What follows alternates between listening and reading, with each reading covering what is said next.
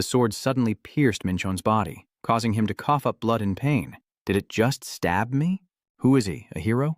Impressive, human hero. Wait, why is my mouth suddenly speaking like this?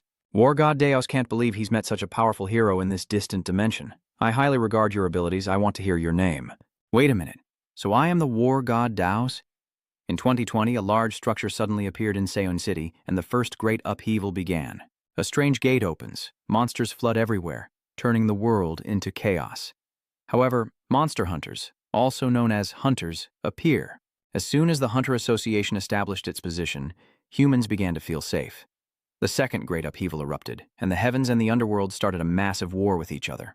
The demon realm and the demon king of hell, Deimos, led the dark army to invade Earth. The celestial beings of heaven appeared to stop them. When they fought the demons, the world gradually turned into hell. The reason that ended that great war was not the brave angels or the brutal demons, but humanity's savior. The appearance of a hero with extraordinary power among the mutants allowed them to defeat the Demon King and end the battle. It has been 30 years since then, and a statue of the hero is now displayed prominently at the National Art Museum of Seoul. Minchon, now a student at Korea University, sighs in boredom amid the crowd. Group projects really are a pain. Only the professor doesn't realize how useless they are. Even on my only day off, it's never peaceful. A teacher leading the group ahead calls out, telling the students to walk in pairs, hold hands, and follow her. It made him quickly realize that it's really crowded here. Probably an outdoor activity organized by the school. This place is always the most popular spot, isn't it? 20 years ago, Minchon also visited here with his classmates, listening carefully to the teacher's introduction. A hero is someone with extraordinary strength among hunters. If it weren't for him, the war still wouldn't be over by now. Unfortunately, he passed away in the second great upheaval after defeating him, but this monument was built so we will never forget him or the sacrifices he made for humanity. Minchon quietly thought to himself as he looked at the statue, I also want to become strong like the hero. His train of thought was suddenly interrupted by his classmates' questions. Teacher, if we study hard, can we become hunters? I also want to become a hunter like the hero. The hesitation of the teacher makes Minchon quickly realize that he cannot answer our question at the moment. It's very difficult to become a certified hunter because it requires both skill and luck. Becoming a hunter is almost impossible for us because we are still too young. It truly is a huge shock for fragile and tender hearts. You just looked at your phone and wondered, it's almost time for the appointment. Did Min come so early to hide you? We've also arrived. You might as well joke around casually. Tonight, I was planning to erase the names of those people. The whole group moved to join the special exhibition of Hiro Makino and admired the sword that pierced through the Demon King. His friends follow behind him, joking around together. Minchon is very handsome, but he's too inattentive, so he has to stop and remind them. You know I overheard, right? Don't push your way to the front. Minchon glanced around in surprise, knowing that today was the day to display the hero's sword, but with it being a week-long event, why is it so crowded? Then Minchon's gaze fixed intently in one direction, because the hero who saved the world has been gone for a very long time. To save the world, which had become a battlefield after the Demon King's invasion and the divine race's involvement as allies, he sacrificed his life to drive the sword through the Demon King's heart. And today, the holy sword has pierced through the Demon King's heart and will be displayed for the first time at the exhibition. Minchon's group continued moving as guided by the tour guide. Next visitor, please come in. He walks while quietly pondering. This chapter probably has enough material for me to write a report, and then Minchon was stunned when he saw the scene before him. It was Cal's sword, definitely the hero's sword, glowing as if a radiant aura was emanating from it. Did I see it wrong? It seems like the sword is moving again, and a glow is starting to appear, making Minchon quietly wonder what's happening. Is this some kind of special event or just a display of a sword flying straight at us? So it seems like a sneaky move, just like at the beginning. The hero clenched his sword and rushed forward, decisively stabbing Deimos, then heard his opponent's questioning words as if he didn't want to tell me his name. But stay calm because we will meet again. Dios finished speaking and gradually disappeared into the air. Minchon suddenly realized his head felt like it was about to explode, and his friends anxiously called out to him. They all look extremely worried. Just after waking up, he quietly wondered, what just happened? Did I faint? My head hurts so much it feels like it's about to explode. Min's friends kept asking one after another, do you need an ambulance? He calmly inquired. Did I faint? But just now, the sword suddenly flew over and stabbed me. What are you talking about? You only fainted suddenly after staring at the holy sword for a short while. Are you saying you just had a daydream? Minchon suddenly realized. Are they all just illusions? They don't look like illusions at all. The moment I saw the holy sword Khalid, I could remember everything. 23 years later, the fallen creature descended and led the world to the destruction of the Demon King. He is one of the four gods ruling hell, the king of the aggressive demons. After regaining his composure, the war god Min felt suddenly confused. Damn it, why did everything turn out like this? The words I said in my previous life were meant for myself. At the end of the semester, Minchin's friends kept expressing their gratitude to him. Senior, you did a great job. I didn't expect us to get the maximum score from this strict professor. He just mumbled in agreement, saying everyone did well. Seeing Minchan's unwell appearance, everyone tried to comfort him. He went to the hospital for a checkup, but Minchan still refused firmly. I'm fine. I was just overthinking. I'm leaving now. Another classmate who just arrived called out, Minchan, where are you going? What about the end-of-term party? Are you really going to refuse to drink alcohol? Is something wrong? Minchan continued to walk away silently, his mind a mess. Someone like me, a model citizen, turned out to be the reincarnated Demon King. Deimos has killed and harmed many people during his invasion of Earth. I spent my whole life criticizing him, and yet I am him. When I was a boy, Minchan made a bold declaration. Miss, I want to defeat the Demon King, but I used to be the Demon King myself, and I can't go back to being one anymore. Maybe he has some kind of power, but why do I suddenly remember this? And also, why did the Demon King have to die? My body was only temporary back then, so when he died, my soul returned to my original body. And it seems the hero warrior also died with me. Why am I suddenly thinking about this? It really is a waste of time. I haven't been able to do anything either. The first difference between Deimos and Minchin is mana. Being demons from the upper world, they perceive mana just like breathing. Humans can only sense a small amount of mana because they belong to the lower realm. I still remember the method. Breathe deeply and focus. A quick notification appears. Mana found, condition satisfied. Good. Now Min just needs to slowly figure out how to use mana. The system also announced that it was updating the datasheet, and the pseudo-awakened Minchin would receive the title of player, which made him feel incredibly happy. A quick question arises. Is awakening really that easy? Then Minchan continues to feel discouraged, already shaken by the fact that he was the Demon King in his past life. And now awakening too, he wonders if he should just cry. The system then prompts you to open the data window to check your attributes. Minchin finally nods in approval. All right, I will check. You have Strength 7, Agility 6, and Stamina 6. There is also a Foot-Eye skill that allows observing target information through their profile. Regarding the player's attributes, they can change the world with accumulation points, which can be earned by hunting monsters. Minchin was amazed by the trait and then made an observation about changing the rules. Just hunting makes you stronger, like in a game. Wait, the upper and lower worlds are divided by something called accumulation points. The demon realm and the heavenly realm. Those in the upper realm have more accumulation points and greater power than those in the lower realm. Where do these humans from the lower realm no longer compare? That's why someone moving from the upper realm to the lower realm must use a different body. That is the rule of the realm. That's why the Demon King has to use a different body. Is there a power that can reform those rules? Minchan clenched his fist with determination. I can go beyond its limits, so as Minchan, I can't do anything for humanity. I'm not a Demon King. Bandermonium and Elysium have agreed to a ceasefire and also compensated for damages. If the information about the Demon King's revival of the Lan family is true, those who have experienced that pain will fall into panic once again. So I will live as Minchan. I will only use the information from my past life to become stronger and dedicate myself to humanity until the end. That should be enough, right? My goal in the past was also to become stronger. It's truly a two-birds-with-one-stone situation. So first I need to improve this mana thing. With Deimos' memory, I can easily increase my mana. I have to learn that. By now, it was getting dusk.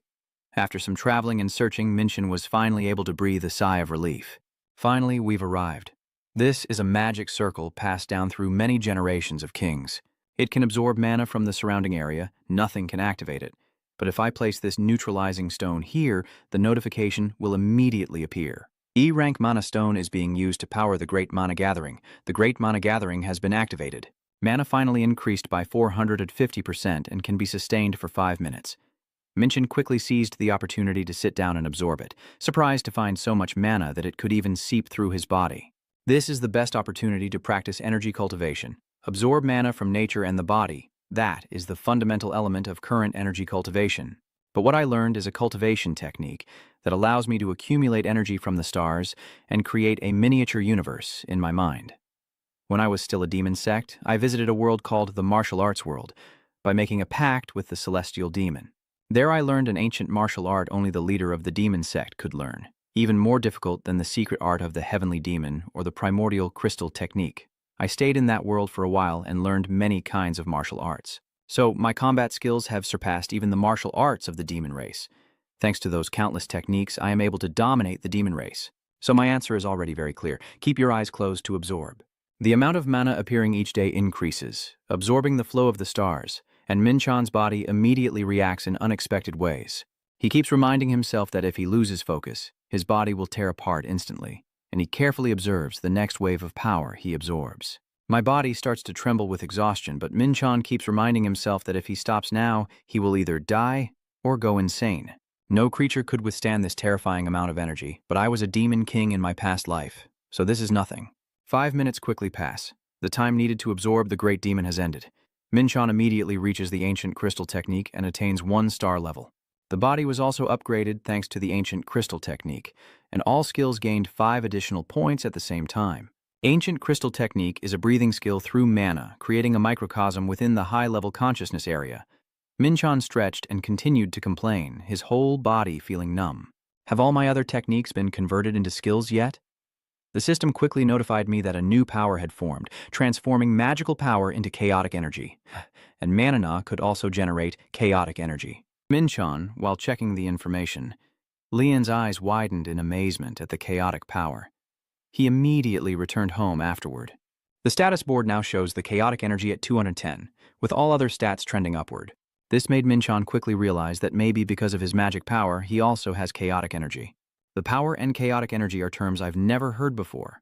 It seems this ancient crystal technique uses both the power of light and darkness. I wonder if I only absorbed the power of the Shadow Nebula because I was once a demon. If I really use this spell, then it's truly wish-fulfilling, and I also absorbed the power from both the light and dark nebulae. So, in this space, I am the strongest. The next morning at the Hunter Registration Center, Minchan was here with his assessment to officially become an awakened being. First, I need to register with the Hunter Association. This is a place where you can easily see the joy of those who have awakened and also those who have been rejected. Minch quickly received the notification that he was disqualified. This is the tragedy. While he was engrossed in reading the notification, he heard the question, "You belong to the banned list, right? The banned list is the lowest." Minchan looked at her and asked, "Why do you seem so shy? You've looked at my test results, right? But isn't the association supposed to be able to detect chaotic powers? Here, there's only magical power." Then he also bravely asked, "Excuse me, examiner, may I ask, what is the thing in parentheses next to my stats?" She quickly explained that it was the potential mutant power within you. Supernatural individuals develop by absorbing the power from monsters they have defeated in buildings and gates, or in other words, that is your development limit. This made him quietly realize that a hunter's development also has its limits. The inspector also mentioned that although they are a minority, there is a hunting poem that can grant power beyond the limits set by the association. If you register as a hunter, you don't necessarily have to be in the tower or at the gate. There are many other areas where you can hone your skills, so don't be too disappointed. Minchan could only reply awkwardly, "Thank you." As he stepped out the door, he heard the welcoming words. "The Y Sand Society will warmly welcome and guide these new mutants of yours, and our society is called the Tornado Society." This is no surprise to Minchan. Just as I thought, these representatives will do everything they can to bring these mutants to their own club. The two members then approached Minchol to read this and check out our club. Their enthusiasm surprised him. So the news that only Danny was spreading here is true? Information spread so quickly, but it turns out that's good. I really hate this troublesome thing, except for my magical power. The other stats are so high that no guild even bothers to compete with me. I was surprised to receive a message from the Hunters Guild with instructions for the Hunter License exam. Congratulations to Minchan for becoming a mutant, sent to all mutants who have completed registration for awakening so they can operate as mutants. You must register officially with the Hunter Association. The association will hold an exam to determine if you are capable of risking your life at the gates and towers. The license will be issued based on the results. The date is on the first Monday of each month. A message that makes him wonder, how do you take the certification exam? So, in about 10 days then, I guess I'll have to postpone the level up attempt. The License Hunter exam will be randomly selected from 5 available sample tests. The common point among these sample tests is their ability to assess both combat skills and survival skills of the candidates. Minchan now appears to be extremely confused. With my current abilities, I would be eliminated right from the start. In other words, if I want to succeed, my physical condition must be my top priority. His strength, endurance, and resilience are both increasing. After resting for a while, Minchon quietly decided to try using the ancient crystal technique as a breathing method to improve his physical condition. Anyway, I still have memories from my previous life's experiences. As long as I can endure this, I will focus on daytime strength training. His body has also been greatly enhanced by the ancient crystal technique. Pushing himself to the limit, he develops further at night through cultivation of the ancient crystal technique. 10 days later, Minchon requested to open the status panel.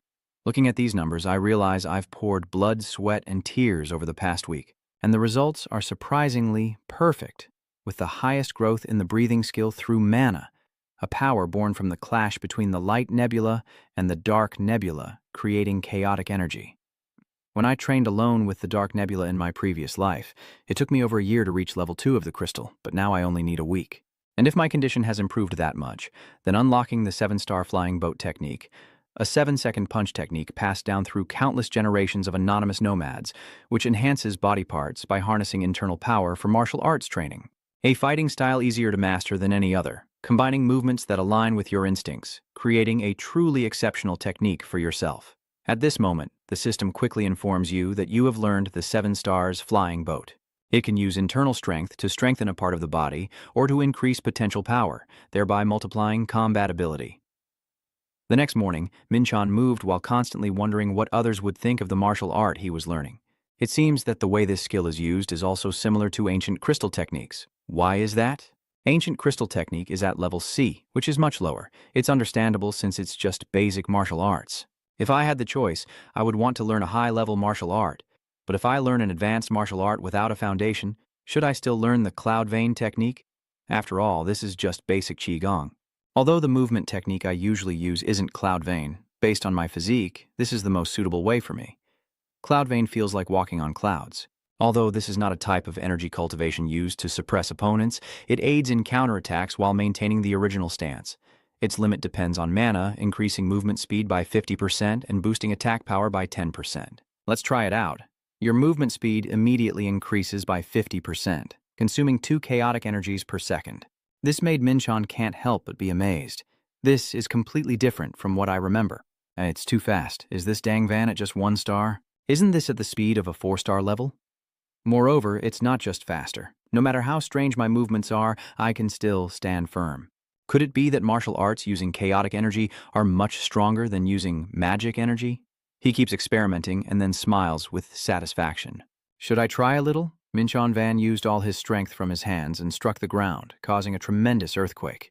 I just pulled back my hand and laughed loudly, not only breaking it but shattering it into 100 pieces. Basic martial arts have already reached this level. If I could master the ultimate martial art I possessed in my previous life, my body might be destroyed before I even learn it. If I use it by hand again, I have no choice but to resort to that. He also received the awakening permit issued by the Hunter Association. Minchon then also received the permission to enter. He was just peeking at the door when he heard the greeting. Thank you for visiting the Yangsan branch of the League of Stars. Why? Can you tell me the reason you're here? I will assist you. The League of Stars? They are both an army and a merchant guild formed by various spacefaring races. They are one of the 3 most powerful organizations in the multiverse, trading items and providing mercenary services across all dimensions and races. Their influence is extremely vast. No race dares to challenge their power, an organization no one dares to mess with. Simply put, they are dirty merchants hiding behind the facade of a neutral organization. Minchon immediately requested, I want to meet the branch manager. She hurriedly asked again, Sorry, could you repeat that? Minchon replied confidently. Is that enough to call the branch manager? A man suddenly appears, causing the crowd to buzz with chatter. Isn't that the ghost branch manager? He rarely shows his face outside of major deals, running an entire league. What's going on? He just saw Minchon and proactively greeted him. Could he be the Ma-R client? Please excuse our rudeness, as VIP clients often visit this remote branch. I hear you want to use the multidimensional warehouse. Please follow me this way. I will show you the way. Minchon was a bit surprised. Then he was surprised to discover that Ma Than was a 311-year-old dwarf, whose special trait was a keen sense of currency. So, the lucky one with innate financial sense can perceive high-value products. Minchon silently admits that he seems to be an experienced old man, but he's still just a young man compared to the dwarf's age. To sit in a branch manager chair like that, he must be very skilled. At this moment, Mothan also announced that this is a multiverse warehouse. Minchon also continued to follow him inside. Transactions across dimensions usually cost a lot of money and time. The multidimensional warehouse is a revolutionary technology created by the Alliance, significantly reducing the time needed for transactions. Because of the red soil and advanced technology, it is necessary to verify whether the user is a manager or a VIP guest of the League. There are only 24 VIPs, but their identities are top secret, meaning even the staff here cannot know who they are. A quick request has been made. Please log in with the R-mentioned magic pattern and immediately take your position to fulfill the request. The status board also displays information, calculating the auto-reversal encryption. The multidimensional warehouse quickly shifted as Mothan carefully observed and announced that it was opening. The magic password has been verified. You now have access to the multidimensional storage with only one item signed by the customer. Minchan immediately sighed in relief. Good, give me that item. If I had known I would be reborn, I would have collected more items. The multiverse storage quickly sent out the next notification. The customer's item has been successfully delivered to Earth. Minchan observed the item silently, making his own assessment. At first glance, it looks just like an ordinary stone. Now go ahead and awaken. Dark Star. Dark Star is a usable weapon created from a dwarf star. It can recreate many myths and legends, and the user can freely change the weapon's shape when transforming. This artifact is temporarily sealed. The black star can become very powerful or weak depending on the amount of demonic energy of its user. Is it possible that my human strength has become much weaker? Since I am now a demon, I no longer have any accumulated kamya. If I can't use even half of my maximum potential anymore, but that's okay, because the black star's most basic function is its ability to transform into 10,000 different types of weapons. Once I have this, the hunter test will be a piece of cake. This is a perfect weapon for someone like me who practices many martial arts. An immediate phone call followed right after, and I'm not entirely sure if that VIP code is still genuine. The person on the other end replied to Minchan, that VIP code just looks like an ordinary person. He confirmed once again that I personally witnessed the VIP code being verified as genuine. Demon Lord, upon hearing this, asked curiously, "What do you think about this? A person from Earth using a low-level space trick has a VIP code. This means a high-level entity is hiding their identity by coming to Earth as an imposter. I can sense that this transaction will bring a lot of benefits." She also seems to agree. "You are truly perceptive." Mathan explained again, "If they bring money, then they are customers. You should learn from me as quickly as possible. My life will be easier if I have a capable subordinate." She immediately asked curiously, "So you just want me to observe the situation and not investigate?" "I won't let the other branches find out." The Demon Lord also happily agreed. "All right, I'll leave it to her. Earth is a place that high-level races pay attention to." After that tower appeared, securing the regional director position near it took Minchan a lot of effort, but that wasn't enough. He was determined to keep this guest close and climb higher within the Alliance. The next day, Minchan appeared at a different location with a look of amazement. It was really big. The day of the hunter certification exam. Minchan quietly recalled as he held the paper in his hand. They said he only needed to go to the waiting room around noon, probably nearby. The chaos in front of him made him furious. What are these crazy reporters doing? The two characters who just appeared are being relentlessly pursued. "Me, did you really get your hunter's license today?" "Lord Du Zhongyu, please grant us an interview. Rumors keep spreading non-stop." "Rumi, isn't she the daughter of Ambassador Van A, said to be half-human and half-elf?" "In Norse mythology, Van A is the place where the Vanir gods live, gods of fertility, wisdom, and foresight. I heard she can use soul magic. Have you heard about Du Zhongwu yet? He was recruited by the Warang Society after that aptitude test. Isn't that the top organization in the country?" "What was his starting score? One of them will be the top scorer in this exam." The announcer suddenly announced, "Hello, contestants. The 55th Hunter Certification exam will begin in 10 minutes. Each candidate will be assigned to a hunter match by the judges. Once you are divided, go to the gate with your match number." Minchan followed the instructions while wondering, "This place isn't natural terrain. It's an artificial gate, isn't it?" The loudspeaker echoes again. "The topic of the 55th test will be announced now. The theme is survival. You must reach 100 points before the test ends. Detailed information will be displayed on the hunter's watch. Minchan, with contestant number 511, currently has 50 points remaining to survive. Each candidate will receive the same amount of shield energy. When a collision occurs, the shield will decrease. Candidates who run out of shield energy will fail and automatically leave the competition area." Minchan just checked and felt satisfied. This is pretty convenient. There are 3 ways to pass the test, one of which is to hunt 50 regular monsters. Joining the boss monster attack marked on the map, Minchan also notices something strange. He focuses on listening and observing, then deduces a strategy or decides to leave the other contestants behind. This means that everywhere now has competitors starting. Basically, if contestants want to earn more points, they have to defeat a certain number of monsters. Clearly, some people will inevitably end up with low scores, so they have no choice but to attack other contestants. They set up traps to make the other contestants fight each other. Even if some want to cooperate, working in groups is really annoying and doesn't suit my style. Above all, the main target is that boss. Is there nothing interesting to watch? It's boring. Watching others fight is more fun. Clashing metal sounds. Is someone fighting? This is a chance to see the skills of other contestants firsthand. And how could a good match happen without me there? Minchon had just walked a bit further when he noticed something was off. A giant monster is standing right next to him. Minchon immediately shows an excited attitude. Maybe I should start with this guy first. Black Star Spear changes plans. As he takes his position, the status board also displays a notification. Chaos Veil has covered your entire body. All stats except for Chaos Power have increased by 40%. Using Liu Yunbu, Minchon quickly lunged forward. The monster also appeared extremely ferocious, causing him to be momentarily stunned. Although it is just a fictional monster, its murderous intent and brutality are incredibly real. Its thick, tough skin and superior muscle strength are all too much for this fragile body. After the first attack, the monster still managed to attack him from behind, making Minchon realize that melee weapons might not be very effective against this tail. So he quickly regained his composure and continued the fight. Seeing it brandish its sharp claws, Minchon was even more determined and immediately used the Demon Spear technique to break through, costing 8 chaotic energies. As soon as the Demon Spear technique was unleashed, it inflicted an incredibly terrifying force on the monster, causing it to instantly perish on the spot. The system has updated with a new notification. You have defeated the monster and gained 10 points. At this moment, Minchon also quietly assesses that the dungeon's quality seems higher than expected. A monster with that name has been rated around this level. The boss seems worth looking forward to. At the same time, a sound comes from behind. Your name is the one who captured the monster we were about to hunt. The eldest of their group angrily shouted, "How dare you blatantly steal in broad daylight? It seems you still haven't learned your place." Does that guy know who we are? We are the famous Dark Trio, the three brothers. Minchon also quietly observed them. Are these guys challenging me? It seems they are the participants in the fight we heard earlier.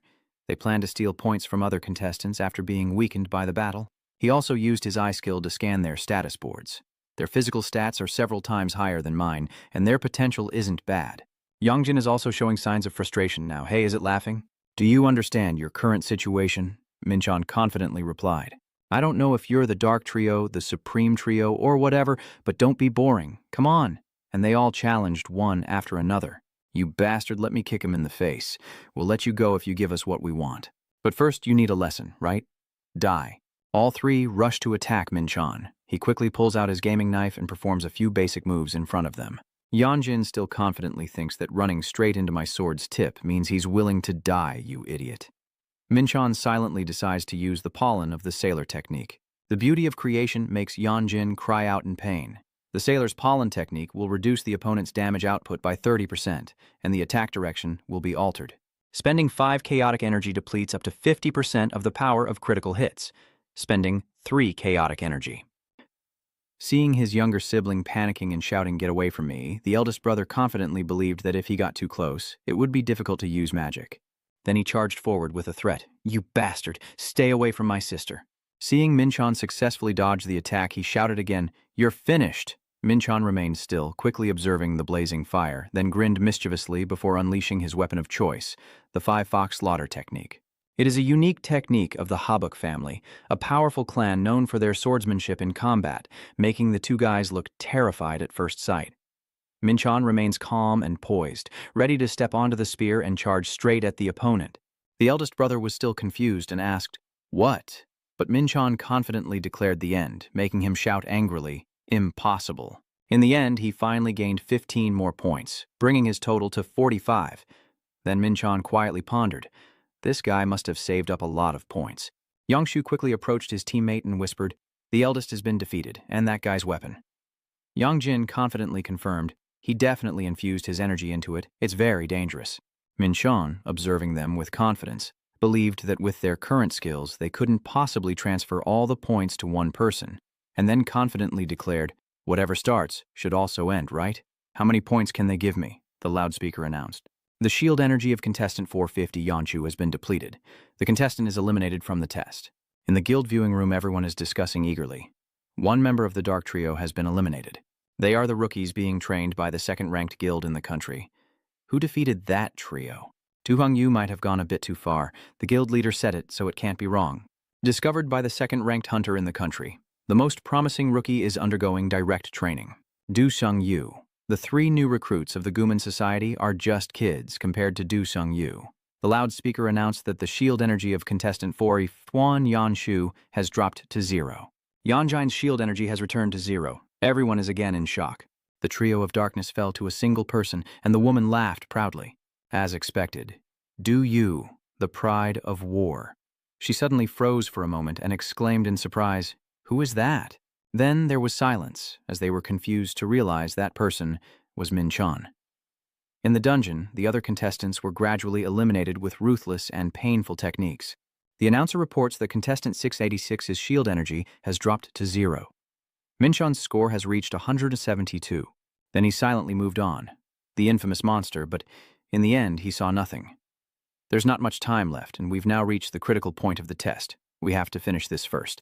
Let's go find the boss. This is the only way into the Rocky Mountain leading to the boss. A narrow path just wide enough for 1 or 2 people to pass through, with a high-resistance golem at the end of the main road, an unruly warrior, and self-healing abilities.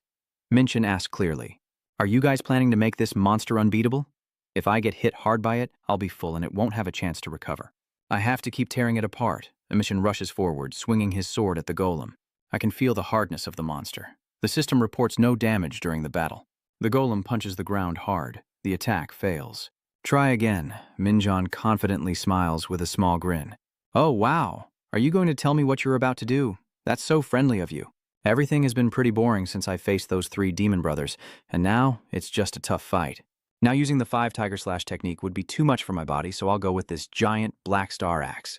The system notifies you that you are using the Destructive Axe technique, consuming 15 chaotic energy. Minchan decisively strikes the golem's hand with the blade of the spear. The ultimate spear technique can only be used by players with mana or chaotic power. It simply maximizes the axe's cutting ability while still exuding overwhelming strength. The golem's body gradually cracks into small fissures. The system confirms the attack was effective. Countering, Minchin smiles happily. It worked. The size of the wound no longer matters. He continued to slash the monster repeatedly. If I can't land a finishing blow, I'll just chip away at it 10 or even 100 times until I kill it. Jumi accidentally witnessed the entire fight. She stood silently, staring intently at Minchin, as if someone had arrived before her. Minchan was startled and scared. If it's about to die, does someone come to save it? If the zombie uses soul magic to attack me now, I won't be able to handle both her and the golem, and attacking her would cause the golem to recover on its own, so everything will fall apart. Jumi asked, "Do you want me to withdraw and attack it?" Minchan looked confused. What did she just say? "I've been hitting it with low health all along." He pouted and replied, "Almost done fighting and then wants to come steal her away." Jumi straightforwardly said, "I don't think you can beat him." Minchan silently thought to himself, if he does the right thing, there's still a way out of this deadlock. He turned to Rumi and asked, "Do you want to bet?" She asked curiously. "A bet?" Minchan started to tempt. "Let's have a little fun and bet that I can defeat this monster in 10 minutes. There's no way you can take it down alone. Besides, with only 20 minutes left, why should I push myself with you?" "What will I get?" Minchan said clearly. "I will give you all my points." He smiled a sinister smile. "The points I have are still more than what she used to fight the boss monster, so Jumi also carefully considers. If it benefits her more than defeating the boss, of course she would be interested. And if he wins, what happens then?" Just as Min was about to answer, the golem started to recover on its own. His face shows clear fear. While I was distracted talking, it started to recover on its own. In the chaos, he told her about a meal and invited me to eat. Jumi is quite surprised to go eat. Minchan hurriedly said, "Let's seal the deal. I'm leaving now." She also immediately agreed. "All right, but if you're about to lose, I'll step in," Minchan replied proudly. "You can say whatever you want because that won't happen anyway," Jumi asked curiously. "But why do you seem so familiar when talking to me? We've never even met." Minchan then said, "If that bothers you, just smile for a few seconds and then continue talking. So just be friendly with me too." Time kept passing quickly. The exam ended, and everyone returned to the outside world. A guy shouted anxiously, "Medical team here. Urgently treat contestant 370. The contestant here is also in this emergency situation, so bring a bottle of medicine over there." Minchan sat dazed on the ground, taking a deep breath, feeling exhausted and worn out, with his chaotic power and HP almost depleted. That same green charm almost fully recovered me. I was about to lose badly. Rumi stood still like a mountain, silently watching Minchan from behind. Everyone around keeps talking about him. How come that guy doesn't seem to be hurt at all? They probably all just ran away for sure. Jumi was in complete disbelief. I guess I owe him a good meal now. That guy read through all of the green charm's attacks.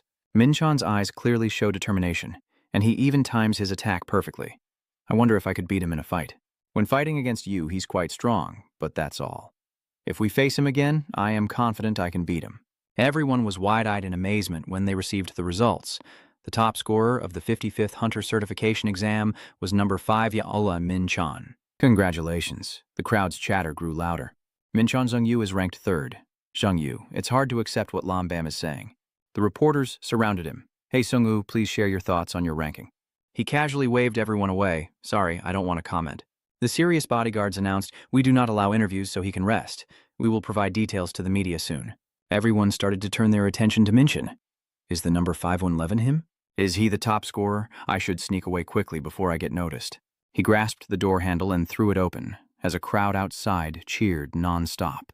He's gone. Hunter Minchan is over here. He quickly turned around and went out another door because the group of reporters had already arrived. Minchan, please give us an interview. What are your thoughts on becoming the top student? You seem to be in a tough spot. How can you go home like this? Minchan suddenly shouted. There is a condition before joining any club. He raised his 5 fingers and declared, I will join any club that offers 500 million. Everyone present was stunned. You may be a great fighter, but your basic stats are at rock bottom, so things could be different if your basic stats were A grade. But there's no real reason to pay that much for someone with no potential. Minchan chuckled to himself and thought, well, I wasn't planning to join any guild anyway, just making a price to make it easier to go home. There's no one who would pay 500 million for some random guy falling from the sky. Suddenly, a voice rang out. I will pay that price. Wait a minute, seriously, is there really a club willing to pay 5 million to recruit a new star? Who the hell is that? Mincho looked around nervously. Who the hell is that? I need to see his face. A raised hand calls out, Are you Minchan, the hunter? Over here. He blankly gazes at the arm of a fat man. Isn't that the branch director? At a magnificent and grand castle, Minchan is seriously talking with the director. What's going on here? I'll be honest, that's just what I said. I don't belong to any club. He laughed and said he knew. I just wanted to help my clients. Minchan looked confused. Does he want to help me? He took out a contract and said, I want to invite you to be a freelance mercenary for the Star Alliance. You might just work for the Alliance, but your contracts will be rewarded and shared equally with the Alliance. With this, no one will bother you. Not only that, but you'll also be guided through the challenges, supported by the customer service team, and enjoy tax reductions. All items you obtain from hunting will be sold at the highest price. Minch honestly thinks the terms are quite good and offer many great benefits. He said, I didn't know the Star Alliance also does volunteer work like this. The motto of this alliance is that nothing good comes without a price. So all these terms and you're not getting anything in return? You must think I'm a kid. He straightforwardly said, I guess I am wasting my time here, he called out. Hunter Minchan, all we want is your trust. What? Trust? Minchan smiled thoughtfully. Trust? It seems he believes he's some kind of mighty force. After seeing my VIP code, all he saw was everything I have. Maybe I got a good deal after all, why would I refuse it? Finally, Minchan made his decision. All right, I'll sign. Sunlight streams into the room. The secretary nervously asks, is such a freelance mercenary contract okay? He gently said, I don't do anything without planning first. Go back and prepare to welcome the guest. Usually, mercenaries in the Star Alliance are very powerful, at least noble class or equivalent, so freelance mercenaries need approval from management or a major figure within the Alliance. Although having only the VIP code isn't enough for easy approval, I can't let this opportunity slip away. I've prepared everything, now I just need to discuss it with the general director. A strange man appears. Good. A mercenary contract, right? I accept. The director was quite surprised. Really? Is it really that simple? The man continued. Let that person enjoy all the benefits. If anything arises, report to me immediately and keep this matter secret. What if something happens? He hurriedly replied, Nothing, sir. Thank you, Director. What just happened? When I mentioned that guest, he didn't react at all. But after reviewing his match, he completely changed, moving confidently with no unnecessary movements. The 20th CEO of the Long People Star Federation is closely watching the fight, feeling as if he's watching that person fight, but it can't be him because he's already passed away. Suddenly, there was a knocking at Minchan's door that startled him awake. He lay sprawled on the bed with a sleepy expression. What time is it? Why didn't the alarm go off? Why is the phone turned off? Is someone there? A voice echoed in. Min the Hunter is here. From the Star Alliance? He replied, wait a moment. A high-ranking person coming to such a shabby place, she should have called ahead, right? Isn't she the secretary of that fat dwarf? A smiled and replied, I think we can meet and talk later, and I've already sent you a message. He turned to look at his phone. Sorry, I didn't receive it. She also understood the problem. With a phone like that, you probably wouldn't receive the messages either. Menton realized she hadn't received any because her phone kept ringing non-stop. Who keeps calling non-stop after getting my number? He's inviting Ely. It seems like it will be a long conversation, so let's go inside. She also didn't hesitate to reply. Yes, I'm coming in. Is this what people call the life of an ordinary person? It looks simple compared to a VIP, Minchon asked with annoyance. What do you mean by saying it's simple? Haven't you looked into how I live? A chuckled. Of course not. Dear customer, we haven't done anything to upset Hunter Minchon. He was just hurriedly tidying up the room while asking. So what brings you here today? I mentioned that when you arrived at the Alliance headquarters, you presented identification as a non-human, so that's all I know. Minchon silently praised her. She's clever in choosing her words to avoid offending me. If she's this perceptive, it's good for me. A carefully handed him the item to get to the main point. Then Minchon asked curiously, what is this? She quickly replied, phone, work, deposit card, and your bank account. Minchon slowly opened it to check. Is this the deposit money? How much did I bet last time? He was extremely shocked to receive the amount of 4.7 billion. Ely added, because of taxes, we couldn't give you the exact 5 billion. Minchon couldn't believe his eyes. Are you really paying that much? A cheerfully said, of course I didn't expect you to be this shocked. Minchon also retorted, it was you who told me to live modestly. And this is why I decided to merge the currency with you, university student Minchon. A then moved on to another topic. Oh, and there's also the reason I came to see you early about forming the Minchon Hunter support team and reviewing the terms and obstacle arrangements. You told me a scavenger team would be enough. A suggested. So what about the tanks and snipers? I can help you a lot with that. I confidently say, I am enough on my own. Eli calculates, so I'll arrange a zombie expert and a mule to carry supplies, and Minchon interrupts and asks, when do I start the trial? She replied, as soon as the quest selection and team formation are complete, Minchon becomes exhausted, so it will probably take some time, right? My body is so restless, I want to try out the hunter privileges. I've upgraded my attributes but haven't used them yet. A stood up and said, it won't take long, because I am very capable of doing that. 3 hours later, she was taken by Minchon to a place with a dense tropical forest terrain filled with monsters, spiny pigs, smart monkeys, and carnivorous creatures. Minchon was utterly amazed. Is she talented enough to do that? Ely proudly said, I told you I was good at this. Minchon just smiled apologetically, confident for a reason, right? A man appeared and asked, is this the rookie who caused a stir in the recent exam? Eli quickly responded with a greeting. Hello, Captain. Let me introduce your support team. The man proactively introduces himself. I am Dong Hien, the support team leader. Very pleased to meet you. Minchon smiled warmly. I am Minchon. I look forward to working with you. They shake hands and start dividing the tasks. I will be the one to hunt in this challenge. After it's over, everyone can go inside to pick up the items. Dong Hien watched Minchon walk inside. I joined because the department head Ely asked me to. Everyone looked annoyed and asked, who is he to make us train like this? Dong Hien stood there stunned. Minchon, this is the first time I've heard that name. Is this the friend who just found out he was the top scorer in the recent certification exam? The exam just took place yesterday, so I guess you wouldn't know either. Dong Hien angrily said, got it, are you crazy? Even if he's the top scorer, how can a rookie with no experience clear the dungeon alone? Is greed blinding him? He can hunt as many as he wants and then call another team to come. Minchon easily handles a monster. I'm taking the day off today, no point wasting time on this. The monster collapsed to the ground, leaving everyone stunned in shock. Did he kill the notorious level 1 pig with just one strike? Minchon smiled and called out, hey guys, from now on you'll be busy, so stick close to me. The system notification, you received 3% experience points, you received 7.5% experience points. You received 4.5% experience points, Min is getting more energized, your experience points are increasing. Still increasing, the system notifies you have leveled up. Open the status window to upgrade your stats. In just a moment, Minchon took down all the monsters and finally leveled up. He grinned and told them, let's rest here for a while. Everyone is exhausted and leaving. Oh my god, are we finally taking a break? Hey, where's the time to rest? Don't you see how many items are left to pick up? Minchon's hunting is no joke. Hey you, don't let your guard down. The sound of the wind rustling rises. Minchon stands silently, reading the status window. Maintenance points? Every time a player levels up, they get 5 attribute points. You can use these points to upgrade your desired attribute. What else to consider? I've already decided on my main goal. I will put everything into my core source of power. Chaotic energy. Minchon was extremely surprised.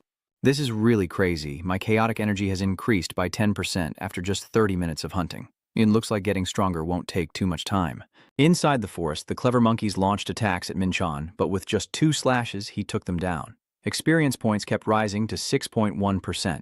The screams of the monkeys echo as someone comes to rescue everyone, while I just stand there watching Minchon happily take down each monkey.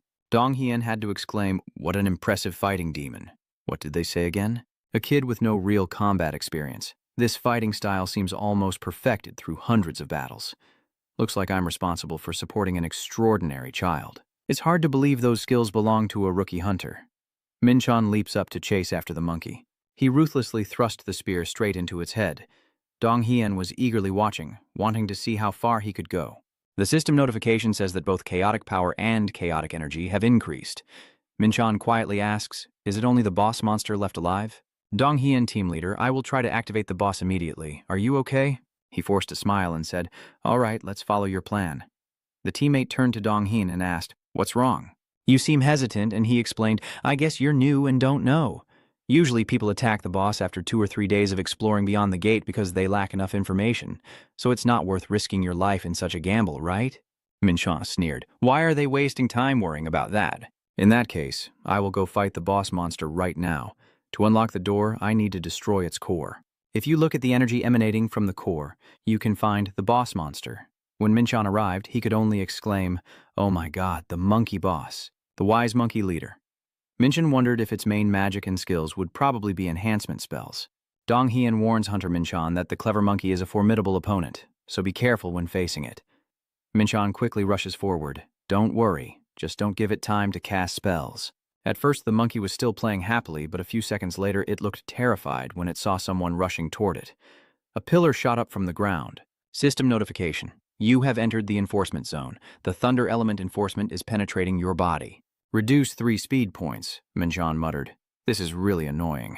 He used the Flower God sword technique to split the tree trunk in 2. As Kong was stunned, the subordinate monkeys started rushing out. Minchon silently criticized, "This failure was doomed from the moment you charged head-on without realizing your own weakness." With just 1 sword swing, he defeated the entire group of monkeys. Even the ape leader couldn't believe his eyes. Rage erupted within him, and the ape roared loudly. Donghien could only smile helplessly, having enhanced his celestial power twice, making him much stronger than an ordinary eat monkey. The others were all terrified. "Leader, one person can't handle that. We need to help him right now," Minchon asked in confusion.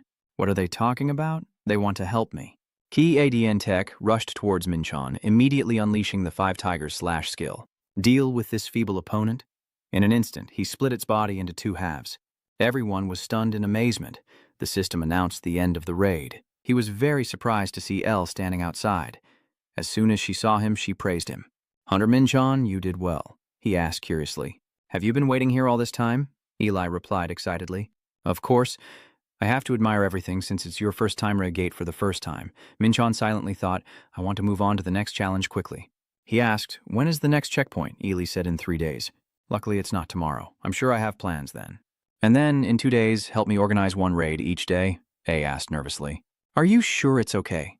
People usually spend 3 to 4 days on each raid because each assault is very exhausting." He said confidently, "I'll be fine." "Hey, can you introduce me to an equipment craftsman? I think I should at least wear some armor. When I was the Demon King, I was covered in enhanced energy that protected me from demons, so I didn't need to worry about those brutal damages. But now I'll get into big trouble if I keep going without any gear." A replied, "I know an expert in the Alliance who can contact you right away. I'll let you know after I arrange a meeting. It won't take much time." He eagerly replied, "I'm really looking forward to it." Seeing Minchon, the gatekeepers hurriedly greeted him. "Thank you, sir. Feel free to come anytime." His face looked blank. "I spent 400 million worlds on gear. I didn't expect that the recommended expert would be so fat. It doesn't feel trustworthy at all." He confidently said, "You won't be disappointed." I wonder why I think Mr. Trin is also good. But how are these 2 things related? Because he was very confident about that matter, maybe trusting him is fine. The driver suddenly saw a strange gate right in front of him. What? Meanwhile, Minchon was still lost in thought about how he should train his mind again after returning. A sudden gust of wind rises, everyone on the bus is frightened, and the city traffic becomes chaotic. Minchon is confused. What's going on? A sudden accident. Did he hit someone? A scream of terror echoes as a gate suddenly appears right in the middle of the street. Yes. Mincho looked outside to check, and it was even black. The one I saw yesterday was blue. The monsters also start to appear, baring their sharp fangs, and the people on the street are so frightened they can't even speak. Monster? A monster. The monsters have appeared. Everyone, run now. Everyone is scrambling to escape. The monsters show their hunger for humans as food. Everyone falls into chaos. When will the Hunter Association arrive? Run away. In the middle of the street, a child is crying loudly. Mom, where are you? A monster appeared right in front of the girl, hungry for human flesh. It shot an arrow toward her. At the same time, Minchon rushed over. How dare you cause trouble here? He quickly hugged the child tightly and used his other hand to fight off the monsters. The terrifying monsters pierced the wolf's body with their swords, causing it to die instantly. Minchon angrily said, "It's not worth using martial arts on those who are already down. Just increase my stats." The system confirms you have gained 2.5% experience points. Minch complains that these monsters are too low level, so there's not much experience to gain. The system now detects chaotic energy in the defeated opponent. You can now absorb the chaotic energy. Minchon's a bit surprised, absorbing chaotic energy. The monsters appeared more and more densely, and Minsu used his shield to try to withstand their attacks. He shouted loudly and shot an arrow. The monsters keep firing thousands of arrows at Mu. Mian is also starting to tire. Brother, there are too many of them. My mana is depleted. Minsu also helplessly said his burden could no longer be borne. These bastards are different from the E-class monsters in the blue dungeon. Both of them scream in terror. We're about to be done for. While they fell into despair, Minchon appeared like a hero. This one is mine. Keep stabbing the monster's head with your spear. The other monsters all looked up. Minchon raised his leg to strike. He delivered skillful slashes, clearing them all out. Minsu was stunned in horror. Who are you? Minchon stands tall like a hero saving the world. His ancient spirit magic level has increased by 1.5%, and your chaotic energy has risen by 0.3%. He turned to tell them both to help evacuate the civilians. I will hold them off. Michin forced a smile and replied, Yes, thank you. Then Minchon turned to face another direction. Now, your kind will be my measure. The scene shifts to a coffee shop where Minchon is talking with a man. He carefully hands him a business card and says it's a pleasure to meet the hunter. My name is Zhuanghai. I heard that you handled that gate alone. The gate suddenly appeared in the middle of the city without warning, and it would be a great loss if we couldn't stop it in time. Thanks to Hunter Minchon, we were able to keep the damage to a minimum. On behalf of the Hunter Association, I want to thank you. Sincerely, thank you. Minchon replied blankly, Well, it's something that needs to be done too. So we added that the guild would reward the effort of clearing the escaped gate, and also give cash prizes for the monsters you defeated. Minchon sat lost in thought, so he was also a hunter in the guild's security team, huh? Based on his mana, he's probably rank A or B. I don't think I'll need the Eye of the Beast. Probably won't meet this guy again. I'm not really interested in him. I'll ask El to handle everything. It might take a while. That's what I thought. A week later, Shanghai came to see him again. Hunter Minchon, it's good to see you again. Minchon smiled warmly and replied, I am Shanghai. I didn't expect us to meet in this situation. Why did everything turn out like this? If you want to know, you have to go back 2 days. The two-headed C-rank wolf is Minchon's opponent this time. He only needs 1 slash to take it down. Minchon works quickly and efficiently without a wasted movement. The system confirms you have reached level 11. It's been a week since the gate was broken. Thanks to fighting here, I have reached level 11 every day. However, leveling up is becoming increasingly difficult. I need to prepare quickly and start attacking higher-level dungeons. Oh my god, are you starting to obsessively train again? Donghyun replied while doing push-ups. It's best to take advantage of this focused moment to train. Donghyun also could only smile wryly. So proud. Please let us rest, A asked. Are you finished training? Minchon shyly replied, asking her to wait a little longer. Ellie smiled and said, Supporting Hunter Minchon is my job. He asked Han with concern, Aren't you tired after working at the association? Are you still wasting time waiting for me? A replied, Just see this as the branch showing concern for you. In Minchon's mind, he thought of a ghostly figure, and the way these two people treated him was worlds apart. Is she really just a subordinate of that chubby uncle? A also said that the equipment you needed has been completed, and the branch manager is looking for you. Minchon decided to skip tomorrow's attack. Anyway, I don't know how long it will take to go through and check those items myself. Suddenly, he heard cheers erupting. Everyone was so happy they cried. We finally get a break. Has anyone remembered the last time they had a break? It feels like centuries ago. You all are amazing. Fighting here every day must be very exhausting for everyone. Mian Chong is stunned. What's with that attitude? A chuckled softly. The expedition to clear the gates usually takes about 2 to 3 days. Dong Hien hurriedly complained. This careless merchant kept making us work non-stop. Look, those people had to work at 2 to 3 times their normal capacity, but they didn't complain much because the pay was decent. Still, eventually they would be exhausted. Resting is also an important part of the job. Minchin awkwardly replied, "Sorry, I can't be normal like others." How do these two pick up each other's signals so quickly? It's really troublesome. Before leaving, she still didn't forget to say goodbye to him. So see you later. Minchon, I will come to escort you tomorrow. As soon as Minchon stepped out of the branch of the Star League, a crowd of reporters rushed over, and the press was packed again. The barrage of questions was asked. Hunter Manon kindly allowed us to ask a few words. It seems he contributed a lot to the gate-breaking event that day. So what about the contract between you and the Star League? He hesitated before replying, "Sorry, just a moment about that." He hurriedly tried to run away, but everything was on her. Eli had to stay and face it in his place. Hunter Min buried his significant contribution during the incident. Has the guild finally made a decision? He breathes a sigh of relief as he steps inside the castle. Almost caught outside just now. A cheerful girl steps out to greet him. "Welcome, Hunter Minnan." The Demon King rushes quickly towards him. "Welcome. I have prepared everything thoroughly. Minchan is very eager." "Really? I truly want to see it for myself." He chuckled and replied, "You will definitely be pleased." The curtain was drawn aside, revealing the sturdy armor, Than's promise and leg guards, and the trust of the ignorant fire god. Minchan thought to himself, "I don't really trust this old man, but this far exceeds my expectations." There are also wind spirit earrings, a vow ring for nurturing. After putting on the armor, Minchan also had to sincerely praise it. "This is amazing. Mathani, you like it, right?" "You also sincerely shared. Very perfect. Honestly, they exceeded my expectations." He sadly confided that with more time and funding, I could have done even better. "I really wish I had received more support." Minchan said there's no need, because the contract doesn't mention support for the mechanism. That's already good enough, since I still want to maintain a positive relationship with the association. Mathan fumbles, maintaining a positive relationship. He immediately explained, "Yes, that's right, branch manager." Mathan's eyes lit up. "With me here, do you need anything else?" He asked nervously, "Am I being noticed by a VIP guest? Arrange for me to go to Gate B." The Demon Lord shouted in panic. "What? This is now impossible." He asked curiously why. He explained that creating a level B gate is already difficult, but the bigger issue is the high-quality items it drops, making competition extremely fierce, which is why gates from level B and above have strict conditions set by the guild. To enter a level B gate, you need to go through about 40 or more battles at level D and 30 or more at level C. Minchin calculated, so if I attack 2 gates a day, it would take over 2 months. But Mathan still has another way, though not very common. He curiously asked, "What is it?" Mathan replied, "That's a fight against an A-rank hunter from the guild. If you win, you'll be granted a license." "Hey, are you still mad at me? You left me alone and ran away." "People like you, I've never been more angry than this before." He firmly insisted that he was definitely angry. A smiled and said, "Just kidding, but do you think you'll be okay? I don't know how quickly you can get stronger, but this is a fight against an A-ranked hunter."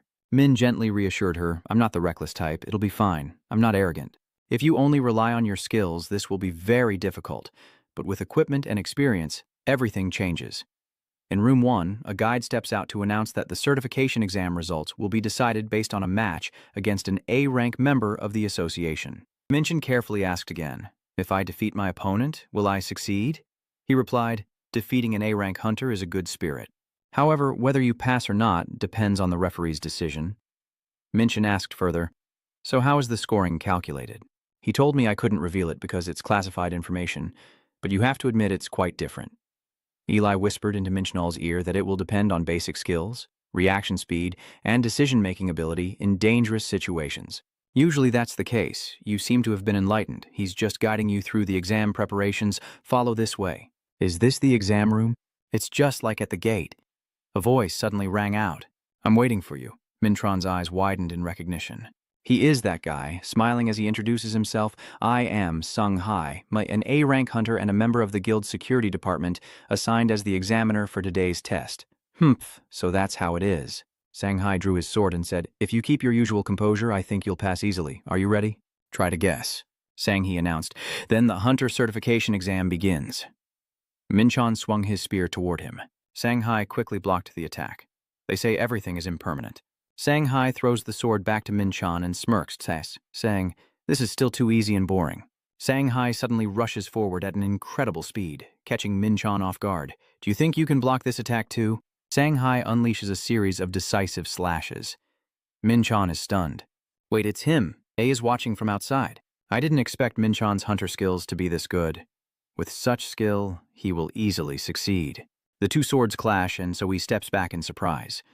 "Just as I expected, you did very well. Now I understand how you could stop the invasion on your own. If that's the case, then you've succeeded." Minchon asks, "So he to use all her strength to fight me?"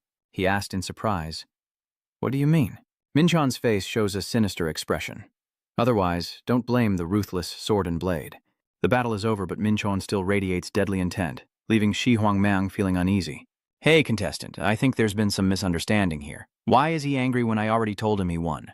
Minhan sneered and said mockingly, "Do you think it's a misunderstanding? If it weren't for you looking down on me, how could I have dodged your attack so easily? Sunhai's stats are nearly 4 times mine. With such a difference, it's hard to avoid his strikes. Unless he has been gentle with me, thinking I am looked down upon like that," he clenched his fist in anger.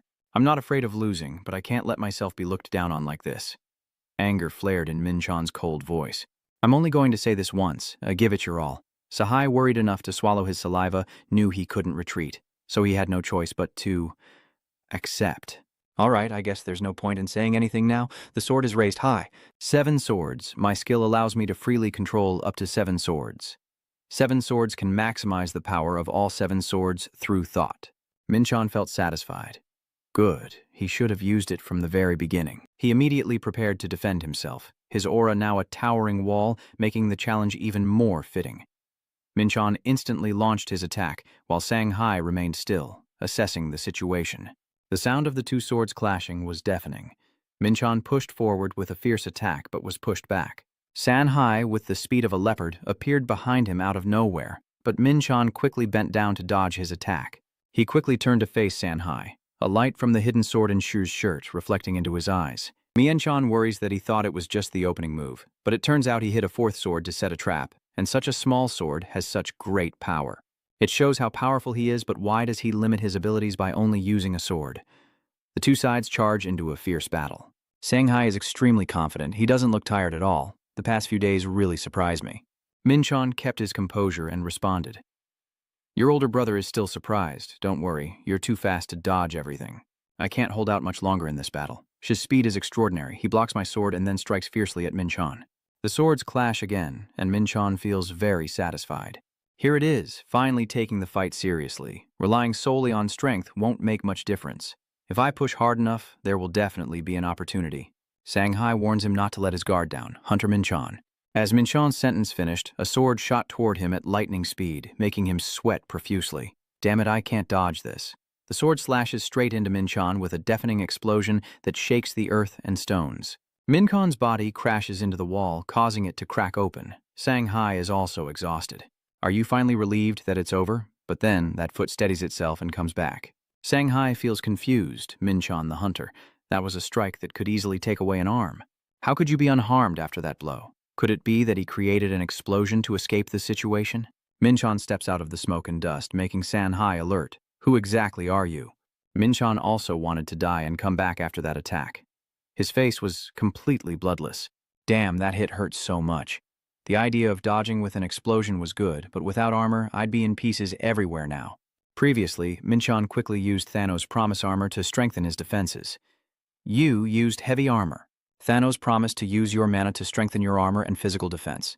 Everything still seems to be going as I planned, but it's still harder than I thought. Now it's time for you to experience the difference in stats yourself. I can't overcome it. I need a stronger martial art." Minchon begins to focus his strength into the sword in his hand. "You have received the Void Spirit Demon Sword."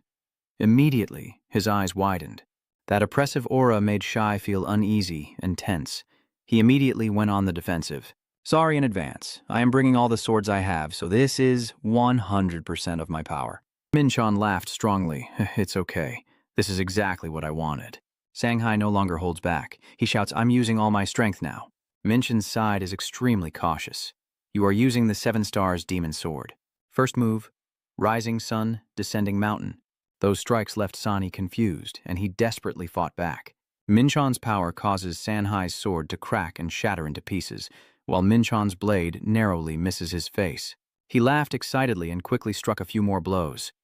Shanghai lost his initial confidence, his hair disheveled and fighting back, until even the remaining swords shattered. "He looks very disheveled. A few more slashes won't be enough. In that case, I still have a little bit of chaotic energy left." As they prepared to attack again, Minchon suddenly coughed up blood and sank to the ground, vomiting. Shanghai, facing him, was no better, his body trembling. At this moment, someone rushes out from inside, and Ely quickly runs over. "Hunter Minchon, are you okay?" Hunter Sung Hai. Both of the young men claimed that this victory belonged to me. "Since I've gone to the trouble of bringing out the 7 swords, I have to win no matter what." After saying that, both of them suddenly burst into loud laughter. They just finished fighting, and now they're sitting and laughing, leaving the other two completely confused. What on earth is going on? Minchon wondered. So, what's the result then? Sahai is smiling very happily. Of course he won. After that intense battle, it has been 3 days since I passed the verification test. Minchon has been continuously practicing martial arts on the rooftop. Every punch of his has become stronger, and his kicks are full of passion. Minchon is very satisfied. "It seems I have fully recovered. Now I can fight in the dungeon challenge." The footgate, highland terrain.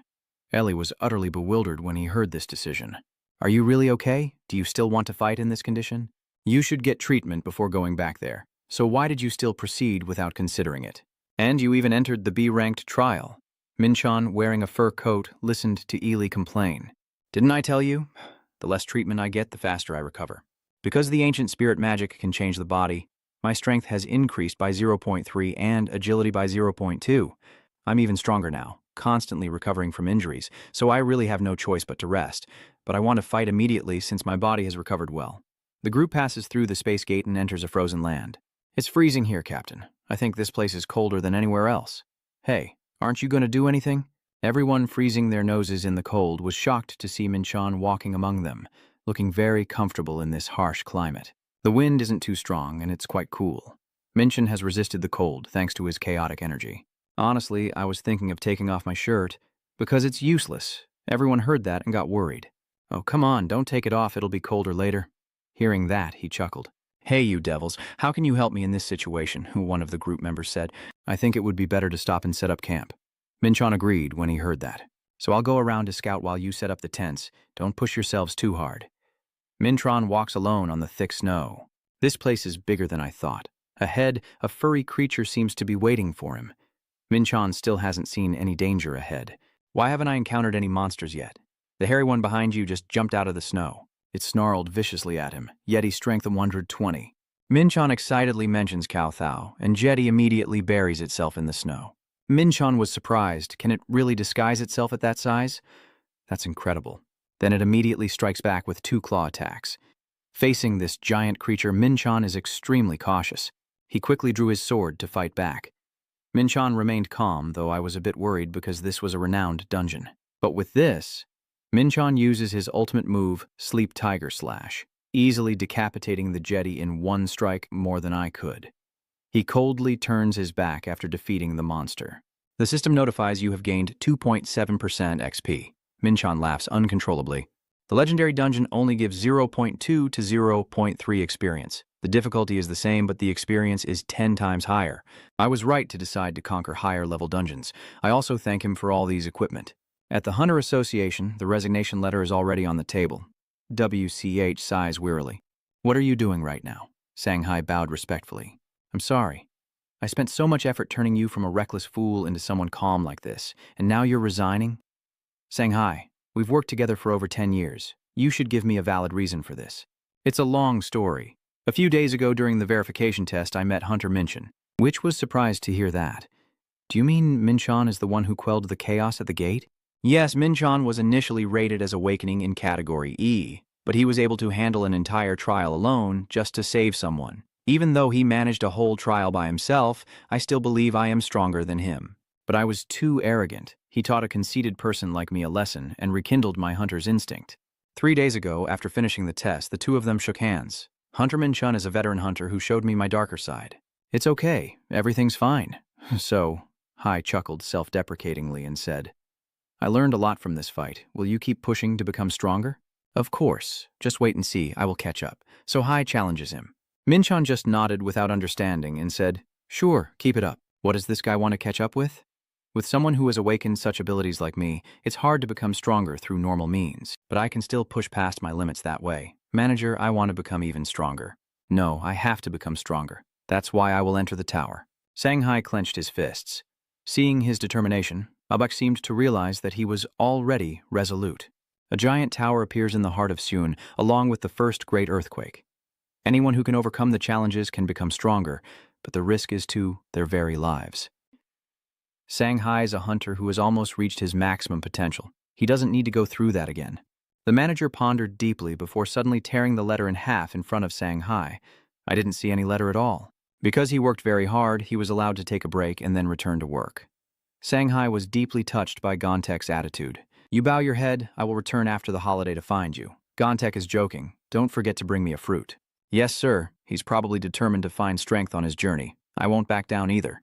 Minch Hunter is buried in Dungeon B. On the third day, 40 minutes and 30 seconds remaining. If I don't defeat the boss, monsters will keep appearing near the gate. When monsters no longer appear frequently, it's the perfect time to go hunting. Minchin keeps searching for monsters to level up. You have gained a lot of XP. You have reached level 15 and the system has unlocked a new ability to track soul traces. You have awakened enchantment. You have awakened hellfire. Minchan was surprised. What is this? Donghin, hearing you talk to yourself is curious. What's going on? Minchan immediately denied it. Nothing. Let's rest for a bit and then continue. The power of sin. There is an ancient castle known as the Hall of Sin deep in the depths of hell. And there is a group of entities that have reached the pinnacle of the underworld known as the 72 Demon Lords. The Hall of Sin is where the Bone Lord Demon, an omnipotent being capable of breaking creation itself, resides. That is the power of the Sin Authority. But that was in my past life. Now I am just an ordinary human, not a demon anymore. I shouldn't be able to connect with the power of sin anymore, right? But neither of these powers belong to this body anymore. The authority of hell is the ability of the hidden seraphim demon to use hellfire to destroy everything. The one who previously possessed the hidden hellfire was the 11th demon lord who seduced the seraphim. The deadly charm of the 50ficund was a power of the seraph demon that could mesmerize all creatures and erase their reason. This means that my human body can possess the powers of those I killed in my previous life. It told me to choose one of the two abilities? No need to think. What good is being mesmerized if I can't use it? Min confidently kicks away the mesmerize ability. You have chosen hell. The authority of hell is being assimilated with your soul. Now, you can possess both dark and light energy. The authority of hell is transforming into the abyss of shadows. Minchan straightened up upon hearing the announcement. Why did it transform again? I want to try out my new move right now. Just at the right moment, 3 monsters appeared. Charge at the white-headed monkeys. The 3 Jedi hearing this were so angry they looked like they might change color. Let me try my new technique on you guys. Recently, the usual truths I knew have shattered into 100 pieces. I was reborn into a human body, and someone like me now possesses a cursed demon's relic. With this new power, Minchin immediately used it on the Jedi that was already consuming 150 mana to produce hellfire sparks. A type of power that can generate sparks from the light of darkness and chaos. Its shape and type of fire will change according to the user's will. I know about hellfire, but what is sanctification? Minchin set fire to the Jedi's head, the flames engulfing its entire body as it screamed in pain. The hidden demon lord's authority is to burn the target forever with hellfire, as long as I still have enough mana for it. I still remember seeing my comrades burning, only their skeletons left making the Jedi monsters turn pale with fear. Minchan was still confused. So what is sanctification? Reading the name makes it seem like some kind of holy power. The Jedi quickly ran away from him, but Minchan decided, I guess I have to try using it and see how it works. I never thought I was a demon before, and now I'm using holy power, using sanctification, sanctifying the flames of hell. Holy power is only meant to drive away evil, so I can't use it for direct attacks. A flame erupts before the two Kanti, but holy power will help boost the user's stamina when used on their body, so it can still support them in battle. Haikonti bisukman kuamin chombolamdoi. An nhenhanket thukman trindia kuamin. Kanjeti collapses onto the snow. It works, but maybe because I used to be a demon, I suddenly feel like I'm overusing myself. Wait a minute, this belongs to that bastard. President Lan Thian Than Mai Khan. In my previous life, I also killed him, so maybe I now possess the power of those who died at my hands. It's quite ironic. Most martial arts focus on close combat attacks, so I thought breaching the dungeon would be harder, but I didn't expect to have such long-range attack power and blessings now. I've hunted enough time to kill the boss monster and close this gate. Die, you human! The little ice spirit demon shouted bravely before attacking Min's group, making them so scared they almost faint. How dare you! Bing Lin's attack was blocked by Min's shield. These bastards who are chasing the support team also know how to choose their battles. But with me here, you're all doomed. That fire also burned the head of the ice spirit. It screams in pain. The group continues on their way. Standing before the tall mountain, Min-chan ordered everyone to move forward. Let's stop here for a moment, Dong-hyen wonders. Are you planning to handle the level B boss on your own? Min-chan said with a confident smile. I have no intention of coming back here. Dong-hyen can only hope for your safety. Don't die, okay? If you die, we'll all be doomed too. Hunter Min-chan, on Min-chan's face there is a very trustworthy expression. I will return. Min-chan walks alone into the cave, and a voice echoes from ahead. So it's just you, a hairy black monkey, the leader of the Snow No Nan monsters. It lounges on the ice, and Min-chan calmly responds. You're all alone too, huh? No. Nan opened his bloodshot eyes and grinned in a twisted way. Are you talking about me? Call those slaves out here. Immediately the J.I. block the leader's path. No Nan orders Jetty to eliminate the intruder. Min-chan laughs with contempt. So you called these fools here just so I could stay still? I will make you regret this and make you stand up right now. Using Dongvan, Min-chan like a gust of wind blows away, leaving the Jetty stunned. Then he uses a giant kite spell to strike the back of the Jetty.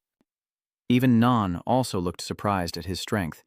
The remaining Jetty's face is twisted with anger, one blowing a gust of snow and wind toward him. Min-chan then uses hellfire to break through the wind. The two opposing forces create a massive explosion. While the smoke was still lingering, a figure appeared.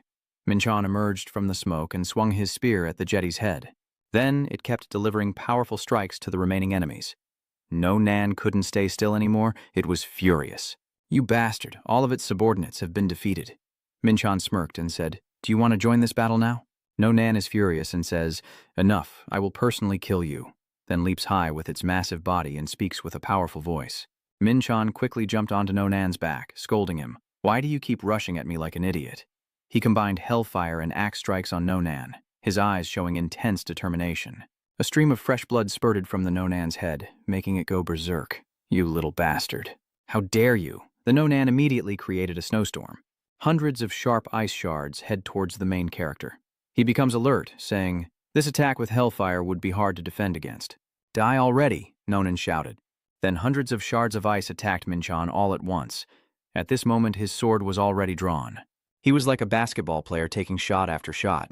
The amount of ice was enormous, his face was injured, but in the end he managed to cut through all those ice shards. Is that all you've got, you little brat? The system announces that the holy fire has healed your wounds. The beast is furious and about to explode, no longer able to control itself. This guy, I will crush you. Taking advantage of its loss of control, Min-chan takes command of the situation, wielding the spirit-severing sword and rushing toward it. Fresh blood splattered quickly, and the demon collapsed to the ground. Min-chan was completely satisfied with his performance. I already warned you that you'd regret this. Afterward, I comfort Min-chan with a bottle of water. You've worked hard, Min-chan has to admit it. Yes, this time was a bit exhausting. You have to admit, you're truly extraordinary. It's not easy for someone to clear a B-ranked dungeon on their own, Minch replied. I'm pretty sure So-hee can do the same thing herself. He suddenly frowned, standing with his hands on his hips. Hunter Min-chan, even if you are the famous A, no one goes hunting alone. Or even completing that dungeon so quickly, she shouted in his ear. He should realize how dangerously he had put himself in a situation. Facing the Lion of Hadong, Min-chan didn't dare to argue, wondering if she was worried about him or just a little angry. Don't worry, I won't overexert myself, so there's no need to be concerned about me. Hearing that, I suddenly felt embarrassed. What are you worried about? What are you talking about? I mean, the Hunters Guild will get into trouble if something happens to you. Minhunter, right? It's nothing personal. Just when things were getting intense, Dong Hyen suddenly appeared from behind. Sorry to interrupt. When he saw him, he suddenly burst out laughing. Oh, Captain, why are you here? I don't know why, but I keep feeling excited all of a sudden. Dong Hyen hands over a sharp shard of ice. Can we look at this? I got it from the corpse of that monster boss. A is curious. What is this? Dong Hyen replied. I don't know either. It's a crystal shard I've never seen before and can't analyze either. Seeing this ice piece, Minchon felt a bit uneasy. This item may look like a useless crystal, but it is a fragment of the legendary Dran 105 key. A piece of the key that grants access to Dranka's challenge, an hidden area somewhere on the 5th floor of the tower.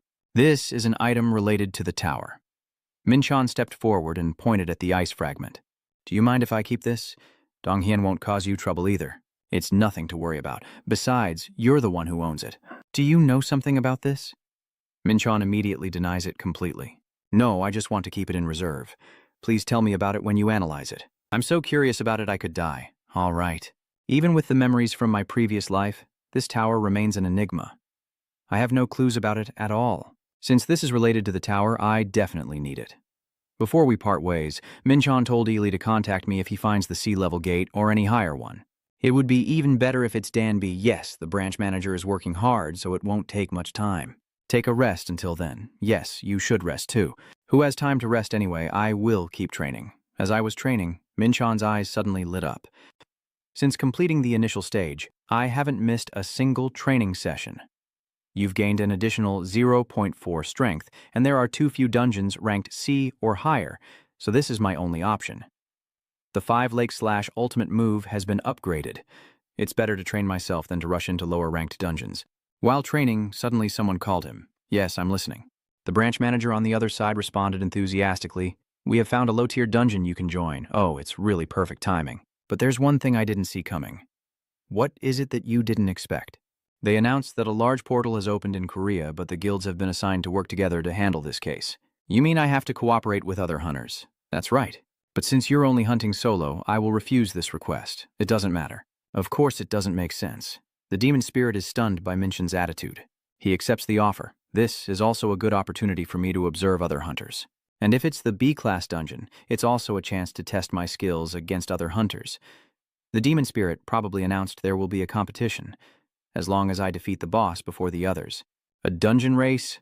No problem as long as I show them who has the best skills. The dark dungeon is bustling with activity as they carry out their missions. Mian is feeling overwhelmed. This place is really huge.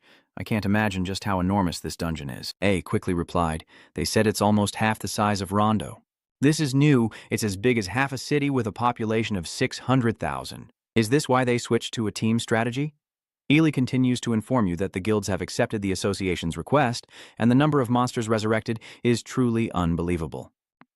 Yes, the guilds sent ahead seem to be just enough to block this dungeon entrance, which means there is no plan for this situation. Yes, so the government and the guild want to resolve this issue quickly. And if another portal opens like this again, it will be a disaster. Minchon reassured her. Nothing like that will happen. Who do you think I am? Seeing his smug expression, I felt like vomiting. You're delusional and full of yourself. I was just saying you don't need to worry too much. When they passed by, others started talking about them. Hey, isn't this the person who blocked the dungeon? I heard he even challenged the noble title to become the leader. You mean the noble Zhang Wu, the heir of the Jiang Flower Society. Minchon feels annoyed. Those vulgar folks love sticking their noses into other people's business. She suddenly laughed since a rookie appeared and defeated the future heir. Minchon was at a loss with her. I guess you really enjoy this. I wonder how famous you really are. Hunter Manen, I don't do this for fame. What do you mean? The top scorer of the Dungeon Hunter exam cleared a dungeon in one go, and now he's going through another dungeon alone. All the guilds are losing to you, Minchon Hunter? It's a hassle. Don't worry, your talented companion will handle everything for you. All right, keep it up. Suddenly a voice from behind asks, Are you the Min Hunter buried? Seeing the guy in front of him, he couldn't help but judge. What kind of bastard is this? He stepped forward and said, Nice to meet you. I am Bong Eo Lee, quickly jumping ahead. Hello, Dong Shu, the leader of the Demon Society. Shall we have a little chat? He puts on a smug face, so she knows about me too. Being too handsome is really exhausting. I'm so happy.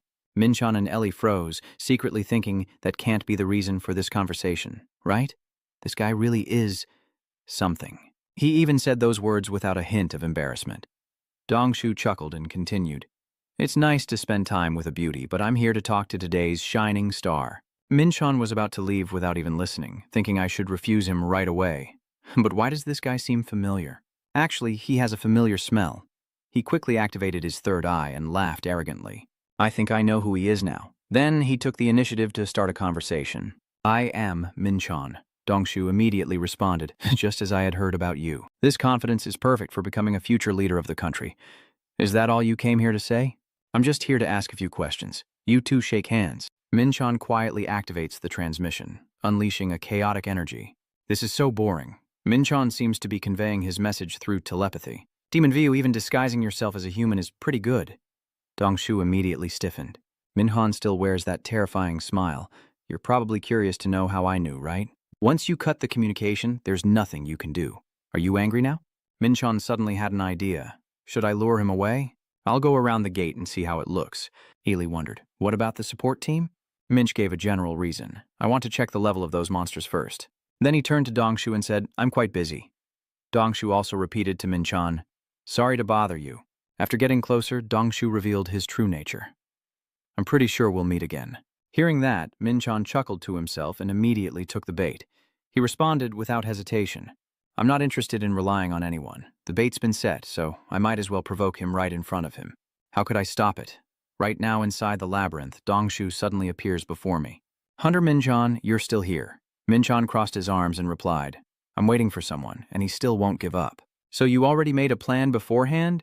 Minchon sighed at Dongshu's acting and said, Stop pretending to be stupid, you damned demons, I know you too well. Suddenly, Dongshu broke into a terrifying smile and laughed loudly like a madman. His eyes turned red, and he said, I was quite worried that a human might discover my identity, but I never expected you to be this stupid. Mienchon still calmly responds to Dongshu, Are you done laughing? Hearing that, Dongshu replied, Do you not feel anything upon learning my strength? Not exactly. But deep down inside, he was only lying. For example, could the Godlin race survive 10 minutes against this bastard or not? The reason he let his guard down is because he was confident he wouldn't lose to a human. Now Dongshu speaks again. And it's fine. I will give you a chance to reveal how you knew my identity. I will show you mercy. Minchon replied softly, I understand why you are so confident because in my previous life, I was also a demon. The arrogance of a demon is finally being used against him. Minchon shouted coldly at Dongshu. Are you joking with me, a kind-hearted demon? Dongshu immediately gathered power in his palm. I had planned to give you a peaceful death with the strength bestowed by an almighty being sealed within my left hand. Black fire. Minchon shows no fear and even mocks him. You're so loud, can you just shut your mouth for a bit? Talking so much, do you have a childhood bullying syndrome? Dongshu hearing this was so angry he almost vomited blood, his face reddening like he ate chili, grinding his teeth. Seeing the opponent's reaction, Minchon chuckled to himself and thought, I've been waiting for you to attack all this time. Perhaps the easiest thing in the world is to deceive a demon. Minchon quickly activated the Hellfire, using 300 chaotic energies, and with that overwhelming aura, he subdued Dongshu. When the demon saw this, he panicked. What is this? Are you trembling? What are those flames? Are you truly that stupid, or just pretending to be?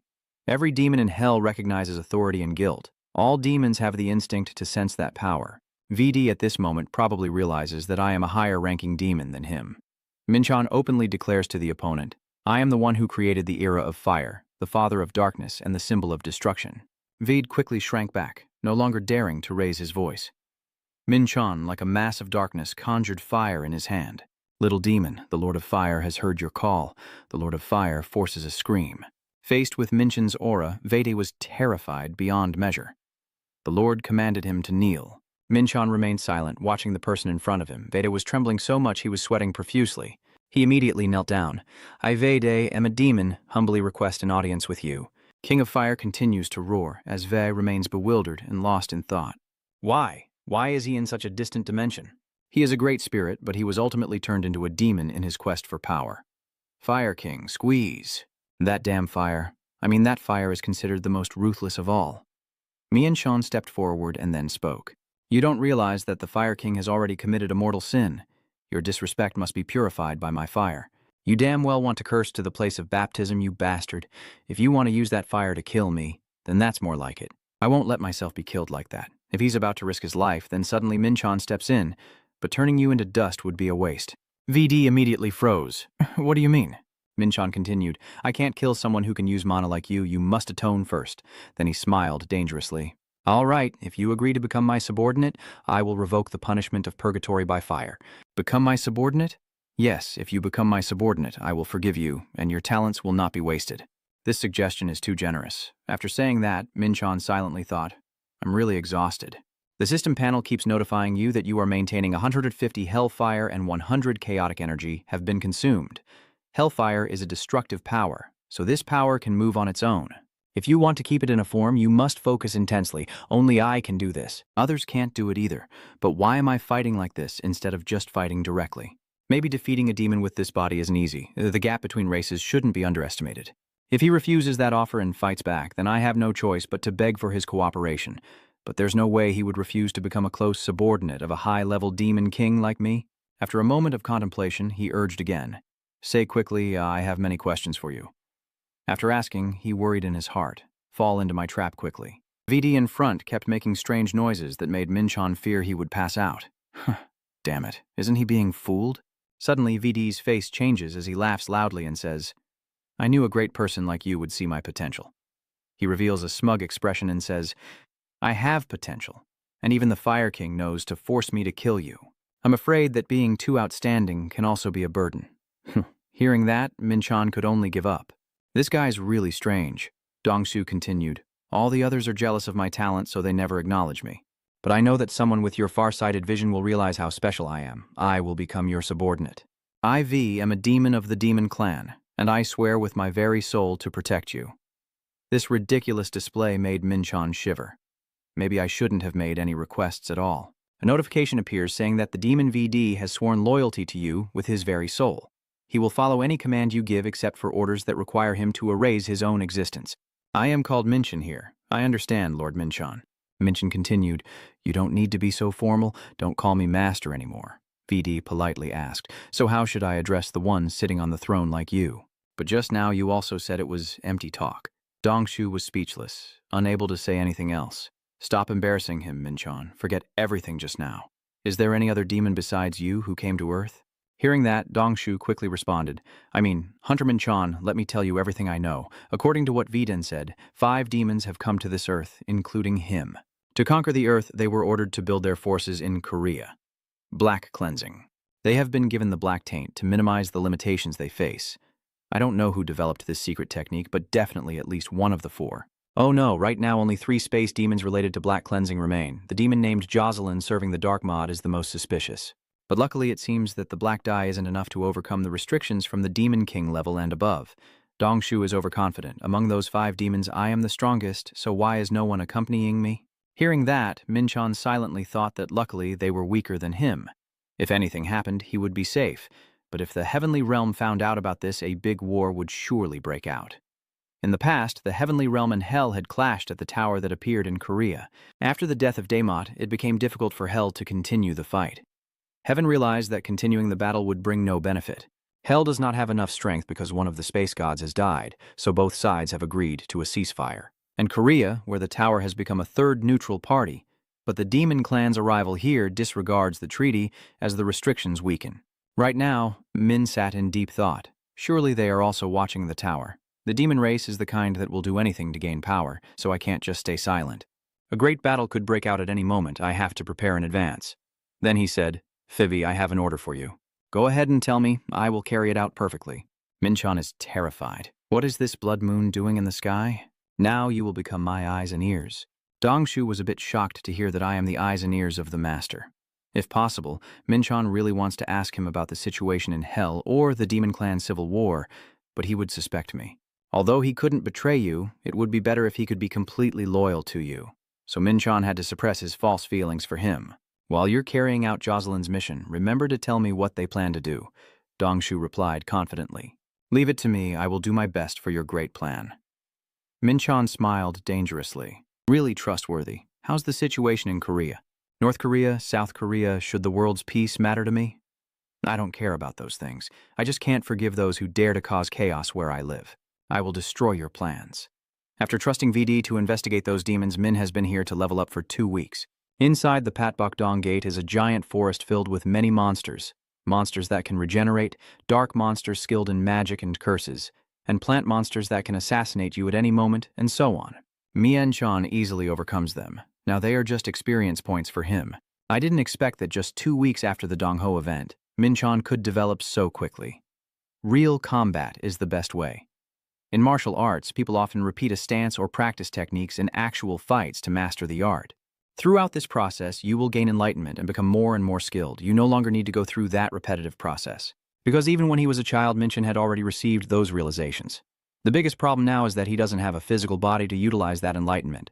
In reality, his current body needs to go through actual combat to learn martial arts stances. Once he has both spiritual enlightenment and muscle control and can move skillfully, Minchan will be able to unleash the full power of martial arts. While thinking, a monster appeared behind him, dragging its massive body toward him. Minchan grabs his sword and says, "Enough noise already." He uses the 5-fox slash technique to cut off the monster's axe. It lost its weapon and immediately threw a punch. Minchan stepped back and then delivered a swift sword strike. The monster was defeated in an instant. System notification: you have gained 0.6% experience. Minchan chuckled mischievously. Truly the true power of the sword. Before, I couldn't control that overwhelming power, so it kept leaking out. But now I have completely mastered the chaotic energy and channeled it into this sword. Right now, everyone has improved their martial arts knowledge and their ability to control their chaotic energy over the past 2 weeks. I can't keep going like this. I need to train more. Now I need to focus on improving my physical strength instead of my chaotic energy. After finishing my training and heading back to my rest place, someone suddenly appeared behind him. "Are you the hunter, Minchan?" Minchan turned back and asked curiously. "Nice to meet you. I am the captain of the 3rd team of the Duchin Swordflower Guild. I came here because I have some proposals to discuss with you.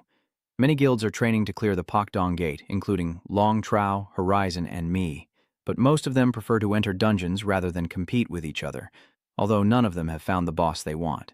The reason is that the top guild in Korea, the Flower Sword Guild, is here. The Flower Sword Guild, the leading guild, has taken the top spot and formed their own team to handle the gate and them." At this moment, Duchin extended an invitation saying, "Do you want to join us to handle the gate?" Minchan silently wondered, why are they suddenly inviting me to cooperate? "What are they planning?" I asked, joining with those guys. He replied, "Yes, because no team has handled a gate of such a large scale for a long time. The people are getting increasingly annoyed with it, so we need to deal with it as quickly as possible." Minchan silently cursed. Since when did the guild become so well-meaning? He must have some secret behind it. "I understand you need to do your job well, but you top hunters aren't capable of clearing that gate yourselves. There's no way the strongest team would suddenly ask others for help, especially one of the 3 leaders of the Hoakim Society. Duchin is rumored to be stronger than Sun Hai, someone like him coming all this way just to persuade one person. Duchin said I am just considering all the hunters working hard to close this gate." Minchan laughed and said, "Sorry, I'm allergic to that kind of nonsense." He got angry. "Stop acting properly, young man. So you barging into someone else's private space is proper behavior. This was supposed to be a perfect night to practice ancient spirit magic, but it was ruined by this bastard." He deliberately mocked him to make him reveal his true intentions, but it didn't work. It's really a waste of time. Asking El might be faster, Minchan turned away. "All right, for now, I will inform the League about this cooperation." Duchin replied, "I hope it will lead to a good result. I still wonder why he's here." In the room, the person raised his voice. "Did that really happen?" "Hey." He slammed the table and stood up. "I think they want to start taking revenge on you for the swelling incident," Minchan asked. "Swelling? Revenge for what?" She was surprised. "You really don't know who that is?" He replied, "I don't know. Hey, explain." "He was the top candidate in the last hunter competition. He even competed against you." "I think I might be remembering incorrectly, but why does it involve me? You said he was their trainee hunter and you caused chaos during the exam." He ran out of words, saying, "Is that why you're seeking revenge?" What a hassle. A continued. "The Flower Sword Guild must have deliberately set a trap to boost their reputation. The largest gate in Korea, 2 people battling it out in a rematch of the hunters. We should refuse to cooperate." Minchan smiles. "They're just provoking us. I should go with them. I didn't see that coming." "What?" "That's enough. Hunter Min is buried." "Wait a moment. Your opponent has prepared everything to exploit you for their own benefit." He sneered. "That's why I'm going there. You will perform on the stage they have prepared for you. But don't think there are only a few main characters on stage. You will pay the price for wasting my training time." The crowd focused on the newcomer. Duchin smiled. "Thank you for coming. Hunter Min is buried. I want you to protect our guild from behind. You're our guest, so we'll keep you safe." He doesn't object. "Fine. I'm also curious about how the Flower Sword Society fights." He said that and then walked straight to the back. 20 people per team. They have muscle enhancement, melee fighters, mages, and support personnel. They look so intense. Just look at their eyes. I've seen eyes like that many times before in my previous life. I'm not even surprised anymore. "Those bastards," suddenly someone spoke up. "Happy to see you here. We've met before." Minchan wondered silently, "Who is this? How dare he pretend to know me?" He straightforwardly replied, "I don't know him. The other person jerked. I am Dejing Yu, the hunter who took the test with you. Hearing this name, he asked if your third-ranked opponent's name. He forced a smile, happy to go hunting with you this time. The cold-hearted man asked why. He said, beating me proves that your skills should not be underestimated. Minchon secretly thought, this guy is hilarious. His tone sounds like the end of the world combined with that devilish face. I didn't expect to feel the same hellish emotions here. He smiled and said, looks like you're happy to see me again, huh? So for this collaboration, Sung-Yu replied, of course, I've been looking for a chance to team up with you for this boss hunt. There will be a lot of fun moments. The group started moving when Sung-Yu signaled to stop. In front of them was an ancient tree that had become a spirit. Sung-Yu orders, deploy Team C to increase strength. Attract the attention of Monster B, move forward. They each use cover, then sword barriers, wind blades, fire sparks, and fire pillars. Minchin assesses that the painting has high magic resistance. Melee hunters attack first, followed by the spellcasters. The new recruits of the Hoakiem Guild may be a bit outmatched by the frontline hunters, but this is still the strategy of seasoned hunters. Strengthening the body, close combat, magic, and support all optimize their roles in battle, but you're yawning and bored, huh? When will this be over? Just as I thought, this kind of hunting style really isn't for me. Without going all out in battle, it's just holding back my own growth. Du Qin just stands there watching, as if he could handle everything easily himself. Sung-Yu just used a combo attack. He smiles. The tree has been chopped into pieces, and he asks, how does Hunter Minchon see this? He replied, that's really picky. He was pleased. Our guild has only just begun the hunt. Mincho said, you are all rookies of the Hoakiem Guild. I will expect more from you. Sung-Yu, he will definitely attract more attention than the other hunters, but there is no stage for you today. With powerful firepower, detecting enemies, following tactics, and destroying targets, the girl panicked and cast a fireball, but Minchon immediately stepped in front of her, a bright flash descending. He swung his sword to deflect it. The system reports low contribution, and some of your experience has been deducted. You received 0.3% experience, probably because other hunters succeeded, and you only get half of the experience. Going hunting with them for 5 hours isn't even as good as hunting alone for 2 hours. I guess I'm only suited to hunt by myself. At this moment, Du Qin said, this entire mountain within this gate is the boss's territory. From here on, it's a dangerous area. Don't belittle your own police. I told you before, I won't lift a finger. Minchon wondered, does he have a reason not to join? Vice Chairman, I expect you to try even harder and make no mistakes after this is over. He replied, understood, but I'm not sure if there will be an opportunity for Hunter Minchon to join in. But the truth is, he has already participated with us. Then let him take the reward like everyone else without having to do anything. Commander, your kindness is truly unmatched. Is he really trying to humiliate me like that? He chuckled loudly, drawing the attention of both of them. Then he said, sorry, Commander, I already told you I'm allergic to nonsense. Du Qin was angry, his words were quite harsh, but we are all friends in the same team. He replied, who was the one who invited me into the team? If you're planning to do this from the start, I might as well go hunting on my own. Since it's come to this, do you want to make a bet? Our teams will see who kills the boss first. If you're all scared, then go ahead. The team and I will see who can take down the boss first. Even if it's me, I can't beat all of you. Take one person and leave. Minchon suggested he step aside for Du Qin. He got angry. You're joking too much. Do you think you can win if I don't get involved? You said I could definitely win. It's just a 20-man fight after all. I've prepared everything to match your strength, so you should do something too. Is that so? They take it personally? Does this bastard dare to look down on us? Minchon smiles kindly. I am not obliged to follow everything you arrange. Sung-Yu asked the commander. Or are we agreeing to his demand? Du Qin asked back. Deputy Commander, are you serious? You want to accept that silly bet? He said, Hunter Min, the top contestant in the hunter competition, must be very skilled at something. Do you understand what I mean, Commander? Du Qin had to agree. All right, but if you get into danger, I will join in. Minchon smiled. No need for that. A cloud of white smoke rises around them, beginning to cling to each of their bodies, and they look panicked. Minchon smiles and says, I will be the first to take care of it. After saying that, he suddenly disappeared. Relying on his sharp eyes, he had seen something from those slowpokes, that he would be the one to defeat the boss faster. It has become a race against time. Minchon walked for a while, but still didn't see the Hoakiem group chasing after him. Thinking back, they all had extra shoes and backup gear. Maybe they know something about the boss, right? I already know that the boss's territory is this entire mountain range. If Hoakiem also knows, then you don't know what the boss is, but it's so powerful that Hoakiem doesn't dare to act immediately and has to prepare, yet those preparations don't really matter. You can defeat the boss first. Suddenly, he felt something. An enormous monster suddenly appears. Minchon is surprised. A sandworm? It opens its disgusting mouth wide, as if wanting to swallow him whole. He covers his ears in disgust, huge like a mountain, but also terribly noisy.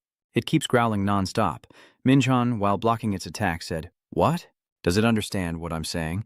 I won't be able to hold on without strengthening the protective energy." Truncat has no eyes, but it uses vibrations and sound to find its prey. Just then, it opens its terrifying huge mouth. Minchon was a bit surprised. Too fast. And it has a full armor layer and incredible healing abilities. This monster is going to be troublesome. Its open wound quickly healed. Minchon thought to himself, I can't dodge this attack. He draws his weapon, so I'll fight to disable it. The sword flowers haven't arrived yet. They must be preparing a lot to face the sandworm.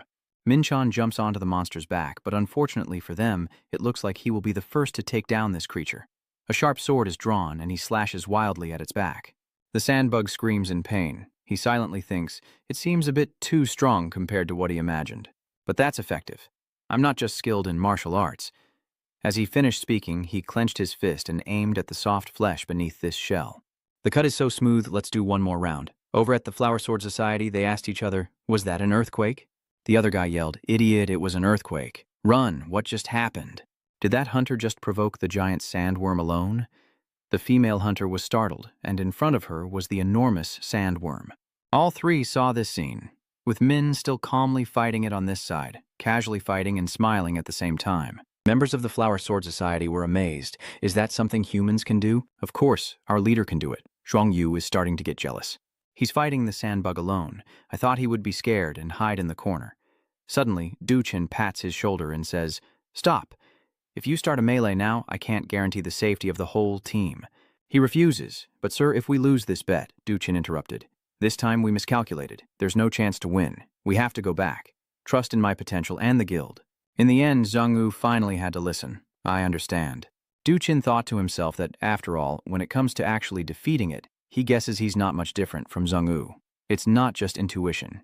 His decisiveness and sharp eyesight seem capable of predicting the movements of that sandworm, causing terrible injuries without making the slightest mistake.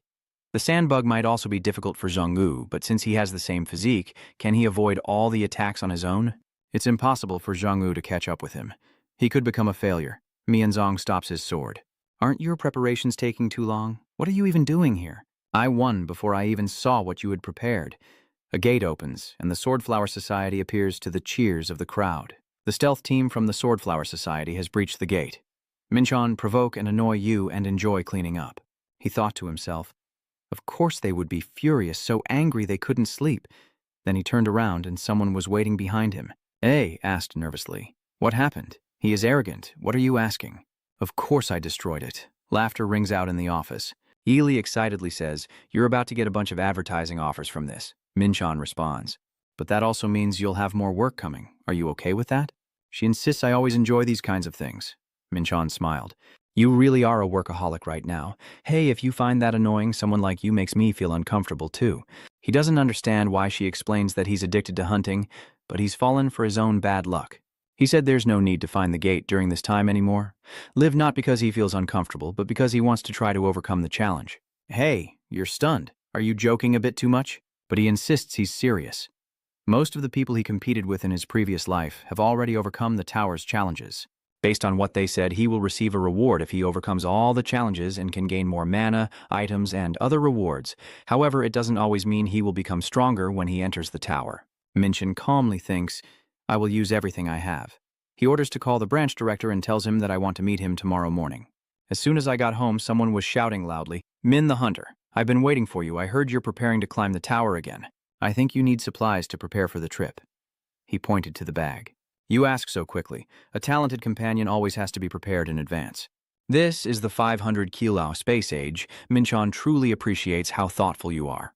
Mothin is pleased that I am the branch director. It's not for nothing that I sit at the card table and take the lead. This time, the league will sponsor us. Please accept it, Minchon said honestly. Lower the price, and I will buy it. I can't sleep well knowing I keep receiving things from you. The Star League is where they want to double what they gave. If they're careless, it will turn out like this. The Federation's investment weighs heavily on Minchon because he doesn't want to owe anything. He must keep the balance and the Federation at all times. Minchon added, I need help with one more thing. Matha is enthusiastic. Please feel free to speak openly. I need a construction expert. I'm planning to build a training area. With a giant mana vortex, he will immediately recognize the gates and more. But since not everyone can train whenever they want, he needs a place to store mana. A place where he can store the magic circle, but everything is in order. He can activate the magic circle during each training session and increase his mana supply. Demon Lord asked if an energy circle could store mana, a place large enough to carve a magic circle and a defensive spell to prevent outsiders from entering. Minshin, so that's about 700 million, right? How much do I need to cover all of that? Mathan said, I think it's just over 600 million. Hearing that, he said, let's proceed with that first, and send me the invoice for the rest later. He said enthusiastically, if it's not enough, I can help you. The man was speechless. No way, I dare not accept. Mathan let you accept my help. I just want to do as you requested. Before leaving, Minchon said, I rely on you. I'll be going after the task is done. Suddenly he called out, I have something I want to ask you. What does it mean for you to hesitate? He said, to enter the tower without an invitation, you need to be a pure human, right? Yes, so how do you plan to get into the tower? Minchon suddenly remembered that he still thought he was just a clone of some ancient creature, because the tower's system was very complex and anyone using a clone wouldn't be easily accepted into the tower, so his suspicion was reasonable. Are you that curious? Of course. There are many other reasons? He thought to himself, it seems like he was both curious and suspicious of me, but it's not a difficult question. Honestly, I just need to answer that I am a purebred red. But he said, it's nothing special, just need to die. Mathan was terrified. Why bother? I said you only need to die once. He doesn't understand. So what does that mean, huh? Minchon thought to himself. After all, it was because of his past life. The reason I can enter this tower is because I died by the hero's sword and was reborn as a human. I'll tell you if there's no more doubt between us later, and by then I've already hinted at my identity. Whether you understand or not depends on him, but it has nothing to do with me. The Demon Lord looks sad, so you still don't fully trust me. He was extremely devastated. At the coffee shop, the girls were attracted to the guy over there. Look over there, he's so handsome and he looks familiar too. The other person seems a bit weak, but he looks like a celebrity. Should I ask for his number? Whether he gives it or not is the real issue. Over there, they say Lord Min considers it a great honor to meet me. He replied that there's no need to make a big deal out of it. You have set up a silent zone as a magic barrier to block all sounds. You also know how to use magic to alter your age, right? He blushed. Thank you, Your Excellency, for the compliment. Minchon scowled, but don't smile like that. After hearing this, he immediately looked dejected. He asked again, do you have any other requests? VD replied, not yet. We are focusing on developing our gang. Minchon remembers. That's right, you're still running a gang. That is the Demon Society. You can call them loyal vassals led by Darkfire, since the time they joined the guild to expand their influence in Korea. Thanks to his skills and leadership, the Demon Guild is now considered an emerging power. His stats are quite good compared to others his age, and he's pretty talented. While Minchon was assessing him, he said, now that I am your loyal servant, they will also worship you like I do. He thought to himself, now that he's recruited him as a subordinate, he must make him as useful as possible. He asked Vei, do you trust me? He replied, I swear on my own soul that I will serve you. Then he suddenly stood up. If that's the case, don't move no matter what happens. He was surprised. How so? A powerful ability was suddenly focused on his head. Minchon said, don't be surprised and focus. A small mistake could be deadly. In combat, these demons use mana differently, so you can take advantage of VDE's dark magic. That's why you can't teach him a specific type of magic to make him grow stronger quickly, but using martial arts is a different matter. The centrifugal technique is actually more like the martial arts of Taoist priests than combat skills. It can help expand someone's mind by dividing it into multiple parts. But why does this help him? Laws are like solving a specific formula. If someone can perform multiple calculations simultaneously, their magic will surely grow exponentially. If someone can master the centrifugal technique, they can make their magic stronger. Va looked at himself in surprise and shouted, Lord Minchon, what kind of power have you given me? He said, that's the centrifuge spell, a type of magic that helps you use your magic faster and more efficiently. He thought to himself, if you had to fight a demon of the same level, now you could easily overpower that demon. Of course, I only taught him the basics. He still needs to train more to adapt. Feeling moved, I said, I've never heard of this technique before. I didn't expect you to grant me such great power. Minchon said, but if someone attacks us now, we might be in a daze. The two girls over there misunderstood. Did the other just grab the other's head? Are you arguing? Minchon added. I didn't want to do this in public, but luckily I was able to transfer it to you without any issues. Yes, you are right. If someone touches us, the energy will not synchronize. Urgently, the level A and B hunters suddenly fainted. An A and B level hunter entered a coffee shop and suddenly collapsed when one of them grabbed the other's head, because if anyone interferes with the mind link, both the one performing it and the other will face problems. But Minchon is no ordinary person. He is the Lord of Demons. You are completely confident in yourself. VD asked if we need to rent a private room or something, and Minch said it costs a lot.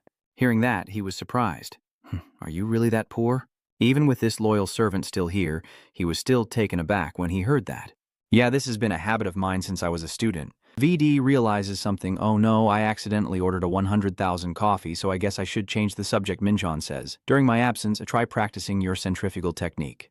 VD asks, will you go ahead then? He replies, I need to go back to my hometown before entering the tower. Is he wondering if the Lord is taller in higher dimensions? Minchon forced a smile and said, don't worry, you'll thank me later.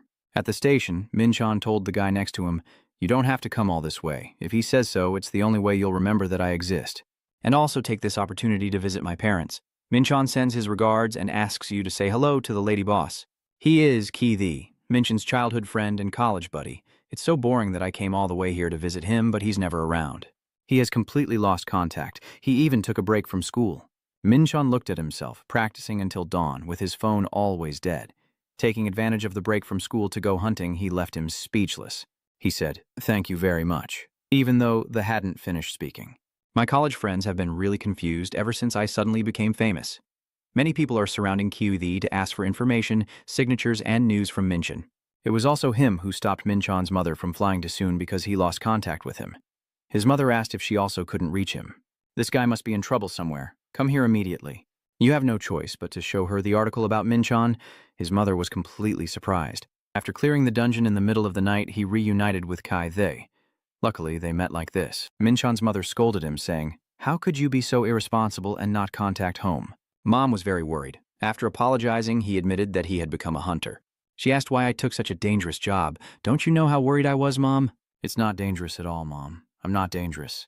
The looked at the mighty hero, trembling with laughter, then back to the present. She praised herself. Could you find a friend who would pick out gifts for your parents, like I do? You have a really good close friend, you know. Minchon replied, I already thanked you, but if I have to buy more myself, can I give you an expensive gift? I bought you some fruit and Korean beef. Ki-Thi said, if you take me to the best restaurant in Zan next time, be prepared to go. He agreed. It's okay. In that case, don't come to my restaurant anymore. He added, I really love grilled chicken. The two said goodbye. They thanked him for the beef and then left. Left alone, Minchon silently thought that not contacting them was just an excuse because he was busy. This is his fault. When he regained his past life memories, he was haunted by the desire to become stronger and had discarded all parts of Minchon. But feeling such guilt proves that he is no longer the same person from his previous life. Because demons have no feelings at all. Standing in front of his house, he said it's only been a few months since he left, but it feels like a year. His parents have been running a grilled chicken shop for 20 years in the old Nambu market, and it attracts many customers because they cook the chicken using traditional methods. Minchon takes deep breaths to remember this smell because he used to hate it so much, from childhood to adulthood. That's the smell of chicken. But after a while, you start to miss it too. My college friends heard that he was tired of this smell and felt very annoyed. Minchon pushed the door open. He felt very excited. His mother, out of habit, greeted the guest. His father went outside to ask who was there, and his mother exclaimed in surprise, Son. Minchon gently smiles. I'm home, Mom and Dad. A whole chicken with golden, crispy skin is served on the plate. The flavor awakens all 5 senses around the nose. Minchon lifts the chicken drumstick. After holding the shimmering drumstick, he takes a bite. The piece that almost melts in his mouth. That's it. The divine flavor makes him forget himself. His father said, You should have told your parents you were coming back. At that time, the child will prepare a few of your favorite things that Min buried. You said you're tired of chicken.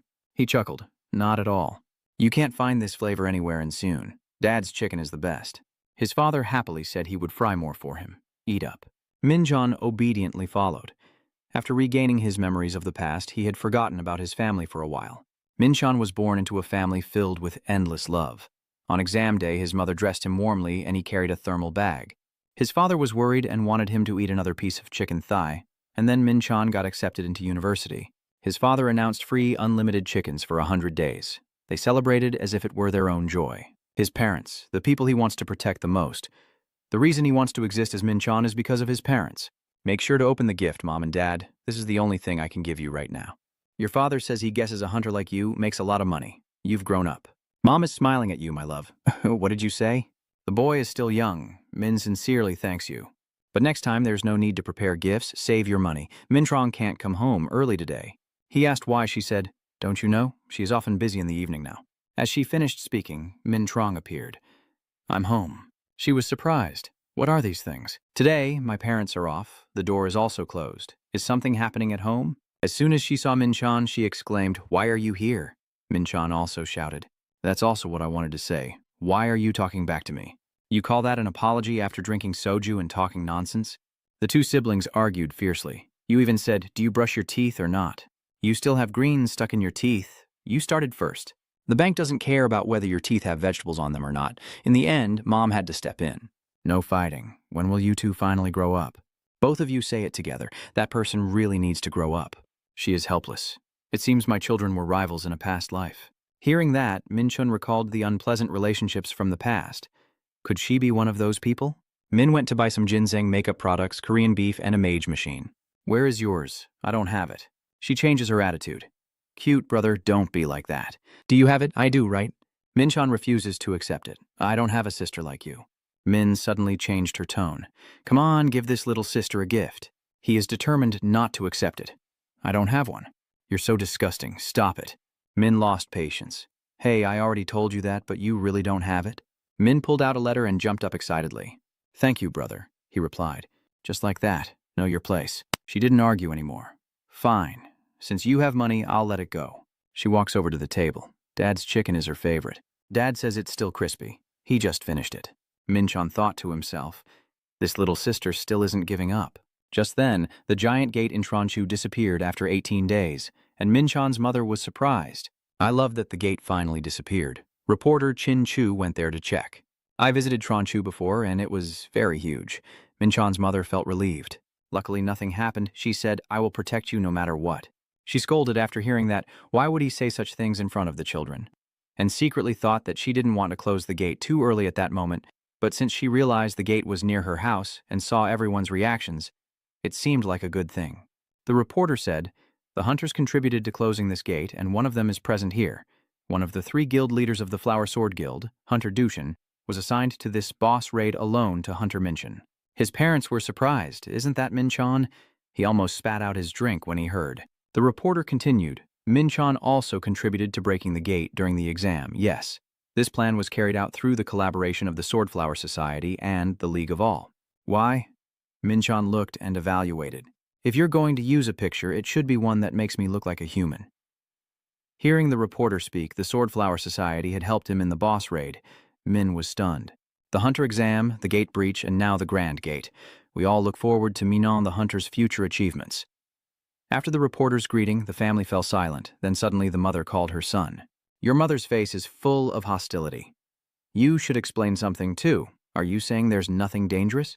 Min-chan could only smile wryly. So where should he start? The next morning at the familiar chicken shop, Min-chan reached for his phone. I'm complaining about my head hurting. We've spent 2 days just lying down. On the first day, I only shared some normal parts with my family and spent time with them. On the second day, thanks to Kaide, he was able to go out drinking with friends. After returning home, unlike in his previous life, he could enjoy his current life as Min-chan. In his past life, he kept running away from everything alone, but now he feels like he's truly living as Min-chan. He smiles happily. In the end, he promised himself that he would become even stronger because he couldn't confront others with ordinary strength to protect the people he loves. He must become stronger no matter how dangerous it is. At the train station, he says goodbye to his family. I'm leaving now. Mom told me not to do anything dangerous. He said, Mom, don't worry. I will never do that again. She replied threateningly, never do things like sneaking out again.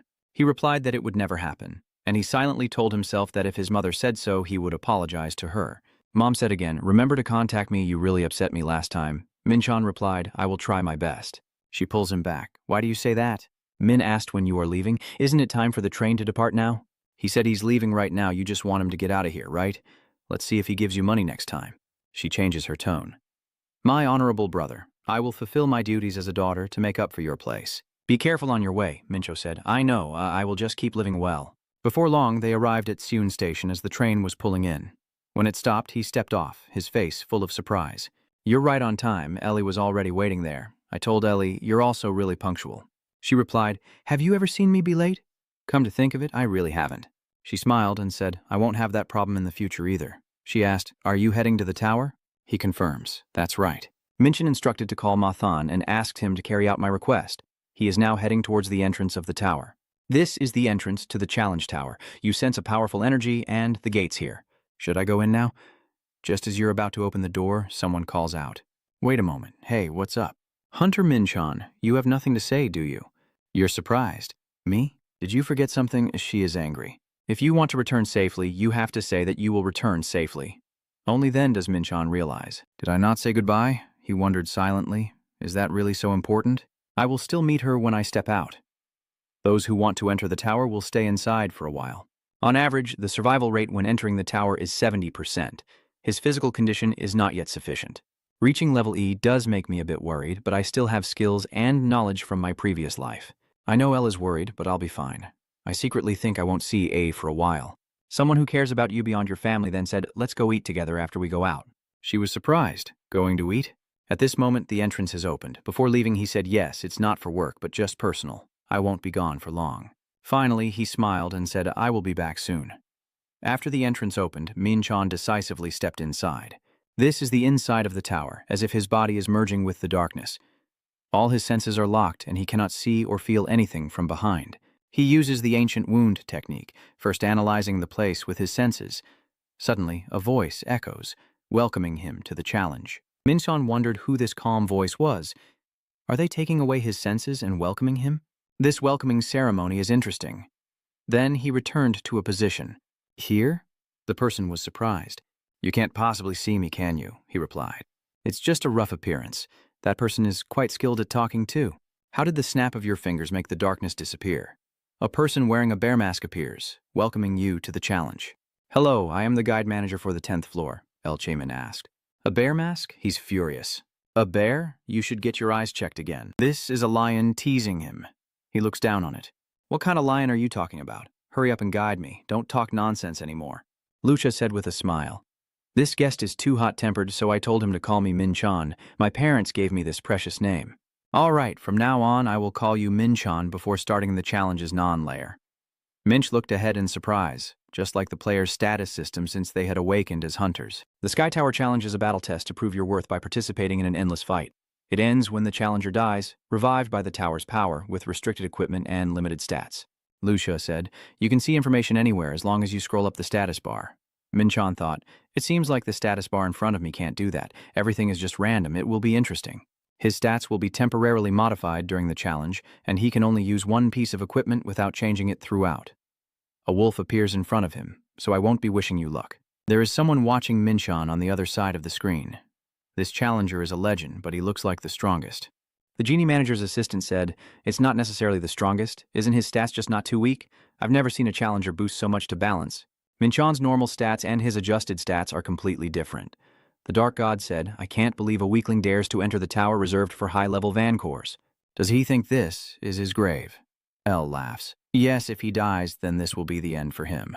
I find it interesting because he's different from the other participants. I don't know how long he'll last. The first challenge. Thunden thought to himself, interesting, it seems she doesn't seem stunned by his low stats. He said, I bet 10 minutes. He probably only deserves this level of adjustment, at least. Elle laughs, I guess 10 seconds. Then Den is surprised. Even the mechanical valves should last at least 2 minutes before changing their minds. All the bets are just spinning dice. The wolf from Minchin has strength and speed both at 95, HP 50, stamina 50, and mana 50. Are you assessing the wolf? If I had known its stats from the start, I would have had the advantage. Since my stats doubled after the adjustment, the wolf is easy. Now the wolf raises its claws and roars loudly. Minchon also raises his weapon, and the wolf howls in pain. On the other side of the screen, the dark figure's body turns pale and discolored. Round 1, the werewolf lost, HP and health have been restored, and it is healing its wounds. The next challenge will begin in 10 minutes. If you want to start right away, just skip it. Minchin thought to himself, it's not quite warm-up yet. So he skipped the second round happily, defeated it easily, then chose to skip again. The fourth round, the skeleton, the result was the same. The next challenge is also skipped. Minchon thought he had heard some pretty terrifying rumors about this tower. Is that all? Your main stage also ended quietly. Skipping too much. I want to bring someone useful so I can fight a bit. The dark god was stunned. She saw what I saw, right? L isn't any better either. Maybe that's already the end. Only 9 seconds wasted. A new record. Even an ordinary cheat can't achieve it. So that's why she finds him interesting. That feeling is exactly what it is, she thought to herself. So it's not a coincidence. When the challenger registers at the light tower, they are hit by a beam of light that temporarily locks all their senses. A long time ago, L also experienced that feeling and couldn't accept anything at all. Even then, Minchon could do things others couldn't. He wondered, where exactly is he from? You will be a threat to the Seven Swords. At stage 48, the shadow illusion was defeated, and Minchon kept passing through without stopping. I wonder when it will end. After a while, it becomes fun because stronger monsters keep appearing, as if I'm getting stronger after defeating them. It's been a long time since a challenger has made it this far. Minchon was surprised. What? You can say that?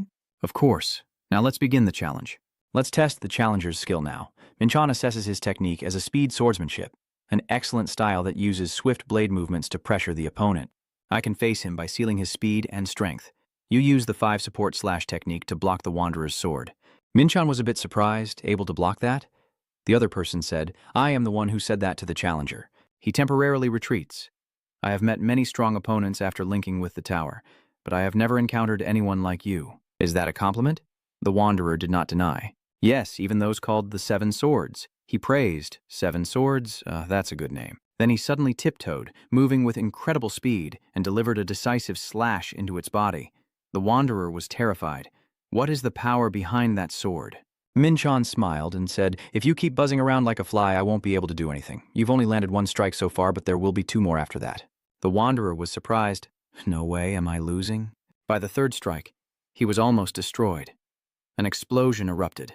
He was dissatisfied. I should have had the higher stats, but he only screamed. Minchon smiled. The trick of this martial arts tower comes from the number of strikes. Instead of simple attacks, linking those moves together increases their power. The ancient weapon technique boosts strength by 40% and the spiritual transformation by 50%. A chaotic energy from the 3rd piece boosts power. Minchon cannot lose with higher stats and chaotic energy. Those aren't everything. The wandering man lowered his head and said, there are 7 people, not counting you, making 8. 8 of them have defeated me. Minchon asked, are the 7 people you mentioned the 7 swords? He replied, yes, they are the kings and masters of the tower. I wonder if you can pass the final challenge. It's been a long time since I last swung my sword with such joy.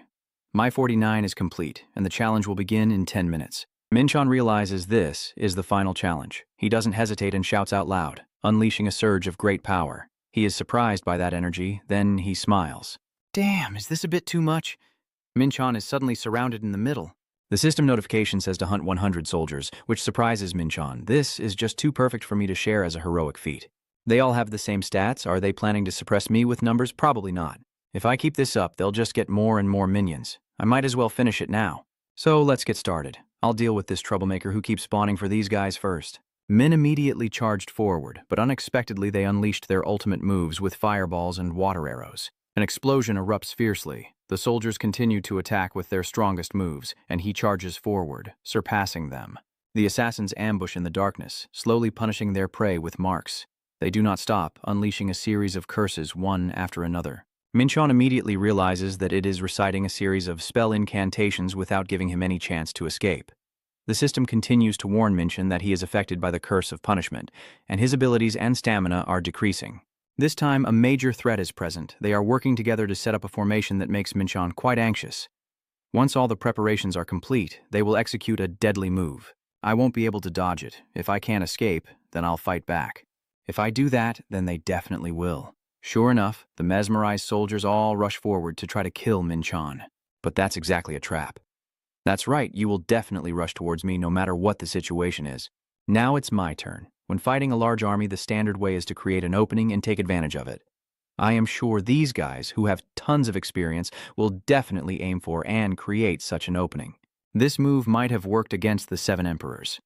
As he finished speaking, Minchon stabbed the soldiers in the face, causing them to panic and fear. Taking advantage of the chaos, he charged into battle, but he won't be able to do anything to me. The aftermath of the opening move you see is the path to destruction. This victory makes Minchon extremely proud, with only 97 soldiers left to be defeated. He continues to launch a new attack, with relentless strikes causing the number of soldiers to rapidly decrease. Given the current situation, Minchan realized a truth. You don't need to dodge every attack. Sacrifice something to gain more. These demon mage soldiers will also appear soon. At the same time, their warning rings out, indicating the enemy is approaching the mage outside the defenses. As soon as Minchan arrived, they had already completed their defensive formation, making him involuntarily click his tongue. You're quick to get into position. The soldiers continued to unleash firestorm attacks on Minchan. An explosion erupted fiercely, but he managed to leap high just in time, escaping the danger by a hair's breadth. They continued to unleash their ultimate ice spear attack directly at Minchan. Unexpectedly, at that moment, a dark, rough object seized the weapons of the soldiers, causing them to panic. Minchan seized the opportunity to jump high, launching a powerful strike to strike down the enemy. That war god is a prestigious nickname given to the demon who has reached the peak through combat. They had to fight that hard just to earn this nickname. This time, the soldiers worked together to raise their guard, but with just a small change, Minchan would destroy the strong fortress they built. As expected, the soldiers began to shout for defense, with sturdy shields and impenetrable defenses. But all those efforts only tilted the battle in Minchan's favor, giving him a chance to win. Without hesitation, he charged forward to counterattack. This time, Minchan was quite confident. With this kind of attack, it would be hard for him to endure any damage and create a small opening. He quickly overcomes the first obstacle. They are too stunned to react, and in an instant, all are ruthlessly defeated by Min. If you are so slow, what can you do to me now? This is a speed battle. With only 87 soldiers left to kill, the number quickly drops to 74. Minchan continues to act strongly and decisively. The number of soldiers left to kill is now only 69. Now I've taken out all the troublesome magic soldiers. I just need to aim for the vital points in close combat. This will be much easier. Then Minchan shouted, "Are you just going to stand there with 69 enemies left? In times like this, I should give you more time to react. If you don't charge forward, I will do it." After finishing, Minchan charged forward, ruthlessly wiping out the soldiers. One by one, he sent them to their end in silence. There are only 21 enemy soldiers left to eliminate. Keep going. Minchan continues to attack with all his might. Currently, only one soldier remains, and with most of the enemies defeated, they are in disarray. No way. How could someone defeat all of us? So what if it does? Minchan sneered in response. Let's end this now. Just as he made his move, that soldier suddenly burst into tears. But it was too late. Minchan had already acted to end everything. The soldier collapsed to the floor, and all the soldiers had been wiped out. As the battle ended, Minchan wore a cold smile and said, "You did well." Meanwhile, the mastermind truly couldn't believe his eyes. He shouted loudly, "What the hell? How could the soldiers lose? Hell, did you foresee this outcome?" "How could I see that? Even if I was really hoping for this battle, I didn't think he could defeat the soldiers. Because soldiers with a unified will and a terrifying revenge spirit like top zombies, even a united team can still make mistakes on the battlefield." However, the soldiers did not make those mistakes. They were monsters with overwhelming power that had never been defeated. But they were defeated by someone. Minchan became the first to clear the sky-level challenge and ranked first among the demon kings. That made him so amazed he proclaimed himself the Seven Kings, but no one could reach here. Such a powerful name. At the same time, a series of system notifications rang out. You have achieved a feat never before recorded in the tower's history and received 1 million points as a reward. Minchan couldn't help but be curious. 1 million points? Points? How much is 1 million worth? Rewarding myself like an achievement prize isn't too little, right? Suddenly, a voice sounded from behind. Congratulations on passing the challenge, and he casually replied with thanks. It wasn't until he turned back that he was stunned. Suddenly appearing out of nowhere. Is this an exclusive ability of the tower system or the management? Not knowing how to operate this makes me uncomfortable. Then Ngat asked me about it. You look a bit sad after passing the challenge, so I replied, "It's nothing." Then it cried and said, "In that case, I will give you a reward that will surprise Minchan." What? This is a mythic-grade creation stone with the power of creation. I received a divine-grade creation stone as a reward. Ah, it's a gem with the power to create space. But Minchan knew full well that a small stone like this wasn't enough to create a space-time dimension, though it was quite powerful. Then the system said this might be the final reward of the floor. Hearing that, Minchan couldn't help but feel confused. What? The manager doesn't know the final reward either? Aren't you supposed to know everything? It quickly replied that this tower hides many secrets, and even the manager only has limited authority. But you know what it is, even though you've never seen it on Earth? I have my ways. Of course, I don't need to tell him why I know. Then the manager added, "Anyway, you know, the reward is a rare item, even more valuable than the rewards from the other floors." Hearing that, Minchon was surprised and thought, isn't there anything more valuable than the Philosopher's Stone? If you know how to use this stone properly, you could get a super rare or even legendary equipment. If you can hire a skilled craftsman in this tower, Minchon sneered and replied, no, I don't need weapons, which surprised the manager, is the best way to use the creation stone. But for Minchon, using the Dark Star as a weapon is more than enough. I've already figured out how to use it. He tightly gripped the Chaos Stone and then crushed it into many pieces. The manager immediately panicked. What are you doing challenging me? That crazy guy destroyed a precious artifact, so in the end, the Hoa thatch is no longer intact, but its power still envelops the space around Minchon. The chaotic energy is the primal force itself, and the hallowed stone contains power equal to the primal. I will do something no one has ever thought of. Absorb the hallowed stone into my body and transform it into an absolute source of energy. The system manager is very confused. What is happening? That energy is surging intensely, the creative power within the stone. I will send it into the mini-universe, the world inside my mind. The mastery level of ancient spirit techniques is steadily improving, but Minchon still cannot fully absorb it. Probably around 1%, we're close to the limit. If she pushes herself, she will destroy everything. At least the sun has been formed. If I can control this power, I will become even stronger, and I will achieve my first goal. The system continues to display new notifications about the ancient energy technique of level 4 4-star X grade, capable of activating chaotic energy with 2-star privileges. Minchon couldn't help but feel proud, going from 2 stars to 4 stars. Suddenly, the manager's voice asked curiously what the challenger had done to the crystal. You destroyed it. What will you do next? I just absorbed it partially, and I never knew I could do that.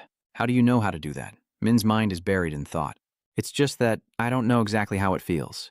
If you don't believe it, there's nothing you can do about it. The manager and L silently thought, it seems he's not lying. It's natural that the first person to reach level 100 would hide something. I trust you because I have my own talents too. As soon as he spoke, the manager reached into his shirt pocket and threw it to Minchon, telling him to take it. This is proof of my concern for you. Maybe I care, the manager continued after hearing that. You don't need to know when you'll use it. But Binchol really doesn't care much about the Eyes of Truth. It is a work by Oron, a legendary level artifact related to some part of the tower's space. There are still many items I can acquire, including fragments of Frenka. It's getting more and more interesting. Then Minchon spoke. I'll take this as a memento and accept it. L watches with a slight smile. This name. Then Minchon continued his journey to challenge himself and reach the top of the tower. I don't know how it will turn out in the end, but since the first step was successful, what's next? He wondered. The scene shifts to an early morning with fresh air and a sunny sky. The first floor challenge tower, the terrifying desert mission, survive as the goal. Minchon was already annoyed upon arrival, then suddenly found himself in the desert, which was just too much. Without chaotic energy, you can't even go there. Suddenly, the system confirmed a new terrain with a search rate increase of 0.01%. Minchon couldn't help but be stunned. What do you mean, 0.1%? Suddenly, a giant monster appeared with a deafening roar, but it was quickly defeated. Minchon shouted, covering his mouth, thinking he had gone far enough, but it was only, what was 0.1? Hearing that made him even more exhausted. That's why the floor isn't the guide floor.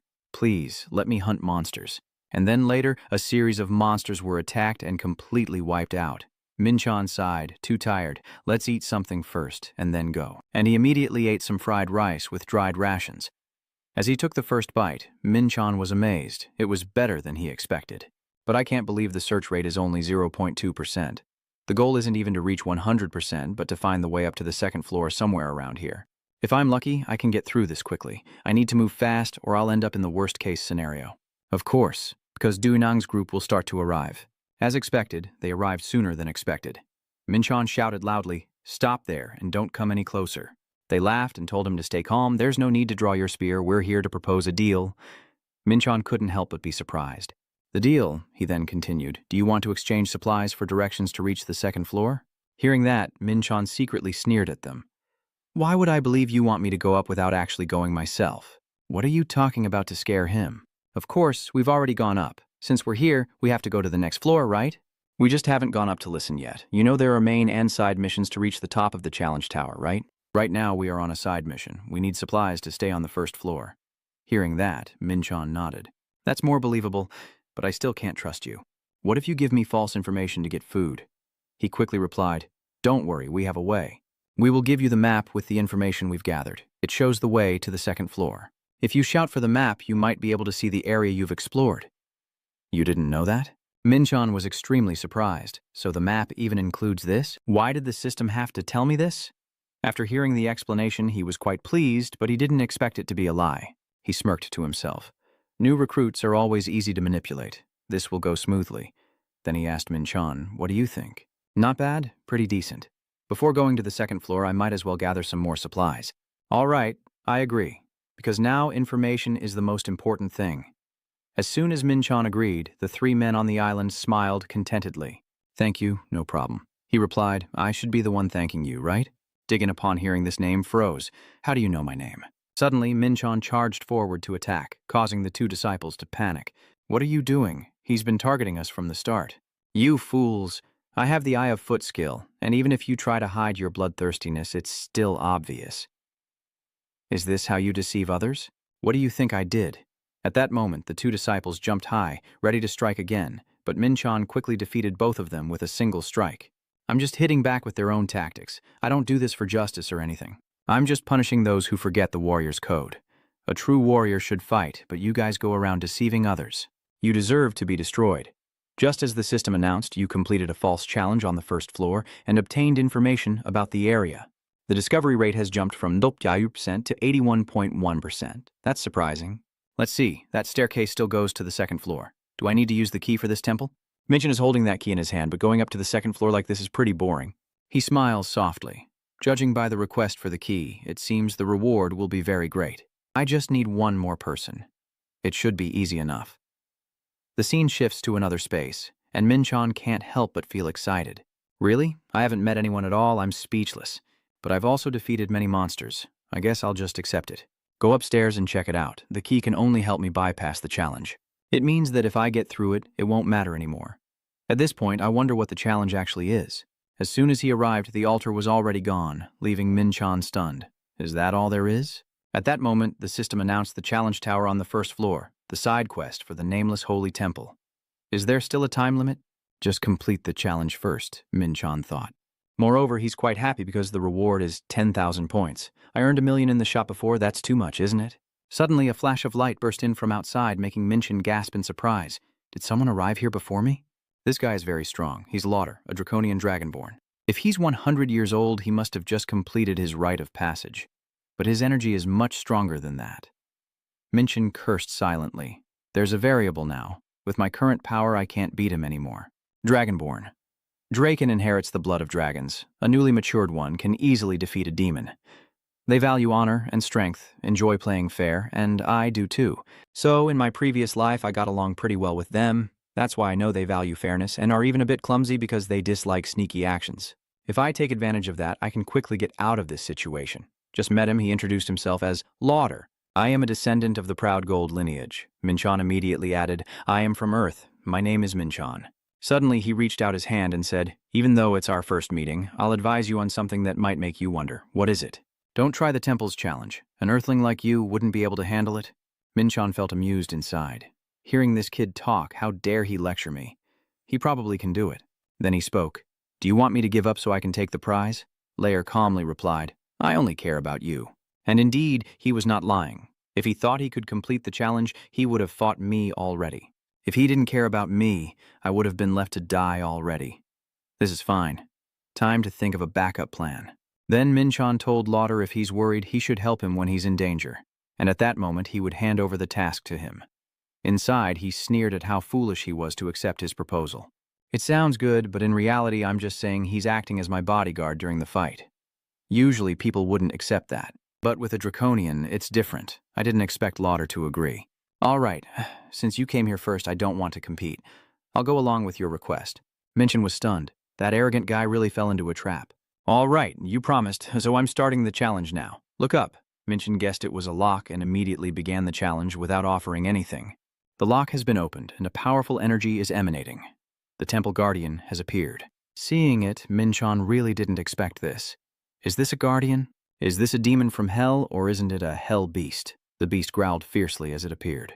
At the same time, the system announced that your battle with the guardian had begun. But Minchon truly didn't know who the unnamed god was, and couldn't believe that the guardian was actually an infernal beast. This is an opportunity, the first of the demon sword's failures. The sun descends the mountain, the hound of hell, the fallen monster. Its only method of attack is rushing at opponents and striking with its tentacles. Among those tentacles, some track the mana aura and focus their attacks on it. Even if they are cut off, it won't harm their main body, so in a battle of attrition, I will be the one to tire out first. However, when a tentacle is cut off, it takes mana and stamina to regenerate it, creating an opening in the defense. Just like now, this is the moment when Min charged forward without hesitation into the opening here. I must target the main body, and he suppressed the fallen beast with luminous energy. The beast immediately became paralyzed. The second burst of the failed spirit demon sword erupted without hesitation, and Min launched a decisive strike that caused the demon beast to suffer and blood to splatter everywhere, resulting in its defeat. Meanwhile, Layer stood there in silence for a moment, thinking that he never expected the fallen demon beast to be pushed back so helplessly. The Eye of the Divine King. That is the Eye of Wisdom passed down only to the Lord of the Golden Dragon. It can sense the target's mana and gauge its strength by looking at the size of the color emitted from it. Yet he was able to defeat the Hellhound so easily, even though his physical strength isn't much. The more he thought about it, the more La felt the situation was serious. We're in trouble. Min needs the Mind Stone. If that's the case, then going back, the beast struggles to move, making Min-chan think he could finish off the fallen beast in one move, but it probably isn't strong enough. Is all I can do now only the second technique? I did win, but if I hadn't absorbed the Creation Stone, I would have had trouble fighting it. Thanks to the Creation Stone, my chaotic energy has more than doubled, and I reduced my absorption rate to 30%. But my body isn't strong enough. I can't handle advanced martial arts. Anyway, I just need to do one more thing to end the life of the fallen beast that has been rendered paralyzed. After that finishing blow, it was completely defeated. At the same time, Minchin gained an additional 8.5% experience points. But suddenly he felt a throbbing pain in his hand holding the sword, and a strange mark appeared that made Min feel stunned. It was a mark on the back of his hand that was glowing. That means the second level of the Black Star has been unleashed. The Black Star possesses power close to a legendary item and can transform into any weapon.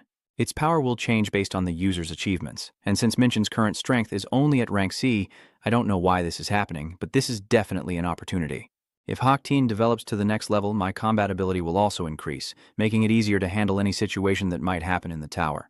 The problem is that I need to find some rare metals to fully unlock level 2, but I probably can't do it all at once, since these ores aren't available at level 1 of the tower. Suddenly the system announced that you defeated the Guardian God, waking Min-chan up.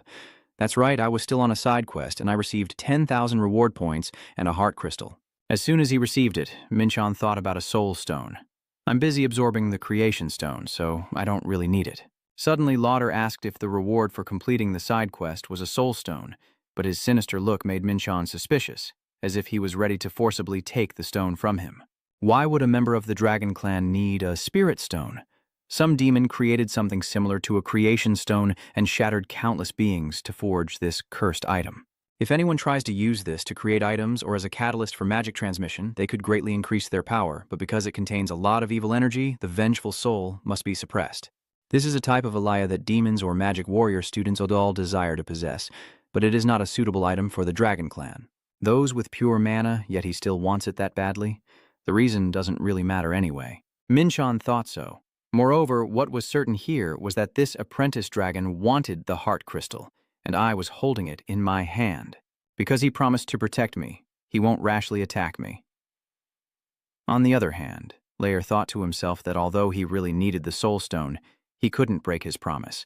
Should I give you what I promised the spirit stone? Min-chan suddenly asked. Make him gasp in surprise. Really? La quickly grabbed his hand and happily said, just tell me what you want and I will pay a fair price to have it. I don't need anything else. Hearing that, Layer was confused. What do you mean? Min-chan then smiled and said, no problem. You said you protected the nearby area, right? I suspected that was because you came here to do a side mission and no one else showed up, so I didn't do anything. That's the conscience of a dragon. I was about to break the trust he had in me, but because he and Lair insisted on keeping their promise, Min-chan asked him for a favor. If you can't fulfill it, there's no need to force yourself. Lair eagerly quickly said, I'm listening. If I have the chance, I want to see what the world of the dragon beings looks like. On Earth, the dragon realm is known as a mythological world. Hearing that, Lao Dao was stunned. Are you saying that the reputation of our home planet has reached Earth, a planet in another dimension? But in reality, Min-chan is just lying. The truth is no one even knows that dragons exist anymore. Hell and heaven restrict information as much as possible to prevent forces from other dimensions from interfering. It's like the situation with the dwarves and the Interstellar Alliance. They only allow official diplomatic channels with a few dimensions and keep Earth from knowing about it. Even though my purpose isn't like that anymore, Lauder insists that only those recognized by the dragon race can enter our world. There is actually a way to do it, and that is the name Lauder. I understand the meaning of that name. Gondrian's recognition is worth much more than the Heartstone. Everything is going according to plan. The dragon race is not the type to leave a debt unpaid. Then Lauder took out his badge. If you want to enter the dragon realm, I'll consider this a gift for you. Minchon couldn't help but be surprised. Wait a minute. This is a name card. In Korea, having a dragon present a name card is equivalent to standing as a guarantor for someone else. The higher their status, the more valuable the guarantee, so they only give it to those they truly trust. But we just met today. I don't think you should give me this, Minchon thought. Lair continued to introduce. This is my badge. The value of this item is quite high, which makes me wonder why you gave it to me if it's so precious. But because Minchon trusts Lair too much, he also wants to believe. He really didn't expect him to be so serious. Probably because he knows the personality of the Dragon Clan, his acting must have been very effective. I thought he would just give some documents to prove his identity. Minchon laughed and said, Today really is a meaningful day. I have found a good friend and a heartstone for myself. I promise to cherish this name tag. Lair also said, I am sad that we have to part ways. Now I look forward to seeing you again. Me too. Minchon silently advised himself, Don't be fooled by others. As a result, the system notifies you have completed the Scorching Desert Challenge and earned 3,500 bonus points, and you continue climbing the stairs. Minch hums a tune as he walks, not thinking much since he still has plenty of supplies with him and doesn't need to return yet, just heading to the second floor. But suddenly Minchon felt something strange. A bubble, huh? Just now he was in the desert, and now he's at the bottom of the sea? What kind of monster created this tower? At the same time, the system announced that the second floor challenge tower had begun. The mission is to find the ocean jewelry. Minchon really can't believe that now he's at the bottom of the sea after being in the desert. The one who built this tower must be a real idiot. At least now I can breathe. And I also received the Abyssal Compass. This is a basic item provided to challengers on the second floor. According to the compass, this place is a safe zone. But what is this place? Minchon couldn't help but wonder. As he just stepped inside, he heard a voice say, Welcome. Looking at you, you must be a challenger who just arrived on the second floor. How do you know? What more is there? I only need to look into your eyes to know. You seem to have a lot of questions. Come and sit here. I suspect you don't intend to give me the answer for free. Of course, that's not the case. Usually I charge for information, but I'll make an exception for you. If you buy an item, I'll give you the information for free, so sell me the cheapest one. That 5-point price at this moment Minchon realized immediately when he took the bottle of clean water from Alok's shop. This is how you use points. So, 1,000,000 points is more than I thought.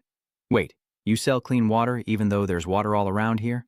Either way, doesn't the manager here not provide any guidance? Manager, do you think managers have a lot of free time? They're not people you can meet easily. Hearing that, Minchon immediately thought, so the managers aren't easy to meet. But he looks really free. I'm sure each one is different. Then he said, forget about the managers. The gemstone is the goal of this challenge. The Abyssal Sea is divided into 7 regions. According to what Alok said, this place is called the Calm Sea, one of the 7 sea regions. Each sea region has a gemstone that the challenger must find. And when someone completes the challenge, the gem will reappear after a while. Hearing this, Minchon felt a bit discouraged. He wanted to learn more about each sea zone, but unfortunately, he had no additional information. For now, I guess this is all the information I have. Suddenly, he shouted out of the blue, I forgot something important. You can't just find the gem's location and take it immediately. With 500 points, I'll tell you how to get the gem and even share a useful item with you. Minchon doesn't care, I will go ask someone else to make him panic. Wait, 400, not 300? Newbie, wait a moment. But in reality, he knew that he was giving away too much information with just 5 points. Does he think he's easy to deceive like that guy? I will start searching for gems here and follow the water flow where Alok mentioned around here. With that fish, he's not fooling me, right? Suddenly, the giant sea monster approached, surprising Minchon. Could that be the gemstone? The sea monster saw the person coming and ran away. Minchon suddenly smirked. Do you want to race the fish in swimming? This is interesting. If it were just normal swimming, it wouldn't be possible. But at that moment, the system instantly enveloped Minchon in holy fire. All stats except chaos strength are increased by 50%, and of course he has his own way to deal with the sea monster. Let's compete using what we do best. I didn't expect its voice to call out. Damn, you're the first challenger to run through the depths of the sea. Hearing that, Minchon was surprised. What? You can say that. and by chance he took a sip of seawater, but upon closer inspection, it has legs and arms. A mermaid. Suddenly it cast a summoning spell to call its servant, and 2 giant swordfish appeared, the water flow growing stronger. Minchin secretly realized it was trying to buy more time.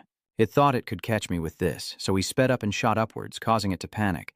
Then the sea monster said, "You think you can catch me by swimming up like that?" However, Minchon felt it should be more concerned for itself than for him. Suddenly, a fierce explosion erupted. Minchon rushes to snatch the gem from the monster's body. Everything happens so quickly that it can't help but panic. What? So Minchon has successfully taken the ocean's jewelry and passed the ruby challenge. The sea monster's fish are still stunned. All the minions I meet have a hard time moving in the water. But for some, there is a bonus reward for those who complete this challenge in a short time. Hearing that, Minchon immediately became curious. What is it? He quickly said, "You will find out after overcoming all the challenges a reward is offered if I meet a certain condition. But I can't see what it is with my own eyes. So, now I can only keep going. Here it is, the water wall is flowing tightly connecting to the next sea. It seems this won't be easy to pass. Currently, the water pressure is rising steadily and has reached level 4, restricting movement, but Minchon still has to try and keep going." In the blink of an eye, he saw another space. Notification system. You have reached the abyssal sea. I escaped. I finally got out of the first sea. I can't believe there are still 6 more seas to go. But this place looks completely different from the calm sea just now. In a small village, loud voices are ringing out. Some items are hard to find. The sword made from a swordfish's mouth is now being sold for 3,000 points. Selling mid-level healing potions made with alchemy. Indeed, this place has more people from the safe zone. It's like a village. Suddenly, someone called out to Minchon. "Is this your first time in this safe zone?" He replied, "Yes, sorry to bother you, but could you give me a few minutes?" Hearing that, Minchon wondered to himself what this man wanted. This kind-hearted middle-aged man is named Jeza. He is a hunter from England. It seems I have given everyone the wrong impression of me. While we talk, let me show you around Abyss, this place. The safe zone in the middle of the sea. No, actually, it's more accurate to call it a city. Abyss, the region in the middle of the sea, connects to all the oceans. If someone cannot collect at least 4 types of spirit stones, they will be stuck here, and obviously unable to pass the 3rd level or return to the old world.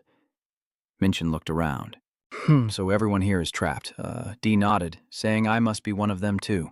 At that time, I had only collected 3 spirit stones and didn't even dare to think about challenging the remaining trials because I was afraid they would be too difficult. So I've been here for 3 years. Minchin felt that time was too long. I can't believe he lived underwater all that time. That's terrifying. Dara seems to be very sincere. That's why I often wander around to warn first-timers going to the 2nd floor like you. How brutal is the Abyss Sea? He asked further. So, where's the challenge in the Central Sea? Dara asked curiously, surprised. Are you planning to challenge him right away? Minchon said excitedly. Extending it longer wouldn't help. Anyway, I'm quite satisfied with the current situation thanks to an unexpected encounter that provided all the information I needed. All right, time is precious. Sitting here wasting energy would be very pointless. Suddenly, Minchon realizes he's still missing something.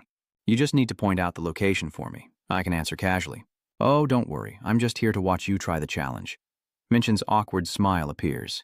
So now I know how to pretend to ignore him, huh? You were given a badge that has a special function. Tell me more. In front of both of them is a powerful tornado. Minchon trembles at what is happening. That challenge, huh? Come on, explain more. That was the final challenge. Unfortunately, this test only requires you to withstand that tornado. What do you think? Do you think it will be difficult? He's just guessing. I don't think anyone would sleep through this trial. Minchon's battle plan is already prepared. The monster on the 2nd floor is asleep after failing. I just need to keep trying like I did before. There are still things that haven't been fully understood. Well, overall, that's how this level works, but the difficulty varies depending on the type of crystal. You'll need some special equipment to deal with this level's tornado. Minchon hasn't even started, and he's already refusing. No need for equipment, I'll go in. Get out quickly and stop him. This is too reckless. Minchon really wants to shout that the result will show whether I am daring or not. Your task is to withstand the mana tornado until the time runs out. The pomegranate gemstone challenge officially begins. As soon as Minchon steps in, he realizes something. Wait a moment, I don't need to wait until the tornado gets stronger, right? I just need to stay in here for exactly 10 minutes. I can use any method I want otherwise. Then I might as well destroy it. The tornado starts from the very beginning. Dayra's waiting alone outside. He's far away and not affected by the tornado. Nothing has happened yet? Usually there should be a huge tornado by now, right? Should I go down there to check? Someone just arrived. Oh wow, Goat, what are you doing here? Have you completed the challenge? The person next to him interrupts. He's probably meddling again. Dejia calmly replied, "Oh, it's been a long time since I last saw you guys. I'm just showing a newcomer around. They happened to ask about it as well." "I know. How long has that person been inside trying the challenge?" The family goat said, "About 2 minutes. Just that made them panic." 2 minutes? Then why is it so quiet? "Oh my god, this storm is making Dara freeze in place. How huge is it? What the hell is going on? What can the three of us who didn't join the challenge do now?" A little while later, he became a completely different person. Minchin finished the Ruby challenge, but he looked so battered. He should have just gone back. I wouldn't have cared. I never expected a huge tornado to burst out and bounce back from my attack. As Dara shouted, the steel shark appeared. "How can I tell you to go back when you're just acting so indifferent?" A single bite could be deadly. Minchon forced a nervous laugh, thinking that not only would he die, but his body might be completely destroyed. For challenges like this, just cut once and burn the wound with hellfire, then all he has to do is enjoy the sight of the flames. Running away might cause me to lose myself completely. Is that fire? Are my eyes playing tricks on me? Isn't this supposed to be the sea here? He reminded him that after defeating the shark, the next challenge with the jade green barrel would be even more difficult. Minchon wondered. Is that the hardest challenge? Day, explain in detail. Oh no, this is still easier compared to the remaining challenges. But it's also dangerous because the demon can explode at any moment. I think using intuition to pass through would be easier than walking and observing at the same time. After finishing, Minchon also easily passed the Emerald Gate, so he's confident. Anyway, D should give some praise. Congratulations. You finished so quickly, now you can move on to the next level. However, Minchon hasn't moved enough yet. What is he talking about? Since I went through the trouble of the challenge, I should gather all the spirit stones before moving on. Day react. Do we really need to do that? Minch is more ambitious than anyone else. I heard that the higher the difficulty, the greater the reward. Surely after collecting all the spirit stones, I will receive a pretty good bounty. Are you still thinking about whether you'll get a reward after passing all the levels? Maybe they'll give you a certificate for collecting enough spirit stones. Dara sighs. In 3 years, I haven't met anyone like you. Minch just smiled kindly. I'll take that as a compliment. He immediately put it out. No, I was just wondering which piece of land could produce a monster like you. Minch got angry. How dare that old man call me a monster? The J family suddenly chuckled and said, "Fine, I will guide you until you complete the challenge." Mincho didn't understand why they had to go so far to help him. JG's reason is very simple. I already said so, didn't I? I just want to see you complete the challenge. This is just part of it. Since he said so, Minchon had no reason to refuse anymore. All right, then please help me out. The gemstones I've collected are ruby garnet, a cat's eye, and emerald. The 5th item is Saya stone. I've already obtained sapphire from the 6th challenge, and only amethyst remains from the 7th. Dara, introduce yourself first. This place is considered the Sea of Death, Minchon bluntly said. That fancy name isn't really necessary. The goat family only focuses on the task, and almost no one has ever survived this challenge. Minchon realized the problem. So there are still people who have survived, right? He nodded. Yes, those known as the 7 Kings of the Tower. Minchon focused on thinking, it seems they are very strong, with the title of royal family after all, even though I've never heard of them before, and they also failed miserably at the final level, which means I have to get through this trial. The challenges in the tower are not just to test raw strength, but also the ability to sense the flow of mana. As long as I possess that ability, I can overcome the challenge. Then Minchon turned around and left, promising to meet him later. Day from afar waved goodbye, wishing him a safe journey. Minchon's next challenge reaches the ocean floor, so this is the Sea of Death. The name sounds impressive, but it doesn't seem to be that special after all. What could it be? Minchon is experiencing a sudden pressure spike to level 10, causing paralysis. What's going on? Why has the water pressure suddenly tripled like that? Minchon tries to turn the situation around. He can't let things stay like this forever. I need to regain my balance. The water pressure is really intense. In this mana concentration, if I relax for just a few seconds, I'll be crushed instantly. Thinking back, I've seen something like this before in my previous life. The Thousand Lake of the Mu continent sinks and pushes everything it touches to the bottom. Just from the name, I know that once I fall into the lake, I will have to withstand its immense water pressure to survive. Wait a minute, basically the 1,000-weight lake is still different from the Sea of Death, right? After all, I can still move at the bottom, so the chaotic energy will cost a lot. The Sea of Death is a combination of high mana concentration, pressure, and gravity. If so, I am sure there is still a way to overcome it. Even though the concentration is increasing, if I can regulate both the synthesis of mana within my body and its absorption, I think I can still find a way to withstand the water pressure. To do that, I need my chaotic energy to resonate with the external mana. Minchon follows what he thinks, but it seems difficult. I thought I had completely controlled the chaotic energy, but the reaction is still too intense. I'll do my best to endure this process. Losing a hand or a leg is fine, as long as I can completely control and absorb the chaotic energy within my body. Mienjan closed her eyes completely, then slowly opened them very gradually. This is the energy of creation stones. The chaotic energy has calmed down a bit. The properties of the chaotic energy remain unchanged, still powerful but now with a hint of gentleness. If it continues like this, as if Minchan is touching the sun, the current sea level is 5,600 meters. Minchan is reaching a water pressure level of 50. Is this really the end? But there's nothing here at all? At least learning the new method to use energy is a good thing, and through synthesis it has become more resilient. But it seems like something is missing. I guess there's only this mountain here. Minchan's amethyst challenge is complete. Is this also considered a reward? Why did they suddenly give me an extra 200 hours? The reward received is very high. Minchan's reward for this achievement is a rainbow ring. It has an integrated skill that removes all impure energy and restores the original energy. Minchan can use this skill once every 24 hours. This thing really is crazy. It's a bit weaker compared to the Holy Fire Blessing. But on the other hand, it provides similar stats to wearing 5 Fire Mountain Oath rings on 5 fingers. Not going to the 3rd floor was truly the right choice. Where is that strange voice coming from? It's been a long time since someone has overcome all the challenges of the deep sea. Who could that be? I can't see anyone. That voice is urging him on. Over here, tiny humans. This is where the voice is coming from. Minchan encounters trouble again. It seems like the mountain is moving. That character is gradually appearing. You tiny human, you did very well in overcoming the challenges with a body that can easily collapse. Minchan was so amazed he couldn't speak. What is this? Is the snake still a big giant snake? Oh, that's how I realized what this thing is. He seems to have extensive knowledge about it. The snake swallowed an entire dimension of the world. Gandor said, "It was once one of the rulers of the 72 thrones ruling over hell. But then one day it angrily left the 72 thrones and disappeared. Records of it also ended there. I only remember these things because I used to be a space lord, the first time I saw it with my own eyes."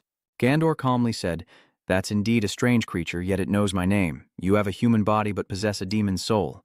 Minchan replied, "I have my own reasons, you know. More importantly, what is he doing here? I wonder silently, what kind of mythological monster is here for?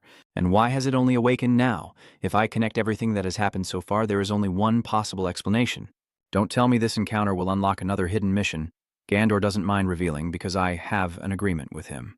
Minchan, upon hearing that, thought of that. A pact, huh? Looking at the number of missing words, it must be a very strict contract. Gando doesn't look like a bad guy.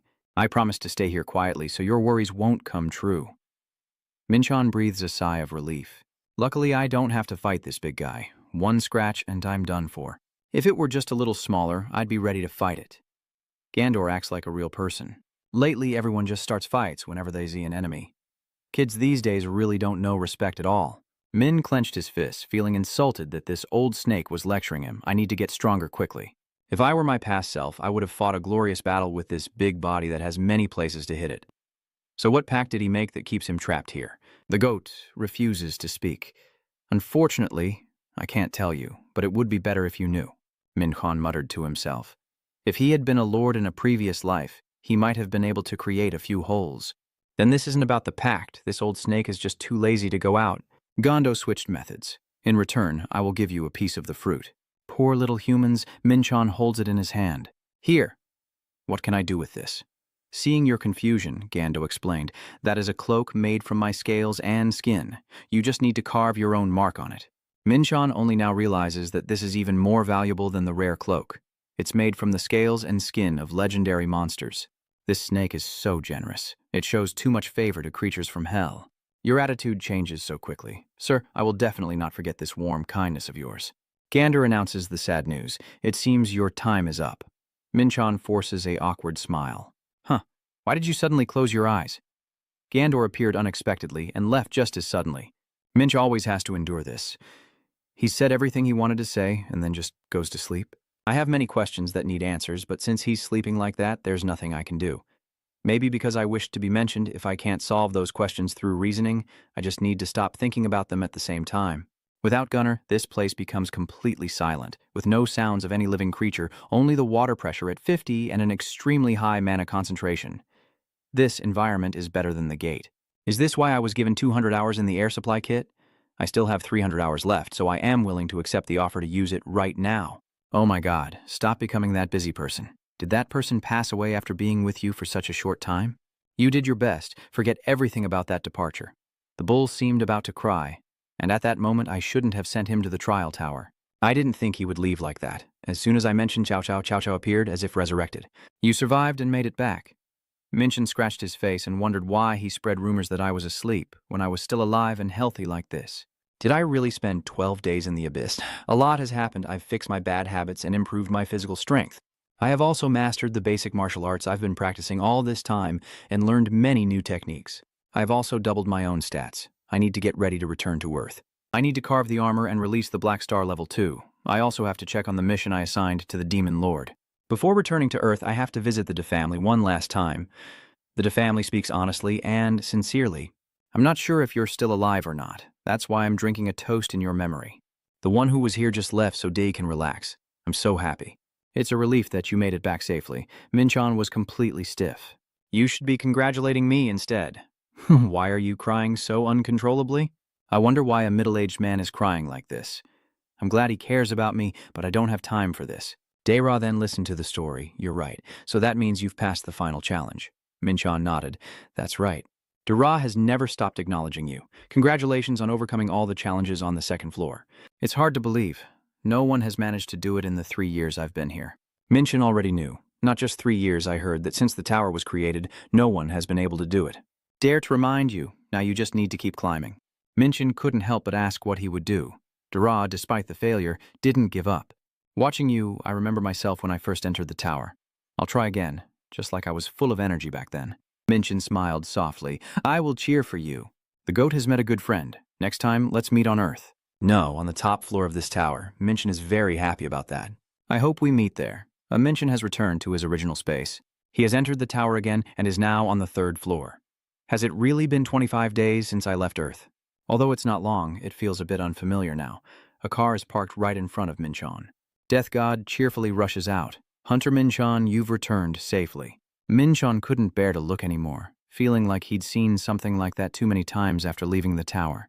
Wasn't it a bit excessive? Mathan was completely ignored. A also said something similar but without losing anything. He has returned safely. Minchan wholeheartedly responds, yes, we did promise to go eat. I have to go back now. Mathan is both disappointed and shy. You didn't answer me but responded to Ely. Minchan is most afraid of gossip. Mr. Mathan, people are watching. Let's go somewhere else. As long as you pay attention, he's happy. All right, let's go. The car is heading to the designated place. At the same time, Minchan is probing. The training ground has been built. When asked, Mathan excitedly said, it's finished. Minchan looked indifferent. Did I hear that wrong? You need a proper answer, but it's been less than a month. Mathan talks about it with pride. Yeah, we'll do it right after hearing that. Minchan wasn't quite convinced. Are you being reckless? Mathan said proudly. Of course not. Don't you know who I am? Of course Minchan knows that the dwarf race is born with building talent. If he's that proud, it might actually be a good thing. The Demon Lord is a different topic. That's right. What do you think about moving closer to the training ground? I've thought it through. You have no reason to keep living in that hostel. Minchan thinks he's truly a genius. All right, please do it for me now. Demon Than will happily accept. Understood. I will build more. Minchan feels this short guy is becoming a more useful subordinate. You mean a partner. All right, I want to buy this. The demon is ready to assist. Just say the word, I will buy anything you want. Minchan's words leave the opponent stunned. 10 kilos of midrin and 5 kilos of ojikakum. Can he buy them? Mathan's eyes widened in surprise. These are all rare minerals, very rare on Earth. Even if I go look for them myself, it will take a long time. What do you plan to do with them? Minchan glanced away. They are essential for creating the second stage of dark matter. Do I have no choice but to wait? Mathan changes the subject again, but what about participating in the auction? In 2 weeks, the League of Stars will hold an auction. Minchan asked, but wasn't sure if they would appear, right? Hey, hand me the device. Mathan gently reproached. You know, Ely showing the auction list to outsiders is against the rules. She looked and smiled. You're not exactly someone who follows the law. Hunter Minchan is no stranger either. Minchan has already figured it out. My partner is really talented. The ghost of the ore weeps with happiness. Oh, I am really good at this. He chuckles. Of course. Minchan looks at the list on the screen, unable to believe that among the miners there's also a piece of a key. It seems I have another reason to join the auction. This is the training room. From the bathroom to the equipment outside, all caught Minchan's eye. Perfect, just what I wanted. Mathan smugly said, I am that good. Minchan wondered. The architect is someone else, right? Mathan couldn't find a way to explain himself. Well, sometimes Minchan does like to joke around. I was joking. Finishing it in a month is already very good. You already have a list prepared in your mind. First gather the materials, then choose the construction site, build and draw the magic circle. Even for a dwarf, it's still very difficult to do. He has tried very hard. The demon spirit also introduced more. Oh, it's not far from our branch either. You can get there pretty quickly from here. Minchan blurted out. He's really clever. Well, Minchan will let it go because the result is perfect. I've decided not to conquer the gate anymore and to focus on training until the auction takes place. Now I have a good training ground, let's try it. The magic circle is created. Minchan steps in there. I haven't trained in a long time, and now I finally have the perfect place and conditions to practice ancient spirit magic.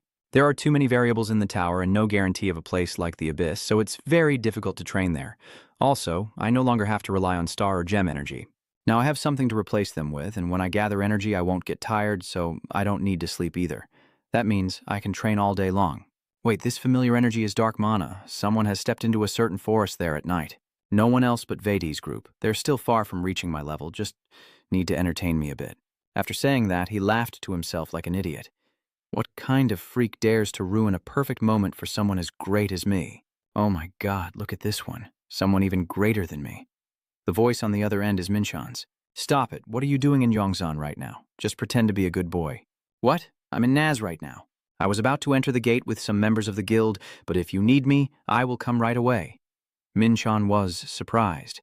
Isn't that him? It seems he's not lying. I thought it was VD because I sensed his aura, but then I remembered there are 4 other demons, and one of them is the moon. The father asked, You don't know which other demon is coming here, do you? Yes, because of my weakness, I couldn't confirm the location of those guys. Minchan was also speechless. All right, then let's focus on changing the gate's position. Minchan changes direction again. It's useless. I have to do it myself. First, I need to find the source of that dark aura.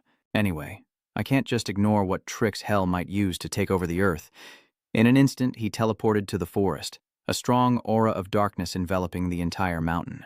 What the hell are those idiots planning right in the middle of Seiyun? A sound of rustling comes from the bushes, and a small flash of light appears there.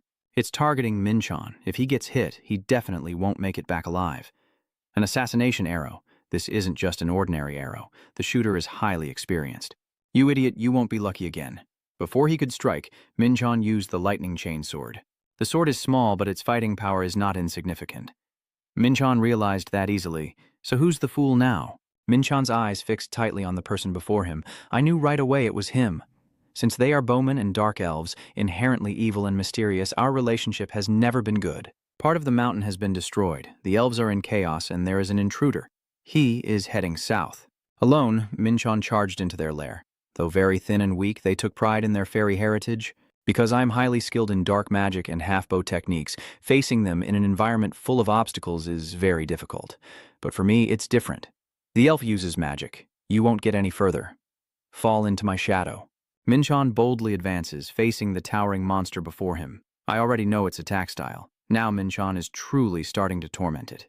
The infinite heavenly sword, in just a brief moment, the darkness created by the fairy disappeared, and they were affected as well. Minchan moved beside the fairy. How did you get to Earth? He didn't answer, but instead, kill me then. The great Minchan is about to lose patience. The great monkey, he's talking nonsense again. I'm not free to ask anymore. I know you won't answer anyway, so I'll grant your wish. Minchan won't stop there. Just threatening them won't make them reveal anything. I can't give them a chance to recover because I don't know what evil they might do next. Based on the energy emitted, that guy is quite strong. A dark elf with enormous mana. Is he the source of the dark aura? But something feels off. The dark elf really cares for its kind. A powerful dark elf like Elder Qu Tin must have attacked me with dark lightning. The reason he hasn't acted yet is that Minchan seems to be confirming that you can't move because you need to prepare a spell, right? The Elder Dark Elf silently thought to himself. Exactly right. Minchan used that method again. What are you doing in Korea? Well, I don't think you'll answer me anyway. He muttered something. Everything in Minchan are still waiting. Suddenly he spat out blood because the great Demon King will invade this world once again and spread death everywhere. Is Minchan really that furious? So these guys are the Demon King's subordinates, huh? He grabs his necklace. All nonsense, don't lie. Now Minchan realizes his fate, and he releases his own energy blast. Hey, how can you die after saying that? How dare you impersonate me? They're all a bunch of trash. In a sealed room with high walls, Rumi is on a phone call. Who is this? Hello, this is Minchan speaking. We met before at the Hunter exam. Do you still remember our bet? Jumi smiled and said, Of course. But it's been a while since you last contacted me. I gave you my ID card a long time ago. Minchan nervously said, Sorry, I've been busy lately. Oh, right, I wanted to ask you about this. I hope that's not a private matter. Minchan mentioned those words. The Dark Elves. They are on Earth. Well, if you want to know, we still have our dinner date together, right? 30 minutes ago, Minchan's fools actually dared to borrow my name. What is their intention? Are they missing a certain sound wave? So, according to the information, this magic array isn't very useful, and it seems they still exist quite a lot. I can't investigate everything alone. I need more information and manpower, but of course there's no need to worry too much. I've taken on a very useful disciple for situations like this. Oh, right, he said he would go into the dungeon, but when needed, he's nowhere to be found. And just when it's the right time, he's inside the dungeon. I don't know when he'll finally come out, and even if I go to the Hunters Guild or the Star Alliance to ask for help, it won't do any good. What if the Hunters Guild gets aggressive? The Star Alliance isn't connected to any other branches besides Yosen. Damn it, how is Min supposed to deal with those Dark Elves now? Wait, Dark Elves? That's right, isn't it? There are regular elves and Dark Elves. Although they were originally of the same kind, after the demon and the demon with a thieving mindset teamed up with Hell, a division occurred. The two sides have been rivals for a long time. Luckily, I still remember Shinzumi in this situation. She will probably react to this because she is half-elf. My parents are one at the Demon Embassy and the other is Korean. I only briefly explained the current situation to her, and Jumi said she would send more people over. They're probably about to arrive here too, walking in with an enthusiastic look. Are you Minjan the Hunter? You're from Shinzumi, right? Nice to meet you. I was sent here by the Elf Embassy. Minchan can smell something, fruity scent and soul energy radiating from them, so they are definitely ordinary elves. Are they from the guard unit? The elves rank themselves by the number of leaves on their chest pins, with a maximum of 6 leaves. Even with 5 leaves, they are still exceptional warriors. As they moved forward, Nam was a bit curious. Did he personally take down all the cursed ones? Yeah. Nam also said, I heard you passed the test like her. So what? What do you mean? Nam's request is a bit strange. Can you try fighting me? Minchan looked into those fiery eyes, and Nam also seemed very serious about this. I don't think he would compete in a situation like this. Calling him a demon warrior is easier to believe than saying he's a love spirit. He forced a smile and rubbed his face. So you're here to help me finish up the remaining matter, right? You must be feeling quite uneasy. Yes, I reacted that way because you seem very strong. I'm sorry. Minchan just thought that elves are usually quite reserved. I haven't met anyone this lively before. The superior spirits begin their ritual. O soul, please restore this place to its original state. It's a small request. Pact Maker, I will comply. Minchan watched from the side. Such a convenient elf. They use natural mana along with soul magic and can quickly purify dark mana. If I did it myself, it would probably take much longer. Nan pointed to the person next to him. He will be your guide, Hunter Minchan. It seems our young lady has invited you to the banquet. Exactly what Minchan wanted. Oh, does she want to eat and talk at the same time? Excellent. I will gather as much information as possible about the Dark Elf and the demon information. If necessary, I must use the Dark Elf to defeat those who are abusing my name to do wrong. The Elf Ambassador Minch has arrived. It's strange. In my previous life, every time I met a fairy, I only knew how to fight. In my universe, the only fairy empire is Vanahem, one of the allies of the kingdoms. Their conflict with Hell is common, but elves and humans generally get along well, though I still feel a bit uncertain. After the Second Great Catastrophe, elves actively befriended humans, which improved humanity's view of elves. In my past life, they were still as beautiful and fragile as they are now. But now I no longer see them negatively like that. Is it because of their faces? Probably because she saw a beautiful woman. Rumi went out to greet her. Hunter Minchan, it's been a while since we last met. Minchan seems to want the other person to remember. Is this the second time we've met? Yumi hasn't forgotten. I've been waiting for you to get back to me, but I haven't seen a trace of you anywhere. Minchan needs to know why you're waiting. Yumi says what she thinks. I am straightforward and don't like owing anyone. Today is not about our big issue. Minchan wonders why. What do you mean? Yumi, stop beating around the bush. My father is the one who invited you to the party.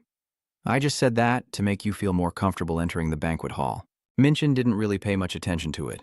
Experiencing something rare is actually pretty great. Zumi is surprisingly particular about such things. Next time I will invite you because this time my father is the one hosting. Minchan thought they were no different from each other. Just go with it. Jumi doesn't seem to be someone who is reserved. He's still the same, and Min is just as clueless. What's going on? Jumi isn't sure if she's admiring or feeling something else. You don't look worried at all, just like when you fought that green charm. Mincho looks seriously unbelievable. In a way, demons are also just humans. Why should I be anxious? Jumi chuckled. This personality of yours is really charming. His father and son brought him here. That person greeted you saying, "You are Hangter Minchin, the one who discovered the traces of the Dark Elf, right?" "I am Varus, ambassador of Vanahem." Minchan said they are Seelan, which means they are distant relatives of the Vanahem royal family. Varus smiled. "So you're interested in our demon spirits?" Minchan replied indifferently. "Just basic knowledge." Minchan was thinking to himself, it seems the demon thinks that Earth is quite an important place, just like his own skin. I want to use my eye to read his information, which means he is one of the strongest demons in the Vanahem Empire. I want to fight him. Varus suddenly shared his thoughts, his eyes full of longing. But sadly, I am already married. I was just joking. Sit here, and the little princess sit next to me. Jumi was unhappy. Dad, I told you not to call me that in front of others. Varus changed the subject again. We're all hungry, so it's better to eat and talk at the same time. Minchan observes everything on the table. Oh, I thought the food would be just enough, but it seems they put in a lot of effort. I also thought they would only make vegetable dishes because they are elves. Varus has a request. Oh, right, little princess, I have something private to discuss with him. Can I go ahead first? Jumi knows how to behave. Yes, father. At that moment, Varus finally said, I heard about how you discovered the Dark Star and fought against them. Minchan is not afraid at all. I just got lucky. He seems to be mocking you like that. Lucky you, huh? I think that's a bit too much. Minchan can see through this kind of behavior. He changed his attitude the moment he pushed Shinzumi away. Was he planning to get straight to the point? He will find it hard to believe me. I knew it all along. Varus added, You've helped us. We know that the Dark Elves have already set foot on Earth, but we can't find any trace of them. Minchan starts to get restless. I think this looks more like a raid than an exam, yet Varus shows no fear. Dark Elves are nearly at the bounty hunter level. They must be tough opponents since you only rank E. That really gets my blood boiling. I understand you've researched me, but why bring up this embarrassing matter? You're just stalling. Varus, change the subject. You know the messenger who knows my daughter? Did you plan this since the hunter exam? Is something funny? Minchan retorted immediately. You think elves are the center of the universe? Don't be so silly. I'm not that bored to do something like that, truly arrogant. Varus sighed. I can't help but doubt you. Minchan said straightforwardly. Is it because with my level I can't personally defeat the Dark Elf? Varus prepares to cast a spell. Yes, the Soul Wall. This is a wall that can block all flows from outside. Even a renowned hunter cannot easily break it. Minch thought this was a common problem for the elves. Is this how they repay us? I can't believe they think we'll fall for such a petty tricks. They catch Dark Elves in such a pathetic way. If they see us as enemies, just charge in and attack. Varus keeps showing disapproval of me. Once the investigation team returns, we will decide what to do with you. Just wait a moment. I don't like doing this to someone who has helped us. Min's eyes scan around. Oh, so you're talking about the elves staying on the mountain? If I use soul magic, they might see my techniques, and my suspicion will be exposed. But this really pisses me off. Varus sat cross-legged, but it was useless. He couldn't break through that wall with his strength. Minchan shouted, Shut up! The cursed demon sword, first of all, the sun sets behind the mountain. Minchan's power broke through the wall. Varus said nothing afterward because Minchan's sword was pressed against his neck. Then let's continue discussing this, you damn bastard. The sword Minchan is holding is pressed closer to Varus's neck. Sorry, it seems I underestimated you. Minchan also understands why Varus thinks he's weak, because Varus can create a sword with just his mental energy. Varus smiled, thinking about how he was hiding his power. Minchan didn't want to hear anymore, so he cut him off and said, Just get straight to the point. I am not hiding anything, you just don't believe me. That damnable elf told them they just wanted to ask a few questions, but it turned out like this? I'm busy chasing a fake. I can't believe I wasted my strength on a place like this. Minchan decides to sheath his sword. Varus is stunned. Since you put away your sword, I'll stop too. Aren't you going to keep fighting?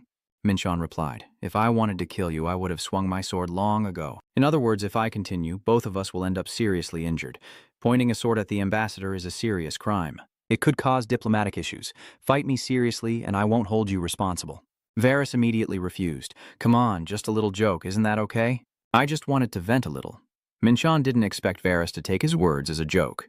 Does this crazy star spirit not realize this is not the time to joke? Then Nam appears and asks, Can I present my report now?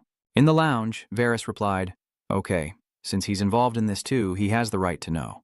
All right, I'll begin.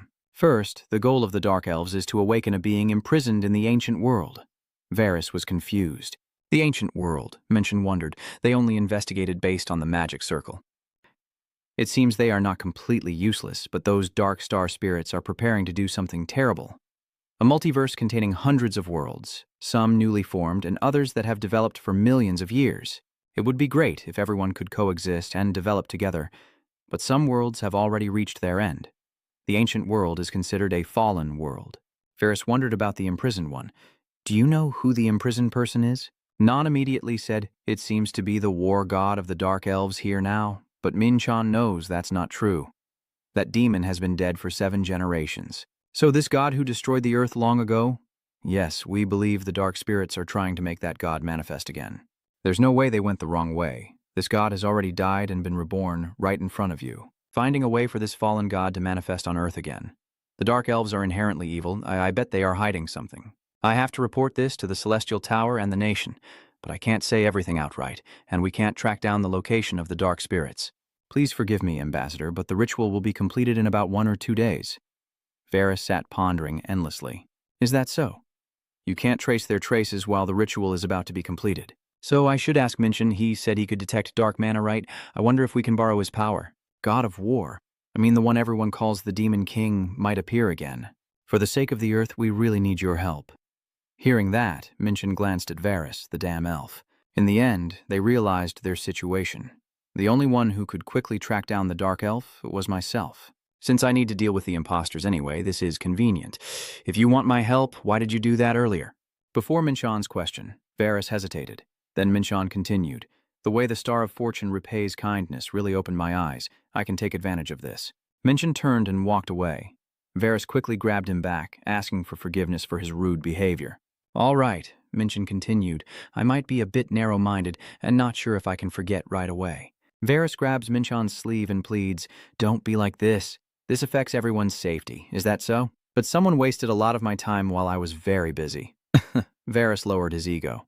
Please forgive me. I think I deserve to be compensated if you want to overlook this. What do you want? Just say it. Can you do it? Of course I swear on the honor of Varys and my ambassadorial honor. You should remember your vow carefully. Varys replied firmly, of course, when offered a price. Take as much as possible. The sky was already starting to darken. Varys handed Minsheon the paper with the amount written on it. Minsheon took it and left the reception room. Outside, Minsheon stared intently at the paper. All right, how much should I write to make it reasonable? Rob that damn evil spirit bastard. I really like it. What do you think? I don't have much time left. The first time they detected the Dark Elf's energy was about a month ago. They wasted a lot of time before finally asking me to trace it. But their consciousness is almost complete. Both sides are wasting time, but I cannot forgive these Dark Elves. First, I need to find the dark mana. If I have enough time, I can identify each one individually. But now it's urgent. There's no choice but to use it. The new mana operation method I learned in the Abyss requires assimilation to work. You are my eyes. Dark mana will react to my energy, and even if I have to search everywhere, I will find all of them. The next morning at dawn, Minsheon lay under the sunlight, streaming through the window, sweat pouring down his face.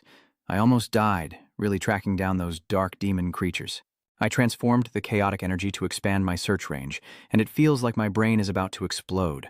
Luckily, my senses are slow, or it would have really blown up. But soon is too large. There are about 10 suspicious locations. Because the mana levels in these areas are the same, I can't figure out which one is the core of the magic circle. Minsheon sent the blank book to the embassy and immediately received an unexpected reply from them. Minsheon sat up suddenly. Probably the embassy is waiting for my message to hand over these foolish dark elves to you. I want to personally capture and strike the cripple, but I've already used too much power during assimilation, and only 20% energy remains. I must restore all my strength. Nothing is more relaxing than circulating energy to calm the mind. I used ancient spirit magic to separate the energy of the creation stone. The creation stone kept spinning, and the 2 streams of energy were separated from it. One for breakfast, one for darkness, causing the chaotic energy to increase by 0.1. The mastery of ancient spirit magic has increased by 0.1%. Minsheon feels his body is much better. What could this be this time? Why do I sense chaotic energy from somewhere else? Is it because I was too focused on searching for dark mana and missed it? This feeling seems familiar. This aura has a gate in the OO neighborhood. The chaotic energy I feel from it is very familiar. The soul inside the gate possesses chaotic energy. Does that chaotic energy have anything to do with the Dark Elves performing the ritual? There is no evidence linking them together. Anyway, there's no problem. I can't miss the chaotic energy that the dark demon released. That energy has worked. Min buried his excitement. This gate belongs to me. Inside, the dark demon's creatures are sitting in a circle. The great ritual will be completed soon. Everything is happening just as you said. It seems it's not time for Min-chan to rest yet.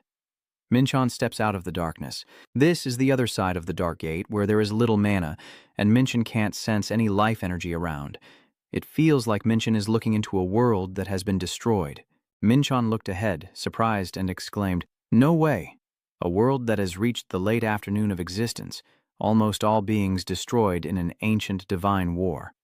Min-chan wondered if he should reveal his insight now.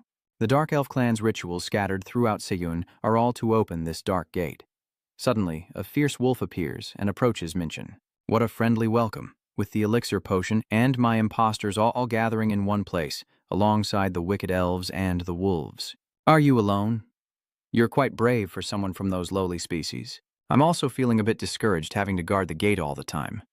This guy will be the perfect entertainment while I wait." Mien-chan chuckled. "That kind of entertainment is just a pipe dream. Congratulations, today will be your day of mourning. Next year on this day will be your day of mourning." Mien-chan strikes directly with a supreme fist technique.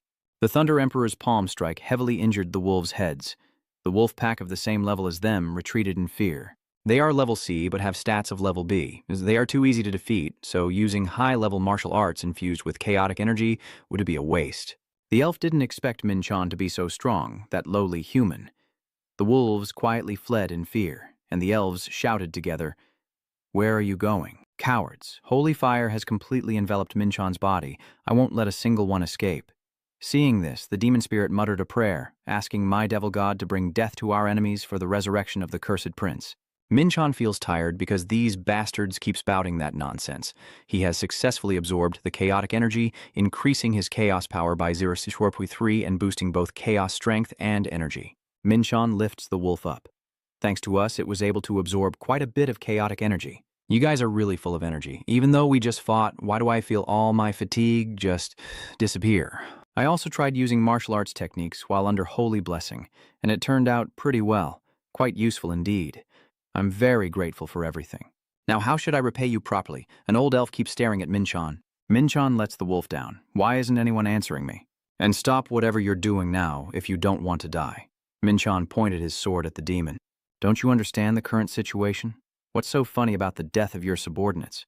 The demon responds, "All my comrades have followed your will, Great One. They don't regret sacrificing themselves. Thanks to them, the ritual was completed. Too bad you went through all this trouble to get here." Min-chan silently thought, this damn dark orc, he needs to be pushed to the brink of death before he stops talking nonsense. Are you really just talking nonsense as if it's true? What is your purpose in serving and following him now that he's dead? I don't like insulting myself, but the demon is insulting Min-chan. You don't know anything at all. We are not the apostles of the dead war god. Min-chan frowned and asked, "So who are you serving?" As he spoke, the fairy suddenly fell silent, and then there was a strange sound. Min-chan wondered, what is that sound? Unusual beams of light are shining down. "Welcome, my lord. Please wake from your deep slumber and bring chaos to this land. Be afraid, for once he descends, a mere mortal like you will be nothing but a piece of meat." When Min-chan says, "That's strange," the demon immediately asked, "What do you mean? Why hasn't this great being appeared yet?" Seeing the light gradually change color, the elf exclaimed, "What? And La is not suffering?" Min-chan punched the goblin in the face and said, "That's right. This is really unreasonable. We definitely followed the instructions properly according to the ritual you gave us." Min-chan laughed. "Are you talking about the great loop of the magic wave? I already destroyed those things elsewhere. The fairy doesn't believe Min-chan is that capable." Min-chan thought that the original elves seemed to be doing a good job with what he assigned them. A bit troublesome, but now it seems worth it. Min-chan looked at the demon. "Now let's continue our story of Jiangdu. Who gave you the orders to do these things? The demon lord is here now." Min-chan warns the demon, "Every time you spout nonsense, I will cut off one of your fingers." "You miserable bastard. Dark elves have no honor at all like regular elves, huh? I really want to cut his head off right now, but if I still want to find out the truth behind this, won't I be in big trouble?" Everything is turning uncontrollably, a tense, hot atmosphere. It's done, just like he said. The intense heat shatters fragments of fire that pierce downward, and the life energy diminishes. The demon is crying in fear. What the hell is going on? What kind of monster is imprisoned here? These damn dark elves have summoned something incredible. The wolf's leg deformed and grew larger. Minchon tried to keep his composure. Stupid fools. The divine beast Benji's power was mostly sealed due to an incomplete ritual. Losing rationality was a consequence of receiving a severe shock. The mythological monster, the true god Beni, has a body covered in black fur and frantic blue eyes. A monster from the mythology of the Roman Ganner brothers, a god-killer who destroyed an entire Aya divine race, those who repented for their past sins, and also a monster of destruction, a space destroyer. The demon beast hurriedly ran towards it. I am the one who awakened you. The demon slayer, at last you have brought chaos to this world. Benj growled and stomped, the stomp nearly knocking Minchon off balance. With such power, just a flick of one of its legs, it was very strong, but something was off. It has no reason and is even weaker than I thought. Maybe its strength diminished because it forced itself into another dimension, ignoring the harmonic wave circle being neutralized? From the start, if it hadn't been this weak, I could have seen its stats through the eye of truth. Benj's eyes turned blue as he glanced at Minchon. Is it still planning to attack me? Since there's a long way to go from here to the gate, I guess I have no choice but to fight. The enemy I faced in an unexpected place was nothing more than a slave to their own instincts, full of bloodlust and hunger, which makes it an interesting event. If that's true, I might be able to win because I am both Minchon and the god of war. Today, I will show you an extremely exciting fight, you stupid dog. I am the greatest fighter in this entire universe, both in the past and the present. Minchon flies all over Benji. You have many blind spots because your body is so large, right? When the right moment comes, Minchon will unleash his ultimate move. It's as hard as stone. Because the gap between my strength and my defense is too great, my attacks don't really affect it much. Although that is a skill exclusive to the Batala Palace. There. The next move is the 5-fox slash technique. Minchon regrets that his sword didn't cut deep enough because it had too much fur. Seeing the danger, Minchon quickly dodged to the side. Damn, it's really fast. If I get hit by its attack, I will die immediately. I will ignore the small strikes, avoid getting hit by full power blows, and then counterattack. Because I can heal wounds like that with holy fire. Even if I get hurt, Benj still fights bravely. You damn furry dog, you think I'll just run around like that? Hellfire? Although most of its power has been sealed, it still remains a mythological monster. Even hellfire doesn't do much damage to it. Its aura is releasing a kind of energy. If you're openly preparing a big attack like that, do you think I will just stand still and take the hit? If a single slash doesn't work, this will hurt, so I just need to slash it many times. I know countless strikes can cut through that fur. Like water eroding stone, I just need to keep swinging without overthinking. Minchon beheaded it and stabbed the plan of quicksword into its head. You damn dog! You can't catch me with that slow speed. The Imperial Thunder technique made it grimace in pain. Minchon was about to tear it apart, but it was incredibly strong. Minchon thought he only had about 50% of his energy left, aware that one mistake could lead to serious injury in this battle. That's right. A real battle should be like this. Minchon looked up at the collapsing sky. Damn it, we fought so fiercely. Benj wants to use his sharp teeth to bite Minchon. Minchon quickly recited a spell to freeze its teeth shut. Has this world already started to collapse because of the battle we caused? It's still fighting like hell, as if trying to make everything worse. It's gradually getting hurt, but not enough to be fatal. My chaotic energy will run out soon. Benji is frantically smashing the ground. That bastard is smashing the ground? Is it trying to limit its movement now? The more it gets fired up, the less time we have, and it's starting to move strategically. Seeing that mocking smile, is it beginning to regain its sanity? Is that all? If you think that's enough to stop me, you're badly mistaken. I am someone who can move freely even in the depths. From now on, I will race against time. Minchon uses the Blessing Rainbow and is restoring the user's original power. Quickly, Minchon has been cleansed of all wounds and curses thanks to the blessing's effect. Even the gods who rule space have at least one critical weakness.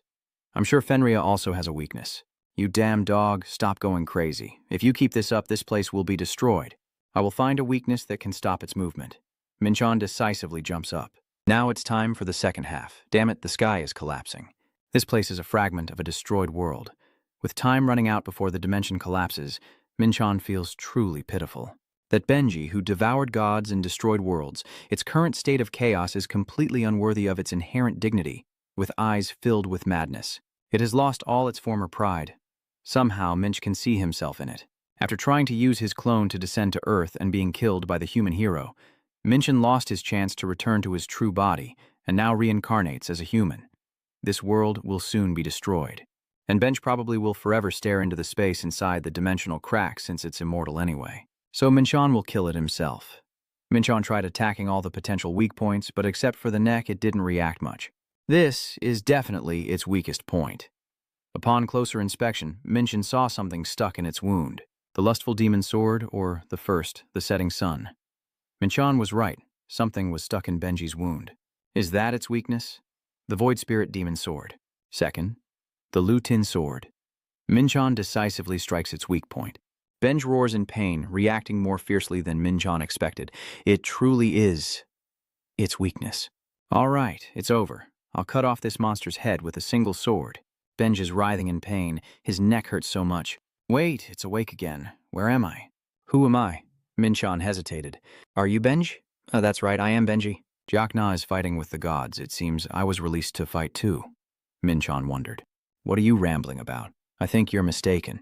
You have swallowed the strongest gods and destroyed worlds. Benj continued. That's nonsense. I'm definitely in the middle of a battle with the gods. Do I look like a god in any way? Benj replied, no. Inferior beings, fragile humans with limited lives. Listen carefully, your family has destroyed the gods, and your younger brother Roman Gander has taken one of the 72 thrones of hell. Did Roman Gander join the demon horde? Strange. I have no memory of this. It seems you don't believe me. Look, Senior, Zoman Gander gave me this. It's the energy of Roman Gander. No, it can't be. Roman Gander is preparing for war with me. I think so. I also don't remember clearly anymore. Minchon could tell that something was definitely wrong with its memory. Could it be because of the stone I just destroyed? Minchon tests its memory with a question. What is the last thing you can remember? But unfortunately, it doesn't remember. The last thing I remember is... Ugh, my head hurts so much, everything's a mess. I can't just leave it here like this. Instead of letting it wander aimlessly, trapped in the eternal dimensional crack with its consciousness still intact, I will offer it a final act of mercy. Seeing Minchon leave, Benji stopped him. Hey, human. You won't be angry just because I said your life is limited, right? Can we talk after you put down your sword? You're really scary like this? Minchon gritted his teeth and said, I could turn to dust with just a scratch from your nail. Brother, you're pointing your sword at me. How can you do that? I don't have a brother like you. I just want to live. Sorry, but you're too strong. I need to finish this while I still can. Those gods also said the same as you, which is why they chained and tortured me, even though I haven't done anything. I don't want to die. I just fight because I want to live. I don't trust you. How can I believe you? I will serve you as my master. Serve me as my master, one of the ancient beings capable of fighting an angel in heaven. If you want, I will meet the master-servant contract. Isn't it true that your memories are very chaotic? You can still remember the contract. Those gods keep repeating the contract with me, forcing me to say it. But you never did that before. I don't want them to keep stabbing their swords into my chin. It hurts a lot. These mythological era monsters often have a very high sense of pride. They would rather die than bow their heads and beg for mercy from others. I know because in my past life I fought against some ancient monsters, and I can't believe that such an existence would say it wants to serve me. I accept you as my vessel. Thank you. You won't regret this. It looks so happy, even waving its thighs. I, Benj, son of Loki, swear to serve John Min, just like my master. Thank you, master. You changed your face so quickly. A few minutes ago you still called me brother. Now you're my master. But my lord, my neck has been hurting for a while, feeling like it's about to break. Wait a moment, I just used holy fire and the blessing of healing is entering the target's body. It's so warm. My pain is easing. Don't talk. Your wound could get infected. It's starting to look like a dog that reminds me of Bobby back home. Minchon saw the strange phenomenon approaching and asked Benji, Can you run? Benj was panting heavily. No, it's quite difficult because my neck and legs are both hurting. I think if I rest a little longer, I will be fine. If we keep resting here, we might have to board the express train to the other world. With only 5 minutes and 33 seconds left before the collapse, Benj was terrified. What? Staying here with the master wouldn't be very dangerous? But now I can't run. Master, please think of a way out quickly. Actually, Minchon wasn't thinking about leaving with a plan, just defeating it.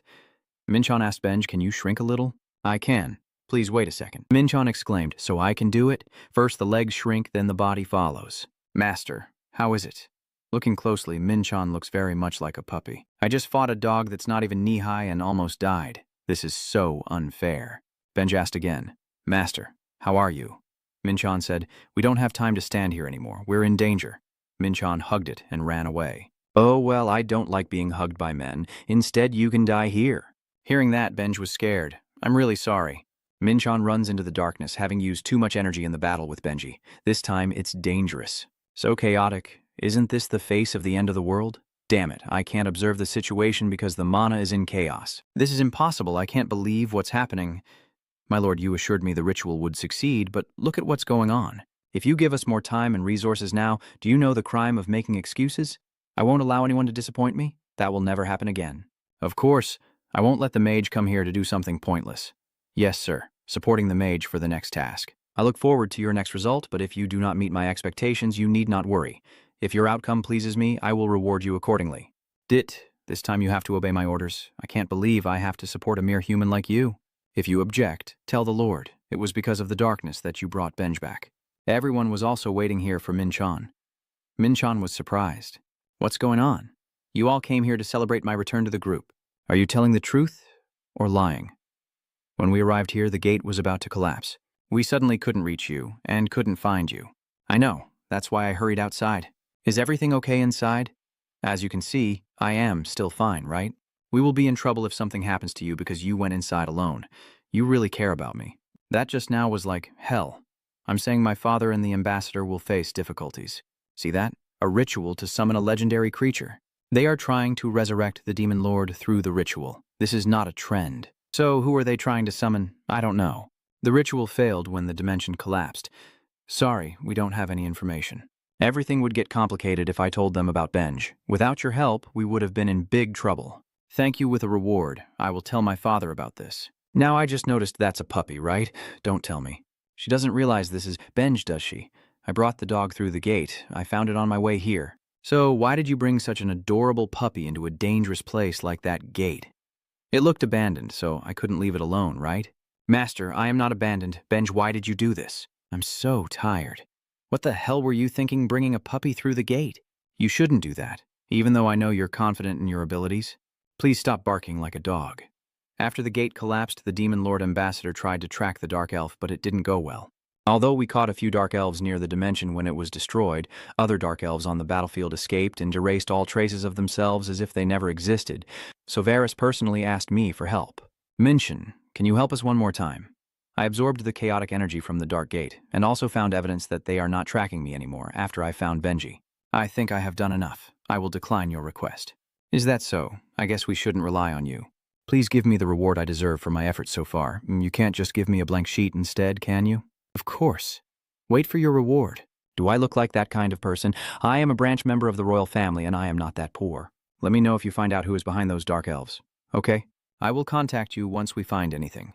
Since I confirmed that the dark spirits are not following me, I am sure there is a creature behind those Dark Elves. Seriously, if I find out which demon it is, I won't let them go. Master, I'm hungry. I'll pull out their horns and spin them like a fan. Finally, I can rest. Why are you so picky? Even though you're hungry, I can't eat this. Didn't you say earlier that you don't picky about anything when I asked you?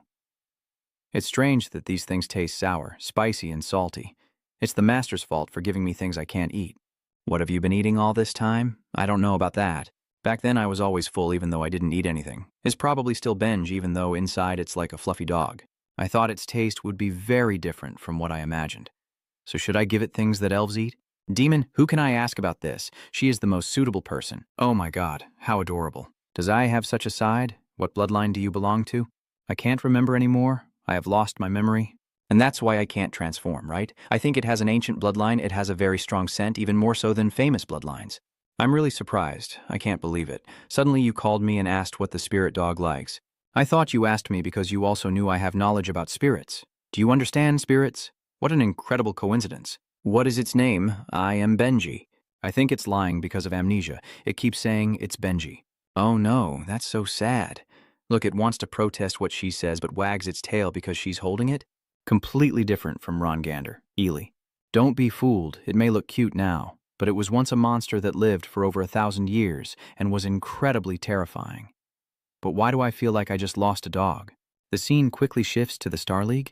Everyone is walking back and forth in front of a restaurant. Benj is happily devouring the food on his plate. Hey, smile and pat its head. Hurry up and eat. This is great. I came here hoping to find something that Benj will like. Minjan silently thought that he didn't expect it would choose the ruby meat, costing 200,000 soldiers per person. An ancient monster and their sharp mouths, if it eats instant noodles and field rations, it wouldn't be okay. She looked up and asked him, "So when will we have a meeting?" Minchan looked suspicious. "Aren't we doing that right now?" Eli asked curiously. Didn't you say you would treat me to a meal? Isn't this supposed to be about work, like today? That totally caught me off guard. Damn, I forgot about that. A smiled and asked, "You haven't forgotten, right?" Min hides in the village to avoid it. Of course, it's not over yet. I've been watching you for a while now. Did you notice? She giggled teasingly. When he blushed, it was like words appeared on his forehead. Just like now, he muttered to himself. Damn it, she caught me. Eli throws a tantrum. So when should we go eat next time? Suddenly the ghost spirit spoke. Oh my God, you're here too? Is that the demon lord? I'm saved, he's happy. Is it okay if I sit at the same table with you? He quickly responded.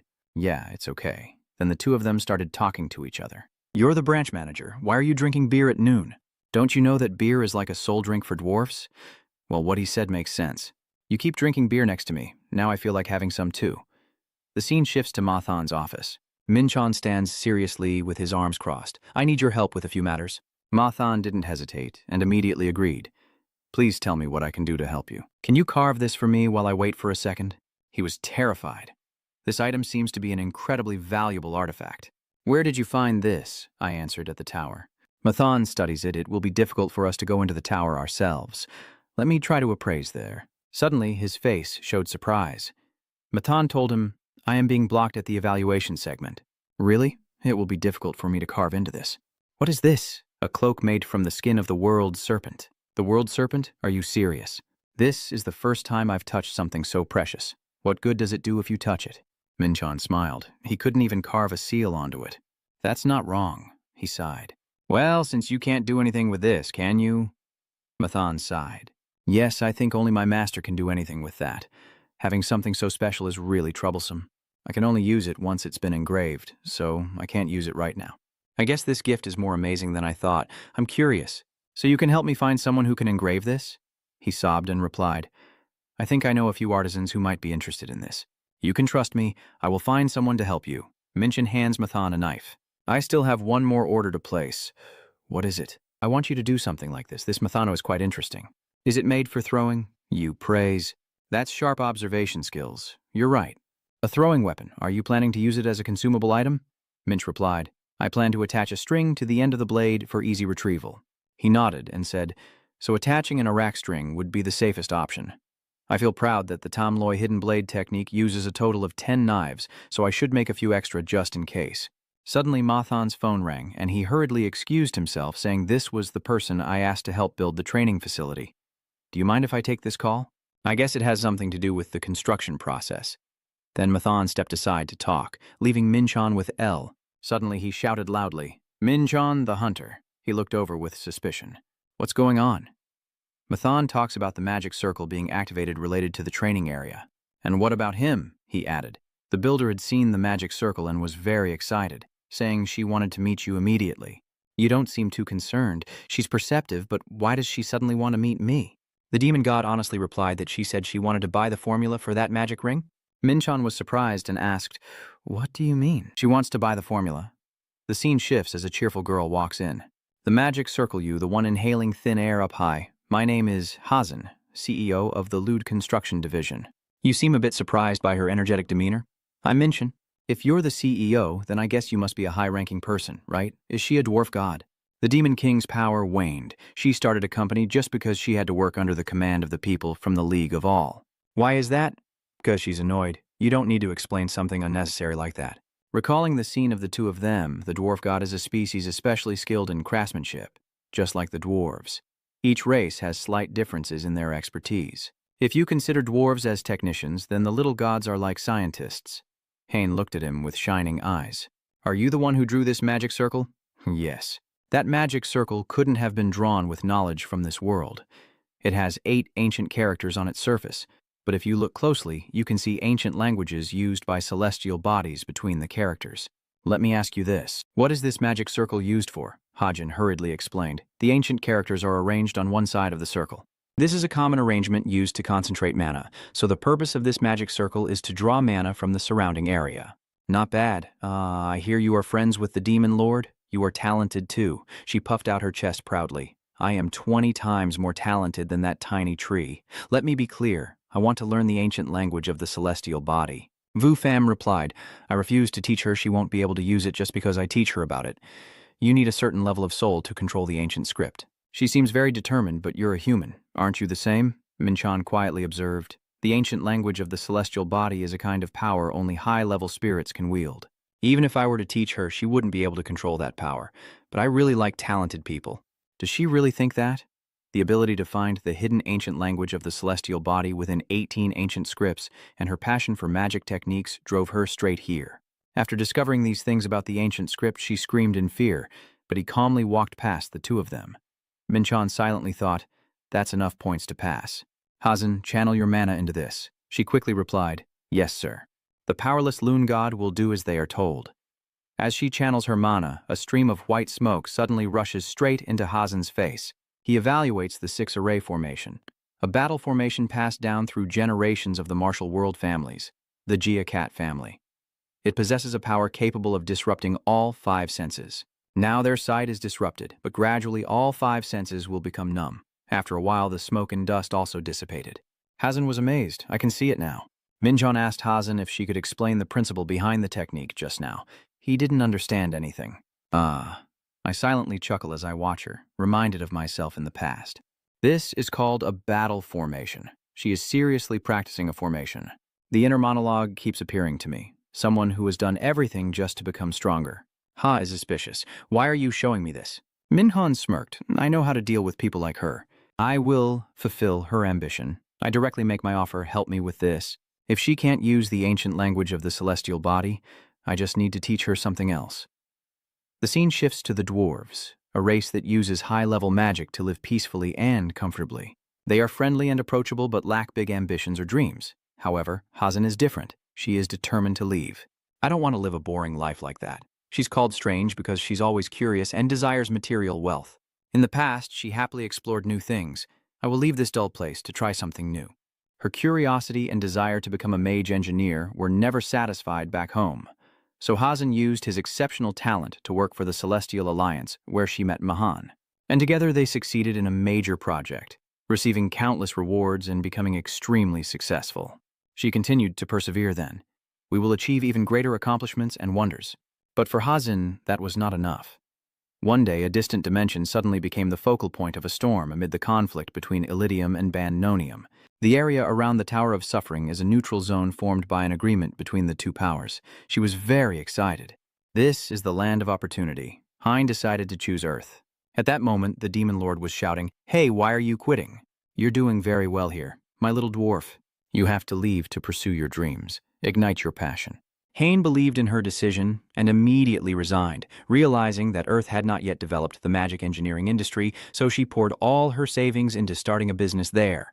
By combining magic with construction skills, Hazan significantly shortened the project completion time and gained additional benefits by placing multiple magic arrays around the towers. She began to see her limits, especially when competing with multinational corporations on Earth and the Celestial Alliance. Her technical skills still limited.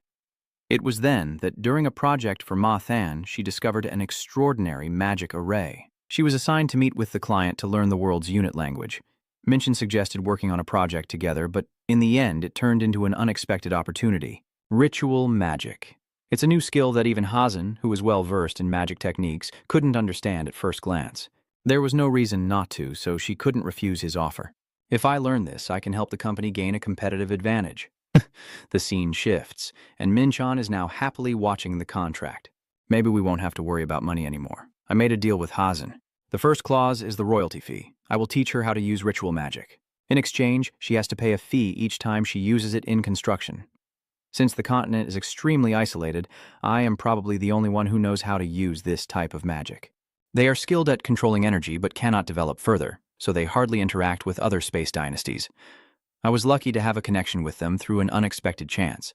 He silently thought that she would earn a huge amount when she started using ritual magic, because its effectiveness is just as powerful as regular magic. Moreover, the conditions for casting are almost no different. The second clause is strictly confidential. You must never reveal that I am a celestial being. Now, the growth of Lingwood construction is directly tied to my wealth. The loss would be huge if her company went bankrupt. Minchan looked at her and then commented, "I have seen eyes like Hazan's in a past life. Those are the eyes of someone passionate enough to pursue their goals and able to stand up after every fall to reach their dreams. In other words, it's the look of someone destined to succeed. All I do is give Hazan wings. Now that we've signed the contract, let's go together." Hein looked at you with expectant eyes.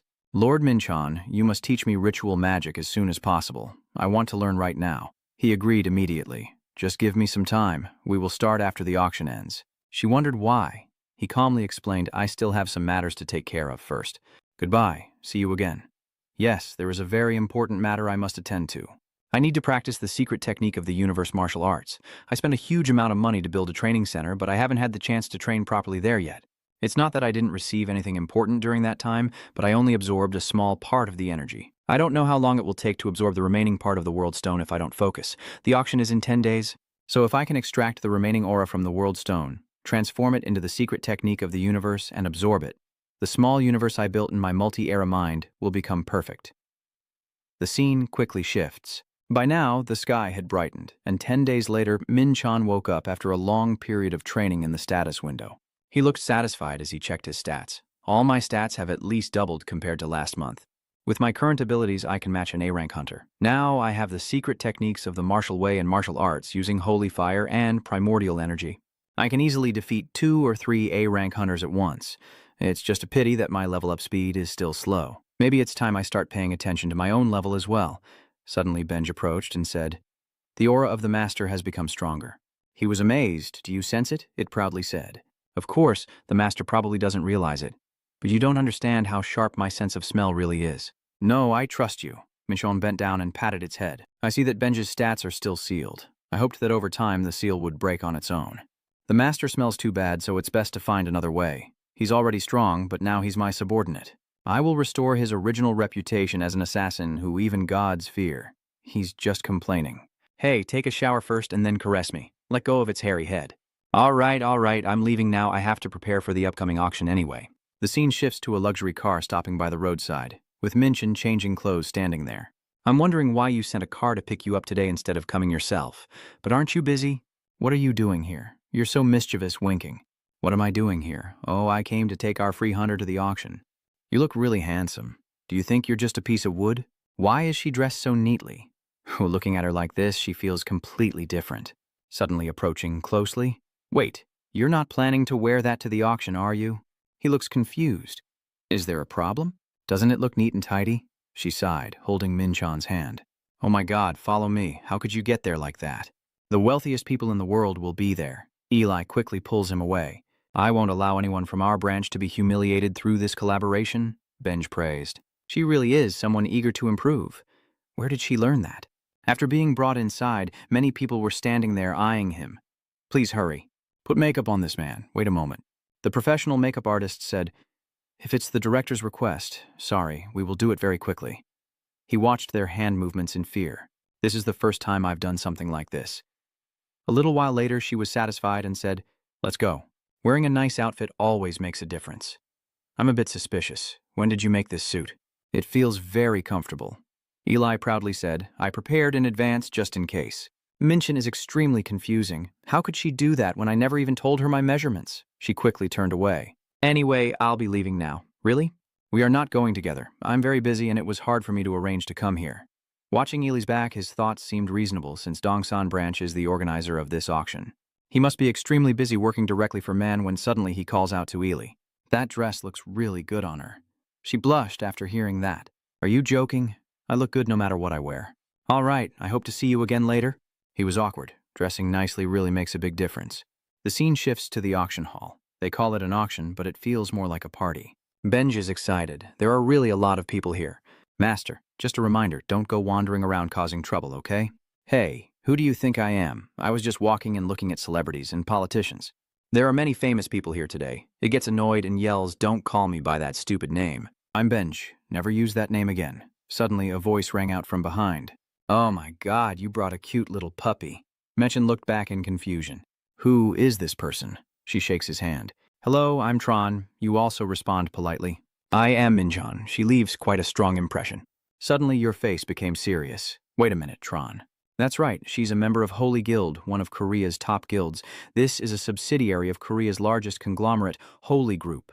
She is the youngest daughter of Chairman Chan Sung and the founder and leader of Holy Guild. So it was her? He awkwardly chuckled and scratched his head. Oh my God, I almost didn't recognize a famous person. She just chuckled. You say that, but you look pretty calm. No, I'm not. He secretly thought that Holy Group is only highly ranked in Korea. Compared to the world, they're not that strong, just maintaining politeness on the surface. I was just following the proper procedures out of habit. She changed the subject. Actually, we wanted to recruit you, but today is the first time we've met. We called several times, but you never answered. Really? Right after that hunter exam, he looked so angry when he heard it. At that moment, I didn't even bother checking my phone because it was ringing nonstop, so I decided to leave early. Sorry about that. He hesitated and turned around shyly. Well, I'll be leaving now. Tron smiled. It's better if you don't go. What does she mean? She said, look around. What are you looking at? Minchun looked around suspiciously at the people surrounding him. What the hell is going on? When did it get so crowded? It seems like everyone is looking this way. From now on, things will get really complicated. Tron smiles and explains, you seem a bit confused? Mr. Minchon. Right now, you're like a bomb that shocks everyone. A rookie hunter appears out of nowhere and upsets all expectations by defeating all the top stars and taking first place in the exam. Basically, you are someone who can shake up the hunter world, Minchon replied slowly. I had no intention of changing my mind. I just laughed and said I didn't even bother to suggest it, because I had already guessed that. But I don't think others think the same way. Curious why you spend time talking to me, I raise my glass to Minchon because I want to be your friend. He suspects she did everything just because I ranked first in the exam. She confides in him. Honestly, I had the chance to watch you fight the Air Guardian. Watching that match made me believe you will become Korea's best hunter. Minchon silently swallowed his saliva. At that time, I was just a rookie who had just learned martial arts. But she saw my potential from then on. She gently suggested, I want to be friends with Korea's future best hunter. Is that reason enough? He tensed up and said, this woman is not someone to be taken lightly. Minchon flatly refused. You're mistaken. Sorry, you haven't met Korea's best hunter yet. You've only met the world's best hunter a little earlier than everyone else. She has a good eye for people. I admit that. Tron fell silent for a moment, then suddenly she burst out laughing. He crossed his arms and asked, are you not laughing at me? She replied, of course not. Minchon assessed that her eyes were full of confidence and pride, but there was no trace of confusion or malice in her expression. Suddenly, the loudspeaker announced, the auction is about to begin. Please proceed inside. A man appeared to remind her, the auction is about to start, miss. I heard you. I will take you to the VIP room. Tron smiled happily and looked at him. I hope we have a chance to talk again when we have more time. See you again. Minchon silently watched her figure walk away. Benj sighed. She's just as beautiful as A. That kid doesn't matter. He's just criticizing. The words and actions of the master don't match at all, huh? What do you mean? There are always beautiful women around him. You are definitely as flirtatious as my father. You're annoyed. You won't get to eat ruby meat for 2 weeks. It immediately regrets. I was wrong. I am sorry. Please forgive me. At this moment, he is standing at the entrance when the guard says, please present your invitation. Thank you. We will proceed with identification scanning. The security here is very strict. After a moment, the person said, your identity has been verified. Please choose a mask. Wearing a mask is mandatory at the auction. He silently thought, I can see how much effort the Celestial Alliance has put into this. Suddenly, Minchon realized something. Isn't this the bald lion? I choose this one. An instant notification appeared. The illusion mask and lion illusion effects have been activated. He thought to himself, I understand now. Benj complained, why do I also have to wear a mask? You explained that if only I wear the mask, it wouldn't make any sense anymore. I can guarantee complete anonymity if I use magic tricks to hide my identity. This mask reminds me of the organizer from the Tower Guide. As I entered inside, Benj exclaimed in surprise, I see so many people. I believe that the key they gave me will allow me to access a hidden treasure on the 3rd floor. The stage lights turn on. Everyone is excited. It's about to begin. Mathan, dressed elegantly, stands in front of the stage, welcoming the distinguished guest. I am Mathan, manager of the Dongsan branch of the Celestial League. First, I sincerely thank all of you for participating in today's special event. Minchon tries to hold back a laugh. Why does he look so awkward? Benj is curious. Are we here to see the talents of the dwarves? No way. Eli's also going out to replace someone. Thank you for waiting. The auction will now begin. It happily exclaimed that Eli would now be silent, using his observation skill to review the auction list, including rare protective bracelets, an anonymous execution knife, and a rare large chalice, which sold for $2.1 million. But Minchon thought to himself that none of these were worth much. All low-grade items made by man were better than these. Thank you, sir. Mr. Minchon, it's better to have him craft equipment for me rather than buy anything at the auction. The auction continues with an anonymous fragment. This is a mysterious material collected from the boss at Gate Bio. Finally here, the key of Dranka, legendary rank. He quietly rejoiced. No one would want this because unless they could use the eye of truth like me, they wouldn't know its level and purpose. Eli happily said, "It will be sold to customers for 55 if no one wants to buy it. That's a great appetizer. But now it's time for the main course." She continued to control the program. Next, we have 10 kili of Midran bars and 5 kili of Orion CM bars. The materials can enhance DSA's power. So the prices are skyrocketing. Customer 79 raises the price by an additional 10%. Customer 101 increased the price by 50%. Customer 32 increased the price by 10%. Customer 52, your direct involvement to prolong it is also useless. I will double it. Customer 55 just doubled the price. Immediately after, someone else slapped his hand away. Customer 79 increased the price by another 10%. Who is that damn green dog? I'm so pissed off. He wants to go big. Customer 55 just doubled the price again. Customer 79 increased the price by another 10%. He muttered to himself, annoyed by that bastard. Customer 55 increased the price by 50%, and customer 79 by 10%. Their eyes are shining with money. The current total is $13 million. Minch muttered to himself, "Do you get a little too excited when I'm bleeding money? Oh well, forget it. If necessary, I'll use the white book." Customer 55 increased the price by another 10%. Then came Eli's barrage of questions. "Is there anyone willing to pay more? Once? Twice?" I sold to customer 55 3 times. I smile secretly, saying, "You shouldn't have played with me." The sneaky feeling. Suddenly, customer number 79 turned to look at him. That person's eyes are full of contemplation. The scene shifts, and now he is strolling leisurely. I successfully bought the items I wanted, and the auction ended smoothly. It brings back memories of the old days. Just a snap of my fingers and I can have everything I want. This auction was really fun, but now I just want to quickly get my item back. Suddenly a young man approached. The other person is Korean. Wait, that person introduced himself. "My name is Jiafir. Do you have a moment?" Minchan wondered. "Who is he? Have we met before?" "No, I've never seen you before." The cold-hearted man was about to leave, apologizing that he had urgent matters to attend to. He smiled slyly and said, "Don't rush. What do I need with the Midran and Orion beads you took?" Minchan hesitated and asked again, "What did he just say?" Go calmly replied, "I know you took the Midran and Orion beads, don't tell me." Minchan teasingly said, "Are you that blue dog?" "I don't care about what you like, cute dog." He squints and checks. But strangely, that kind of magic on the mask was specially prepared by the Alliance, and I couldn't see through it either. If he could recognize it, then who exactly is he? The attribute panel of Gzafer appears before him. Huh, an angel? Minchan looked at him with a confused expression. "Hyung, why did you step out of there?" The scene shifts, and now the two are in a different place, talking. "So after a month, you'll have 20 million items. Do you want me to sell Midran and Orihan Kuum to you for $20 million? He smiled and replied, "Yes, you and I are a perfect match." Minchan pondered. At first glance, it seems he only wants Midran and Orihan beads. He keeps persuading that you'll become rich in a month. I suspect there must be a reason why an Elydium angel is so eager to get Midran and Orihan Kuum, and how he obtained the dark holy cleansing. I sense the same kind of energy from him, but see no sign of corruption. It means he's still an angel, but surely someone is pulling the strings behind him. First, I should try to find out his intentions.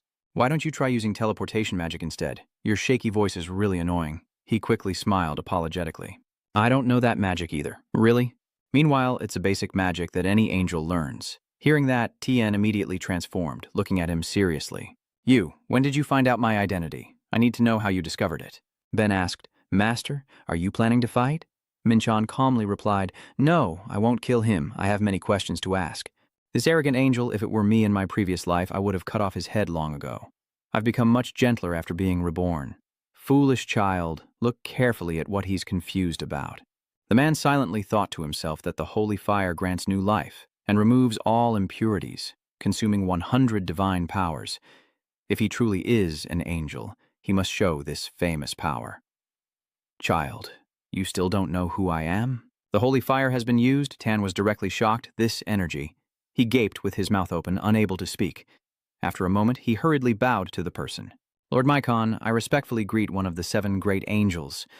I should lower my energy first. He's completely convinced. Yes, I understand, Minchan said seriously. Stop right now and stand up immediately. Tanyenin is stubborn. No, I have no right to look directly at Lord Myci. That is why I hate the Celestials. They are too rigid. He tries to make conversation. Child, yes, the Supreme One. You must be wondering why I descended to the mortal realm, right? How dare a lowly creature like you try to know? Just stay silent and listen. Minchan said, there is actually a rebellion movement happening in Elydium. The proof of the rebellion is the holy cleansing energy emanating from your body. He bowed his head in fear. Sorry, I was just following orders. I don't know anything about the holy cleansing. So who sent you to Earth after the holy cleansing ritual? One of the Elo powers. I suspect I've never heard that name before, and he's only a 6th level angel. Then why did you come here? Tani quickly explained the reason. I heard there will be a ceremony in America in 2 months. That's why I want Midrin and Orion to be ready. This is really strange, and such a large scale cannot be handled by a 6th level angel. The one behind must be at least at the level of a king of Bendernonium. Even if I try to pry into him, he knows nothing. Like Verney, he's just a useless lead, and the one behind the scenes still hides in the shadows. To draw him out, Mission slowly places his hand on his head and says, You are still pure, never committed a sin. If there is a problem, someone is trying to corner the young dragons. The holy fire has been used. Instead of cutting off the loose ends, it needs to be kept intact. Tani was moved to tears. This warm flame, you have forgiven my sins. So a warm and intimate scene unfolded between the two. Tani had become a secret spy. He excitedly shouted, I will follow your orders even if I turn to dust. To repay your trust, I will do my best. Minchnan trusts Tani to understand the situation and to investigate the ritual, so I am sure he will gather information. Whoever is behind this, I won't let you do whatever you want to the earth.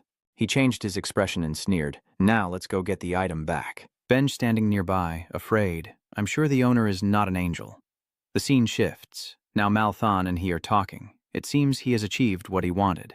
Hunter Min is buried. It only makes your wallet heavier. What? It sounds really unpleasant, he muttered. But where did he really get this blank promissory note instead of gold? This is a secret. I was planning to use this opportunity to pay off your debt, so if you want to die early, just go ahead. Just kidding. Minchan placed his hand on the pile of metal. Anyway, I gave the gold, so these things are mine now, right? Yes, exactly. I have been waiting for this moment for a long time. Immediately, he clenched his hand tightly around the pieces of metal. Eat it all. The demon is stunned. Minchan, the blacksmith, what are you planning to do with Mitrin and Orihan? Just look at him. Haktin too seems really hungry. Oh my god, you're going crazy over delicious food too? Benj is the same, but it seems Haktin too isn't picky at all. Demon Lord, I'm satisfied with all the minerals on my side. We've succeeded. We've unlocked the 2nd stage. A display about Black Star appears. He silently thinks that if he can simulate the weapons from his memories, he could recreate their power. Of course, the limit for the 2nd release is only at the unique rank. Minchan comfortably puts away the Black Star, but for now, that's enough. If I could create exclusive weapons for each martial art, I would be even stronger than before leaving, he shouted loudly to Matha. He responded, Yes, Hunter Minchan, what's the matter? He made a request. I want to ask for a gate. Give me the closest one. Matha received the order. Oh yes, you're the type who immediately wants to struggle when armed with powerful weapons. The scene shifts to the next day at an A-rank gate in a tropical rainforest. At this moment, an OG roared, and its power was displayed on the system interface. The OG angrily shouted, I will eat you, prey. Black Star Atlas, as you throw your punch, teasingly says, Do you want to turn me into dried beef? Followed by a devastating strike, the Heavenly Thunderworld Destruction Fist. After that blow, the OG was directly sent to hell. He smiled contentedly. I knew it. Unlocking Stage 2 was really worth it. Isn't this pretty good? At this moment, the team members come to deal with the OG's corpse. Never thought I would touch an OG's body. They looked at those muscular bodies, then suddenly Ben called out to him, Master, can I eat that soul? Soul? He looked at it in amazement. Hey, do you have the ability to absorb souls? Benj drooled and replied, Yes, this monster may not be many, but it still has a soul absorbing. That soul is a rare ability only passed down to some demon clans in Benderonium. It allows the owner to imprison souls to surpass their ever-growing limits, but a drawback is that the thoughts of those souls will linger in the absorber's mind. Minchan scratched his head, knowing that if those fragments of remnants took over the eater's soul, he would lose himself and be destroyed instantly. But because it was the divine dog calming Benji. That will do. You can eat now. Great. Benji's face twitched in annoyance. Eat up. Immediately, the soul from the OG was pulled out, causing everyone to panic. What's going on? That terrifying blue soul directly charged at its location. Benj calmly took a bite and licked his lips. No happiness. Master, the seal has weakened a bit. Min was stunned as strength and magic power increased by 1. What? Just a little, but its stats have already increased. I've never been able to change anything before. I want to eat more. It turns out that feeding its souls is the way. With this method, I can send Benj back to his prime.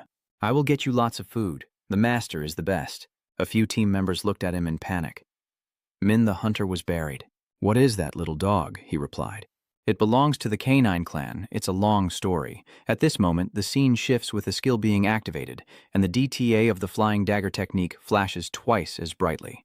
The two OGs are startled by this attack. The OG mage quickly casts a human spell, creating a large fireball heading towards him. Fire Slash. Minchin moves while calculating. Once it falls, it will turn the entire area into a sea of flames. I have to finish before that happens. The system reports that Ditathan Longsword has consumed 50 units of the Chaos Vital Energy of the Azure Dragon. This strike directly blinds everyone watching. He rushes through the blaze to attack the remaining OG. Dasta, the King of Swords. The innate skill of the Sword King has been activated. He directly swung his sword across the OG's body with heavy pressure. It was too late to react. His body was split in two. He let out a long breath and struck down in one move. Suddenly someone shouted, "The Min Hunter is buried, it's over." Everyone shouted in worry. "There is an ogre. Please save us." The villagers were surprised to see Benj approaching. You are the beastman from earlier." Black Wolf's figure behind Ben shouted loudly, and its long howl made everyone fear. Black Wolf angrily looked at the OG. How arrogant, daring to show hostility in front of me. The OG quickly uses its own skill, and Hak Lang bites down hard on its head in frustration. "Too noisy. Shut your mouth." Then Hak Lang turned his head and tore off the OG's head. Benj's mouth is covered with the OG's blood, and he is criticizing. Disgusting. Ruby's meat is still the best. Another OG is trembling in fear as it looks at Benji, then quickly turns away. The monster is too strong. Minchin rushes from behind to the unlucky Onyug Og. The system displays a notification about the gauntlet, the black star, and innate skills. You put all your strength into a powerful punch to the OG's head, the king of thunder destruction. Fist is one hit not enough? I know. The hunters following you are so scared they're trembling, with your voice sounding like a demon's.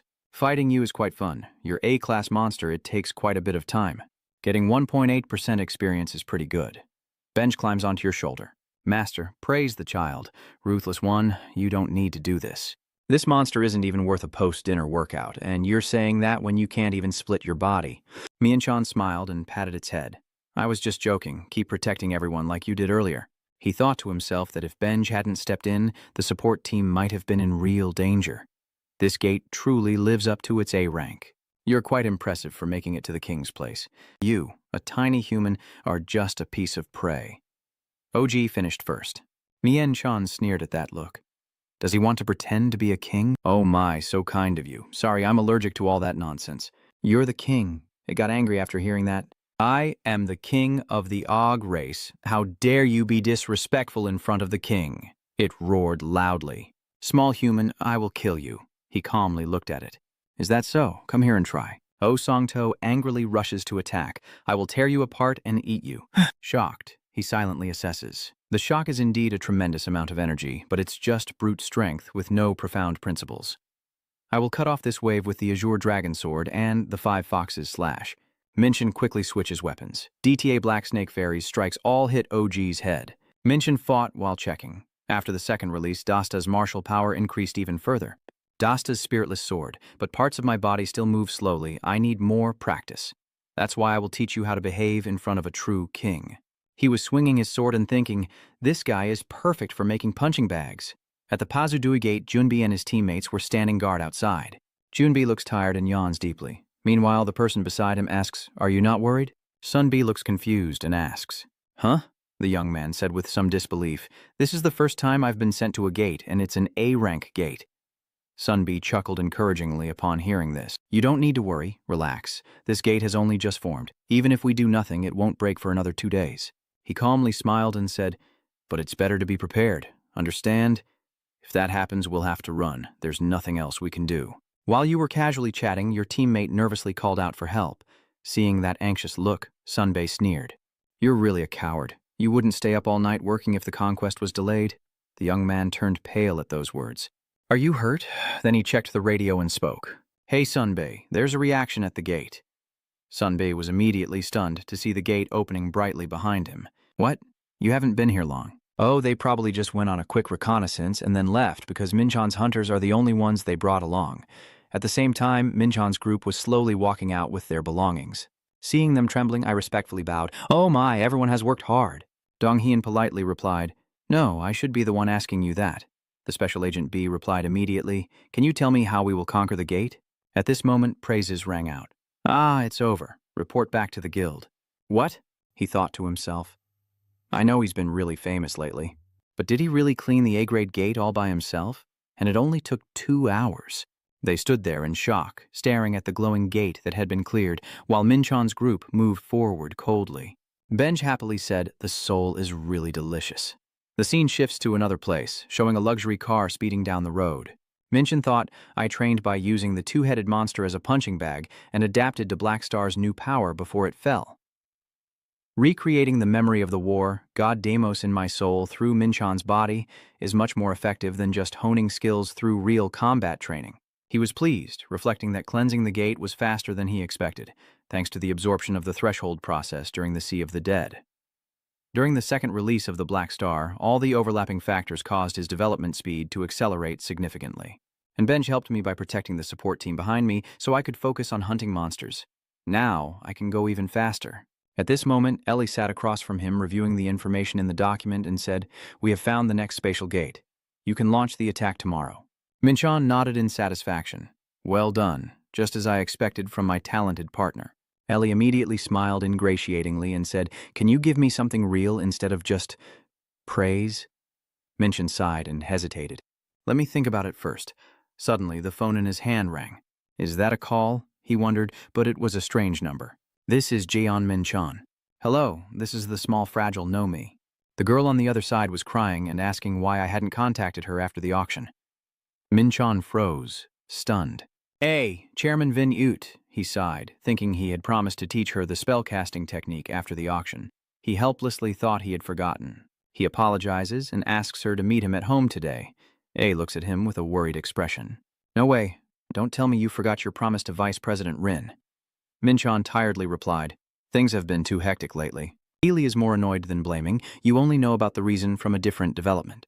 Then, in the morning and afternoon, I broke through the gates, and in the evening I met Hazen to teach her the art of formation spells.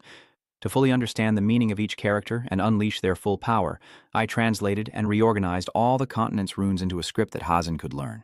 Hazen gazed at his achievement and sighed. "It's amazing. Can I use it now?" Minchon replied calmly. "I am an excellent mage engineer, and your teacher is also very talented." Hein said, "It's hard to admit, but yes, I am grateful to you." The scenes shift to Minchon's battles around the space gates, alternating between rank A and B. The B-ranked gates give less experience, but there's no other choice because the A-ranked gates are too competitive. So a week passes, with each day repeating the same routine without a single day off. He clenched his fist with determination. Now that he had enough primordial energy, he needed to train his body to disperse the power at will. He strategized, deciding to allocate points to strength and agility from now on. The system shows level 29, almost reaching level 30, as the scene shifts to a cold, snowy area with icy ground. Someone tells Benj, "I will lean on you again like last time." Benj replied, "Leave it to me." At Gate B, Rank A icy terrain, Minchon calmly and boldly walks forward, with his teammates following behind. As he was walking, he suddenly stopped when a huge foot blocked his path. Seeing the formidable giants before him, Minchon was surprised. "Are there Vuncan clans in this space gate?" System reports, V. He thinks, the Van clan are inhabitants of the Vcan space realm, born as warriors. Their personalities are similar to those of the Demon God War clan, so they usually get along well. I also hired them many times in interdimensional battles in my past life. But as they thought this, Minchon suddenly burst into a terrifying laugh. "It's a pity. I was hoping to meet a real warrior." Vancon glared with disgust and said, "Are you calling us real warriors? Are you insulting us?"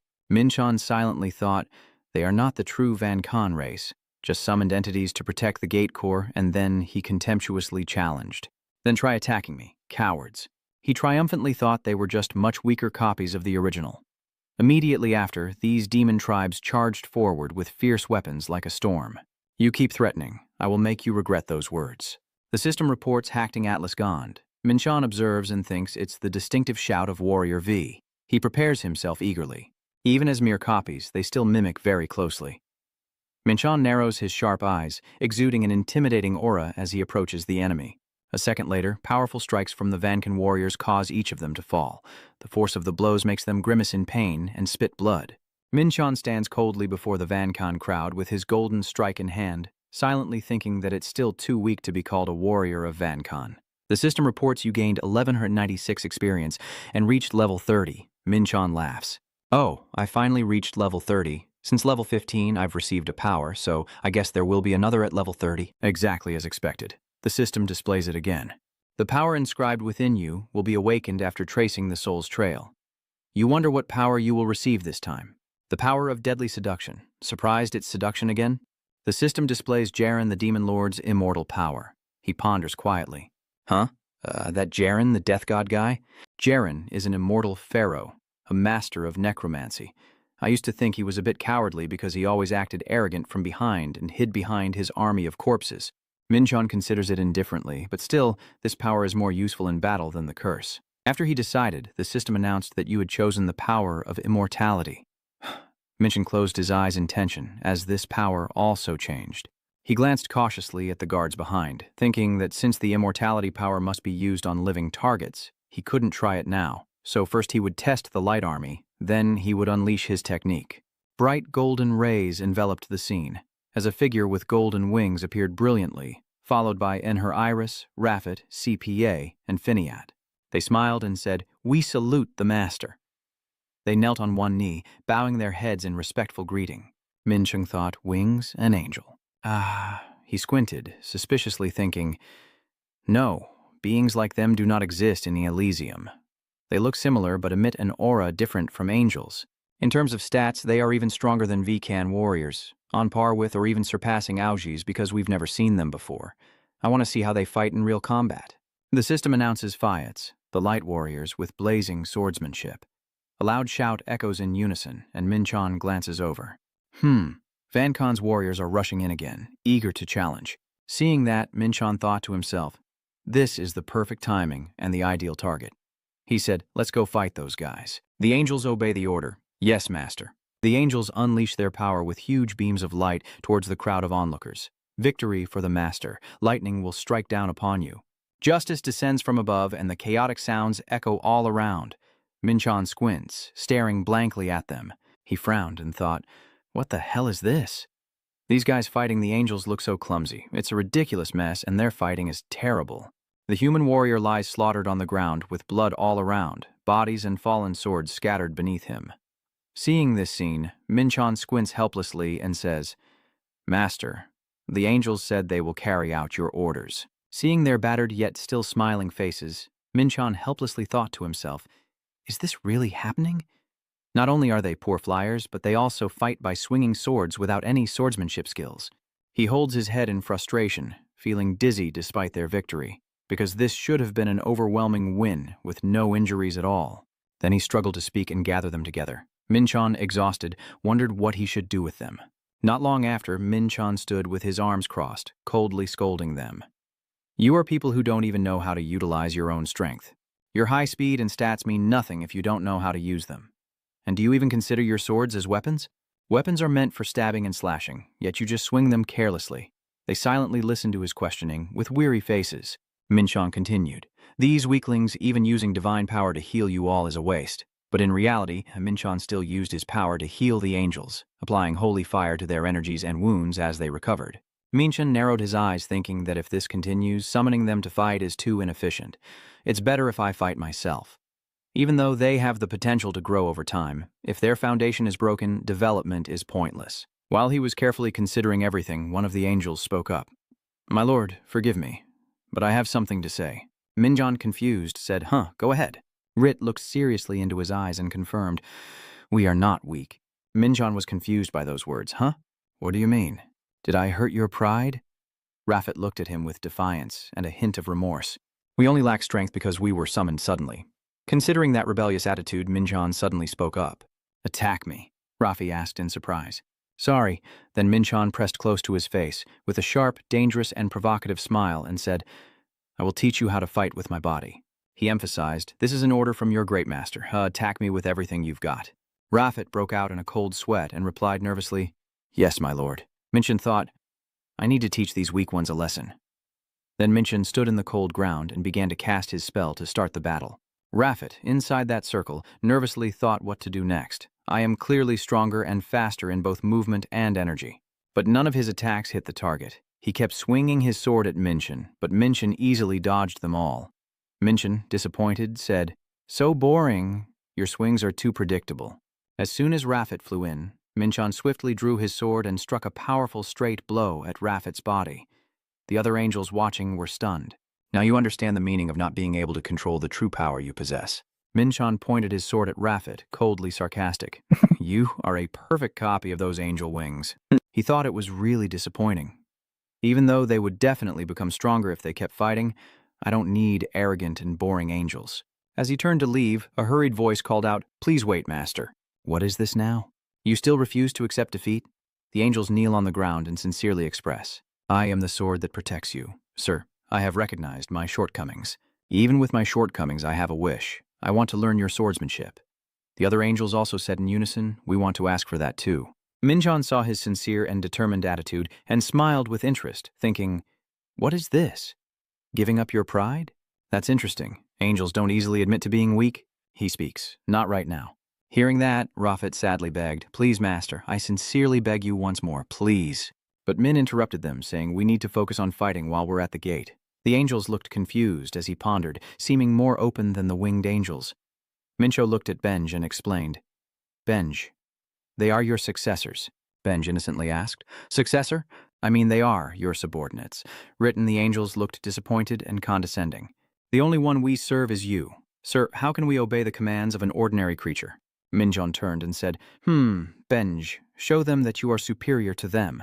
Benj, hearing this, became angry. It transformed into a giant beast with sharp eyes and asked, "What did you just say?" Meanwhile, Minchon was thinking that he had already checked the light army, and now it was time to use the power of the immortal.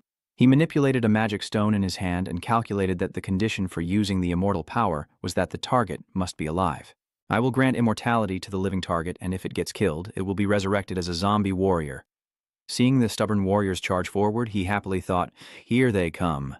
Let's see what happens." Then he used his power on one of them, a burst of purple light rushing straight into a van can there.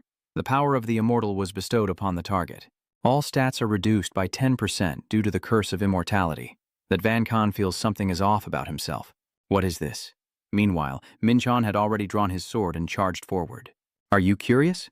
System alert. If the target of the curse dies, you can create a zombie warrior. You will die when you find out." Then he swung his sword and struck with great force to finish off the van can. The system reports that the target of the immortal has been killed. That van can begins to transform, its body covered in a mysterious purple ice crystal. Minchon feels pleased. Oh, the immortality point is 10 out of 50. Cracks begin to form in the purple ice layer, and light radiates outward.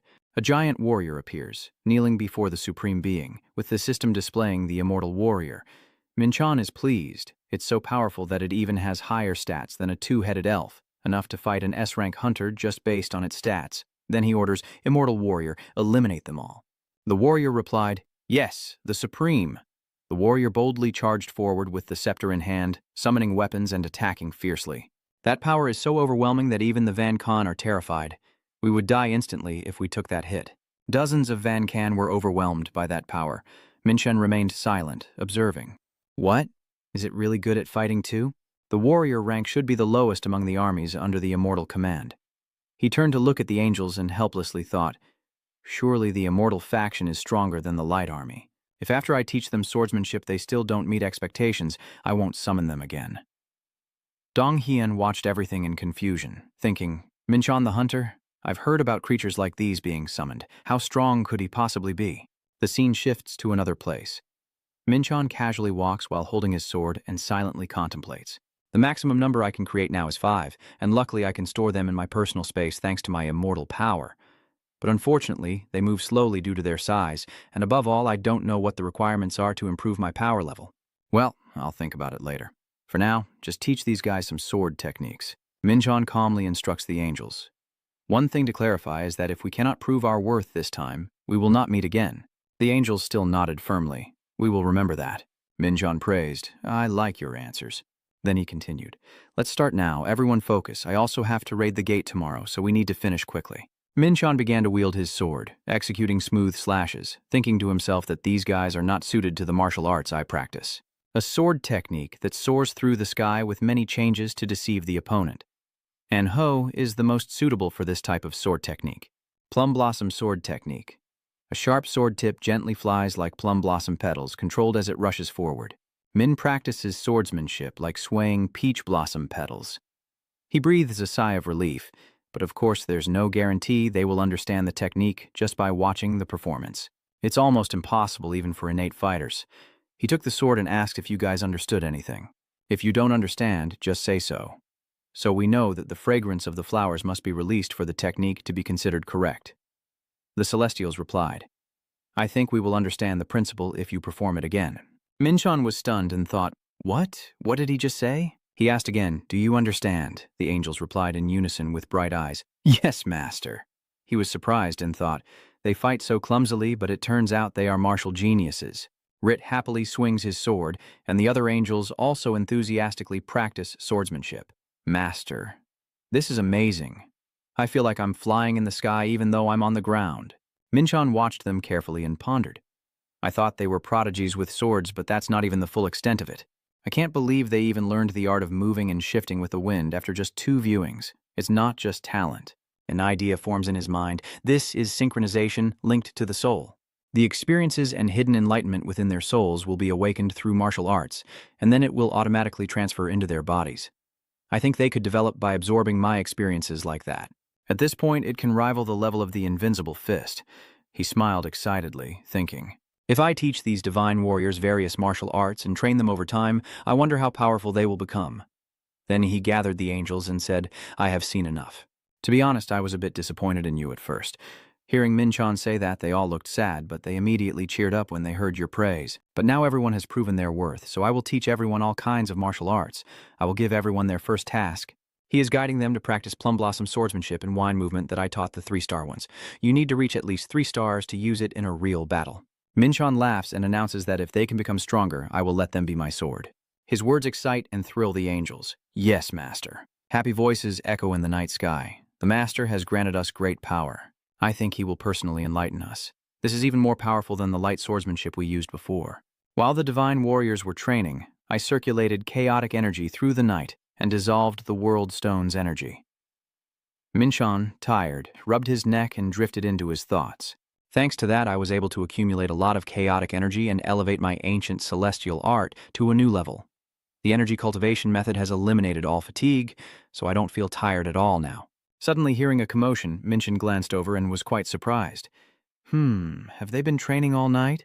The angels responded to engrave their master's teachings into their bodies, and Minchon was also surprised by their enthusiasm. Even with the harmony of the large mana circle aiding them, this was still incredible. They are still very enthusiastic, and better than I expected. He checks his phone and says, It's time. I have to go to work. Keep practicing. The angel replied, Yes, master. Outside, Benj happily chased after a very beautiful girl. Seeing that, Nuongkrio patted its head and said, Minhunter, you're not late today, are you? Huh? He patted his head and responded. She said today is Enon, right? A replied. That's right. Oh, that's right. The branch manager asked me to give this to you before you leave. Minchon took the box, puzzled. What is this? Ellie replied. I don't know. He didn't tell me anything. He opens the box and finds neatly arranged blades inside. He marvels. Oh, those are the daggers I ordered. The system reports that the daggers are flying swiftly. Excellent. I can defeat anyone if I use them. Since the holy warriors have been training hard, I can't lose to them. What? Really suddenly? Minchon wondered, confused. Huh, A said nervously. Hunter. Minchon, what should we do now? The guild has just proposed a coordinated assault on the gate. Minchon was surprised. A coordinated raid? That's strange, A explains. The guild reviewed the signal from the gate and found that its interior size had doubled. Such a large gate usually requires at least 2 guilds to breach it. Minchon hesitantly said, I can still do it myself. A sadly and self-blamingly said, Sorry for bothering you. Minchon reassures her, It's okay, it's not your fault. He walks away, thinking that the more people involved in the raid, the more variables there will be. This is getting a bit complicated. At the Donganon gate, whispers and murmurs are spreading. It's gotten pretty big now. Which guild will show up? At this time, the Gumsan Guild is involved. Minch observes and calculates, guessing that Gumsan has been one of the 3 largest guilds in Korea. They probably have quite a few people. But the more participants there are, the more variables come into play, and the effectiveness of the raid will decrease. Meanwhile, the person next to him asked in a voice, You must be the rising star everyone's been talking about lately? He greets you happily. I am the leader of the second assault team of the Guman Sanshin Yu Guild. Minchan is confused. A bald guy, but you still politely shake hands and introduce yourself. I am John Minchan from the Celestial Alliance. The other person said, I guess I was right. Let's create a great raid together. Chunyu casually turned his head to look around and asked him when his attack team would arrive. This is all we have. He narrowed his eyes and asked again with disbelief. Huh? Is it all over? Are you the only one here? Minchan confidently replied, I alone am equal to 30 men. Is that so? He irritably questioned. I had been expecting this because they told me the Heavenly Galaxy Alliance would come here. But are you here alone? I hope you won't drag us into this. After saying that, he turned and walked away in frustration. Seeing this, Minchan asked, is he trying to pick a fight with me? A replied, I feel the same way. Minchan guessed he didn't understand what was happening, but he was showing clear hostility. Well, I don't know why he doesn't like me, but it's true that only I could give him a reason for it. Then he sneered and said, I also don't know that troublemaker's name. He thought to himself, let's see who's really the burden here. Inside the zombie horde, Chu-Yu clenched his teeth and shouted. He stomped his sword into the ground, causing the surroundings to shake violently, as if the earth itself was trembling. They're coming again. Everyone get ready quickly. The others are still struggling to hold their ground. Don't push, just keep the system stable. Minchan remains very calm as he observes the situation. Dong Hien, seeing this, asks, Hunter Minchan, aren't you going to help them? Minchan replied, everything is fine. They are all low-level zombies. They will be okay as long as they don't cause chaos. According to your calculations, they are all veteran hunters, at least rank 8 or higher. Unlike when I fought the Jianggang, maybe they won't be defeated by low-level zombies, but they still haven't realized this is the land of the dead. The ground here looks dark, not because of the sand, but because of the piled-up corpses. Wherever they step, the undead rise up. A giant foot stomps heavily on the ground. Minchan calmly thought that rushing in like that without the ability to defend himself was basically rushing to their death. If they were skilled hunters, they would have scouted this area before entering, but instead they were too hasty. To carry out the raid into the land of the dead, they first had to. At that moment, Minchan smiled with satisfaction as he found it. Minchan and his subordinates say, stay here and protect the guild. The immortal warrior replies, yes, sir, as you instructed Benj. Benja, I will settle the score with you. He replied, trust me, master. Then Minchan prepared to fly high while thinking that it would be useless even if they killed those low-level zombies for many days. The high-level zombie guarding the cursed land is the one we need to defeat. He decisively flies over all the zombies. He calmly thought that usually a high-level zombie would be found where the energy of death is concentrated. Like this place. And as he paused before a space, suddenly a blinding light burst out. You wonder if the beam of light stretching out in a straight line piercing through Minchan's body surprised you. But Minchan quickly dodged that attack. An evil voice echoes, I have lived long enough to think someone could dodge my attack. You're moving well. Mincho notices something and smiles slightly.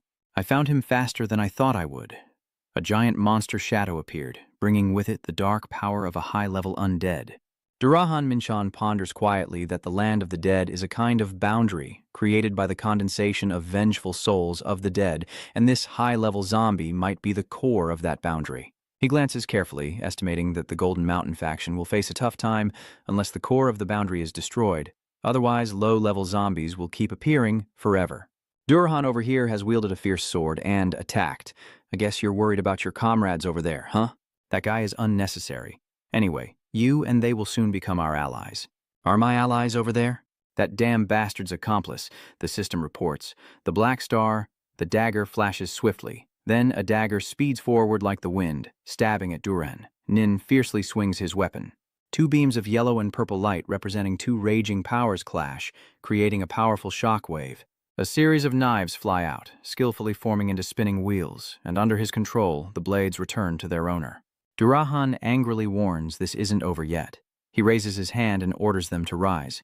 My army. Hearing that aura, Minchan was stunned. This is what he said. Tear that living bastard into pieces. Following the Demon King summon, the zombies surrounded Minchan one after another. Minchan watched them and pondered. Middle-level zombies with black hoods. Are they magic-focused zombies? I can't fight them in close combat. He calmly said, do you think it's okay if they tear me to pieces? You won't be able to turn me into a zombie. Durahan arrogantly replied, you don't need to worry about that. Go ahead, my army, kill him. The savage zombies charge forward while Minchan stands still, calculating. Has the humor of a person disappeared after becoming a zombie?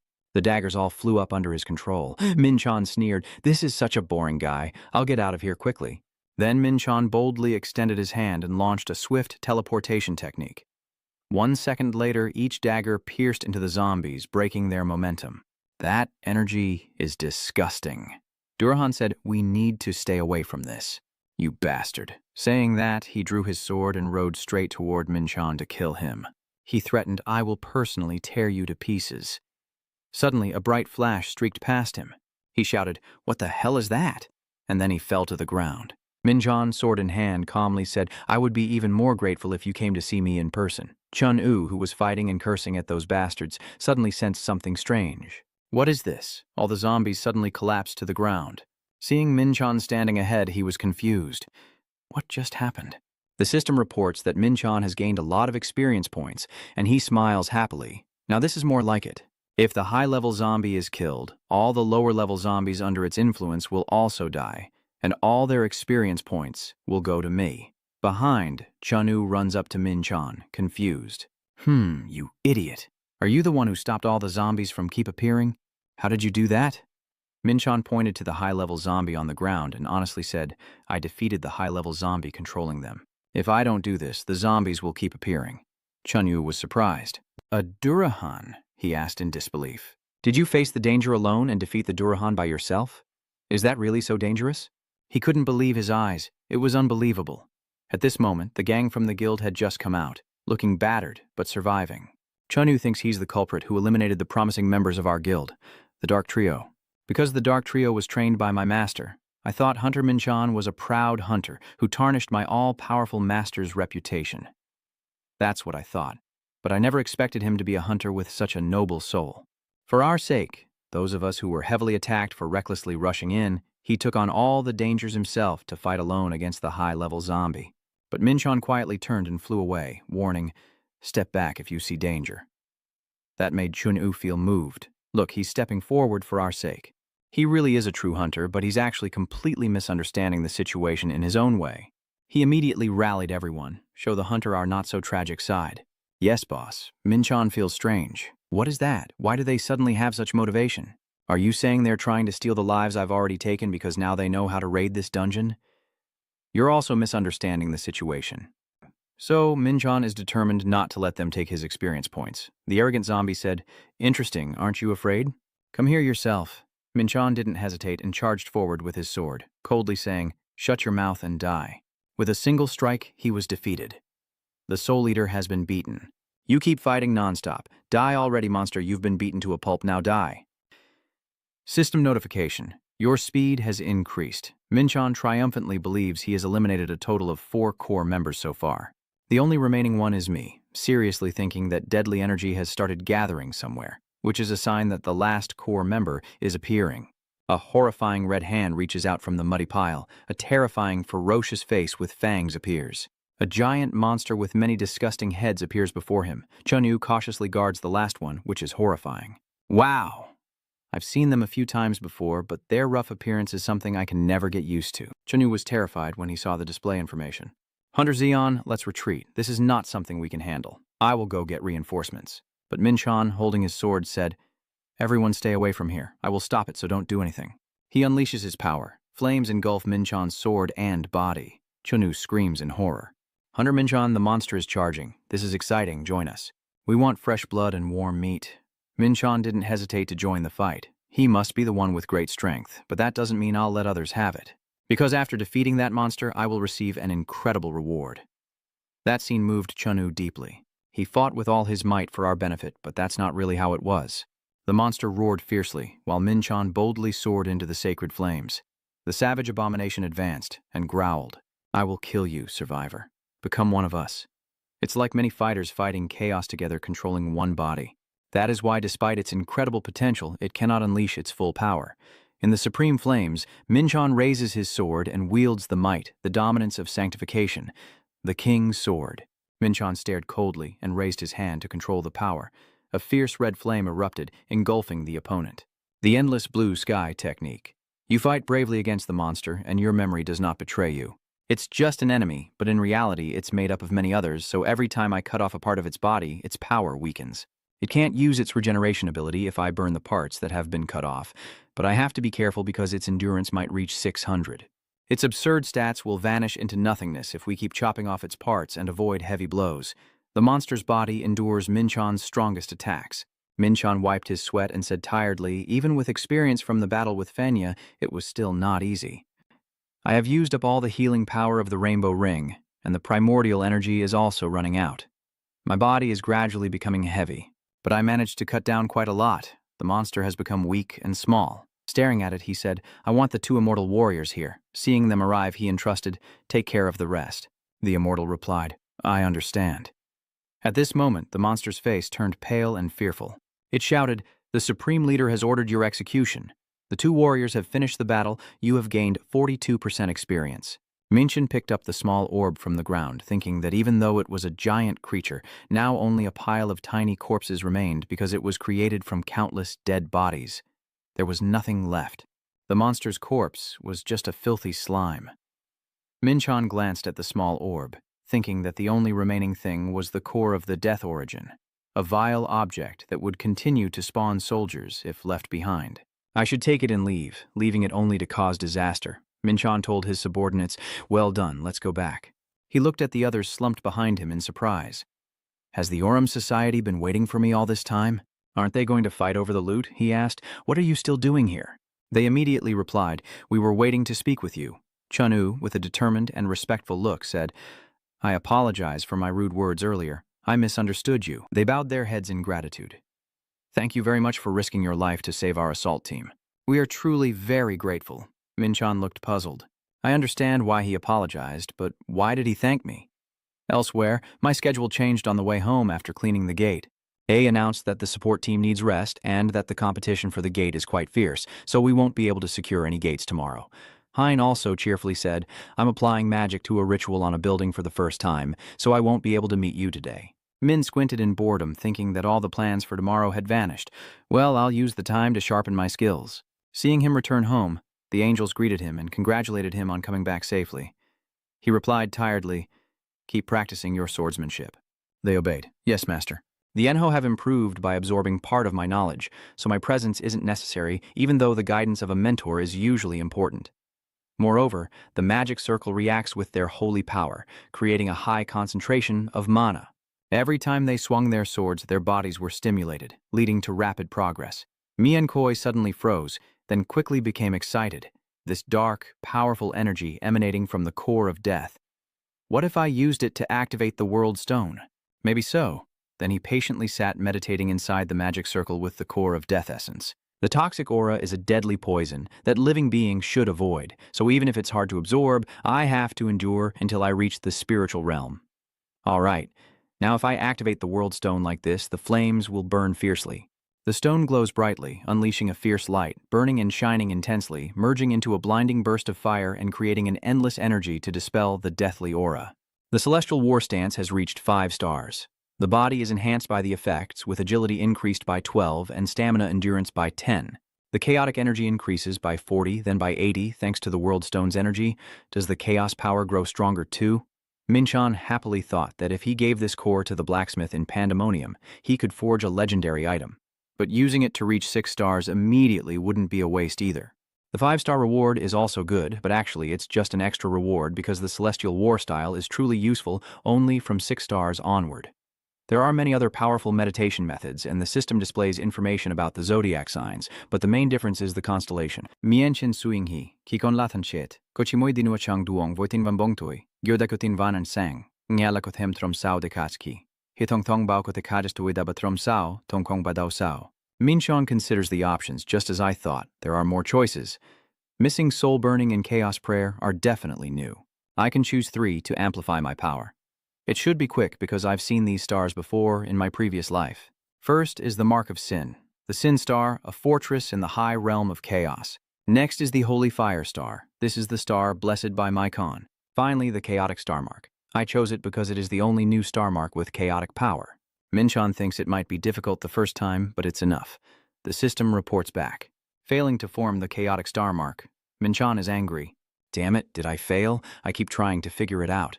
Is it because I relied on the Shadow Dark Nebula? Maybe I need to combine both nebulae. Min is determined to start over, but the system reports failure.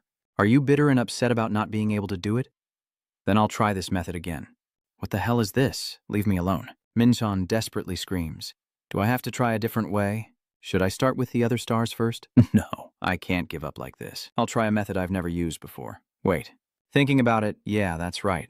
I haven't tried putting the world's stone sun into the mark. What if I try connecting it with the two nebulae on either side? I'm not sure if that sun counts as my star, but this is the last option I have left. The moment of fusion created a magnificent image, with the nebulae blending together and channeling the energy from the sun inward. The system reports the chaos sphere has changed and transformed into an endless loop constellation. Min-chan is stunned. The constellation has changed. I never expected that the chaotic sphere was actually the sun of the world's stone. I was wrong from the beginning.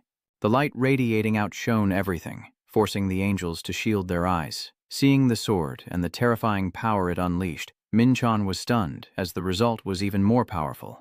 My system has notified me that my stats have increased significantly. I think now I can emit a visible energy sword, meaning I have surpassed the limits of a martial artist and entered a realm of transcendence and balance. The angels kept sighing in awe of that terrifying aura. Surely the master has achieved enlightenment. Congratulations on your new accomplishment. May your soul find peace. Mian-chan gestured with his hand and said, Stop right there. Go train. I wonder, can you all feel it too?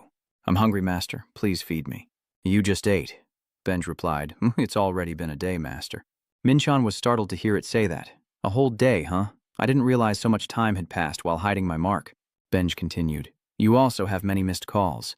Min-chan looked at his phone in surprise. All 20 calls were from the same person. On the other side, the line went dead as they said, Sir Dion, at last you answered. He asked, Have you found the elf tribe yet? The other person was confused. No, it's not that. I haven't been able to investigate because the elf embassy is closely monitoring them. So it's something else? What is it? Thank you, sir. John has just been given his second order. The coffee shop is open and ready to welcome customers. Seeing this, Minchin at the shop cheerfully greets him. It's great to see you again, Lord Jian. He didn't expect him to arrive 10 minutes early. VD politely invites him to sit down. He said you should never make the master wait. I said that's fine, but let me order the coffee first. VD quickly hands him the coffee and says, Master, I already know your preferred coffee. Is it an iced Americano? Minchan replied, surprised and hesitant. That's right. He's quick and has a sweet tone that suits him perfectly. A very fitting choice for a man like you. Mr. John, you still don't quite understand what he's getting at. His eyes shining like stars, he jumped up and enthusiastically explained to Minchan the wonders of the cup of coffee. Drinking cold drinks to soothe the fire always burning in your heart. Isn't that the trait of someone wielding the power of fire? Minch lost all patience with him and said frankly, Why don't you just declare that you're here? He hurriedly apologized.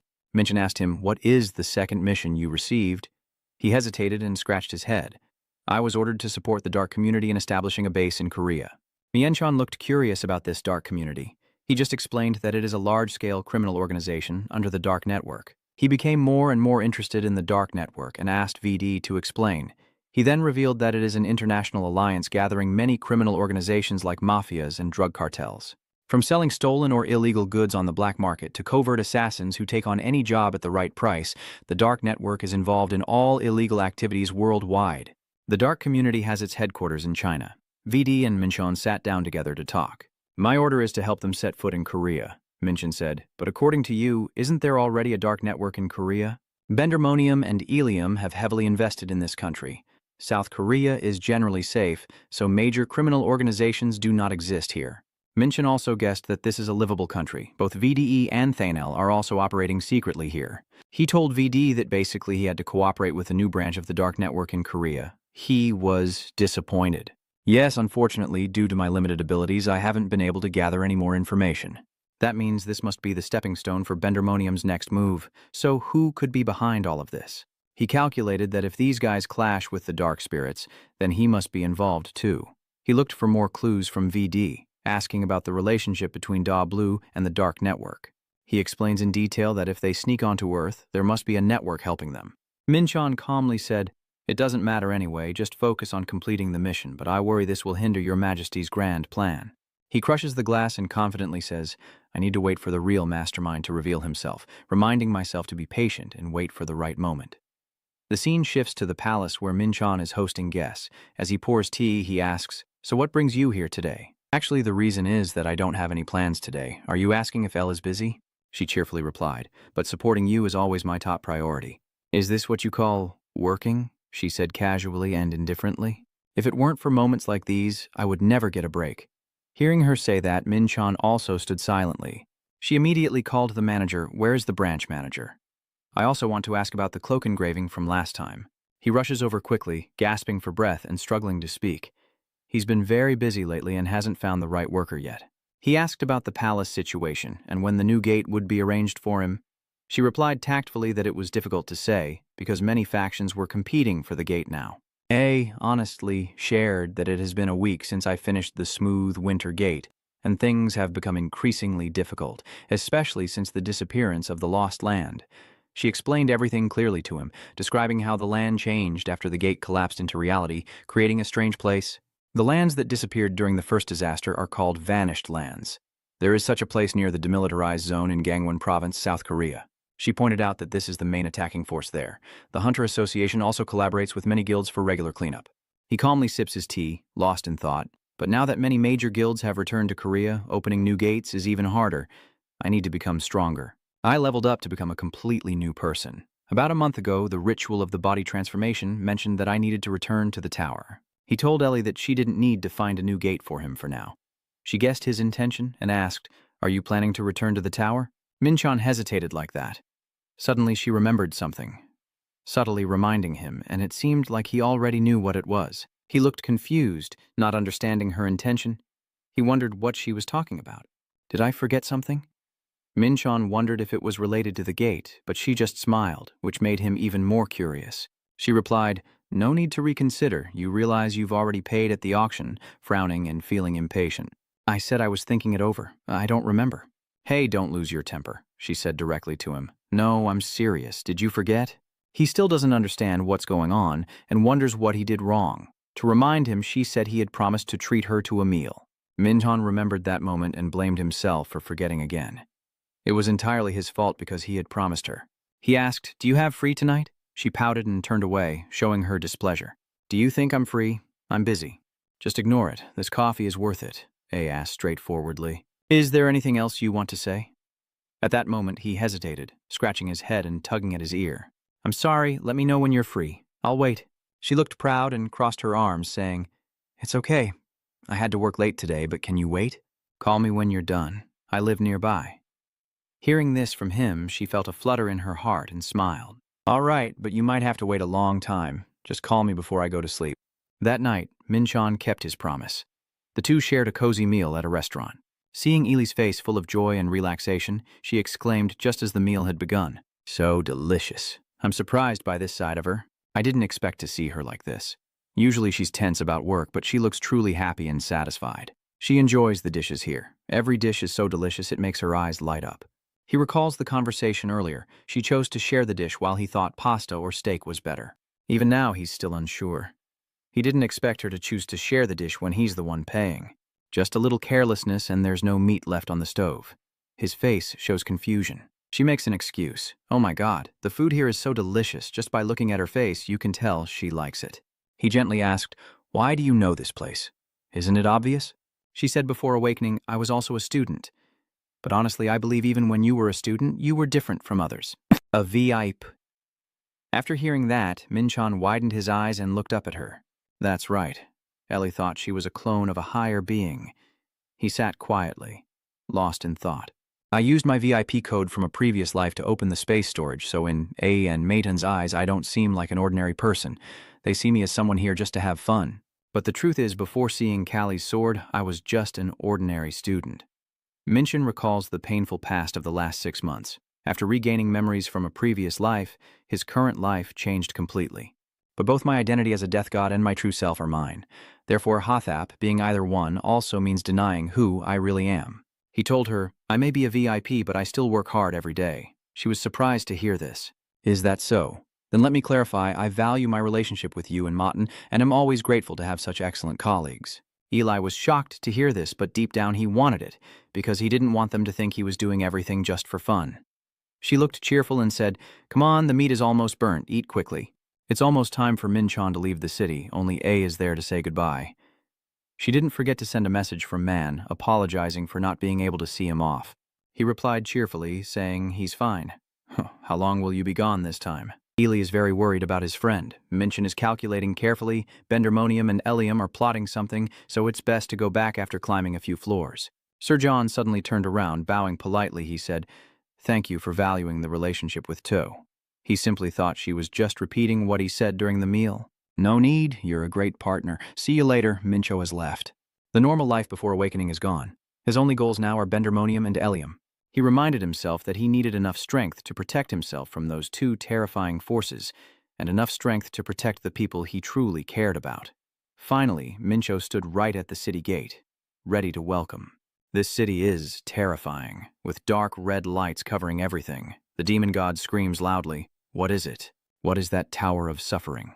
The guard standing beside explains that it is a mysterious place where the most powerful individuals are summoned from all realms. Inside the giant tower, a connection to another world exists, with countless challengers from multiple dimensions coming to conquer its peak. Each floor presents a unique torment that challengers must overcome, and rewards are given to those who succeed. The demon lord looked intrigued and said, "Oh, really? That sounds quite interesting." The suffering inside the tower is so brutal that many have fallen in the attempt. Actually, it seems like the purpose of each challenge is to kill the challenger, but the tower always rewards those who overcome the suffering. Participants must demonstrate strength beyond human limits. The system informs Minchin that you have entered the third floor of the Tower of Suffering. In front of him stood a towering tower. He couldn't believe he had already reached the third floor. This level is the Dark Fortress. Mian-chan walks in calmly and slowly, always alert to everything around him. The mission bulletin displayed in this Dark Fortress requires you to defeat monsters and protect the core. You confirm the task and think these skeletons are allies, but they look useless. That big gem must be the core, he thought to himself, a target that's too obvious. As he approached, he noticed a house with someone watching over it. A crow cawed sharply and said, "Another challenger." Minchon just asked who you are and arrogantly introduced himself, saying, "I am Ko Jiao, and as you can see, I am a merchant. So what makes you think that's obvious?" "Damn it, I thought you were the guard." "If you're not the overseer, then I have no interest in you at all." He was taken aback and responded sharply. "The overseer isn't someone you can meet just by asking." "You'll regret not listening to me and rushing in there." The challenger, Min straightforwardly asked, "What do you want?" "I know you'll ask for something in exchange for the information. The second floor, they do the same." The crow insisted firmly, "I won't do that. I am an honest merchant." Min challenged him, "Is that true?" "Try saying it," it confidently replied. "So I will start explaining. The first goal on the third floor is to protect the fortress." He said he understood. Then he just continued. "The monsters will periodically appear from that space gate, and they will split into 3 paths to attack the fortress. The challenger must utilize all 3 defensive points to protect the fortress until the end. Each point will regularly spawn immortal warriors to assist in defense. The challenger can also move once during each wave to an undestroyed defense point. Remember that each point has a different durability. You can use points to repair the fortress and increase its durability, spending 10 points for 1 durability point. He warned you carefully, you have no other choice but to use the points. I'm still pondering. I understand the mechanics now, but how can I manage alone? Minchon asked cautiously. Are there other challengers here? Uncle Crow just said you're the first one. At most, 5 challengers can enter this suffering. Even though he thought she was hiding information to team up and get more points, he still had to appear resolute. Calmly, he said, I knew it. There must be a way to meet the others. Go ahead. The crow then said, actually, a group left half a day ago and now you're the only one left. Then it flew away. He said to himself, I can't waste time waiting for others. Who knows how long I'll have to wait. Just then, the crow flew closer, ready to offer help. Don't worry, I have something that will help you when playing solo. What? Are you planning to do it alone without using any items? You truly are an arrogant challenger. You can't block everything on your own, but no matter what it says, Minchon still ignores it. You won't know until you try. I left Luffy on Earth, so the only thing I can do now is call the close knights to appear. It is an honor to serve you. Don't want to beat around the bush, tell them to skip the ceremony, we don't have time. You order everyone to their positions. I want the 2 of you to go up there and the 3 of you to stay in the center. Seeing the large force, with a pale face, Minchon confidently stepped forward and said boldly, Who needs allies? I can fill the gaps with these guys. I will conquer this suffering alone. The 3rd floor's dark fortress defense circle has begun. The first wave of monsters has appeared, rushing forward in a frenzy. Looks like the first wave is the Chan. There are 20 of them. I've seen them before at PX. At point 3, you notice the brown-skinned guys working hard, and you think these weak bones can't stop them. We made the right choice by heading to the weakest defense point. The only useful thing is the cannon. The cannon is aimed at the burrowers. They're grimacing in real pain. Minchon realized this was the chance to deal damage, but the Chan monsters recover too quickly. If you don't use the point to increase the number of cannons, I will have to kill them myself. The good thing is I don't have to worry about stamina consumption because the infinite loop has been stabilized. He charged into battle and surrounded the Shan, determined to destroy the fortress. Charging forward with fierce determination, he smirked and said, "They're still just weak monsters, but I didn't expect everything to be this easy. At this speed, I might be able to finish it myself. Now it's time to change positions. Minchon has moved to the second defensive point. At this point, the burrowers are more numerous and their strength has increased significantly, including a fierce one wielding a hammer. He screams, "I will crush you." Minchon correctly predicts the direction of the attack, so he blocks them. He orders the bodyguards to use the deadly move and finish this test quickly. He thinks to himself with confidence that they are fighting well, just as he expected. From strength and speed to physique, the immortal warrior dominates the buried enemies. The victory was clear from the start, but the problem is that I only have very little at each point. It gritted its teeth and growled. That little human? I guess that means a few monsters will slip through. I need to watch this weak spot. Minchin ran quickly to the first defensive point. At that moment, he remembered Benji's words, saying that he couldn't enter the tower, and he just thought that if Luffy were here, it would be much easier. I will take advantage of it as soon as I return to Earth. The system displays that the first wave of monsters has ended, and the next will begin in 60 minutes. Upon receiving the information, he sighs in relief and decides to temporarily return to the fortress. When they reached point 1, 2 immortal warriors were still holding their ground against the buried enemies, but they couldn't block all 20 of them, so some slipped through and damaged the defensive point. The man sighed and thought to himself, I managed to hold on using the 3-world secret technique, but I need another way. Just then, the trade flag appeared behind him, and it gently asked, "It's difficult doing this alone, isn't it?"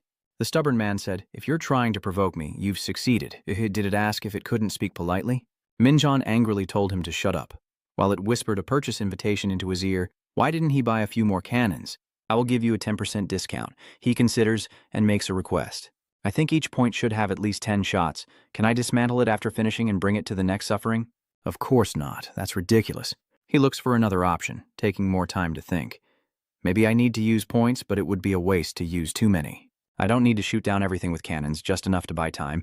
Maybe I have something more useful to use, it might help. It seems like you had an idea, but you stay calm. Wait a minute. Think carefully. You show the item to the flag. I have this. He stared in amazement.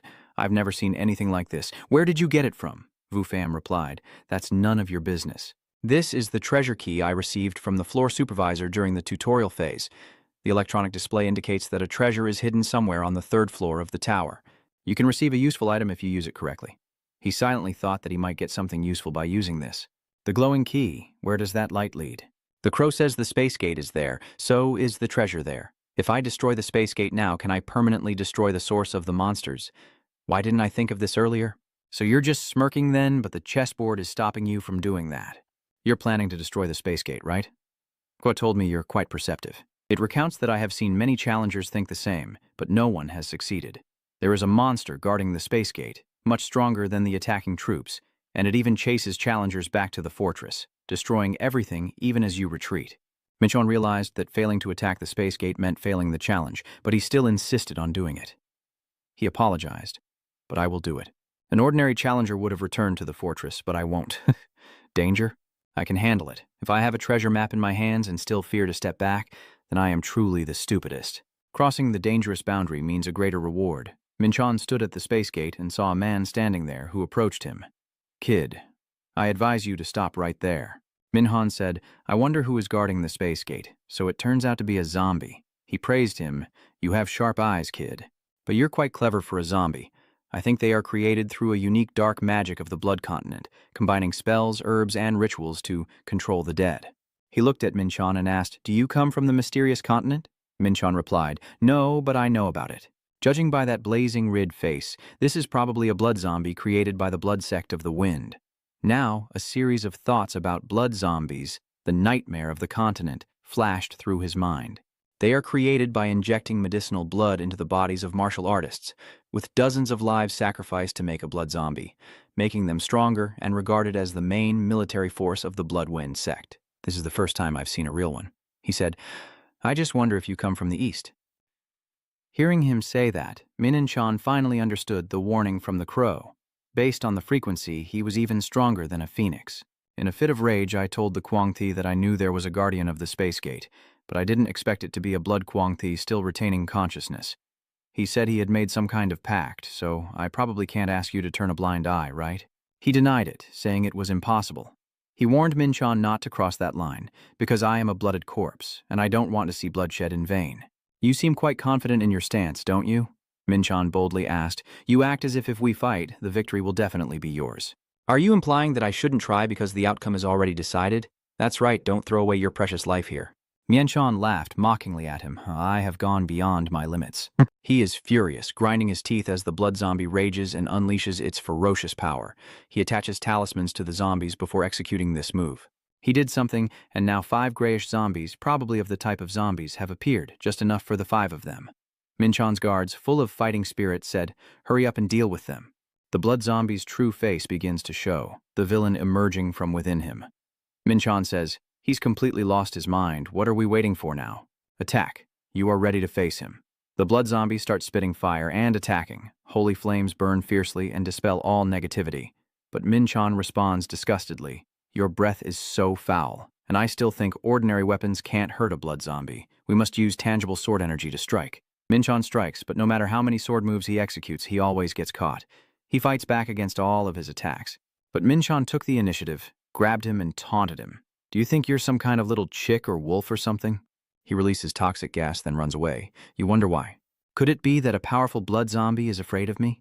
Even if I cut him with a tangible sword energy, he still releases poison gas to regenerate himself. Is he a chameleon? Seeing him like a different person, wielding overwhelming power, he continues to release fiery red toxic gas across the sky. It looks like he's lost control, and Min Chan feels this situation is getting a bit dangerous. The raindrops soaked with demonic blood and poison have become deadly, blending their destructive power with the crimson, demonic energy. Now, I understand why the blood sect Wend was once considered an enemy by the martial world, as the blood rain has reached 10,000 drops. Min Chan is determined. He tells himself that doesn't mean he has to dodge right now. Use the soul-stabilizing talisman. The power of a blood zombie is comparable to that of a superhuman immortal, but in the end, my magic is just evil magic, merely a trick before absolute power. I unleash the spirit-devouring sword technique, the first move, the Sunfire Blade. He has been attacked, but it still doesn't seem enough, so he continues to spew blood and blood. Min Chan tells himself he doesn't have time to wield tangible sword energy, and the distance is too great to use the Heavenly Star Sword. I need to close in on the Black Dragon Star and have already wounded him badly, so now Min Chan uses Hellfire. This time he won't escape. Flames are engulfing him, and he's burning. Taking the opportunity, Min Chan corrects his attitude. You rely too much on your resurrection ability. When martial arts are ineffective, I can always use pressure. No matter how tough the exterior is, inside will still be soft. That's why I burn him to his very core. Not feeling pain doesn't mean you're okay. Min Chan directly spoke to him. At this moment, the blood zombie was just bones and skull. The experience percentage notification appeared, and he happily said to himself, maybe because he was too strong that he gained so much experience. This is even more effective than clearing the gate challenge. Going to the tower was the right decision. Suddenly, he remembered that he forgot about the zombies. His teammates had placed talismans on their faces and taken control of the situation. One of them threatened them that the undead are arrogant and ruthless, but he was dissatisfied with his teammates. They haven't even defeated a single one. It's understandable. Blood absorption magic can't affect the zombies because they're immortal, and attacking them is difficult because they're too fast. But the zombies can't defeat the immortal warrior without breaking through the thick armor to hit the core. This battle is truly a clash of defenses. He hesitated and scratched his head. They will keep fighting if I don't intervene. Looks like I have to end them myself. Min Chan decided to go ahead alone with his sword and cut down the enemy. They fell dead on the ground. I didn't think there would be any hidden enemies. You guys watch this place, and finally I can check the treasure hidden on the 3rd floor. It's time to see what's inside. Min Chan opens the orb to take out the gem, and the system confirms it as a piece of ozone. Access granted to Ozon's orb hidden on the 3rd floor. Min Chan goes up to the 3rd floor, and in front of him is a row of treasures. He smiles happily. So adorable. Entering the treasure room, Min Chan felt excited. "This place is amazing. Everything here is a precious artifact," he exclaimed. "Could I take hundreds or even thousands of these treasures home?" The notice reminded him he could only choose one from the treasure haul, so he should choose carefully. He examines the items carefully, curious about everything. This one is so cute, but is it just one item? I keep wondering if being allowed to choose one item means I don't have to rely on luck. If it was just chance, they would have given me a random box from the start. This is a test to see if I can identify valuable antiques. I think it's probably not that difficult, right? I'm lucky to have the ability to appraise antiques. All right, which one should I choose? I only have 4 minutes left to decide. In the final minutes, Minchon carefully calculated, reminding himself that he needed to use his appraisal ability on thousands of antiques at once. First, I will use the Heavenly Realm sect to unleash the power. All antiques emit demonic energy, and the amount and effect of that energy depend on the level of the artifact. So, I just need to find the relics that still hold the greatest power. After a while of choosing, Minchon was confused, still feeling there were quite a few left. The items inspected so far, number 189. I told myself I need to use the Eye of Truth to check each one in detail. Items like the legendary Hell-Destroying Sword, the Fate Sword, and the Envoy's Book. After choosing them all, he felt more at ease. There are only a few more items left, all copies of weapons cherished by demon lords or supreme angels. Don't tell me this is everything. Wait, an ultimate item. The primordial shadow armor with many skills, superior defense, converting damage into magic power, capable of self-repair and restoring its original form. He held up the armor and said, "In theory, this is truly indestructible. It looks so simple that if I didn't use the truth eye, I wouldn't have noticed, and I wonder if they deliberately hid it so others couldn't choose it." He sighed and said, "I need to change its shape first. With this form, it's too hard to use." The transformation skill of the primordial all-encompassing armor has been activated, changing its form into an outfit according to the user's preference due to the thinner material with a negative effect applied. He feels this item is perfect. For martial artists, lightweight and flexible gear is much better than heavy armor, but he still feels a bit uncertain inside. After defeating the blood zombie, he's guarding the space gate and also got a pretty good item. He turns to look at the pile of remains from his corpse and says that all he needs to do now is wait for what's next. The scene shifts to a room where the crow with a sword is busy grooming itself, whispering to the mirror about that headhunter, speculating on Minchon's abilities. Since there has been no report of his death, he probably gave up on taking over the abyss. It's understandable, after all. Blood Zombie is a tough opponent. Its skin can resist aura and nullify all magic below the 5-circle level. It also secretes poison from wounds and can regenerate quickly like a goblin, making it unbeatable. If he had a brain, he would have run away as soon as he saw it, but I don't know why he took so long. He should have come back earlier. I thought he would use some of his points, because defending all 3 communication points alone is too difficult. I'm bored. Maybe I should go check it out a little. It decides to fly to the challenge point, and in front of it is a very strange scene. It's strange that all 3 communication points are still standing firm. And there's no sign of a battle. Could it be that he has already taken over the space portal? No way. It was panic-stricken by what was happening right in front of it and exclaimed, "What the hell is going on?" The space gate is engulfed in flames, and it's so panic-stricken that it's sweating all over. How could this happen? No one has succeeded before. Jiao Flags looked at Minchon and said, "An unexpected event has occurred. I must inform the manager immediately." However, below, Minchon crossed his arms and smirked confidently. "I have succeeded in taking over the space gate." Reflecting on the entire process, first by surrounding it with the great hellfire, he managed to burn all the monsters escaping from it. Even if 1 or 2 lucky monsters escape through the sea of flames, the immortal warriors immediately kill them and then use the eternal hellfire to burn the monsters, which only makes the flames burn even more fiercely. The second wave of monsters has begun. Minchon said regretfully, "This is probably the last one." The monsters inside the portal are screaming loudly, "It's too hot! Is this hell?" "We have to get out of here now," Minchon continued. "They are S-rank giants, not as big and strong as the Baihymus tribe, but I still can't let my guard down. You told your general not to go anywhere. Now go deal with them. Over there, the giants are shouting insults, 'You weakest rats! Where do you get the courage to challenge us?' They are howling." The team leader boldly commands, "Don't let them defeat you.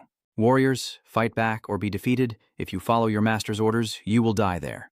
Minchon quietly observes the situation.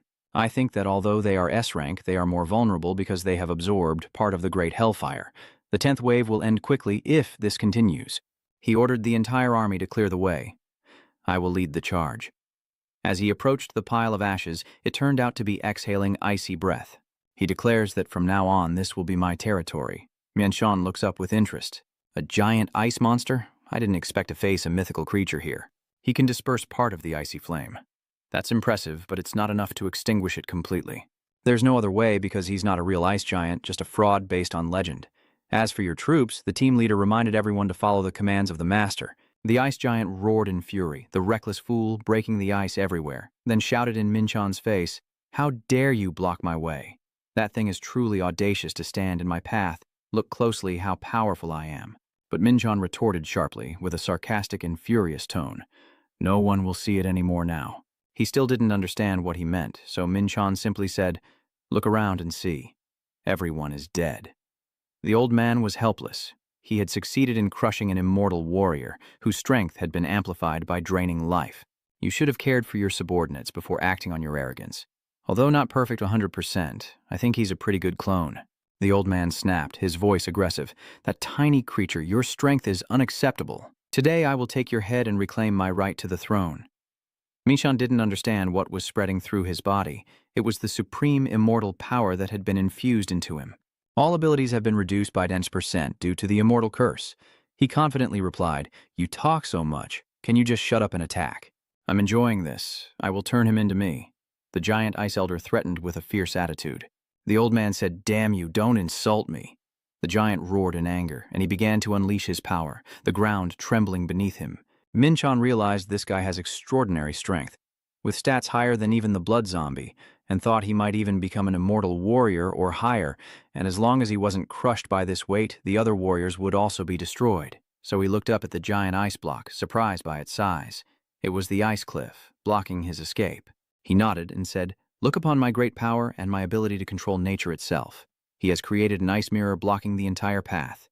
He thought he realized he was faster than him, so he decided not to let him retreat and used Bang's weight to crush him. The notification appeared. The Ice Overlord skill was activated. The northern border of the territory expanded, and his strength, speed, and stamina were reduced by 10%. That was a truly wise move. He smiled smugly, but he didn't realize he had just dug his own grave. He combines the power of the Heavenly Realm technique and Holy Transformation. Amazing, damn it. You confidently unleash the Great Hellfire attack. You're not a king. Oh, Han is furious, that damn brat. Fighting the old man is no different from battling monsters. Might as well use it as a springboard. He roared, "What the hell? What are you planning to do this time?" Min-chan used every method to break his ice barrier with the ultimate goal of overthrowing him. After a while, An was seriously injured and went berserk, damn it. That was somewhat satisfying but also a bit dull. He told him, "Your combat awareness is too poor for such a big and sharp size." The battle rages fiercely, and he confidently says, "I will end it quickly." The notification reminds him that he has leveled up. Gaining more experience points, he smiled happily at this impressive result. "I have leveled up 3 times since reaching the 3rd floor. My general has come to report that the order has been completed." "Sir, are you surprised that there are still 3 people here at this hour? One of the immortal warriors was killed in this attack, but overall it was still a victory." He considered. Maybe he could replace one of the 2 who were lost. "With him, I passed through the giant ice tower. Enemies marked with immortal crystals have been defeated." A notification appears. A new owner has been found. Your understanding of death has improved.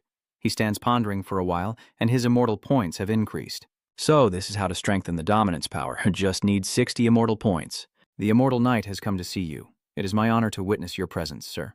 Min-chan smiled happily. A swordsman, and he both use swords. And he even knows a Kazat's swordsmanship.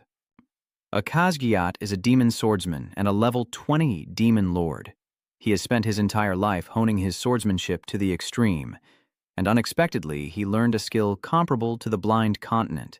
General Immortal wondered, "What is the transformation skill? You only said I can change into any size I want." Minchin thought to himself that Azat would be a worthy opponent for Enhora. As the notification appears, you have completed the 3rd floor Black Fortress defense in the Tower of Suffering. It's time to claim your reward. You have received many reward points and a spiritual pill for your recent achievement. Even you are surprised to have touched such a real spiritual pill. To clarify, the Lin Duok is a precious herbal medicine made from the eternal spring somewhere within Ezium's main castle by mixing spring water with various rare herbs and medicines. The elixir is a legendary medicine capable of healing all wounds and pain. It restores vitality instantly, so he quickly stashed it in his bag, It's best to keep this for when it's truly needed, since there's nothing left to do on the third floor. It's time to move on to the next trial. Right in front of him is a new door, about to step into the next level. Looking around the fourth floor of the Tower of Suffering, he sees only gray brick walls. It's truly bleak. Minchon began reading the mission, this time to overcome all kinds of traps to reach the end of the corridor. He silently thought, luckily, he didn't get lost because there was only one way. Suddenly, a monster appeared behind him, congratulating him on passing the third floor's trial. But strangely, he couldn't sense anyone with the divine vision technique. He was confused and startled, turning around to look at it. He introduces himself, saying, "Sorry if I scared you, I am Grai," but Minchon remains worried because he still cannot read the Overseer's information. "You're right, I still have a lot to improve." I say, "I didn't know the Overseer liked to tease people like that." He said, "Please let me introduce myself. I am GR, the caretaker from the first to the fifth floor." Minchon widened his eyes at him. "Oh my God, look at that bastard." He cast some kind of magic on me while pretending to bow. I introduced myself to him. "I am Minchon." He said, "I came to see you in person because the floor supervisor didn't tell you you're a very formidable new challenger." Minchon asked him, "Is that all there is to it?" Minchon pretended not to care, turned away and said something cold, then, "Whatever." He thought I didn't notice his actions because I didn't say a word. Actually, I didn't pay attention because it's not harmful magic. "See you again." "You will regret this," Minchon thought as he walked on. A trap attacking from machinery is really hard to dodge. Since I can't sense any killing intent, I need to use all 5 senses to avoid it. Suddenly, he froze in surprise, hearing a warning call on his left. He wondered if it was just a sound. The enhanced gravity magic has been activated. As he suspected, there's another trap below, and he quickly escapes from the thorny bushes. Damn it, I have to stab my sword into the wall to use it as a support. This area is protected by the tower's system and cannot be destroyed by force. Follow the path of suffering. He didn't expect the system to control even those walls. He tried to hold on, blaming himself for thinking the third floor was too easy. Sure, it's a test for him. It's better to stay alert. If I hadn't used the spirit tiger armor, I would have died already, still partially pierced. I pledge my determination that I won't be fooled again. I will use both the heavenly vision technique and holy transformation, and I will stay alert.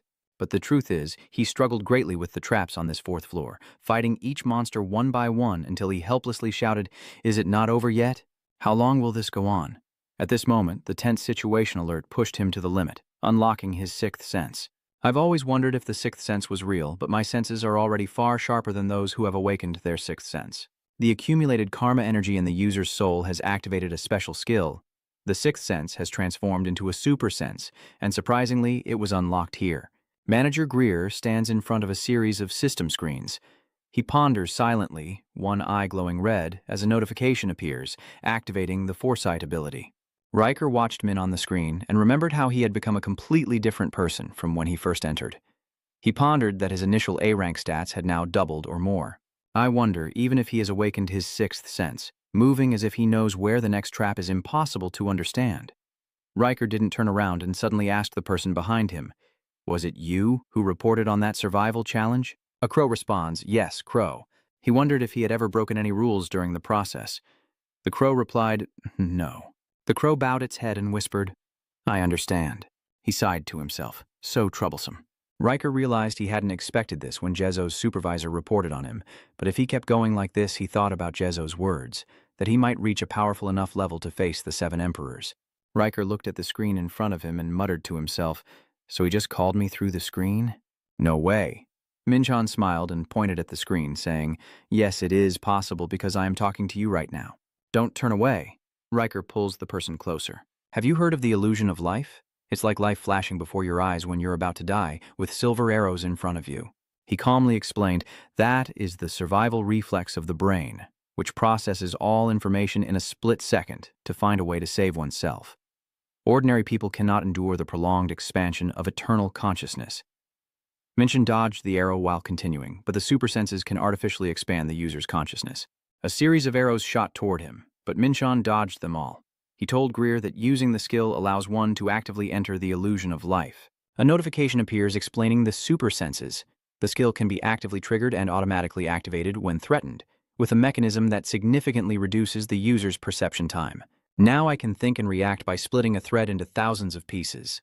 On the map, the red arrows indicate concentrated danger in one direction. Minchon said that once I significantly slow down my awareness and assess all upcoming threats. He looked at the virtual map showing his own defenses and told GER that I have nothing to worry about. The survival challenges in this tower are truly incredible. Minchon stopped in front of the staircase and muttered, I've reached the exit already, haven't I? I have already passed without any obstacles thanks to my super senses. Going up that way will lead me to the 5th floor. But before that, I want to hear about the little trick you just pulled.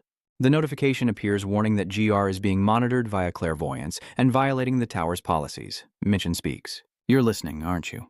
I think we need to talk. Riker remained silent.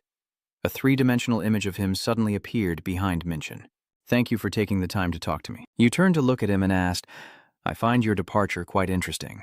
So what about the rules of the tower? Riker pondered. This guy. This time he sensed my presence behind him, unlike last time. Minchon smiled and asked, if a guardian contacts the survival challenge and uses divine power without warning, isn't that a violation of the rules? Greer froze and muttered, How did you do that? How? He quickly regained his composure. Riker wondered, so a survival challenge from a lower floor knew about this. Don't tell me the Jezo floor manager told him. Minchin stepped forward and said, Come on. He coldly said, That's not your concern, so tell me how you plan to compensate me. RER stammers to explain. The overseer is not allowed to interfere with the survival challenge. He feels like he's standing on Minchin's palm. He told him, then accept the punishment according to the tower's policy. Minchon thought he was probably wondering how I knew about the policy, but he would never know that the player system had shown me everything when I analyzed the overseer's precognition ability. He smirked and made a deal with Greer. I think information about a hidden location or a key to open such a space is enough. Greer trembled, feeling like he was in the palm of his hand. He sighed quietly and decided, I have no choice. This is still better than getting reported for breaking the rules. Minchon snatched the map from his hand, turning to walk away while pondering. All right, the Jezo floorkeeper also gave me the map and the key to Ozon's treasure, so this reward doesn't violate the rules. Greer told me I couldn't tell you what it's for. Minchon nodded and remembered. The man from Jezo's floor didn't tell me what the Ozon fragment was for, but it doesn't matter because I have Tranlai's eyes. The notification shows that the legendary document is classified as a miscellaneous item with durability 25, located at the ancient god temple on the 9th floor. The user must decode the cipher on the document to uncover the secret of the temple. Minchin secretly thought I could use it at the suffering temple on the 9th floor. Riker painfully said, I never imagined I would be deceived by a survival challenge like you. Minchon faintly smiled and said, I can make things much worse for you. If you want the guy to be disappointed, he would reply, No, thank you. The more I talk to you, the more I feel like I'm the one losing out in this deal. Minchon disappointedly thought, Too bad I was hoping to squeeze a little more. You will really regret giving me this. Guardian Minchin waves goodbye and leaves. A promise is a promise, so the deal is done. Riker sighed farewell. It's a shame to meet you, and I hope we won't see each other again. Minchin walks away. The system reports that the mission at the Sorrow Tower on the 4th floor has been completed with a reward of 10,000 points.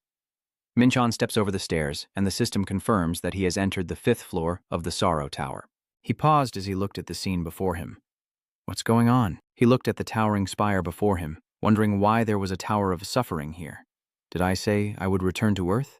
I remember that wasn't the option I chose. Plus, the mana concentration in the air here is twice that of Earth. This is not Earth.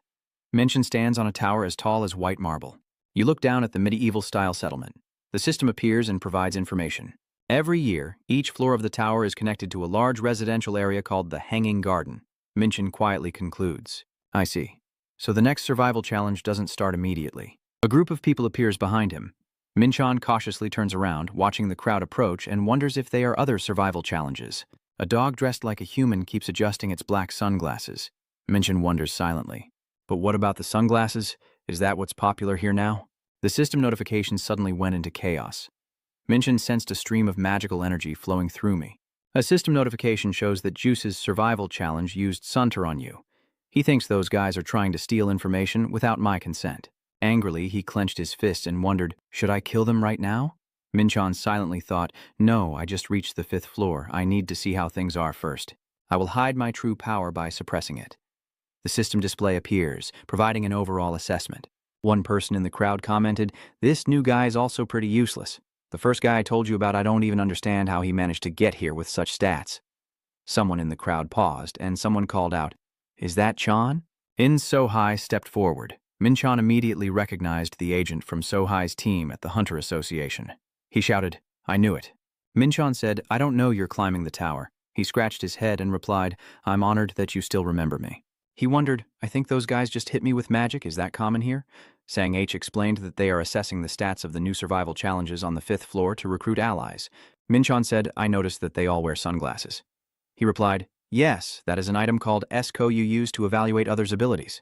As you can see, there are many interesting items in the tower. Minchon gritted his teeth in annoyance and muttered, I don't like that. So, Hai said that although it has been overused lately, it was because of an unexpected surprise at the tower. Minchon asked in surprise, an unexpected surprise? He explained that everything has been turned upside down since a very powerful newcomer appeared.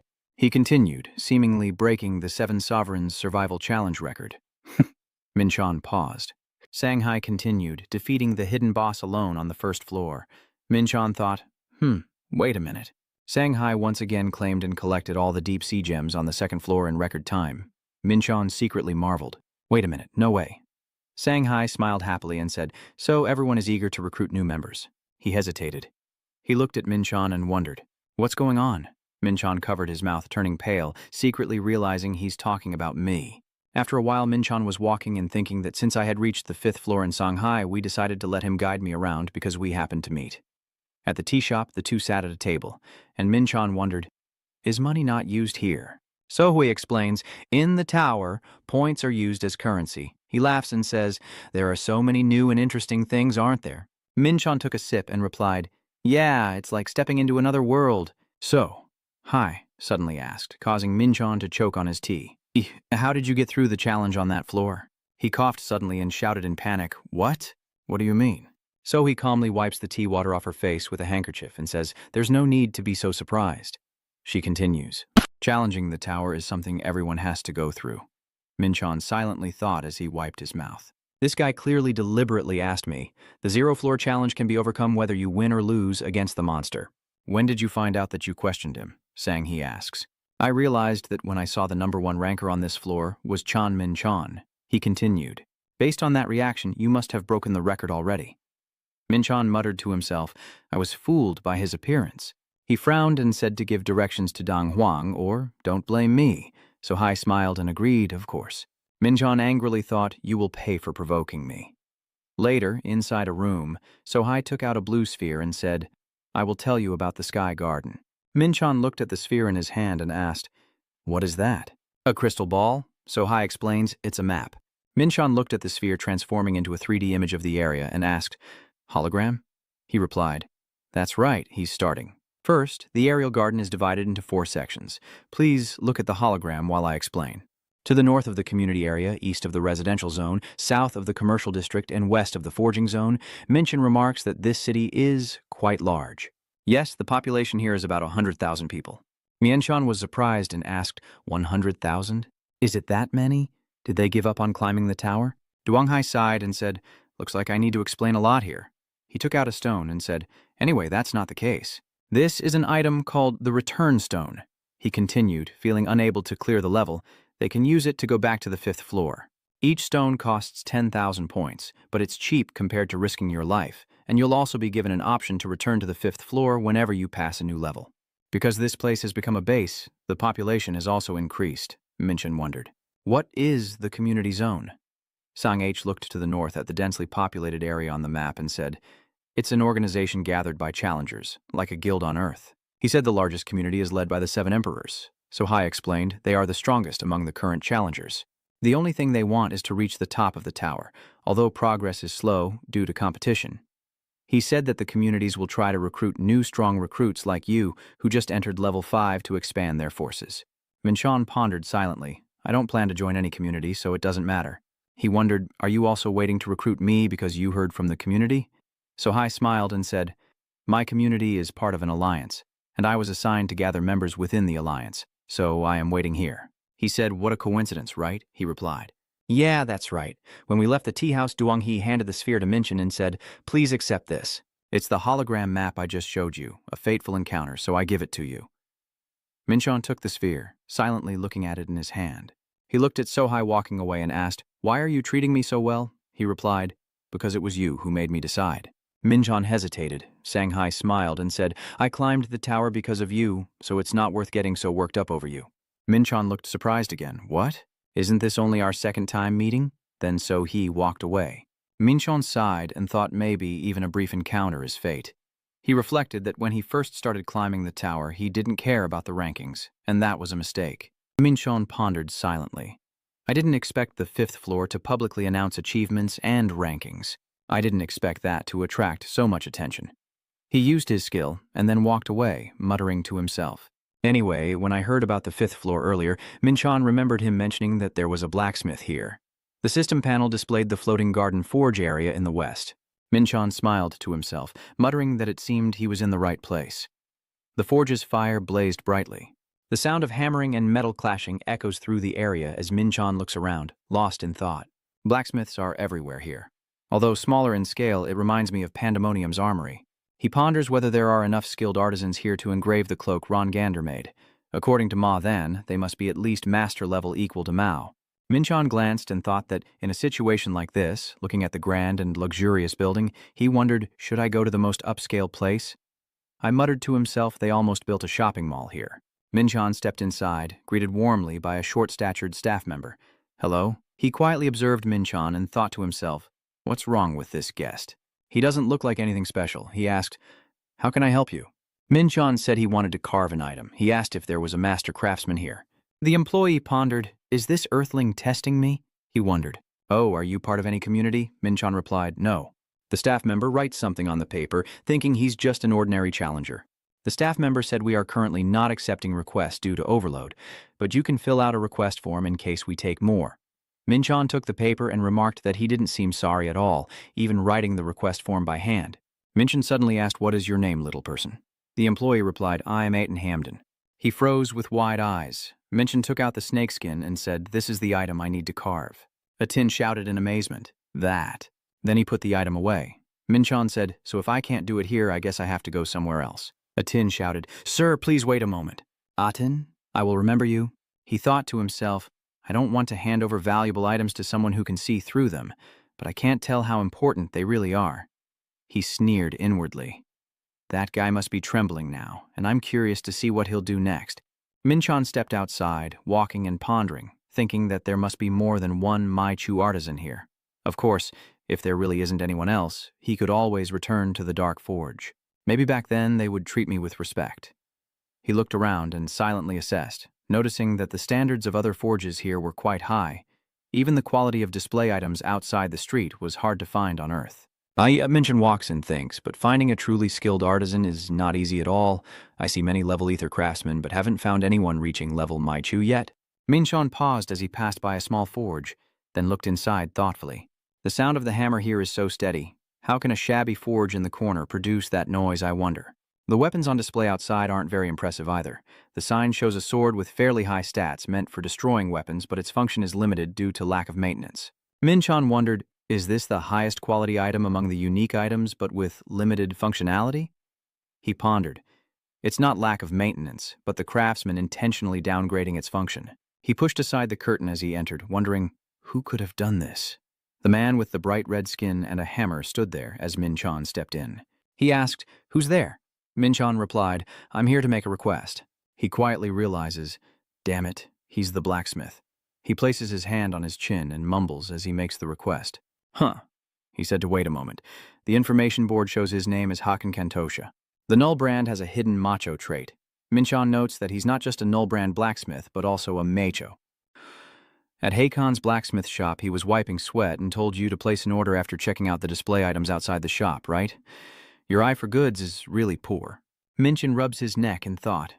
I didn't think someone at that level would say that. I don't know why you're doing this, but there must be a reason. Hakan pondered for a moment before continuing. I won't be responsible if you're not satisfied with the final product. He suddenly paused. Haka stared intently at the leather placed on the table by Minchon and shouted in shock. Wait, where did you get that from? Minchon replied. I have no obligation to say. Haka lifted the cloth and asked, what do you want me to do with this cloak? It's almost finished. He said it's a relic that can only be completed if engraved. I want you to do the inscription carving for it. He is hesitating. After all, this material is something any blacksmith would dream of working with. Just give him a little push. You take back the paper and say, if you're not confident, just refuse. I'll go somewhere else like the blacksmith back fought. Hakan hesitated. No, he was confused and trying to stop him. How can I change my mind so quickly? Minchon thought with a smile. All right, Hakan said. You'll have to cover the cost of the materials used for the engraving. How much did he ask for? He announced. 100,000 points. I have excluded the labor cost. This is just the cost of materials, Minchon silently assessed. That's cheap, especially since the person doing it is a Mio. The system shows that you have transferred 100,000 points to Hakan Tusha. Minchon shakes hands with Hakan and hands over the item to him. He asked with a smile, Are you not hesitant about such a large amount of points? Then consider this an official transaction. Don't worry, I will do my best. Come back in a day. He introduced himself. My name is Hakan. Just call me Hakan. I'm John Minchon. He stepped out of the shop and said, I'll come back tomorrow. Hakan suddenly froze. He said, Hey, you look like a rookie who just arrived on the 5th floor recently. So Minchon wondered, is that really the case? Hakan pointed to the person hiding behind the window and warned, There are quite a few troublemakers here. Minchon was secretly surprised. Who is it? I smile and walk away, then reassure him I can handle it myself and tell him not to worry. I think he's quite charming too. Minchon says, Thank you for caring about me. Hakan immediately denies I wasn't worried about you or anything. Leaving the blacksmith's shop, Minchon walks alone down the street. He enters a deserted area and then stops. Minchon glanced at the person hiding and ordered, Come out. Ain stepped out and praised Minchon. You have a pretty good eye. Tanbin, he looked up and asked, Your name is Aten Hamden, right? I was thinking that something would definitely happen after showing Han the Zomengander cloak. Is he after me? Aten sneered. You seem to remember well. 2 guys are hiding in the alley waiting for Aten's signal. Minchon laughed and said, What a coincidence to meet in this alley. Aten retorted, Do you really think this is a coincidence? Minchon drew his dagger and smiled, saying, I know I'm not that stupid. He threw the daggers at the assassins, one piercing through the black-haired man's stomach. The other blades quickly took out the remaining attackers, but a few managed to dodge. Aten shouted in shock, What did you just do?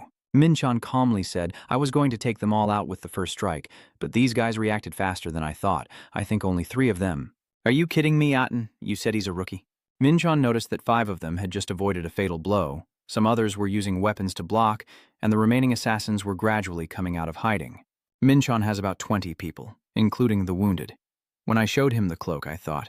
He clenched his fist and muttered, If something like this happens, it must be fun. He smiled to himself. Now I can handle him myself.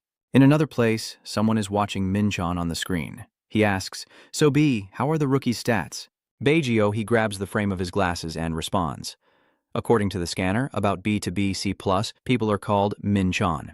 Arrogant fool. The deputy leader of the CR Wild Wolf community, holding 2 short blades, steps forward to ask, Do you dare to do this even though you know we are wild wolves? Minchon wondered to himself. What is that? He wondered. A famous community? Ein suddenly shouted. Sero Odin, I must get his cloak no matter what. The guy shouted angrily. Shut up, you damn hunter. Someone who can provoke like this and still be called Tanbin. He orders everyone to charge, hold him tight before he throws the spear again. Minchon calmly stands still, observing and assessing the hunters. Their average stats around A to A+, mostly equal or slightly weaker than in Swanghai. He draws his sword and mutters to himself, I need to be more careful next time I face the challengers. Minchon coldly said, I am serious now, and then he swung his sword to wound a series of warriors. Atin gasped and shouted, What? He looked at Minchon, who was standing calmly in front of him, and wondered, Is this rookie really crushing everyone? The whole of Koden's body was covered in bright red liquid. He clutches his severed left arm and screams loudly, A monster! I remember I used all my strength, but still couldn't escape the deadly blow. Clearly he's only a B rank, so who is he? Minchon stepped in front of him and said that calling someone from Earth without a rank a monster is a bit rude. Siren in shock asked, What is this? You are unranked. He collapsed to the ground. Minchon coldly said, Thanks to you, I remember what it feels like to fight a crowd. He raised his sword and smiled, Thank you for being my stepping stone. As he finished speaking, a painful scream echoed out. After a moment, Minchon muttered to himself, The only thing left to do is for Atin to run away while thinking I have to run now. I have to get out of here immediately. Minchon leaps onto the building where he is fleeing, while Aten freezes, his body stiff as if controlled by someone else. Minchon uses his hand to overpower Aten's head, smirking as he says, We still have unfinished business. Minchon sneers and orders, The wild wolves are not just that, right? Take me to where they are. He nervously agreed. Uh-huh. All right, you're threatening me. If you dare to leave that foolish act, you'll face the consequences. At the community area, Aten stammered and pointed to a building saying, This is the Wild Wolf Community Headquarters. Well done. He tremblingly reached into his pocket and spoke. So I'll take my leave now. He suddenly said, once you promise, you have to keep it. A tin gulped down a sip of wine. He looked terrified as he saw a sword piercing his chest, and he closed his eyes. So why did you do that? I told you, if you're going to do something stupid, you have to face the consequences. Then he said, come out, I know you're there, a voice echoed. You really are bold. Tanbin, a haughty woman with black hair, sneered and said, how dare you be so arrogant and proud? Minshan looked at her, puzzled. Aren't you the leader of Kwanglang? The woman replied. You guessed right. She asked Minshan, what did you do to Black Lady? He replied, I killed him. A remembers having you. Our vice captain position is currently vacant. Minshan replied with a faint smile. That truly is terrible. I offer my condolences to you. Oh, the captain suddenly said, you defeated Seren, right? I like that you have skill and can consider risking yourself like a hero. Now she is surrounded by men in black cloaks. She offers to forgive you if you join as vice captain. Come on, isn't this a good offer for you? Minshan looked at her thoughtfully. She speaks as if it's obvious, yet she's gathering all the members here? You sneer. How can the dragon's head be attached to the snake's tail? Captain A looks smug. Ava claps her hands and then says, looks like the rookie needs to be taught a harsh lesson. The hidden weapons fly toward Minjan. He remains calmly standing in place, the system appears, and his protective energy is reinforced. He silently assesses that attacks without any aura are no threat at all. Minshan suddenly said, come out. He stretched out his hand and a portal appeared behind him. The knight stepped out of the gate. Minshan ordered, now you knights are the leaders. Lead the immortal warriors and defeat them all. The knight charged at the wild wolves and replied, understood, master. The knight contemptuously said, you bugs, don't even dream of blocking our supreme being. The soldiers accompanying the knight immediately eliminated the mercenaries, leaving the captain stunned. Minshan suddenly appears in front of her, swings his sword, and with a sneer says, hey, Sharp-Ear, we need to talk, right? The squad leader grits her teeth in anger as the darkness points appear on the system. The squad leader controls the shadow beams and yells, you're acting way too arrogantly for a rookie. Minshan quickly blocks her attacks. He quietly notes that all these attacks are physical in nature. He swings his sword forward and she quickly jumps up to dodge. Minshan sighed, thinking that she might be able to control the monster at will. Not bad, huh? Are you grinding your teeth and showing your strength? Are you angry and shouting loudly? Are you the challenger from Mim? Minshan chuckled softly and replied, no, I come from Earth.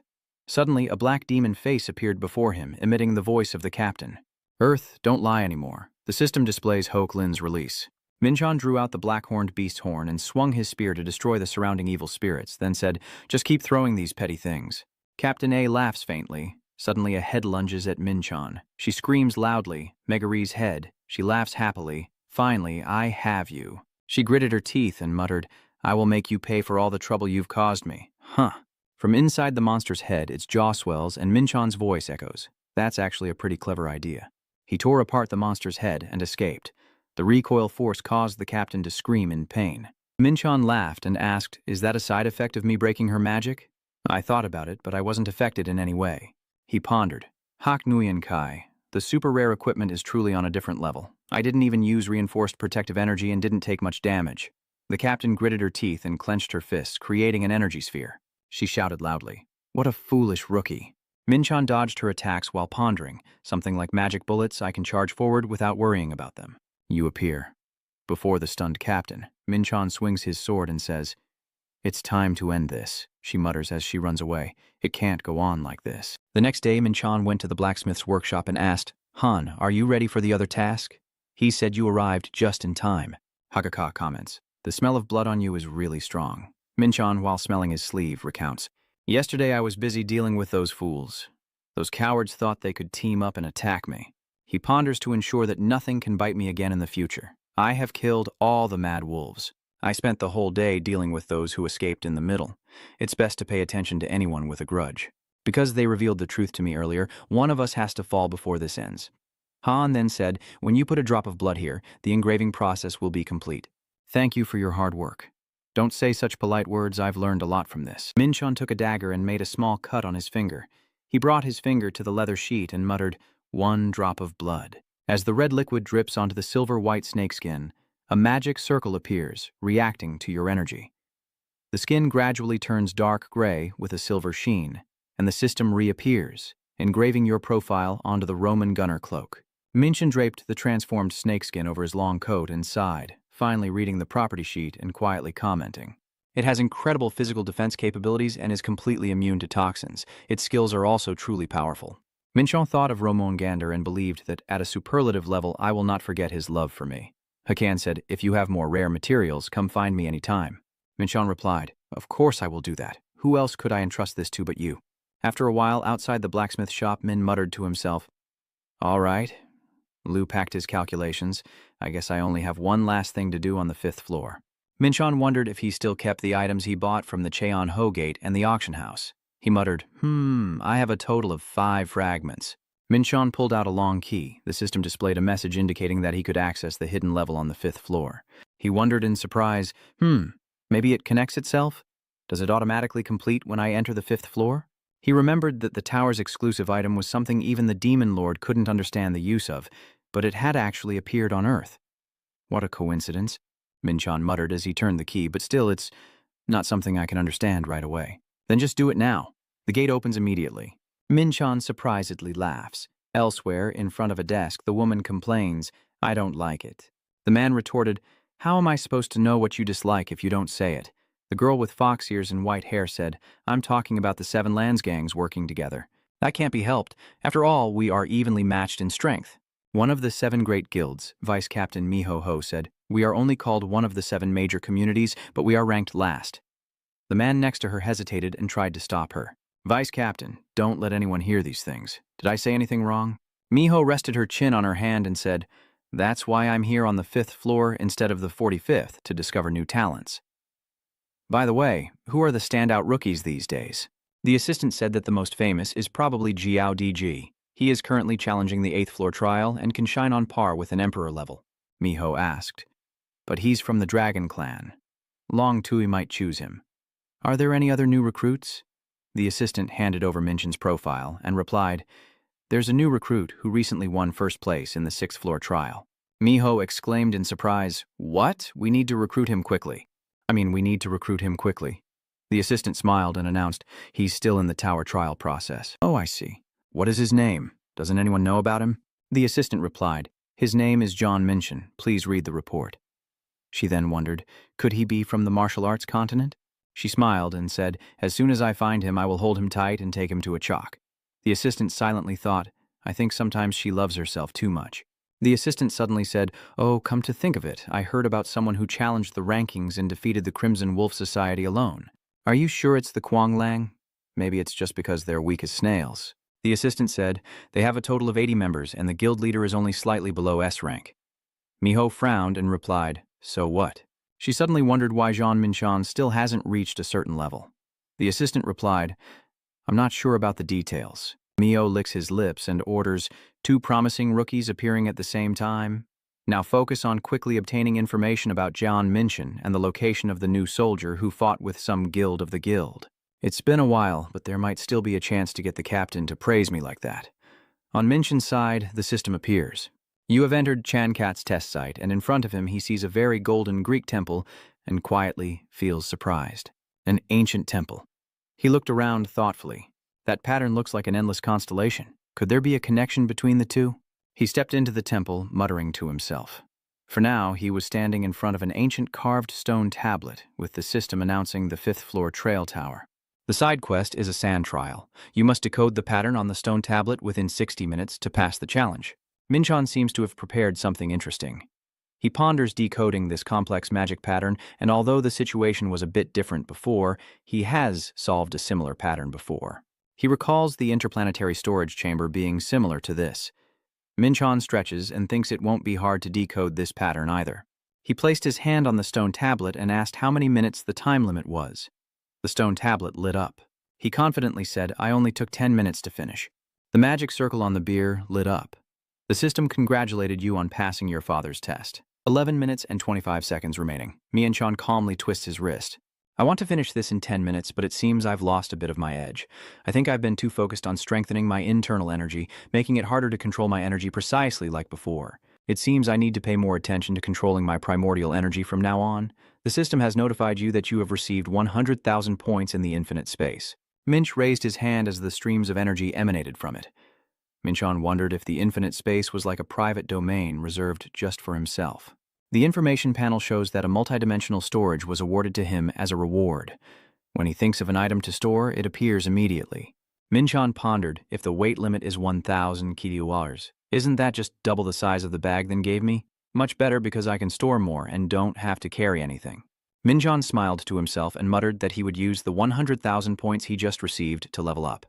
The system appeared, and the infinite space level 1 increased to level 2, now holding 2,000 kilowar. A flash of lightning lit up. Minchon froze. Huh. The stone stele emits a faint blue glow as he mutters in surprise, "Wait a minute. Isn't this the end of the test?" he wonders. Is there something engraved on the tombstone? I've never seen these characters before. Are they ancient writing? The system announces that you cannot decode the text due to insufficient level, Minchon muttered. I can't decode it. Is it really that advanced? If I can't decode it now, then I guess I'll have to take it with me. The system prompts, "Please enter the correct item type." Minchon whispered, "I guess I can't take it with me because it's part of the mission." He muttered to himself, "If I can't take it with me." Minchon raised his hand, and aura turned into a small dagger on his finger. He aimed at the stone statue, swung his hand to cut it, and the statue flickered briefly before absorbing all the aura from the dagger intact. Minchon created a scroll. He sneered, "I will copy the text, and I am sure I will decode this one day." He pondered, having engraved it on Ron Gander's coat and also possessing ancient writings he hasn't deciphered yet. Minchon quietly said as he left the temple, "I really have gained a lot from the 5th floor. I was thinking about challenging the 5th floor immediately, but I don't have much time to do so." Minchon recalled that the real hardship began from the 5th floor, where the tests would become much larger and much more difficult, often taking at least half a year. He pondered. Right now, he had to pay attention to the movements of the Dark Abyss Society and the Angels. "I don't have time to reorganize the tower." He chuckled softly, thinking, "I can't afford not to protect what's mine. I can't let Iasium and Bendermonium cause chaos in my territory. I'll return right now." The system displays a message. "You are now returning to your world." On Earth, Minchon recalls that a week has passed since I returned from the tower. Minchon meditates, thinking that VD and Thanel have updated me on what's happening. The Bendermonium Dark Abyss faction, a huge secretive family from China, is moving covertly to secure their foothold in Korea. Minchon pondered. They are collecting items for some kind of ritual. They had to postpone the ritual schedule due to issues with the mill and Oriham supplies. Mincho frowned, thinking as neither side had made any major move yet. He stood up silently, marveling at how he was gradually getting used to detecting energy flows. "It's amazing that I can increase my primordial energy just by breathing after connecting with the infinite star cluster." He stood up, stretched, and looked at the phoenix standing in front of him. Minchon reflects that he is taught the techniques of someone with light attributes, including focus techniques, and even the Tumin Huyen Kong. The notification appeared, revealing one of the cultivation techniques exclusively taught to disciples of the Hoa Sun sect. He watched the phoenix perform the technique, and then pondered. The ultimate martial art of the Hoa Sun sect, Tumin Huyen Kong, for those who possess a light attribute, works very well with Tumin Huyen Kong, harnessing extreme positive energy. Minchon muttered, "I am glad I taught them the martial arts of the Hoa Sun sect. They are truly extraordinary disciples. They even didn't correct their posture during training." He thought that if they trained a bit more, I could use them in real battles. His phone rang. Minchon was surprised. "Hey, what's going on?" The sound of Ely, the hunter Minchon, coming from the phone. "Where are you now?" She took a document and explained as she watched, "We just received an urgent raid request for the gate." The S-rank gate, an S6 rank gate. Min wonders what makes an S-rank gate so special. He shouted, "This is a portal that has not yet been announced to the media." Minchon hesitated. She continued. "And they specifically requested you." Minch wondered if they meant him. A few days later, a group of people gathered in front of the S-rank gate. Minchon stepped forward and said, "I didn't expect us to meet like this." The red-haired woman is a member of the God Guild, led by John. She sneers and replies, "Yes, it would be great if we met under better circumstances." Minchon remembered that Ely had told me something before I came here. "If an S-rank gate were to spread across the internet right now, I'm not sure why they specifically requested you from the beginning," Minchon said. "I want to hear the details first." Tron rubbed his neck and replied, "Our 2 attack teams entered an A-rank gate, and it had become so dangerous that it needed to be destroyed, and its rank has risen to S." She continued, "Yes, that's how things ended up this way. Tron looked at the bright red space gate and then said, "It has become a gate that must be destroyed." "That's right. It has become a death zone where you can only escape by destroying the gate after entering. Furthermore, the maximum number of hunters allowed inside is 5. Our main assault team is currently raiding another portal, so we can't send reinforcements inside." Minchun hesitated for a moment, then asked, "Are you sure you can bring a rookie like me into that?" Truong chuckled softly and said, "A rookie, huh?" Then she suddenly said, "This gate is just as dangerous as the other one. I only trust the people I believe in. Just looking at the gun and profile was enough reason for me to hire you." Minchun wondered how she figured out that I had passed the A-grade gate alone. "You have a sharp intuition, huh?" Tron replied with a smile. "Thanks for the compliment, but I want to hear your answer to this matter more." Minchun chuckled softly, thinking I already had the answer from the start. He replied, "Okay, I will go inside." They shake hands. Tron says, "I will rely on you for this trip." Minchun replies, "Me too." He thought to himself that since it was an S-rank gate, there was no reason to refuse it. Inside the gate, everywhere was filled with trees, and the two people walking with Tron were panicking and screaming. Something burning shot towards them, and they both fell in front of Minchun.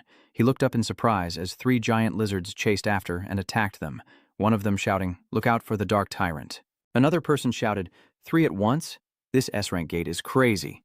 Minchun chuckled faintly, thinking it was his prey. The black chaos dragon, with teeth sharper than swords and each about a meter long, covered in immense magic power that made normal attacks hard to leave a scratch. It is an ancient monster on par with mythological beasts. It roars and tears the sky apart, the dark savage dragon with a power of 450. Everyone was stunned to see it. The 3 black savage dragons of Gate S are truly on a completely different level, and Tron watched everything silently. Minchun then let out a mysterious smile. "There's no need for you to waste your strength right now. Those monsters are my prey. Are you surprised?" Seeing him confidently declare this, many people were stunned and tried to stop him. "Young man, what are you doing? A giant monster like that is much stronger than regular monsters. We have to work together to take it down." He thought to himself, "Not necessarily, that's just how the weak fight." His whole body radiates an overwhelming power, holding the Black Star Sapphire Dragon Saber and the Black Star Emperor Sword in his hands. This is the swapped skill. He's ready. Let's begin.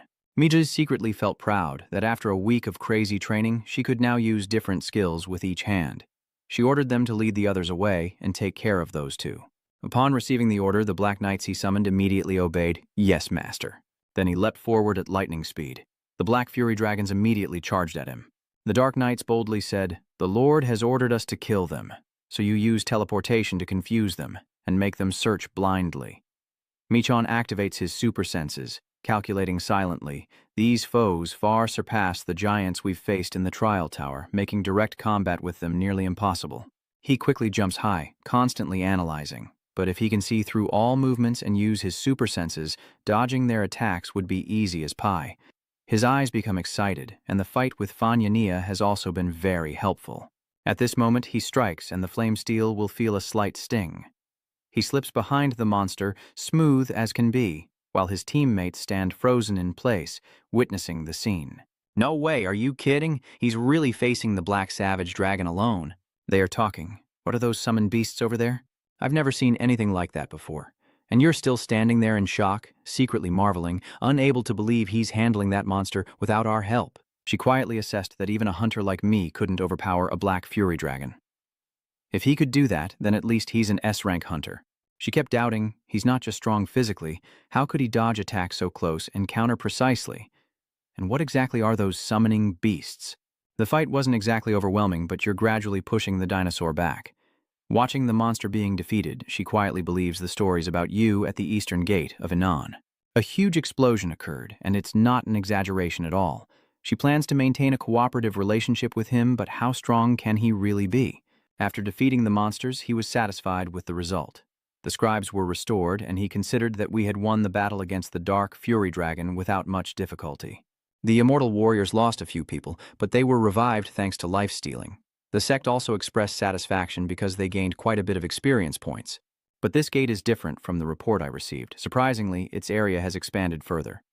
I use my super senses to scan the situation, and even though I focus my chaotic energy into my eyes, I still can't see the end of this gate. That means this place is nearly 11 kilometers wide. a medium-sized or larger gate with piles of monsters everywhere. As he walks, he thinks that he might not be able to finish this raid quickly. When we get back to the camp, Tron and the others are discussing. She asks, "Songshu, do you have the details of this portal yet?" He replies, "I have it all."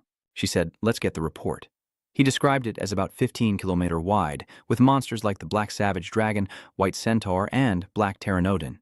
Mish listened carefully, thinking to himself that we haven't been at the gate for long, yet he already knows so much. He suspects that the team she brought is probably only the second strongest team. The key members are stuck at another gate, which is why things are like this.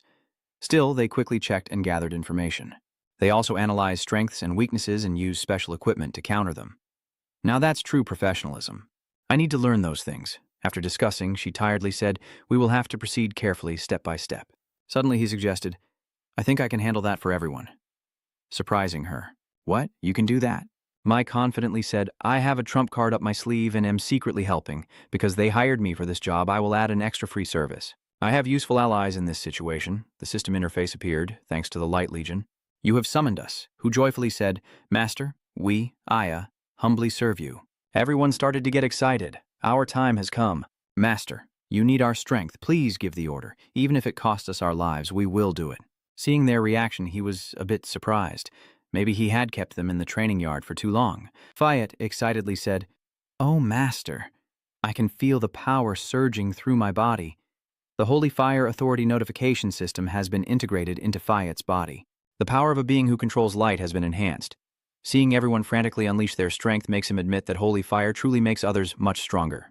Although there is some disadvantage in not using the holy fire for himself, a 40% increase is definitely not a small number. He ordered the hunters lost in the gate to find them. Immediately, Fet soared into the sky and responded, "Yes, Master." He looked at the streak of light in the sky, thinking that the purple energy source indicated they had reached a fairly high level of mastery in the Hoa Sun martial arts, quite different from when he first summoned them. As he looked at the pile of documents on the table, Tron sighed and said, "I still find it hard to believe that this area is 15 kilometers wide and that there are buyout monsters here." She was worried, hoping everyone was safe. Suddenly, Michon Ven entered to call the Divine Guild, and she asked, "Have you found the hunters yet?" "We found someone about a kilometer from here." Immediately, they quickly headed to the location. He then asked if there were any monsters here. Peep reports, "Yes, Master. He instructed us to stay safe. I will be there soon. Once we arrive, I will say, 'We're here. Everyone can come out now.'" The two people hiding behind the bushes peek out to scout. The reinforcements have arrived to help us. Seeing someone come to rescue the market, they breathe a sigh of relief, feeling saved and relieved. But at this moment, Michon realizes and says, "There's something strange. There are as many as 30 people missing from the assault team." One team member stepped forward to explain that the sudden change at the gate caused everyone to be separated. After hearing, Tron Gang asked, "Do any of you know where the others are?" Suddenly, he hugged his head, blaming himself. "I don't know. Sorry. Now that things have come to this, I guess everything is complicated, and even if they are together, it's very dangerous. We must find everyone." Michon uses telepathy to communicate. "3 fish reports, Master. We have detected another group of humans." He then asked, "All right, so how many people are there?" He replied 7, but their situation isn't very stable. "Why is that?" He observed the 7 people, but the situation doesn't look very stable. "There are black savage dragons and white unicorns around, so they probably can't fight them off." He then ordered, "There's no other choice. I want you to go with them and hold them off for me." He received the order. "Yes, sir." He calculated that CPA will head in the opposite direction from Fanet. With just 1 or 2 people, he probably can only buy some time. After recounting everything, he said, "This is the current situation, which makes Tron even more uneasy. We have to go save them now. I explained that the distance is quite far and there are many monsters along the way. But she still insists that we must go, even if it means risking breaking through the encirclement. The difficult problem now is that many monsters are blocking the way and the distance is long. Mun warns that if we're careless, we might attract the entire horde of monsters, causing her to hesitate. So, what should we do? You suggest we quietly get past and stay out of the monster's sight." He actually has a way and thought it through, knowing I have a perfect holy relic for this situation. The Black Savage Dragon and White Beast Kens are meant to save the other hunters. I need to avoid these creatures. He weaves through and avoids them, and I have exactly what I need for this situation. He rushes forward and uses the invisibility skill. To move quickly without attracting attention, I decided to use invisibility first. Other options like potions, items, or magic still leave strange traces. Even while invisible, the Zongander cloak can hide the body without leaving any residual energy. Rest assured, combining it with the martial arts youth would make it even more perfect. He asked insistently, "What's the situation, Catba?" He replied, "No casualties yet." Are you saying the Lord's words really surprised him? At this moment, the Black Savage Dragon is attacking in a violent frenzy, while those trapped are struggling to hold on, using steel, fortress defenses, and launching counterattacks with land, claws, and black tentacles. A series of attacks target the monster, causing it to scream. The weapons used to restrain it are tightly wrapped and hold it still. The black violent dragon keeps taking damage. Katapa, standing above and watching, immediately paled and said, "No." Seeing its power had defeated everyone, he became panicked and thought, "I have to keep them alive." He grits his teeth, blaming himself for being useless. Katba screams at him and curses. "That bastard attracted the monster, and you unleash all your skills in one strike. Watch this. This is the new power the master has given me." He rushed towards it, attacking furiously while everyone else helped each other to stand up. Michan stands watching, puzzled. "Who is this?" Ali, the black-haired person, hesitated to answer, but he looks very strong. "Still, I can't fight a black savage dragon." Seeing Catpaw trying to fly away quickly to escape the creature's sharp fangs, it seems there's no way out for him anymore. "Damn it, I got too close again and begged for mercy. Sorry, master." The system notification says CP Aya has been recalled due to severe injuries and can be summoned again after 12 hours. Seeing this, he briefly praises, "It's okay, Catpaw. You are quite useful now. Give me a little more of your precious time." Michan reached Hak Baolong and said, "I made good use of the time."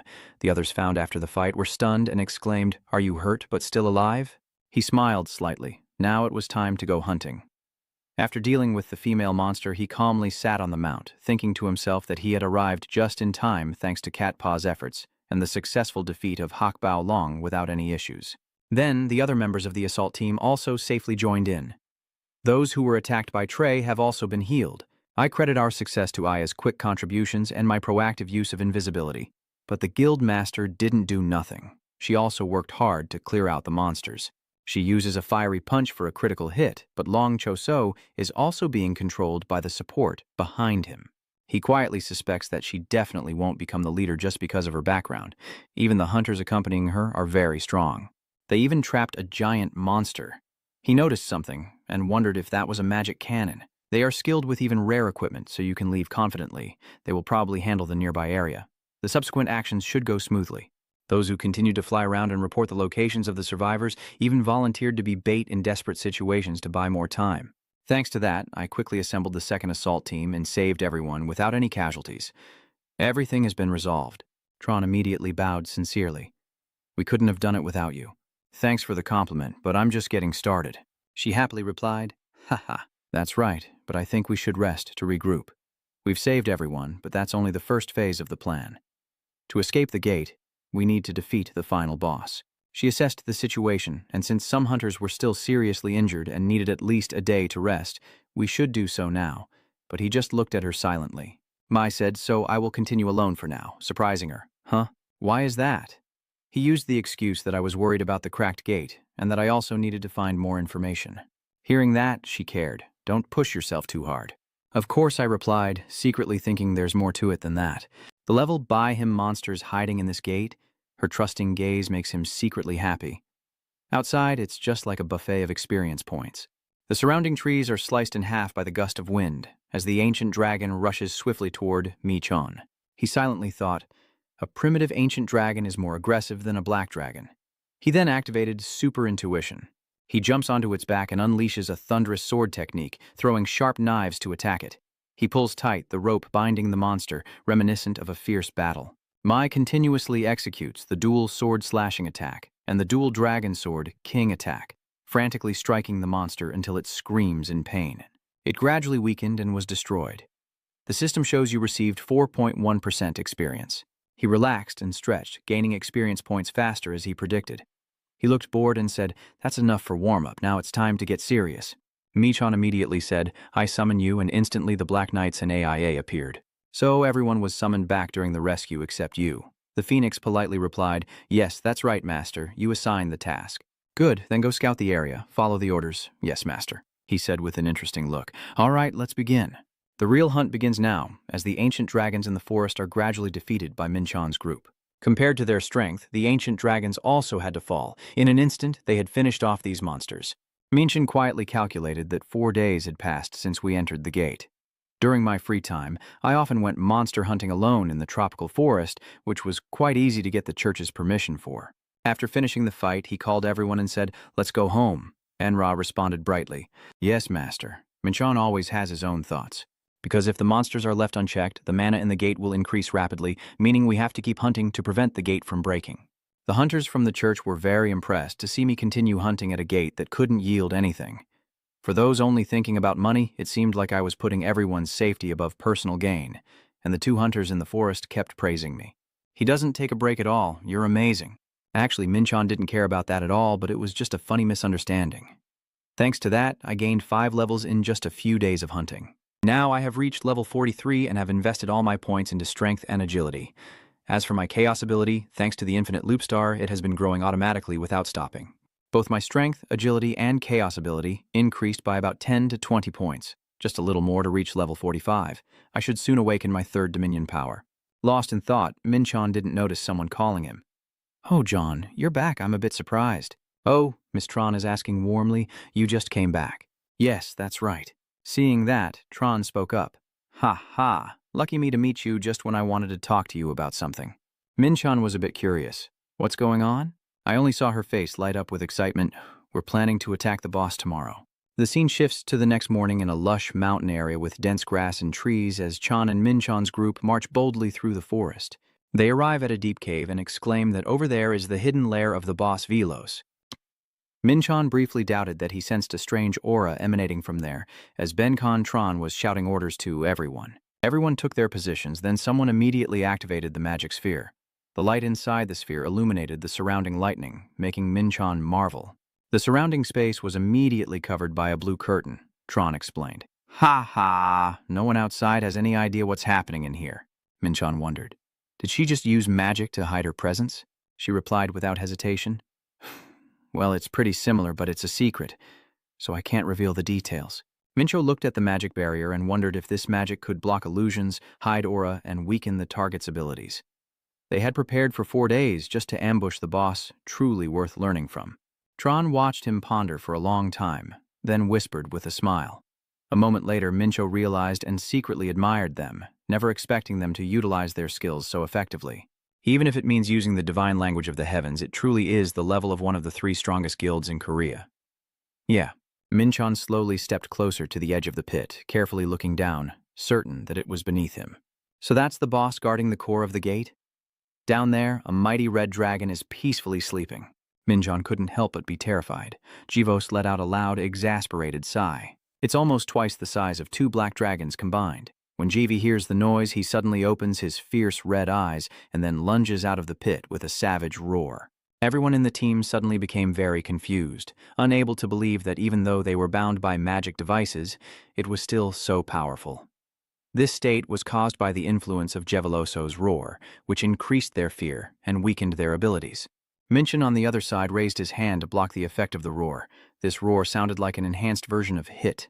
Based on that, its stats are even higher than the Ice Giants, but all its attributes lean towards physical strength. Jeveloso, or Pum. All stats range from 400 to 800, with characteristics of ancient creatures and powerful fire-based skills. At this moment, Tron suddenly ordered, "Healer, cast a blessing." Minchon nearby received a bit of the blessing and then calmly responded, so they had already prepared for this. At least the church would not interfere. But suddenly Minchon activated the Divine Realm style and Sanctification, which slightly surprised him. Then he quickly flew straight towards Pum. "I will charge forward. Everyone support me." He is very confident inside. Following others' rhythm is not his style. He will lead this battle. P suddenly looks a bit stunned and growls when he sees Minchon circle around him, then immediately uses his immortal power to target his head and launch an attack, leaving him no time to dodge. The move was immediately executed, causing Pat Kung to cry out in pain. All stats were reduced by 10% due to the immortal power flowing into its body. Once defeated, it would become an immortal warrior.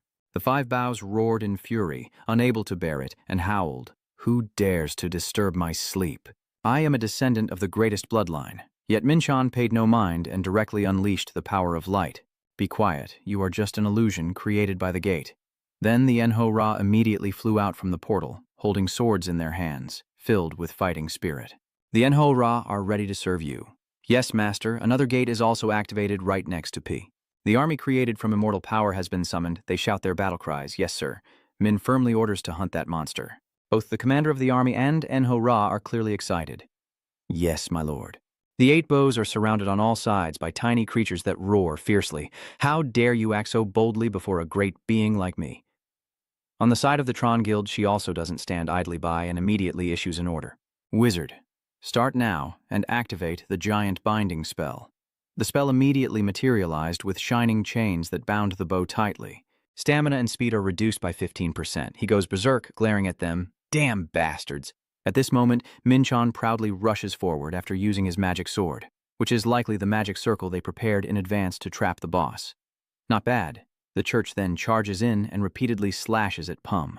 With this level of support, losing would make you truly useless. Batcum radiated fierce flames around his body, his eyes blazing red as he looked at them. You miserable creatures, how dare you hurt me? Suddenly, giant spikes sprouted from the ground. Those thorns burst out and transformed into powerful warriors with tough armor. The ancient soldiers have been summoned. Minchon, seeing the tense situation, feels a bit worried. This is about to get complicated. The sorcerers suddenly shout fire, and from the nearby fortress, a powerful blast of ice energy is unleashed, freezing the ancient soldiers and scattering them. Minchon looked at the magic cannon with a secret smile. They still have that thing? With it, the ancient soldiers won't be a problem anymore. Suddenly, the bat bow roared again, startling Minchon and the vile bugs. Its entire body radiated blazing fire and lightning, filled with rage. The immortal knight didn't hesitate and charged straight at it. The immortal knight used basic swordsmanship, A-level / straight at Bung's face. This truly drove it into a rage, its eyes blazing with fury. The 8 trigrams roared and immediately spat out a fierce flame like lava, with terrifying heat forcing Enor and the immortal knights to retreat. Minchon quietly glanced in the direction of the flames behind him. Good. Everyone is alive. Luckily, I dodged it. The magic power was so intense it melted the ground and boiled. Even the demon dragon can't use this move repeatedly. This is the perfect opportunity to attack before it recovers its magic power, but suddenly I feel the heat beneath my feet. Looking up at Picum, it was opening its mouth wide, with fiery red eyes blazing.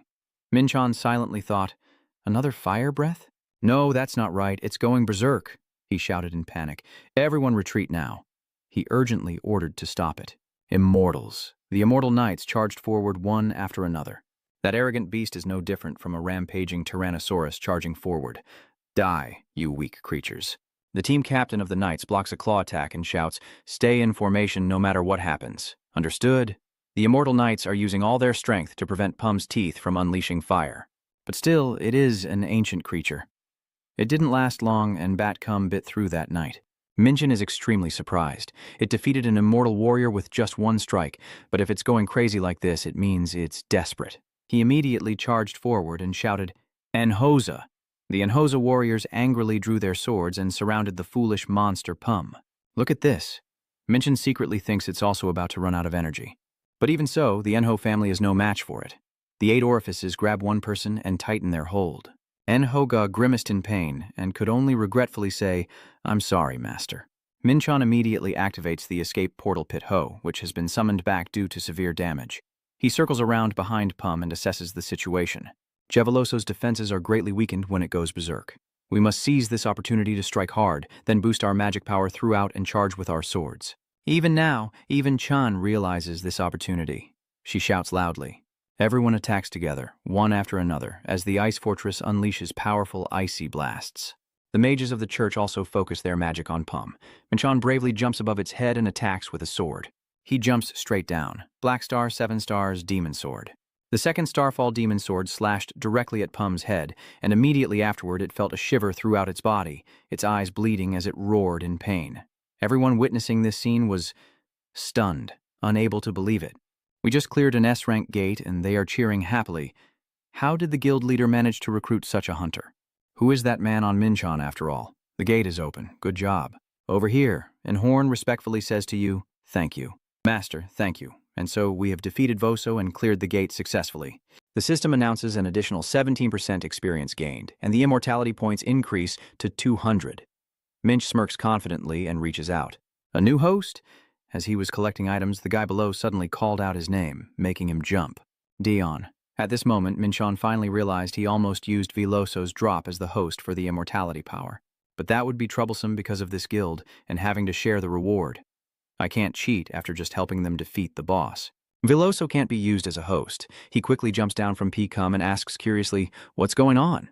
Truong politely smiled and said to him, "If it weren't for your help, we would have suffered heavy losses fighting the boss, so I want to share 50% of the loot with you." Minchon was pleased to hear that. "Of course, but that's not the real reward, is it?" Tron replied brightly. "Of course not. That's just the minimum you deserve." Ha ha ha, that made me think a bit. "Is that so?" "The Holy Guardian has the authority to decide how to distribute the boss loot because they hold power at this gate. Besides, I can't really get the items on my own without help from another craftsman." The two shake hands warmly.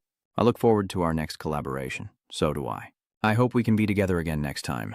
Minchon secretly felt very happy. It suited him perfectly. "Whenever there's an S-rank gate, just call me. I'll join." They keep discussing. "How much do you think we earned this time?" "About 30 billion, around 25 million US dollars. Next to Pum's corpse, a member of the guild was inspecting an item when he paused slightly. This is..." Then he immediately reported back to Tron. "Chairwoman, there's something I need you to check." Tron curious, "What are these?" "Just by looking, you can't tell. Only Minchon is frozen in place. That stone is an ancient crystal and... a soul stone. Ancient spirit stone, the rarest type with maximum durability, contains the wonder of the ancient world and can be enhanced by channeling ancient energy.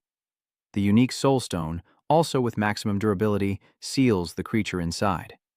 Minchon trembles and bites his lip, knowing that the ancient spirit stone is the main ingredient to unlock the third form of the Dark Star, and the soul stone would be perfect for Luffy. "In my past life, I had to search through all dimensions to find them. So why are they suddenly appearing now?" Tron noticed Minchon muttering something and looked surprised. Seeing his eyes fixed intently on the stone, she thought he believed he needed these stones for some purpose, even though she wasn't sure what. "Based on how he acted during the recent attack, I think he might be an S-rank hunter, so it's best to keep a friendly relationship with him." Then Tron Hao Fong pointed at those stones. "It seems like you need these stones, huh? You surprised me." "Really? Is it that obvious?" Minchon scratched his head, feeling a bit embarrassed. Yeah, they are just the items I care about, but deep inside you really desire them. Even if I have to give up some of the loot, I still need them. Maybe I should offer something in return since she already figured it out." Who would have thought Tran would say something so firm that it left him stunned? "Then just take it. What is it?" Tron happily handed him the stones, saying they were my personal gift, and I would pay the guild back for these items. Minchon looked on in admiration. She is really generous. Then he silently promised himself to actively help her whenever needed in the future. And you and the guild just scratch your head in confusion, but we still don't know how valuable they are. Tron happily rubs his hands. That's enough to maintain a friendly relationship. The gate at Munshu Mountain has been cleared. When we returned, there were many people waiting for us outside. Indeed, when the gate was opened, everyone was joyful. They are out. They have returned. Besides the Hunter Guild members, most of them are from the church, and they quickly embrace their comrades, filling the air with celebration. "I always trust you, Chairman. I will inform the President right away, and I will return immediately to the training center." And as soon as he saw Minchon, Ben shouted out loud, "Master, why did you leave me alone for so long?" "Oh, don't be like that." And Benj is feeling emotional. "You have no idea how bored I was when those white things disappeared. You'll never understand how lonely I feel." You're really a bad owner. Who would have thought Minchon would take out the gem earlier and show it to him? "Forgive me, I brought you something you will definitely like." Benj approached and shouted. I can smell it now. It's whining to Minchon, eyes shining brightly. "You are truly wonderful. Master, Minchon is a bit helpless. I even feared you were still angry at me." Benj pretends to be innocent. Benj doesn't even know what it means to be angry. He sighed and said, "Stop talking like that," then threw the stone directly into Benji's mouth. It happily opened its mouth wide. "All right, thank you for this." Suddenly, its whole body was enveloped by a strange green smoke. Minchon watched from the side with some worry, wondering if swallowing it all would be okay. After a moment, the green smoke turned into a fierce tornado, filling the room with mysterious blue light. Minchon was stunned, blocking the wind, and muttered, "What the hell is this?" "The defensive magic system has been activated due to the impact on the building." Minchon opened his eyes in amazement. "What incredible pressure is this? I hope the training center isn't destroyed." Benj in the middle of the green tornado slowly transforming, only letting out an excited scream. Minchon outside looks completely surprised. "Good, it's absorbing that pressure again." The aura of that fluffy little dog is completely different from before. In the form of Benj, he also bears the appearance of the Great Pum. All his power stats have increased dramatically to over 700. Minshin couldn't believe his eyes and could only smile secretly. Most of its power had been sealed by an unofficial ritual. All its stats have increased by over 300. Now it has truly become very strong. Fighting it is intimidating. But I guess I have to hold back now. I've already invested all my remaining strength into the gate. Benj, having just absorbed a large amount of energy, asked excitedly, "Master, is there more?" Minchan answered without hesitation. Then Minchan immediately gathered his magic power again for all the enho. He sat seriously, contemplating that if he had to review every battle from the raid at Monson, he should reevaluate each one. I have improved a lot through training, including controlling the primordial energy area. Although not perfect yet, I can now attack with both hands quite flexibly. I have also reached a level where I can combine martial arts with various other techniques, but there are still some aspects of combat I need to improve. When fighting giant monsters, I still don't have many effective moves because the surface area for slashing is quite limited even if I draw out the visible aura through chaotic energy. My current martial arts moves are no longer effective, so I need to learn more powerful techniques for fighting giant monsters. First, you must learn about infinite weight. It will help control your stance by increasing your mass. So, it is very useful for many things like balancing your legs when standing on a giant monster. The next technique I need to learn from Shaolin Kung Fu is a stealth move called the Phantom Shadow. It is an A-rank move that can obscure a person's presence to block sound, energy, and magical flow, with the final step being a breakthrough in inner strength. This technique allows you to attack from within the enemy by directly channeling energy into their body mass. It is most effective upon contact, pushing magic inside to deliver destructive strikes from within the monster. The system announces that Minshin has received infinite power, and he quietly smiles in satisfaction. I never thought about using stealth techniques in combat before. Maybe my perspective has broadened. It's a bit unfamiliar, but feels right. I've learned the moves I needed, and I just see Minchan standing up and stretching. Now the enho around him look at him with admiration. I think the master has just discovered a new aspect of his power. It's truly amazing. Minchan silently vows that it's time to train hard until he can apply it in battle. After a while, he kept punching the air. Even though he was just hitting the air, his strikes were so powerful they could create a strong gust of wind. Suddenly, the sound of a phone ringing startles him a bit. Maybe he's been training a little too hard. Is it already morning? My legs are so sore. Benj is wagging his tail behind him, asking everyone if there's any meat. They hesitated and replied, "No, sir, we are very sorry." The notification says that Minchan has transferred 50% of the revenue from stolen items as promised earlier, but you'll have to pay quite a bit of tax because you haven't updated your ranking. When he sees the amount sent, he'll understand everything. Minchol froze for a moment. I didn't realize the boss of the guild has to keep track of this stuff himself. Anyway, let's give it a try. Oh, it's still around 10 billion? Hearing this, Minchol couldn't help but be stunned. So, I have to pay 20% tax. Why is the price staying so high? The display shows 12 billion G out of a total of 15 billion, with a tax price of 3 billion. Then Tron reminded him, make sure you refresh the ranking. Minchan was a bit confused. What does it mean to refresh the ranking? Then he picked up his phone to call Ellie. Better I should find out about this right now since I don't know anything about it. A voice answered from the other end. Good morning. Minchan gets straight to the point. I have a question about what it means to refresh the ranking. A teased him. So you already want me to work even though I haven't checked in yet? Minchan shyly said, Sorry, I know it's still early in the morning, but I didn't know what time it was. Seeing that, she cheerfully said, I was just joking. I always feel happy when I get a call from you. A, knowing exactly what Minchan was thinking, asked, Did you not refresh your rank after passing the hunter exam? Isn't it similar to a license? She straightforwardly said, No, that's different, then launched into a lengthy explanation for him. The license is used to check how well you can survive in the gate, while the ranking is a classification reserved for hunters. It can't update itself just because you cleared the gate, Minchan, he finally realized, stammering. Oh, really? I didn't know about that. Hey, since you're serious, I feel responsible to guide you, Minch. So, what is my current rank? I casually asked. You haven't refreshed your rank after passing the test, right? He straightforwardly replied. Yes. Ely answered without hesitation. So, you're in rank E. Since you haven't refreshed, you'll start again from the lowest rank. I heard I still have to pay a lot of taxes. She calmly said that's the association's policy, and then Ely and Minchan headed to the association's headquarters. Why don't you take this opportunity to refresh your rank? The two of them are chatting happily as they walk. Renew your rank. You'd better get promoted so our branch can be proud of you. I'm not sure that's a good enough reason to do this, Come on, I had to bury myself in your annoying pile of paperwork. Eli smugly guessed. Ha ha, with your skills, you're bound to rank A. Minchon turned away to avoid her gaze. But honestly, achieving that is really troublesome. Eli looked at him with a tired expression, telling him to stop complaining. Minchon looked a bit scared when he saw it. Is she angry? I've never seen her show that kind of expression before. But they look pretty cute, too. As they were walking, Minchon suddenly noticed everyone's gaze. Oh my god, she's so cute. Which club is she from? I'm so curious. Why is everyone staring at us like that?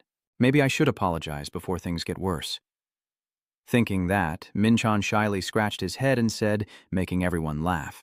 All right, I won't complain anymore. When we arrived, the staff at the headquarters greeted us warmly. So it's you, right?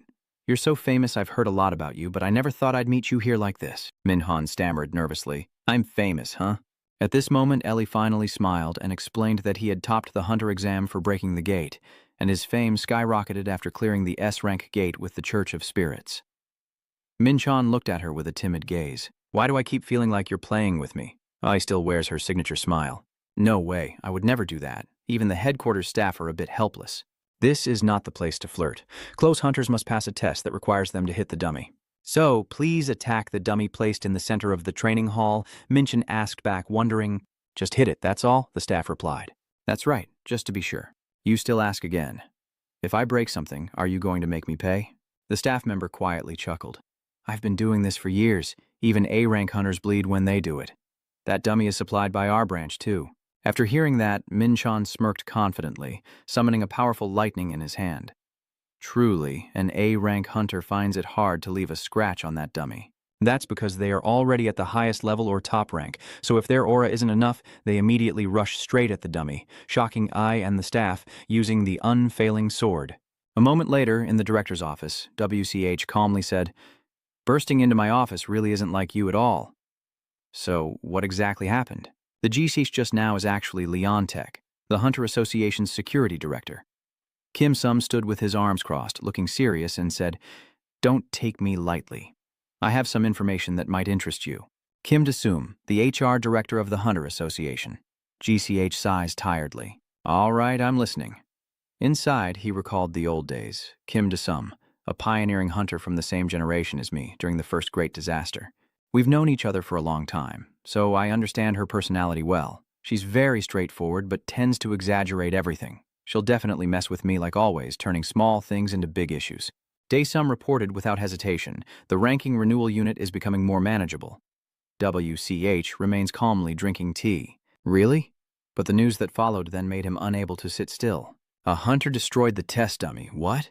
That test dummy? I think I must have heard it wrong. At this moment, Daesum finally smiled with delight. No, you heard correctly. The dummy I took from the Interstellar Guild has already been cut in half. WCH is a bit confused. That thing has been destroyed several times. Daesum calmly replied to him, So far this makes 5 times. Gitch couldn't help but be amazed. Oh my god, a hunter capable of creating a sword aura to destroy that puppet.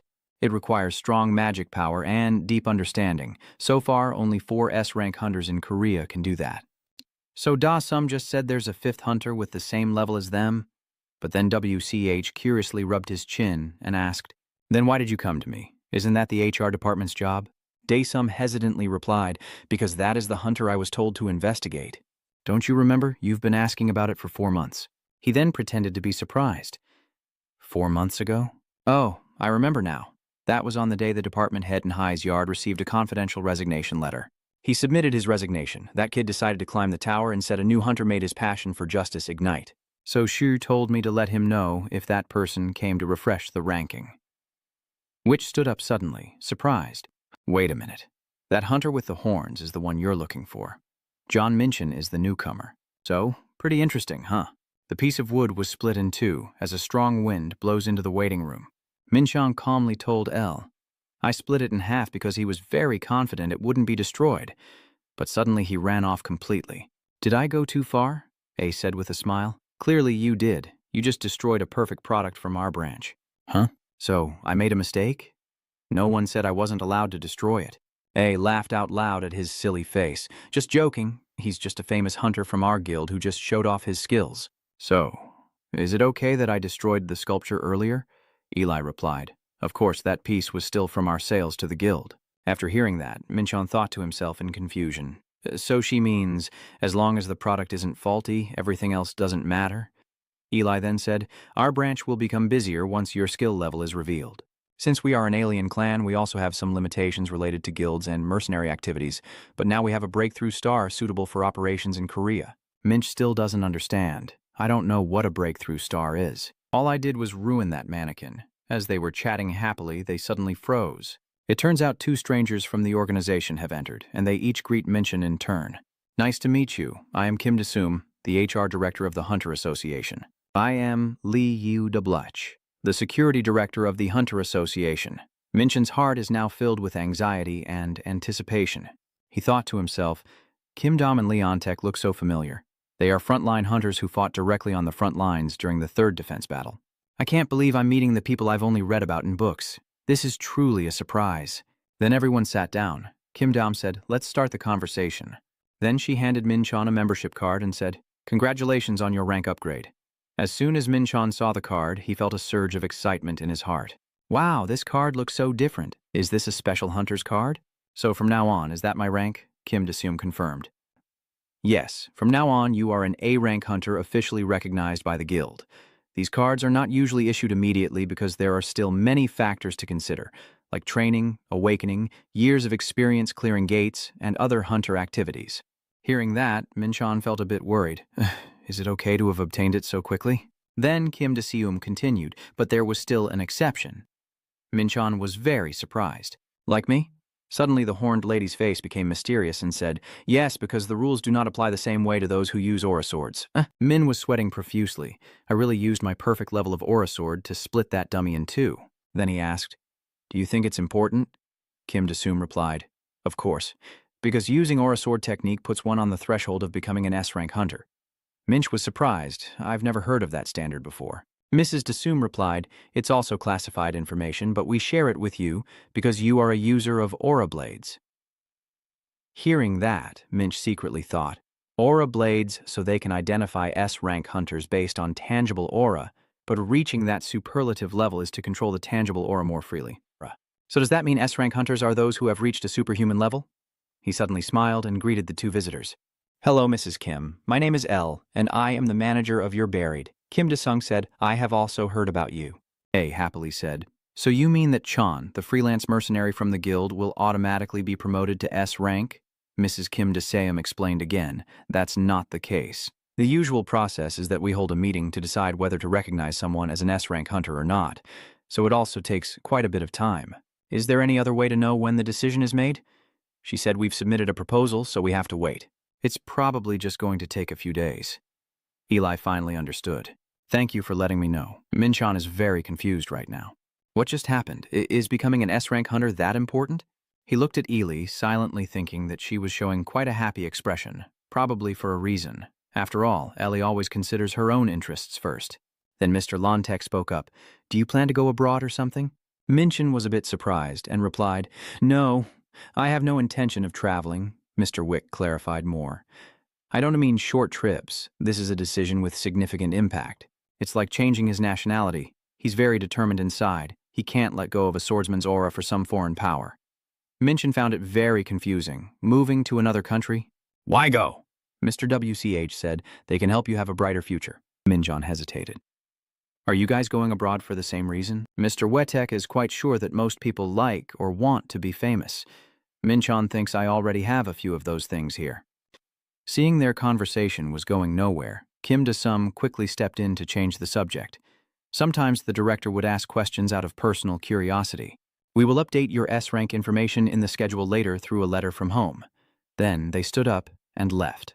Then it's better if we leave now. You've had a long day today. They're outside now? Kim asked with a surprised look. Hey, WCH, what do you think you're doing asking those kinds of questions there? He immediately said, sorry, but I have a few things to check. Mrs. Kim doesn't understand what he's checking, does she? Mr. WCH asked her. You know Sun Hai, right? The one obsessed with justice. Kim was stunned in panic. So, the kid used to work at your agency? I thought you said he was in the tower. WH revealed that Minchon was the reason Sun Hai entered the tower. He was determined to become stronger for their next encounter with Minchin. So, if he's really a great hunter like Sanghai said, I think I should also help him, Kim Da-sung asked. So, what are you planning to do? You should have told me earlier. Mr. WC's responses are also worth paying attention to. Then, Kim Da-seung advised him that it would be best for us to hold a meeting right now. Switching scenes to sitting in the car, Min-chan kept staring at the badge. He asked Ellie, "Why did you ask if they plan to promote me to S rank?" She cheerfully said, "There are more benefits to becoming an S rank hunter. You won't just get tax reductions but also access to equipment rentals from the Hunter Association." But Min-chan felt that renting equipment didn't sound that special. Eli also mentioned that you could be hired for some unique gear and even some legendary level items at certain tiers. Hearing that, Min-chan was quite suspicious. Are they going to let us use some legendary level ancient gear? And excitedly, they also mentioned they'll lend us 100 billion without any conditions. That's the highest limit on an S-rank hunter's card. Min-chan says they really trust the S-rank hunters, huh? Having high-level hunters also helps keep the gates better protected. You mean we won't have to wait like before anymore? I'm quite sure, yeah. I went to ask for those details because it was good for you. Min-chan was very happy inside. He truly is a great friend. Then he started to worry about Laiwesh. Why did he ask me if I went abroad? Ellie laughed out loud. You're so smart but sometimes slow to understand. Min-chan annoyedly said, "Stop laughing and explain it to me." She explained in detail because many hunters in Korea have left. Other countries tend to look for hunters with potential. Min-chan looked calculating and thought to himself, is Mr. Rao worried that Korea will lose a top hunter? That's overthinking. As long as the Tower of Suffering is in soon, I won't go anywhere. No matter how much money or good equipment, it won't win me over. Because what I find interesting is growing stronger, suddenly a ringing sound is heard. Min-chan asked in surprise, "Is it my phone?" He said, "It seems like it's mine." She opened her phone and saw the red alert message. She said, "Oh, it's both of ours now. Emergency disaster warning. The gate is cracked. Min-chan is quite worried. Near Hap Station. It's also quite far." I said that lately the leaking gates have been happening frequently. Almost every day there's at least one incident. Luckily no one has been killed because there's a monitoring and detection system in place. Min-chan silently thought, I wish I could help too, but it's too far away, so I guess I should pray that no one gets hurt there. After bringing Min-chan to the place, Elle asked, "Do you need me to find a few gates for you?" Min-chan replied, "Just rest now. You've had enough of a hard day." A chuckled. "Working with you is always fun. It's fine to meet again later." Then she drove off immediately. "Call back tomorrow." Min-chan sighed in relief. His new ranking task was done. Maybe now he should go train. Suddenly he saw something, and it turned out to be Vei Day. Vei happily called out. Min-chan cut to a new scene. Min-chan led him into his house. Vei's eyes lit up with surprise. The dog inside the house barked frantically. "Master, he's back," Fu whispered into Min-chan's ear. "What is that worthless creature?" He angrily called it useless. "It's your superior." V is surprised and doesn't understand how a small dog like that could be so important. The clever little dog asked, "What number is this subordinate?" "Master." Min-chan immediately said no, he joined earlier and is number 1. It was like a thunderbolt. "I am the number 1 subordinate." Then he asked, "Do you think I am your first subordinate?" Min-chan immediately said, "You don't have to if you don't want to." "Of course I want to have that title. I can't believe you bestowed such a precious position on me. I'm so touched I can't put it into words." Then he quickly befriended the little dog. "Very pleased to meet you." "Sir," the puppy said the same thing to me. The number 1 subordinate. What is Min secretly thinking? V, is this happy because he's the first subordinate?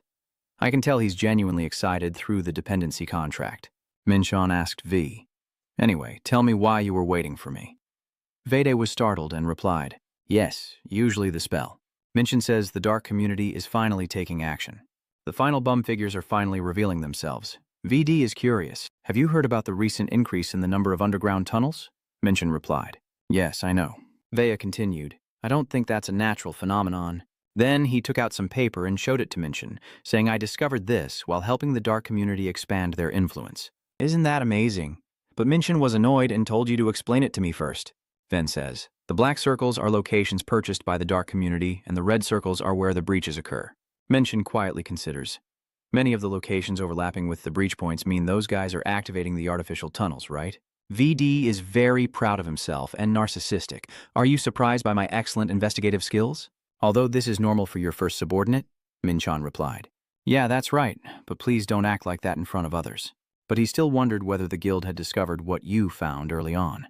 VD is quite confident. "It's not easy because I create many fake accounts so I can disconnect when needed," Min-chan said. "But you still found out." V said, "This is thanks to your sharp mind. I mean, you buried it. He told me that you ordered me to uncover their secrets because you predicted everything would happen." Minchon thought, no, it's just luck, but this information is very useful. I'll use my new martial skill right away. It perfectly matches my invisibility skill. No one will notice I'm moving. The ghost image system activated, consuming primordial energy every second. Based on the map, this is the closest location to the training center. So he couldn't tell who triggered the breakthrough portal. He also mentioned there was another location with a magic circle not used for the portal breakthrough. Minchon observes from above. These terrifying demons are up to no good. There are magic stones and magic circles scattered everywhere, and they seem to be used for detection and distortion of vision. But if I use the shadow illusion, I know how powerful Sanmon's martial arts are, and the magic detection definitely won't be able to find me. This isn't the way I expected to test my skill, but it makes the investigation much easier. Minchon stepped inside to check, where the magic pathways were filled with energy I couldn't see from outside. Everyone is focused on one place, waiting to see where all the magic currents are heading. Then he thought it seemed to be directed toward the basement, but when he went down there, no one was there. If there was someone, I could have interrogated them. Surprisingly, Minchon was overjoyed to find out, but then he realized that the magic circle was not Bendermonium's skill, nor did it use Elium technology. Who could create such a magic cuff? Suddenly, Minchon froze in shock as he realized something. He was panicked. What was happening? Could it be the magic circle causing my primordial energy to react unexpectedly? It reacts to the primordial energy from the magic circle. I don't sense any danger. Better check it out. So it turns out the magic circle reacts to primordial energy. The system reports a chaotic fragment, a crystal formed by processing and focusing the aura emitted from the tower.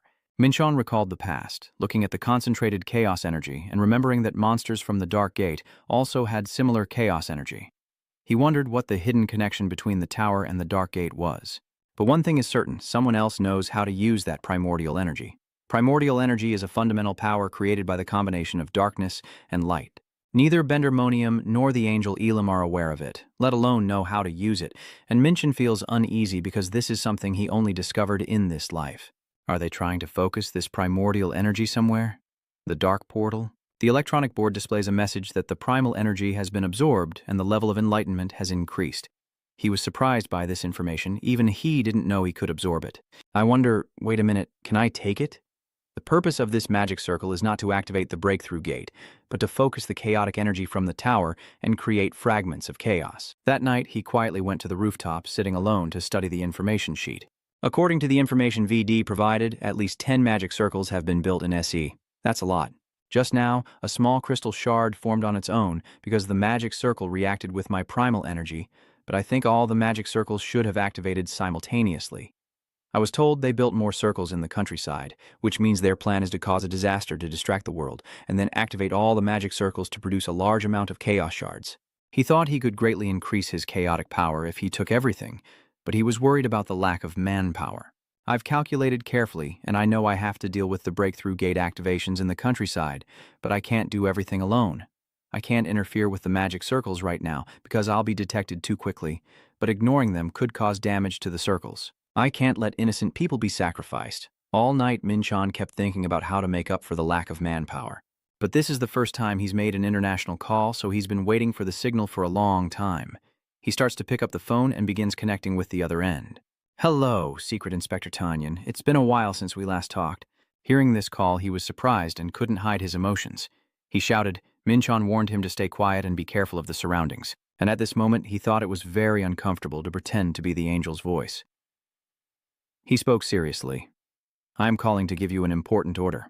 Tani listens intently, his eyes shining like stars as he joyfully exclaims, Your wish is my command. As a loyal angel, Tanyan, I will dedicate my life to carrying out your orders. Tannen is following orders from his superiors. I will carry out the order, your call to Lord Minchon. Minchon appears as an angel. Recently, we have detected movements from those demonic monsters within Korean territory. I want you to mobilize all the angels possible to stop them, and because I need to keep my identity secret. Make sure to take all the credit for this mission without mentioning me when reporting to the higher-ups. He only works for justice and gives all the credit to me. I will carry out his orders even if it exhausts me. Ten overheard the conversation and was moved to tears. On the other end of the line, Minchon was truly worried. He didn't know if she would be okay. I have successfully gained Tanyel's cooperation. I believe he once said he could mobilize 5 8th-level angels. Each of them is stronger than an A-rank hunter. He also seems to quite enjoy when I talk like an angel. He feels conflicted. I feel like my tongue is about to have an allergic reaction. Honestly, I'm a bit tired of that old-fashioned way of speaking. Then I started preparing. I asked Veo to help the Black Tortoise Society while investigating their plans. I told him it was an important role, and he became very enthusiastic. I went to different locations to gather information. Based on the map Veal provided, there are a total of 11 locations producing fragments. Minchin quietly went to observe. He said, I was able to check 10 places by going inside, but there was one location different from the others. Is there something different about this place, since it's larger and has many guards? Things will get complicated if they find my trail. No need to break in here and take the risk. I will watch over this place if they act suspiciously. A few days pass, and Minchon still feels uneasy. He watched as Tanbenj, always by his side, asked the owner if everything was really starting now. He happily replied, yes. Veo just contacted me. Minchon waits for the call and says, all right, as expected, the gate breaches are happening all over Korea. I told the Light Legion that they are occurring in every building or land that the Black Tzu Society has purchased. If we hand over the areas outside the vehicle to the angels, we can avoid losses. Let's go. Benj agreed, and the mission to steal the primal fragment has begun. He mobilized his team. This plan is very simple. Just use invisibility cloaks and spiritual illusion techniques. Bengu and I will steal all the fragments of the primordial chaos. Since there are 11 locations to raid, I am in charge of the gangbook area. Veal will continue monitoring all movements of the chaos domain. He promised he would stay ready, but he was a bit disappointed that he couldn't join the assault directly. The boss reminded Tannen that reporting to me about their activities is the most important thing. He told me right away. Tanny jumps up happily. I can't believe you think so highly of me and have given me such an important task. All of this is because of you. However, after hearing his joyful words, Minchon seemed confused. Are you wondering if you're praising him too much? I report, Lord Minchon, those damn henchmen have entered the broken gate areas outside soon. Minchon replied frankly, forget them. Those angels can't stop me. That's right, the way to control angels and demons seems to be the same. Minchon propped his chin, trying to recall the surroundings. I'm sure I've been here before, but now all the windows and even the entrances are completely blocked. It looks like they've already blocked all the entrances, well prepared, but for me, it's nothing. Minchon moved deeper into the scene and immediately heard their voices as he stepped in. They are hunters from the Black Tzu Society. The leader asked when the gate was broken. There are about 20 people here. All of them are B and C rank hunters. Minchon and Chunyu heard everything, and a member of the Black Tzu Society shouted out, those intruders are using invisibility skills. Chunyu was shocked when he heard the sound. It seems he's the leader here. He's quite sharp. Immediately, Minchon removes his invisibility cloak and asks everyone, are all the guards here? The boss daringly said, are you here alone? How dare you come here? Do you know who we are? You're really brave to step into this place. You are the Black Tzu Society. I guess they let their guard down when they saw I wasn't armed. If you hadn't come here by chance, I wouldn't let you leave alive. Minchon sneered at him, driving him into a rage. Do you think you can do anything else?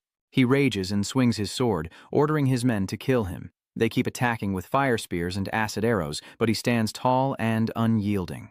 They looked at each other in confusion and asked, have we defeated him yet? He's too weak, those attacks weren't even worth worrying about. Minchon uses demonic energy to strengthen his protective aura. The members of the Black Youth Society are surprised to see Minchon still standing there firm, and they hurriedly give orders to capture him. He's still alive.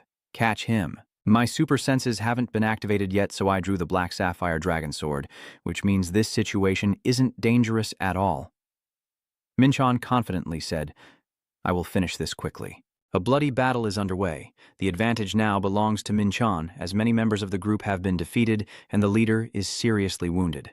He stammered and asked the intruder who he really was. All of them are members of the Black Tzu Society, although not cooperating with the Chaos Temple, but they are still inherently evil. No criminal will be forgiven in the land I live in. Minchon suspects that the Chaos Abyss has probably already realized there is an intruder. I shouldn't waste time sparing them to get information. My top priority is to quickly obtain the crystal, which you have always desired. It's better to move to other locations first, and then absorb this one later. The crystal will feel lonely if it is absorbed alone, and the electronic display shows that the item has been stored in an infinite space. Suddenly he notices a water stain appearing inside the building. The magic circle is activating and self-destructing automatically. Can it not be used permanently? I confidently assert that now is the time I will take everything and move straight to the next location. As for Bengu, even though I only assigned him 3 places, he should be fine, right?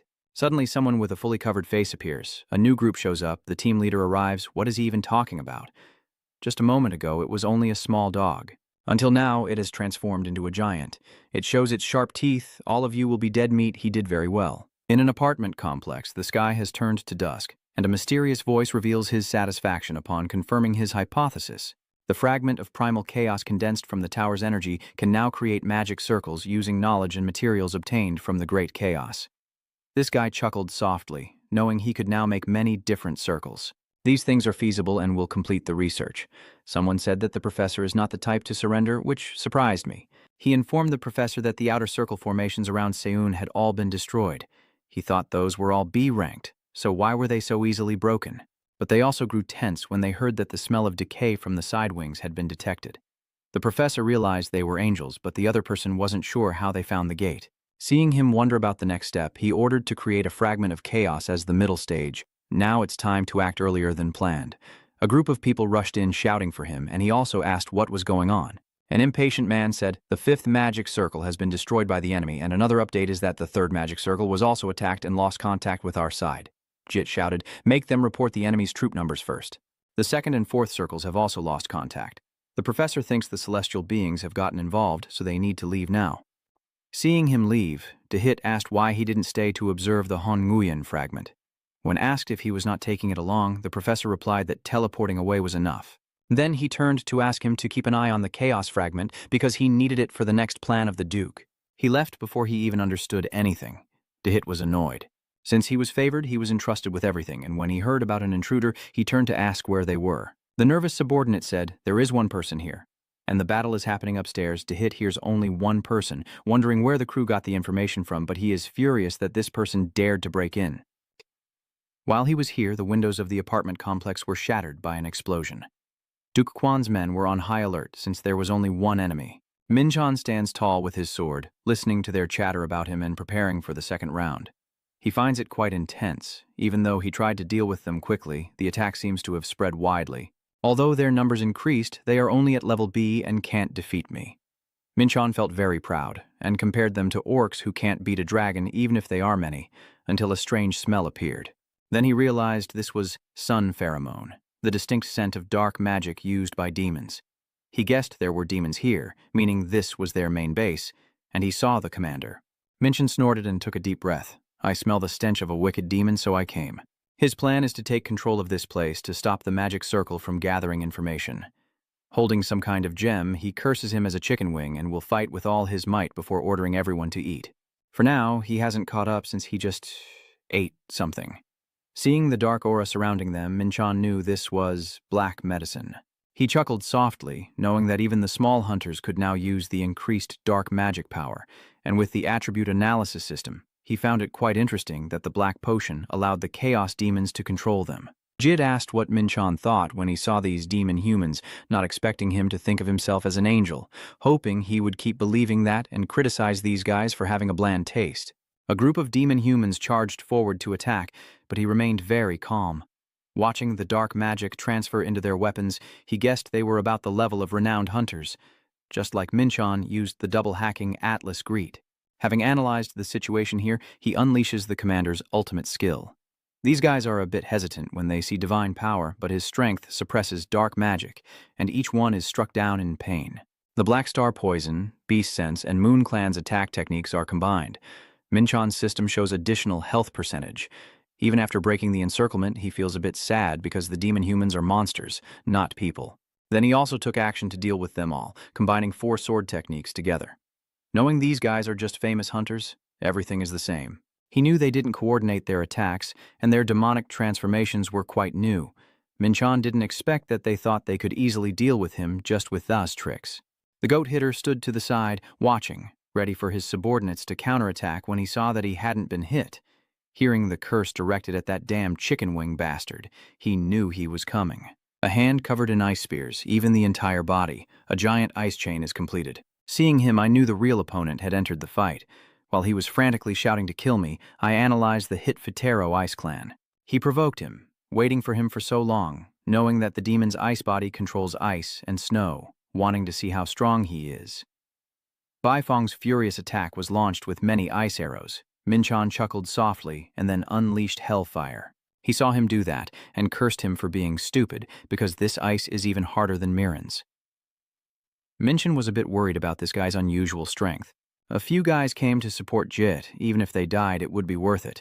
But he realized he was about to use the Hacting Atlas gun to double again. The additional magnetic pull and the Thunder Destruction Fist easily knocked them away. Minchon subtly mentioned the words, demonic awakening. Hit, witnessing this, was a bit confused, thinking it was a monster and seemed stronger than an angel.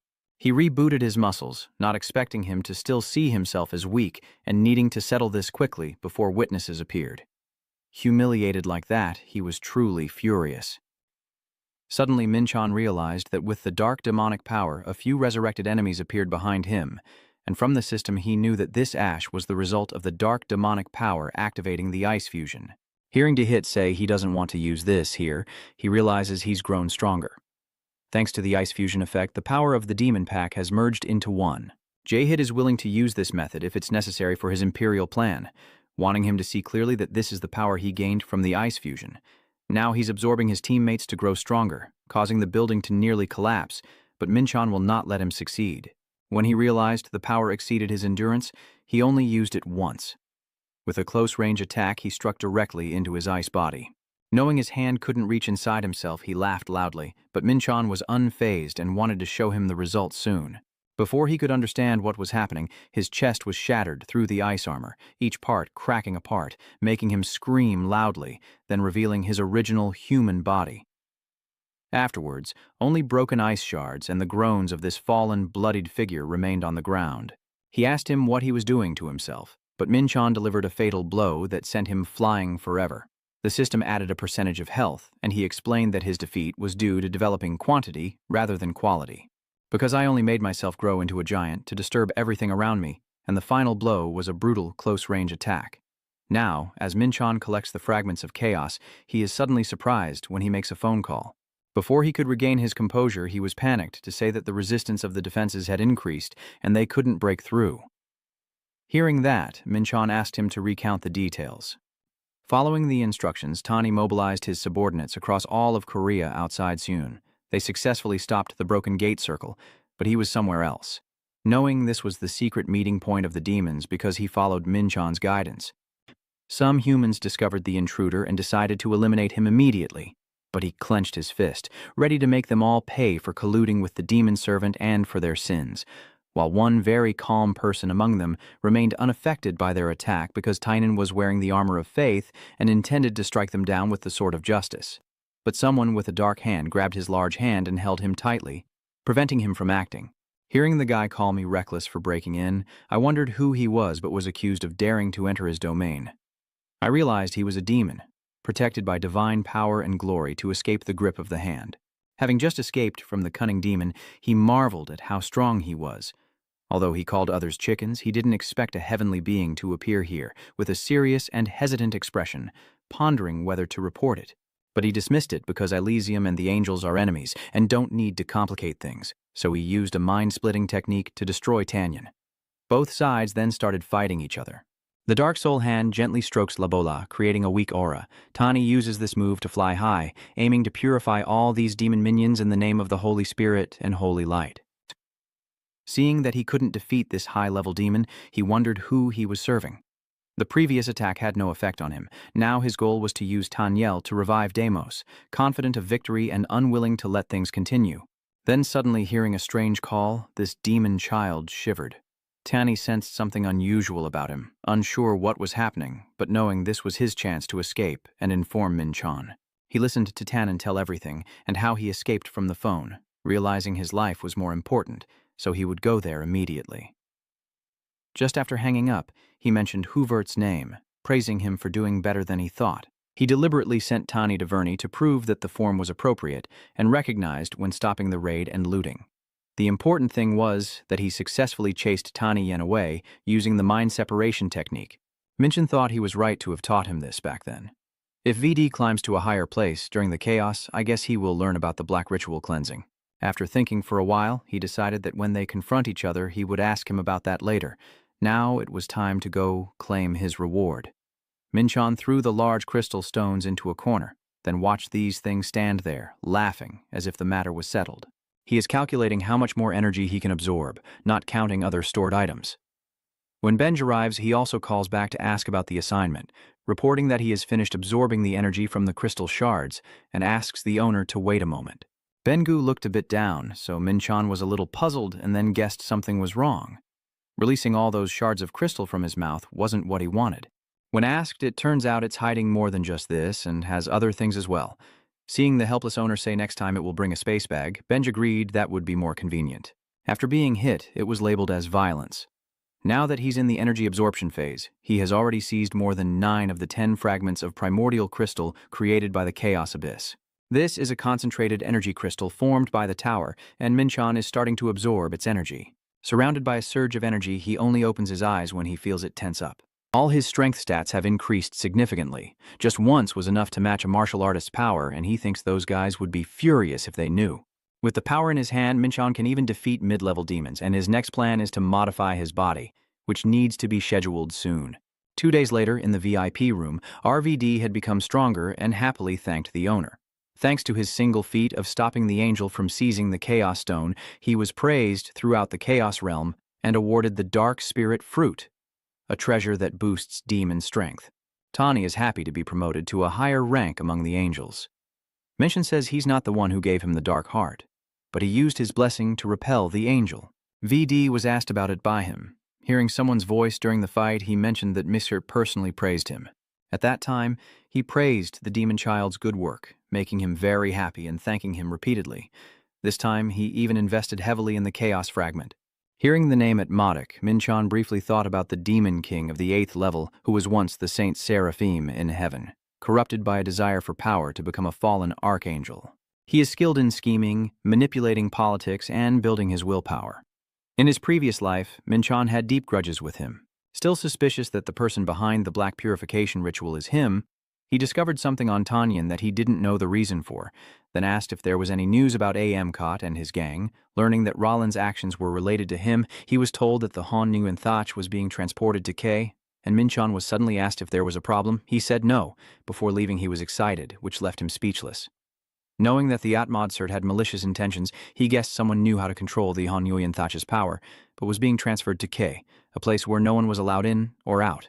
At the headquarters of the Star Alliance, Mathan was very happy to see Minchan again, hearing him say that his business was thriving and that he was about to become an S-rank hunter. Minchan was modest, but he remembered many sources of income and found them impressive as many people discussed his affairs. Ely suffers as a manager while the boss keeps piling on work. Minchan sighs. That's just the style of the Star Alliance, but we're also brothers.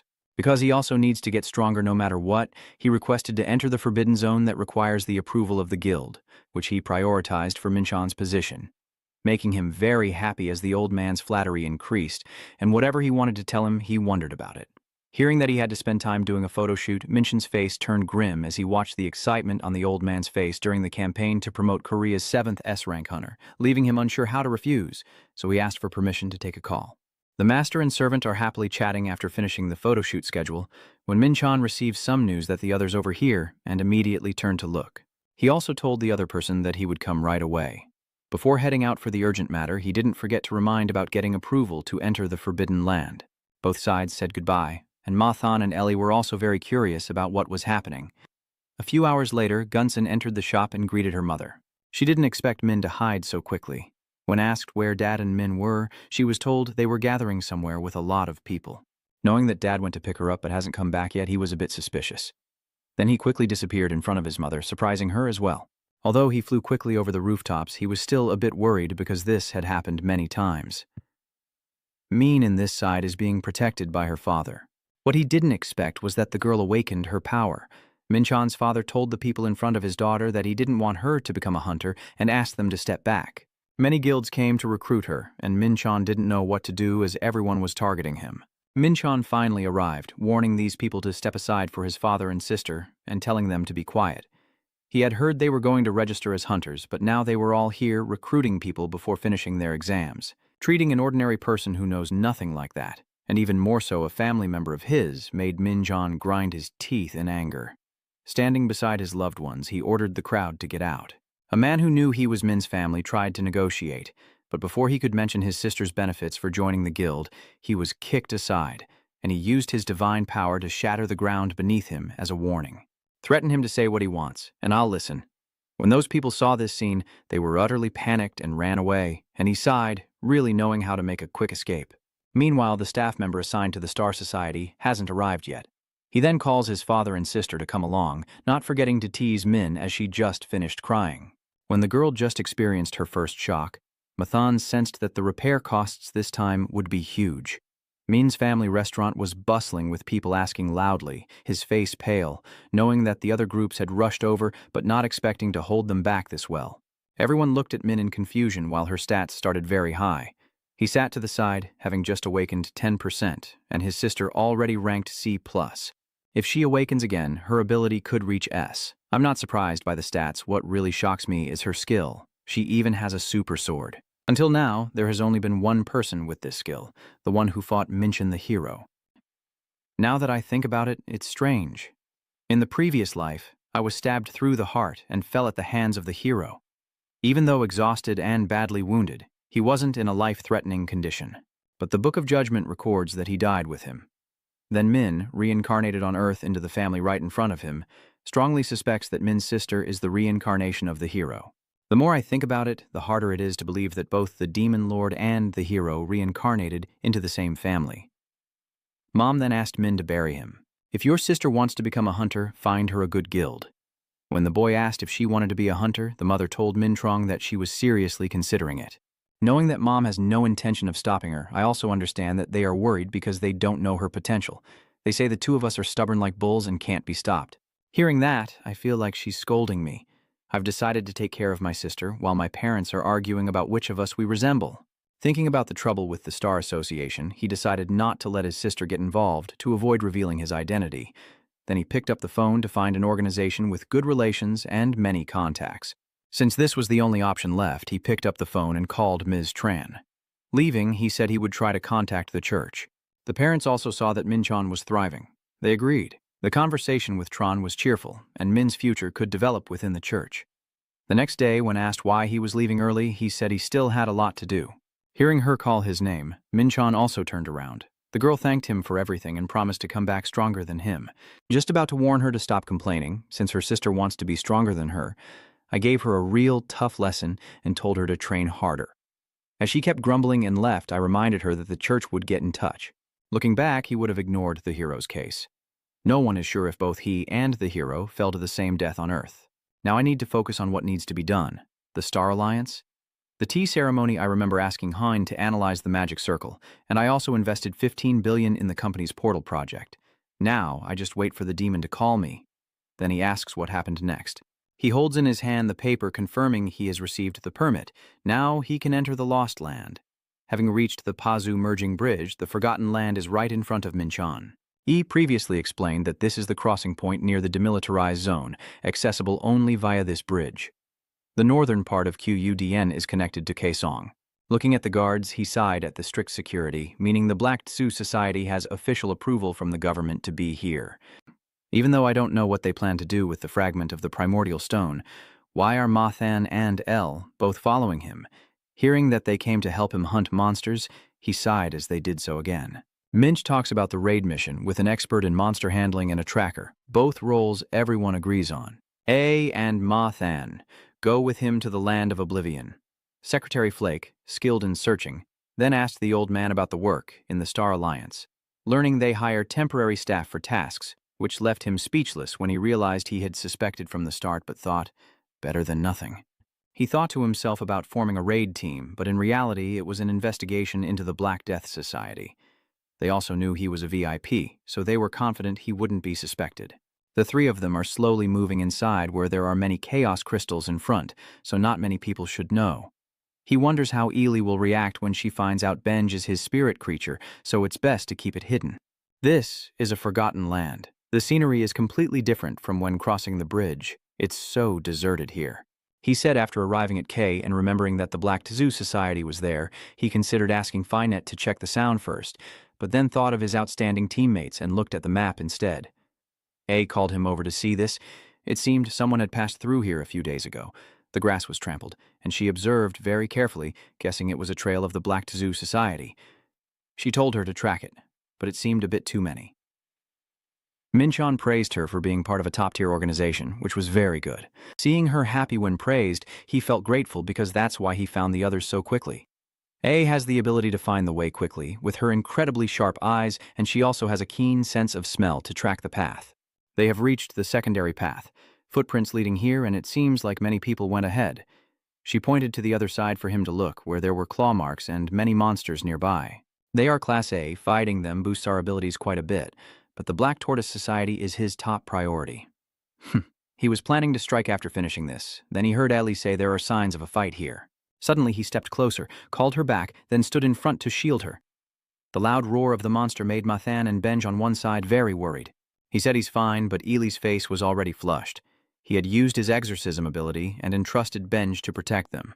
Tell everyone to stand behind me. I feel like they're not attacking me until my super senses activate, or am I not focused enough? Ely was about to be injured, using the Starfall Demon Sword for the first time. The monster roared loudly before launching an attack. They are hidden among the trees, making it hard to avoid these things throughout the journey. Suddenly, he said something appeared, and ordered the armored knights to protect these two with spears. When Ely asked who would protect them, he said Min is still fine and staying right here, telling her to follow the trail and keep searching. The Forgotten Land is the end of the real world. Many gateways to other dimensions now serve as the territory of monsters. The moment he stepped in, it was no longer just about tracking clues, so he decided to change his mind. When Ely also discovered many traces of the trap, every monster that appeared was cut down with a single strike. Even those that looked exactly like trees were not spared. With this internal energy, he will definitely destroy the monsters. Using the ancient heaven sensing technique, Minchon will soon wipe out all the demons. Then the Demon Lord gathers valuable items. He is very skilled, at the highest level, and he decides to protect them until the very end. Ely looked ahead happily and exclaimed. When she found a settlement there, they finished setting up and took out a red bottle. Minchon told them to drink it. Everyone agreed it was fine, as he handed over the precious water and decided to rest for a moment before heading into that area. Knowing that they arrived here with help, he wanted to clarify the situation to them. When Minchon said he was tracking the Black Child Society, the two of them suddenly froze stiff. He was also panicked when he heard they were colluding with monsters. He didn't deny it. Ellie isn't worried about the hunter Minchon being with him, but Mathan is afraid because he's a VIP and knows he's scared when thinking about borrowing the body of a high-level spirit beast, fearing it will be transferred back to his original body. Ely values not letting him go alone because she trusts them, which makes Minchon slightly contemplative. Seeing the eyes filled with emotion, he knows it's trust and vows never to abandon them. This is something you've never experienced before. Seeing Mathan worried, he assured him he could handle everything, then immediately asked Ellie to check if there were any signs of life here. She thought the outfit was a bit inconvenient, so she changed it, leaving the onlookers stunned. Reminding him that she's a bit crazy, she looks even more beautiful this way. Minchon's group continued moving, and we had entered Kaesong. It's a place full of chaos. Somewhere beneath the wreckage, many people are still surviving day by day, their gaunt bodies and eyes shining with endless greed. They were very cautious, making it hard to get any information from them. A suddenly became extremely excited. Over here near the beach, Minchon shows a helpless expression. Does Mathan understand how L tracks the trail? He was also speechless. No. It's also unclear now. A while later, Ellie also got to work. The road down there leads to the dock that's been set up. It seems like that fishing boat over there belongs to the Black Zoo Society. Minchon silently sighed, the flag flying high. Is anyone hiding near the port? A hesitated and said no one was outside the boat. Minchon began to question. At least 10 people have entered the Forgotten Land, but they are all on the ship. Summon the Army of Light. Anyone who escapes, kills, or captures them is up to you. Surround this area for me. Benj then protects Ely and Mathan, and Minchon immediately rushes forward after giving his orders. Let's fight. The people on the ship have seen you and your allies signal the enemy. Hurry. Someone from afar saw the red signal flare. Everyone drew their bows and shot to stop them. Mincan easily dodged the arrows rushing toward him. The ghost and the others seem a bit scared. The deadly aura is overwhelming. You can tell there's a huge difference just by looking. It was the same when we first arrived on the island. He fought off all the monsters empty-handed. I have to admit Min can do anything he buries. A keeps watching his every move.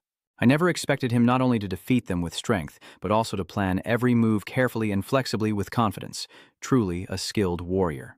Now that the black-clad group sees they have no chance to win, they run away. With such a quick escape, how can they hope to win? But how could Minchon just let these guys go without a fight? They look so pathetic. Deal with those fleeing cowards. After the battle, Min secretly thought there was more to come. What are those things gathered together? It's surprising that a place can simultaneously do something I've never seen anyone do before. I must win that person over at all costs. Why did Ma Than suddenly start to suspect who was that Minchon hunter? Ely winked and replied, "Who else could it be but the hunter Min who buried him, teacher?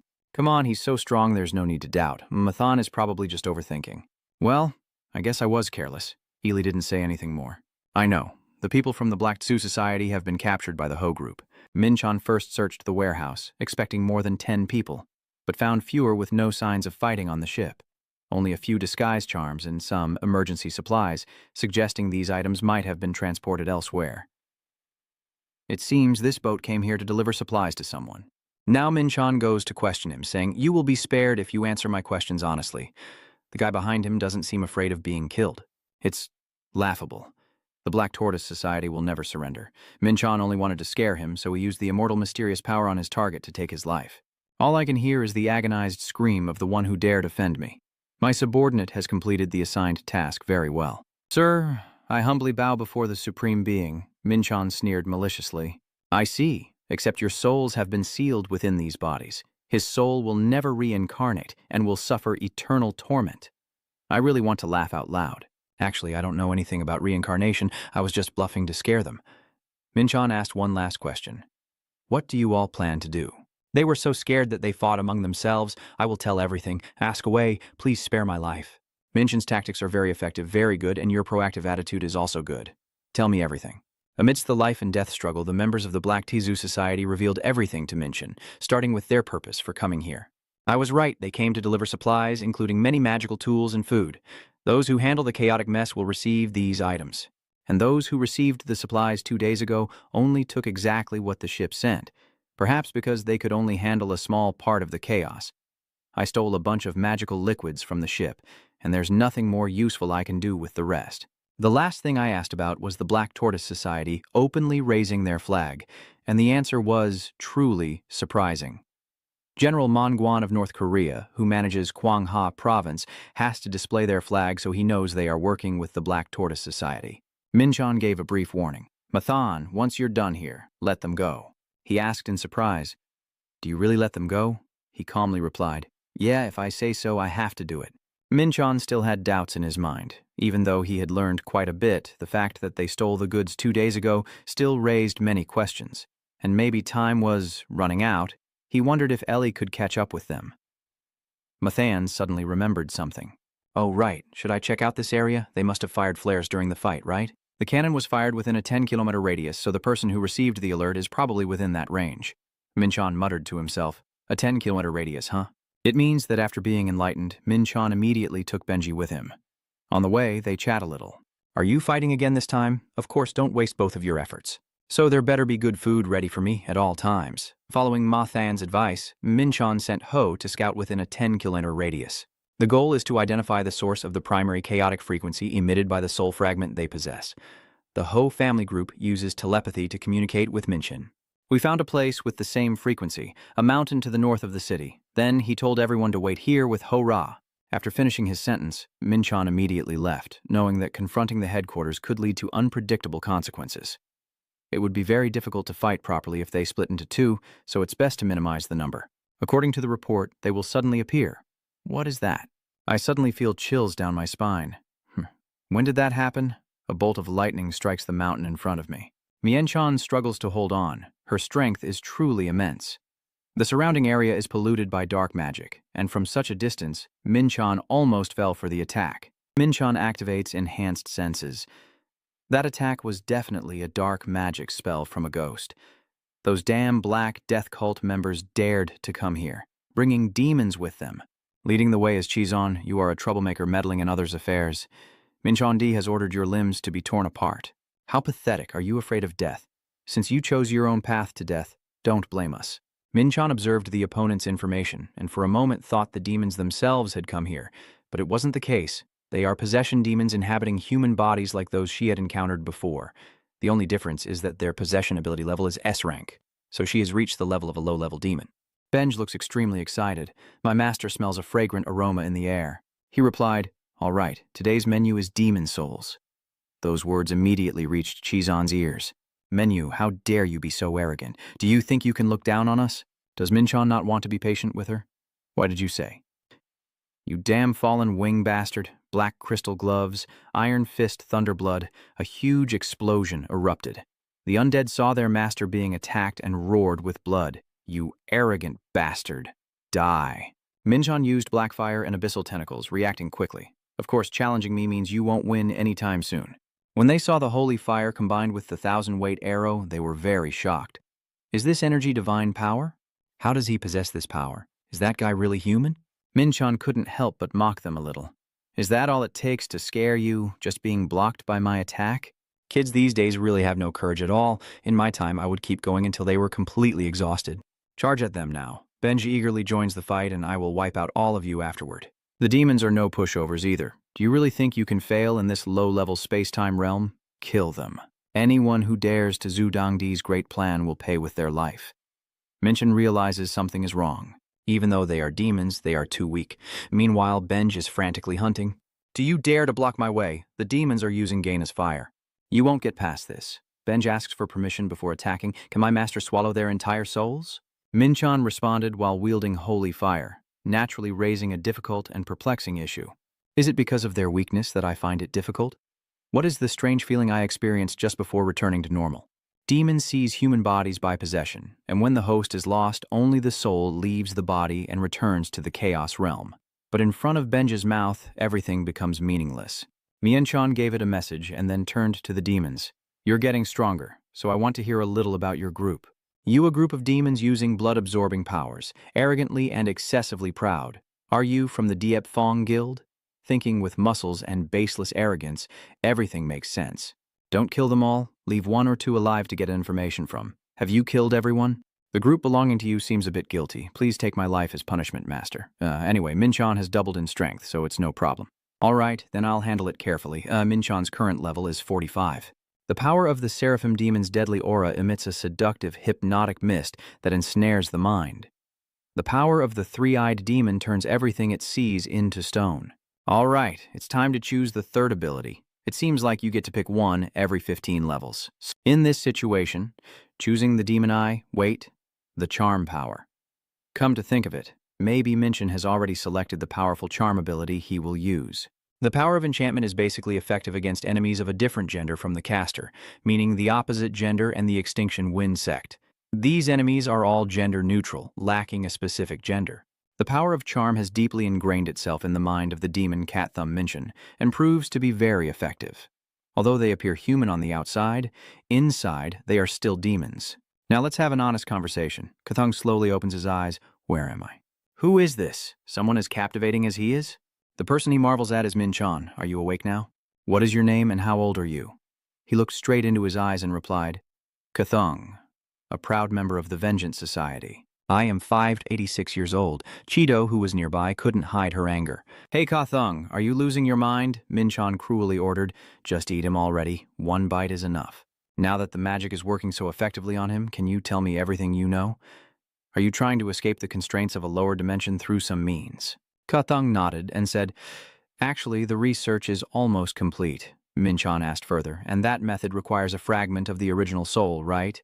If so, how long will the possession last, and once it ends, will the person return to their original body? Kathung reveals everything. Yes, the possession will disappear after 3 days. Once they escape their bodies, we will return to the Chaos Realm. Minchon thought, so what do you plan to do while possessing Kathung by infiltrating this dimension? We plan to join the forces of Commander Mo in North Korea and turn Seun into a sea of fire. Did Minchon think he heard wrong? Why Seun? I don't know anything about that. Why do they keep targeting Seun, even if it means working with the North Korean army? The demons from hell have long plotted to turn Seun into Tan. It seems they want to target the tower. The fragment of primordial chaos must have been collected from the energy spilling out of the tower. Minchon then said, I have a few more questions for you. It's very difficult to seize Seun with just a bunch of low-level demons. Are you planning anything else? And who was responsible for preparing your abduction rituals? Kathung vaguely remembers. Before the ritual was completed, we encountered interference, so our initial target for possession was a mid-level demon. And this ritual was devised by a human known as the Doctor. I don't know anything more. Minchon didn't think it was a human. Why is that? Benji licks around his mouth as he looks at Kathum. Delicious. Mansion is still lost in thought. When a higher-level entity descends into a lower dimensional space, they face numerous restrictions due to suppression. To escape the oppression, which has long been a challenge throughout the universe, humanity discovered the answer to this puzzle about 30 minutes ago, uncovered by a human. Oh, who is this doctor? Ely runs over from a distance. Min-chan the hunter. Are you hurt? You don't seem worried, do you? The mountain, which was completely normal, suddenly collapsed and erupted into chaos. Min-chan waved his hand and said, I'm fine. Earlier, Min-chan went to check, and at the moment, Benj Thumb, the black pillar on the mountain top, also disappeared without a trace. Probably part of a ritual. Suddenly, brother, by the way, did the hunter Min-chan use perfume? I don't quite understand. Why did he suddenly mention perfume? Ely shyly turned away. Maybe I'm mistaken. I only smell a very pleasant scent. Min-chan suddenly realized. So, the power of enchantment still affects her. The power of allure is a permanent activation, unless suppressed, so I should probably control it. Mathan isn't on the sidelines either. You're not hurt, Hunter Min-chan, he said. Aren't you worried like Elia?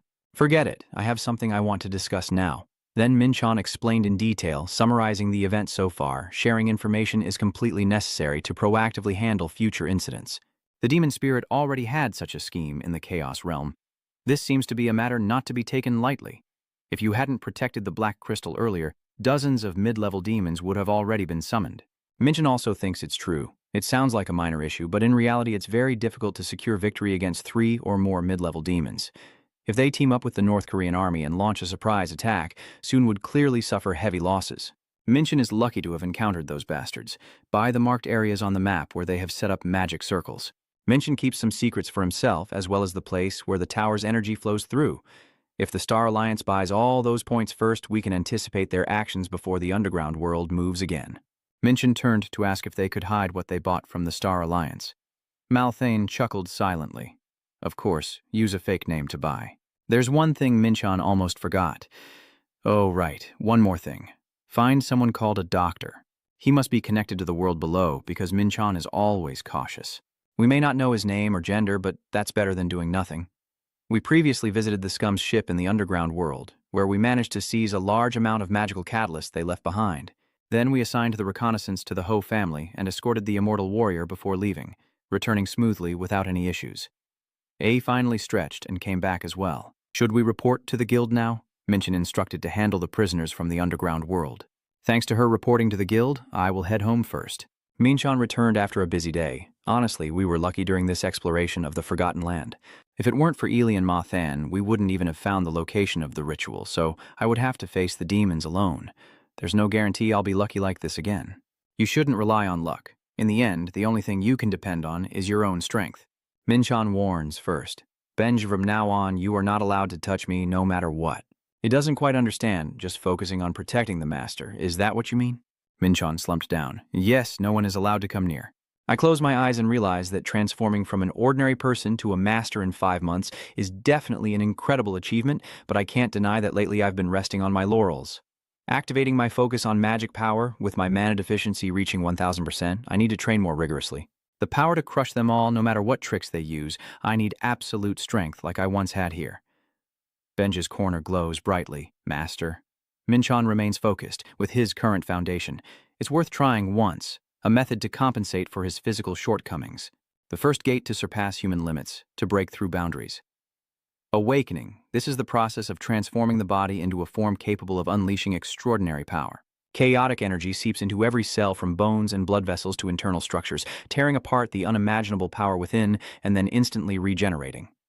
The body is destroyed and completely reborn, simultaneously purging all impurities accumulated over 23 years.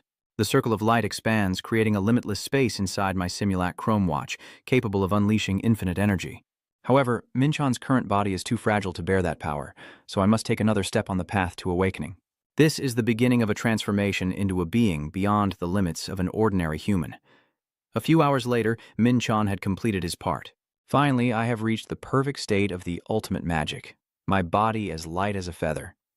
The imbalance between inner strength and physical condition has been somewhat corrected. Master, are you okay? You told me not to touch anything, so I just stood and watched. I was really panicking.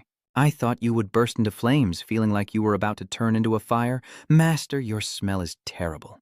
Min-chan looked at it uncomfortably. How bad is it? He also covered his nose. The toxic air is terrible. All the dark impurities accumulated over more than 2 decades. The sacrificial guardian destroyed during the reconstruction has gathered here. Minchon ordered Hora to clean this place thoroughly. They are even wearing their uniforms. According to your orders, the training ground has been cleared. Minchon didn't think they actually used magic to clean up. Well then, go back to training. Minchon opens the system panel. Now, let's see how obvious the change really is. In terms of stats, it's like jumping dozens of levels in an instant. At this level, I am qualified to grasp the ultimate skills that once surpassed all limits, starting with the Imperial Tyrant Sword technique. The Sword Emperor skill can only be learned when the spear, bow, and sword skill reaches level 6. Currently, mine is still at level 4. However, all the essence of the Imperial Sword technique has been engraved deep into my soul. Now, I will recreate it from my memory, every movement and every surge of energy perfectly synchronized. The others looked very surprised, truly amazed. The aura of the master has completely changed. Just standing nearby makes people feel suffocated by the pressure. Mianchan has fully mastered the aura of the Sword Emperor, just as I predicted. Although it hasn't reached the power of the 7 Stars Demon Sword, it surpasses in energy consumption and stability. Is it like the skills of the righteous sect? Do you inherit them? I didn't expect that the prerequisite for learning a specific skill could transfer like an inheritance mechanism. Even though the War Pavilion sword was downgraded from level 5 to level 4, this is still a miracle. With that foundation, I can continue to learn many other advanced techniques, including the spiritual jade shield of the 5 elements unity and the fire wheel technique of the mysterious demon chant. Minchon gently lands on the ground and absorbs the heavenly demon emperor's fist. No one believes what they have just seen. This aura cannot be underestimated, a pressure so intense that the surrounding space distorts, making it unclear how powerful the owner truly is. Minchon looked at his palm, wondering if the heavenly demon imperial claw is completely different from the 5 elements unity. It seems that the heavenly demon emperor's palm is not inherited in the usual way. The heavenly demon, the revered deity worshipped by the demon sect, unexpectedly learned the ultimate skill of the heavenly demon right here. Remember the old days when the demon lord surpassed human limits to rule the entire dark continent, becoming a god and reaching the highest realm. There were beings who achieved the highest realm on the dark continent. They achieved enlightenment and left the world behind, entering a different reality where the inhabitants still describe that land as a paradise. But even though the Diam Celestial realm exists, no dimension has ever been called the Supreme Realm. So where did those who achieved enlightenment, including the heavenly demon, ultimately go? No matter how much I think, I can't find an answer. Anyway, after that awakening, I broke all the limits I once knew. Mastering and applying my inner strength now feels as easy as breathing. At this level, I might even have a chance to challenge Benji. It broke out in a cold sweat looking at him. Master, why does your gaze seem so strange? Minchon shook his head. Nothing, you're really sharp. I'll take the call, huh? What's going on? Are you trying to give me another mission like the Space Gate one before? He put the phone to his ear. Yes, Min is buried. The other side suddenly shouted loudly, something big is happening. My little sister met with trouble, huh?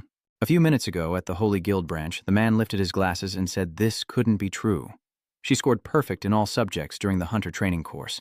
This is the first time in our association's history, right? Min's ability to grasp new skills is the highest ever among newcomers. Indeed, accepting his request was the right choice. He must be impressed. The 2 siblings are like geniuses with overwhelming abilities. Tron can't find the word she thinks. At first, when Hunter Min Cheng said he wanted to introduce my sister, I thought it was a joke, but as expected, her abilities were confirmed by him. I laughed. Even though I lost that hunter, I couldn't let Min slip away, especially in this raw gem full of potential for the guild. The man advised to meet all the training requirements she needs. When will the hunter exam take place? Tron said that as long as you pass this practice test, the exam will be complete. The broadcast suddenly announced that this training session is actually a real combat challenge. Mien Trong heard every word clearly. Just defeating it is enough. The voice from the speaker repeated correctly, with one condition: a blood-colored lizard appeared, and its roar was incredibly fierce. Even though it's just an illusion, this is a level C creature. You must be terrified and too scared to move. You announce through the loudspeaker that we will evaluate based on the battle with the lizard monster. He opened his eyes wide in shock. What kind of stance is that? She had excelled in all previous tests and is now unleashing her strongest skill. Mien raises her sword, the divine sword of 10 destructions. The sword falls straight onto the lizard's head. The destructive power was incredibly terrifying, causing the monster to fly straight into the wall and create a pretty big hole. Min couldn't believe it was caused by himself. As a way to make amends, Min-chan voluntarily went to the Holy Guild. I sincerely apologize for what just happened and all the damages. I will take responsibility. Tron has no blame on you. It's okay. It was just a small accident during training. Min-chan thought she would be scolded for damaging the hall's facilities, but anyway, we can't keep bothering her after all she's done for us. Tron seems to be very dedicated. Oh, that was an accident inherent to the training process. Mien Trong seems to be losing her spirit. Brother, I need to go to the bathroom for a moment. Mien Trong seems to be overly stressed. When only the two of them were left, Tron said, Sorry, I have a favor to ask Hunter Min-chan. I want to bring intern Min to our guild to continue the raid. I hear our headquarters can withstand hits from even an A-rank hunter. Yet she still broke through the wall. Please make sure to clearly convey what I said to your sister. Actually, Min-chan also suggested further training to improve her reactions beyond my expectations. Then Min-trong arrived at her brother's place. This is really his house. Min-chan sighed. His brother makes a lot of money. Min-trong no longer cared about what he said. With such a big house, does he live alone? Maybe Min-chan quickly interrupted. You're overthinking again? All right then. Let me see what I've learned from the Holy Guild. We need to check how much you've improved. Minen suddenly became excited. You'll regret suggesting this to your brother. Anyway, the trainer said I have a special talent. Are you regretting it? You're an A-class hunter, remember? Just listen to what I say, because Min-chan is doubtful. The hole in the church wall was caused by the super sword. I need to verify if Min-chong is truly the reincarnation of the hero. Min-trong rushes forward at an astonishing speed. Don't underestimate her just because she's a girl. Min had to muster all her strength to block the attack. She was incredibly fast and powerful. In just a brief moment, she summoned full-body magic armor without a doubt. Min possesses extraordinary talent, with a sharp combat instinct, moving confidently and without hesitation. It's hard to believe she just awakened. Her fighting style is fierce and fearless, just like a legendary hero. With this instrument, no one would think that she is a descendant or even a reincarnation. Truly fascinating. Min-chan uses the Seven Sun Spear and then struggles to hold on. Suddenly, it appears out of nowhere. She quickly uses a brutal attack to turn the tide. This only makes Min-chan more amused. Hey, who will step up to destroy that cursed building? Min-chan, confused, suddenly throws away her weapon. Really, are you teasing me by pretending to be the older brother? Qigong. Min-chan was speechless and 3 parts stunned, 3 parts annoyed, and he didn't say anything. But what Min-trong did made her furious. Her scream was so loud that it could be heard outside. After a while, Min-trong lay on the ground, panting, while Min-chan was as alert as a fly. Are you giving up? Min-trong lightly teased. Don't mess around, just taking a quick breath. Mien-chan stepped closer to her, but she's panting hard. Mien-trong shouted, Don't touch me, I'm in pain. Mien-chan sighs and uses the holy flame. You're overdoing it. He looks at her recovering. Of course she's in pain. After she kept chasing me and took those hits, her potential for growth is truly astonishing. If guided properly, Min-trong could surpass even the legendary heroes. What do you think was the weakness in the last fight? Min-trong asked quickly. Speed. Isn't that what Min-chan was trying to point out? The problem is that you fight in close combat but don't use any special skills, Min-trong retorts immediately. But when you charge in, I can't draw my sword in time. Min-chan walks over to pick up the weapon. So, what should I do to stop you from rushing in? Let me show you an example. Min-chan strokes the wooden sword and smiles. Teaching directly will be easier to understand. Teaching someone who might be the reincarnation of the person who took my life in a past life. How ironic. Mayan is getting ready to attack. This time, be more prepared. Mien-chan observes her movements, even adding deception to her techniques. Anyway, that idea isn't bad. Whether it's my sister or a hero from a past life, Min-chan won't teach it easily. You're still too inexperienced. So, what do you think? Is it different from what you imagined? Min asked in surprise. How can you tell which way he's attacking from? Min-chan chuckled, reading his body movements and the flow of mana. Fighting without understanding your opponent's intentions is pointless. Even the strongest skills are useless. If I miss the target, Min will be panicked right away, so just teach me that method too, Min straightforwardly asked. Unarmed. Even if we're family, the rules of the game must be clear. Promise me one thing, one promise. Bet with your very honor. No matter what happens, promise me you won't take his life. Minchin begins to feel worried. Are you okay? Are you serious right now? Stop joking and clearly state your conditions. Minchin still repeats that line. Even today, the moment the hero's sword pierced my heart still feels vivid. I don't want to experience that feeling again. Raising another hero is fine, but at least I need to take some safety measures. Min-trong didn't expect the other side to be so serious. All right, I promise. Min-chan wants to be sure, so let's cut our hands and swear. Min-trong didn't know what else to say. Is it really that serious? Min. Promise that Min-chan's sister will never harm you. Is that okay now? It doesn't seem to be anything special about this, so Min-chan can temporarily feel at ease. All right, the pact is made a blood and honor pact. The older Min-chan gets, the stronger the bond becomes. Min-chan returns to the main issue. All right, let's start training. First, take off all your clothes. Min-chan nodded. All right, do you understand now? What did you just say? Big brother, right now, Min-chan doesn't know how to choose his words. Hey, that's not what I mean. If I'm going to teach you how to use your internal energy, first, your mana has to be... That evening turned into a heated argument between the two little demons of his family, and after being beaten in a fight, Min-chan finally understood the meaning of his words. What I'm about to teach you is all martial arts. To be precise, it's not skills from this world, so normal instructors wouldn't be able to teach you. First is the method of controlling mana. We will learn the law of consciousness. I will transfer my energy to you. Remember that feeling. Min-trong is focusing all her energy on her brain. Min-chan is channeling chaotic energy through Min-trong's back. And soon, this energy will start flowing through her blood vessels, according to the principles of martial arts. The martial art I teach Min is the internal energy law of Shaolin Temple, also known as the Dich-kan Kin. Compared to the Heavenly Demon Holy Technique, it is unrivaled among the purest martial arts mastery. The energy stored in the reverse flow of the meridians is pure and stable, unshakable.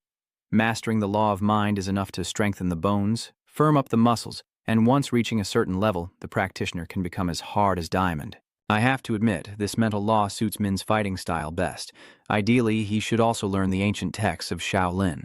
But because she is harmonized with the principles of the mind law, she will learn quickly. Min-chan has finished transmitting the energy. Now that I've observed, try doing it yourself. I used my vision to examine the meridians inside the body, which are now clear. Now it's just a matter of how well Min can control her mana. Isn't that pretty impressive? She has grasped and absorbed the flow in just one try. This talent of Min's will surpass even Vede. Min's perception feels unusually heightened, her senses sharper, and her power flowing throughout her body. Is this martial arts? Hey, this is amazing, so good. Try again. Min-chan smirked. Those rebellious core veins are only in the early stages, and there are already thousands. Min-chan is truly full of enthusiasm, feeling like something is about to happen. A few hours later, Min-chan was sprawled on the floor. Min-chan knew this would happen. What were you expecting? Min-chan shook her head. I don't know why I can't move even a single strand of his hair. Min-chan is very tired of those meaningless words. He's not easy to hit even as a new martial arts recruit. Actually, I'm just confused inside, that's what I said, but honestly, I'm very surprised. Even if she learns martial arts, the most important thing is reversing the meridian flow, which is the law of the mind. It doesn't enhance weapon techniques, but only improves physical strength and energy control.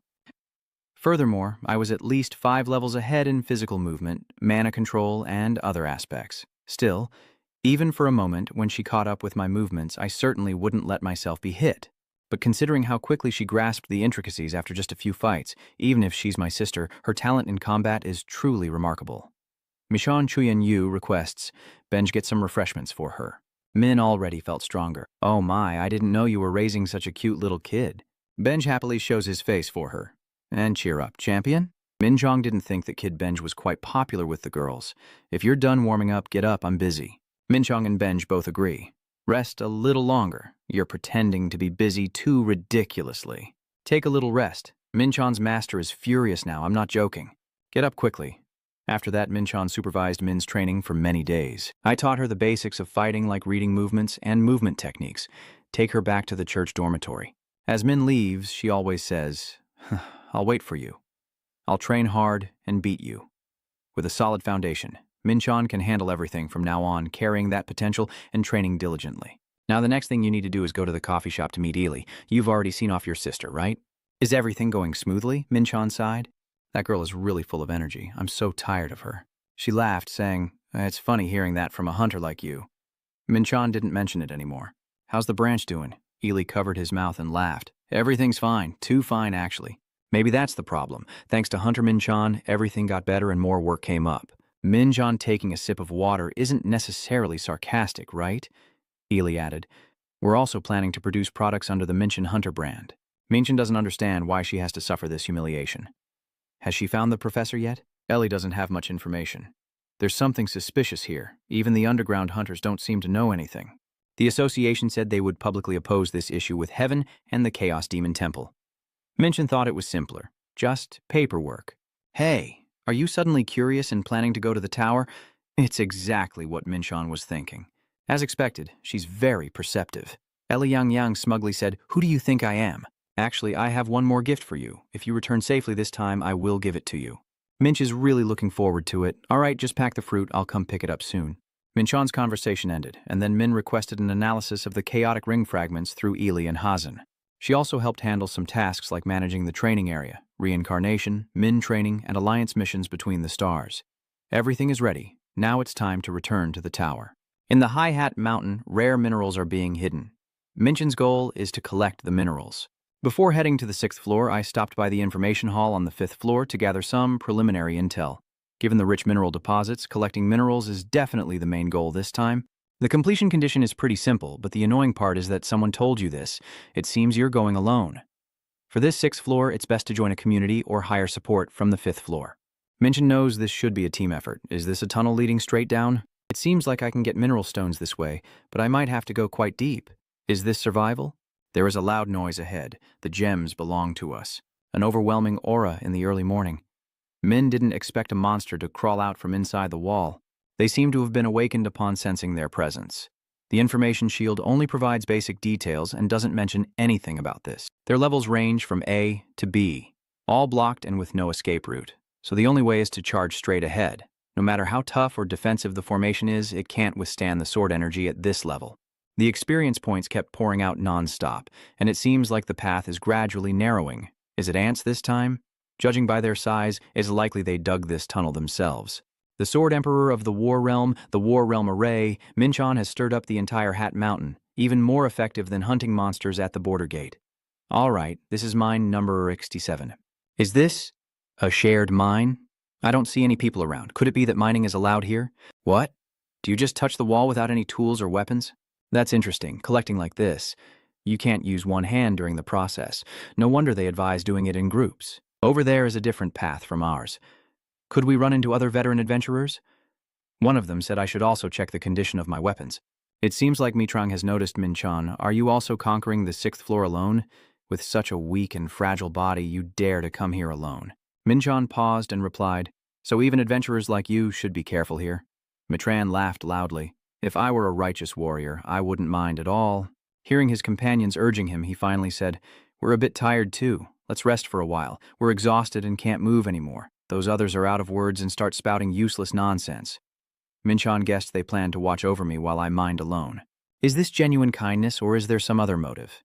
How can we tell? Mitrang seemed to read his thoughts, stopping at the moment when it was time to pause. Minchon had finished mining at mine 67.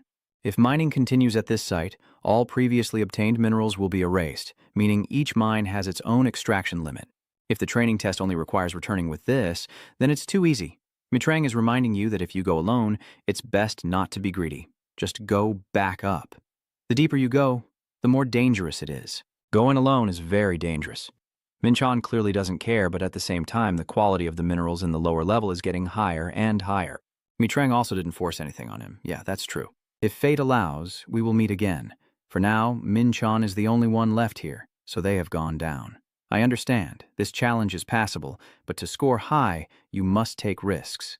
This kind of challenge is riskier but yields greater rewards. Immortal Knight, I entrust the rest to you from now on. With this, Minchon can't help but be greedy. First, you need to learn a martial art before bringing out the Chain Spirit Earth Chain. The martial arts master of the demonic sect Yu Haiyan was imprisoned in the celestial cage for a long time, bound in iron chains that restricted every movement, but Yu Haiyan learned martial arts in his mind, using the chains to trap his body as a means of counterattack. And so, the Golden Earth Heavenly Destruction Technique was born. The Thunderbolt Sword and Lightning Strike are not suitable for dealing with the mutated corpses of the 6th-tier insects. Using the Inferno Flame technique would be too dangerous in such a narrow cave, so mastering the Golden Earth Heavenly Destruction Technique is the right choice. Mian-chan asked first. No one came near while I was cultivating. The Immortal Knight said, "No one is here." Minchon, try a different path from the one earlier. All right, now let's go even deeper. There are mutated corpses and gems everywhere. Don't even think about taking them. Minchon didn't give it a chance to speak the second line and went straight to the action. The Immortal Knight charged at the enemy. Don't block the way of the Supreme Being. Minchon considered one side settled, with the Loyal Knight protecting from behind. Keep moving forward and we'll reach the bottom level soon. The mutated warrior and the death demon appear at the same time. It's true that the deeper Minchon goes, the more types of monsters there are, but for me, they are just a pile of experience points waiting to be gained. The more rare treasures collected during the trial, the higher the score. Since discovering that deeper underground yields more rare and high-quality treasures, Minchon decided to reach the lowest level to excel in the challenge. He has entered the deepest part of Hayat, and it seems the mountain's magic is starting to affect his senses. They won't let me go down easily, huh? Anyway, it's just their usual troublemaking, so I need to prevent sensory confusion with the Chaos Shield. But now the next mineral deposit is appearing. Someone is coming up from behind. Wait a moment, stop. Minchon glared at him. It seems this is a demon from the Dumb clan. This is Gehen's territory where mining is forbidden. Although passage is allowed, any secret activity will end with your death. Minchon understood now. If this place belongs to the Gehenna Guild, made up of descendants of the Chaos Lightning, he looks like a newly ascended demon. I want to cut this guy in half right now. I don't want to cause unnecessary trouble, plus he's on our side. Wait, can I get Midrin here? That's why they deployed soldiers. Midrin is a rare resource and hard to extract from the lower levels. From the perspective of a guild, exclusive mining rights are a huge temptation. The problem is, the deeper I go, the more rare treasures I will encounter. Does that mean all those mines are also controlled by the big guild? If so, it could cause quite a lot of trouble. Minchon stands in front of a cave that looks like a path someone just dug out. The immortal knight nods. It seems to be the case. Minchon wasn't sure if it was an opportunity or a dead end, a path no one had ever taken. I'll try to explore and see. I can sense monsters, but are they fighting each other? It's not the challengers, but the monsters fighting each other. This is quite surprising. Are they fighting over something? It seems like Keen's side is at a disadvantage. This battle will end quickly. I just need to deal with the soul crystals. Before I knew it, the Keen had activated their functions one after another and vanished, leaving Min stunned. What? Self-destruct? It's so unfair. They're all my experience points. Then I'll take care of ending them myself first. There's still one more character here. Min, now I just need to deal with the ants. Okay, it's all cleared out. Who just cast a spell? What's going on? Did someone come down here before me? Sigsnix shouts loudly. It's me, we finally meet. Minchon feels like he's in an anime. Are you the one talking? Your words make me think I'm hallucinating or imagining things. It's me, your humble servant. I am Princess Zhe. Thank you for saving me. I never thought there would be a prince riding a white horse in this world. Even though Minchon had no such intention before, saving someone in danger is only natural, right? Zhe admits he's a prince just because I can sense a gentle, alluring scent from him. Minchon should have kept a calm face. Could it be that she is also affected by her hypnotic ability called charm? Zijiba seems to be in a fairyland. Your humble servant here wishes to ask for your help, my prince. Minchon sighed. I should have restrained the passive side effects of the hypnotic magic right inside the tower. Ex-Kixie cried as she told her story. I have a mother, but she remains strong because her lifespan extends for thousands of years. However, because my talent surpasses her, she hates me. Right now, my mother has set a trap by creating a new pattern in the battle and trapping me there. Prince, please help me escape this lair. The system informs the princess that Zhe wants to escape the influence of the queen ant and establish a new clan. Minchon remembers something, an hidden mission with the reward being adamantium, a rare mineral comparable to Orihan Quam, which he had previously bought at an auction. If Orija is famous as the hardest metal in the universe, adamantium is known for its extremely superior magical sensitivity. With it, I can forge new equipment or even carve powerful runes successfully. Minchon accepts the mission. All right, I will help the princess escape from here. Zhe was deeply moved. Just as I thought, he truly rode in on a white horse to save me. From now on, please call me Seza and stop using such formal titles. Minchon felt a little scared. Why was her face turning red? Zhe led me through the tangled and complex tunnels, communicating telepathically, so we avoided fighting the ants we encountered along the way. Zhe confidently asked, "How do you feel about my authority?" Minchon casually said impressive, but she looks more adorable and commanding. On the way, Minchon cleared out the soul crystals. Zexie was overly excited. Just as expected, the prince is truly amazing. Minchon was about to get a headache. Everything was fine, but she hoped she would stop talking about the prince. We had gone deep inside Mount High, the price paid for using our energy to reduce the blindness effect, and the sensation was increasing more and more. Minchon turned to ask, "Do you feel uncomfortable?" Zexie looked confused and said, "I don't quite understand what you just said." Minchon felt it was unfair. It seemed that the ants were unaffected by the sensory impairment effect. For others, just reaching this point is already a great achievement. Do you want to know if more challengers have come this far? CXE says that there are a few people in my memory who have met my mother and had conversations with her. They introduced a tool for the challengers to start the conversation. A door gate. Minchon felt that it was more like a threat. The people in that guild knew that the Kingdom of Ants had already prepared a replacement even if the queen were to fall. They chose to negotiate with the queen and ensure the mine was operated smoothly. Minchon stepped forward a few steps. How much further do we have to go? The carriage is happily moving along. We have arrived, that is the treasury. My mother has valuable items stored in that room. To expand her influence, I must seize adamantium and royal jelly. Minchon is curious. So does telepathy work on the guards at that gate? Even with all my strength, I am powerless. They are my mother's personal guards, so it's very difficult to control them. Minchon thought it seemed very effective. Should I use my troops then? The immortality ability was applied to the enemy. The enemy affected by the immortal crystal has fallen. A new host has been found. The ability to sense death has increased. Although all attributes decrease by 10%, it's still better than many other curses. Black Star Earth Chain, Poison Horn Chain. It's a pity I can't target multiple allies at once to join the army. Chain healing spell? The rescue team is almost here, right? But that's not the issue. This is an opportunity for Min to expand his army. You're not the only ones with allies, understand? Everyone advance. Minchin watches the army fight. I will revive the creatures I have defeated. His current immortality points are 280. I currently have 4 knights and 4 warriors. I can create 2 more warriors in the future. Zezi kept talking as they went. You're truly an amazing prince. Wait a moment. This place has a double lock mechanism. It took about an hour to unlock, which Mienjon thought was a bit long. An hour really is a long time. All of you block the entrance for me.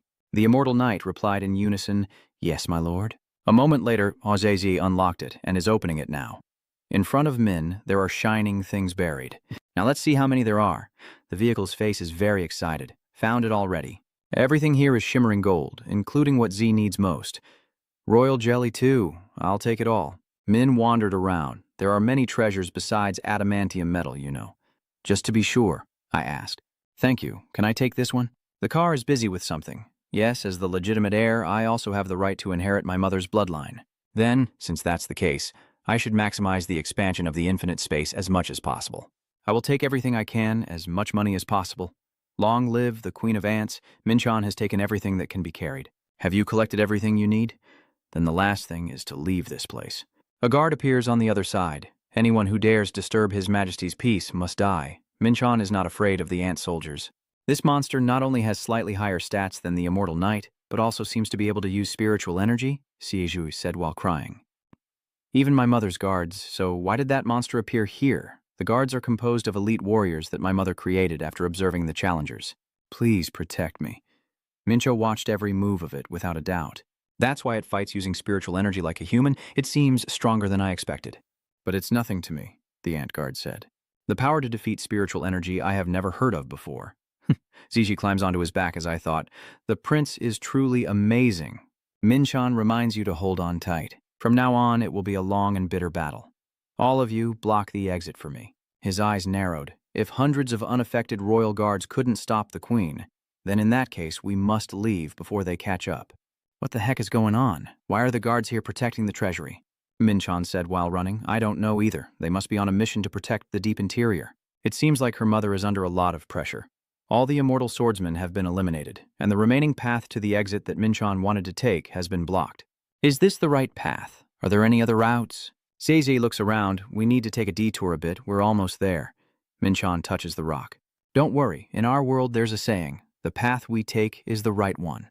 You blew up the road in front of us. Zeza cheered. That's great. Let's go. You really are the prince riding a white horse to save me. We're almost there. Almost at the top. If you end up in a higher position later, you can still help me. A princess, right? Minchon felt truly lucky they arrived without being caught, considering what she was doing. He activated his heightened senses as the flames from the opposite side echoed back. There are 3 people in fighting clothes standing there. Is this challenger the one on a secret mission? He seems very experienced. Wait a minute, he's still alive. Minchon felt like those guys already knew he had received a secret mission, and man's greeting was a bit rude. I didn't expect a troublemaker to appear here. Is he laughing mockingly? He must have received some kind of mission too. Don't overthink it. Would you mind if I take a look to see what kind of mission that is? Mincho thought that the side quest and the challengers were enemies, but he didn't expect the queen to assign a challenger. Did she assign the mission to seize the vehicle, or is she angry about the treasury being robbed? Princess Jian said, Prince, leave Z behind and go, so you can survive. These clothes belong to Mobius members who deal with my mother. Mincho doesn't care. They're members of Mobius, so what? They just joined recently anyway. The carriage doesn't think that simply. Is the prince the one challenging the duel? Mobius is one of the 7 great guilds, supported by powerful mages. Seeing her expression, is she worried about me? That's interesting, you great mages. It reminds me of the explanation Shur gave on the 5th floor. One of the 7 great mages, they pursue the ultimate discovery of magic to reach a transcendent state. Anyway, I, Minchan, put down my vehicle.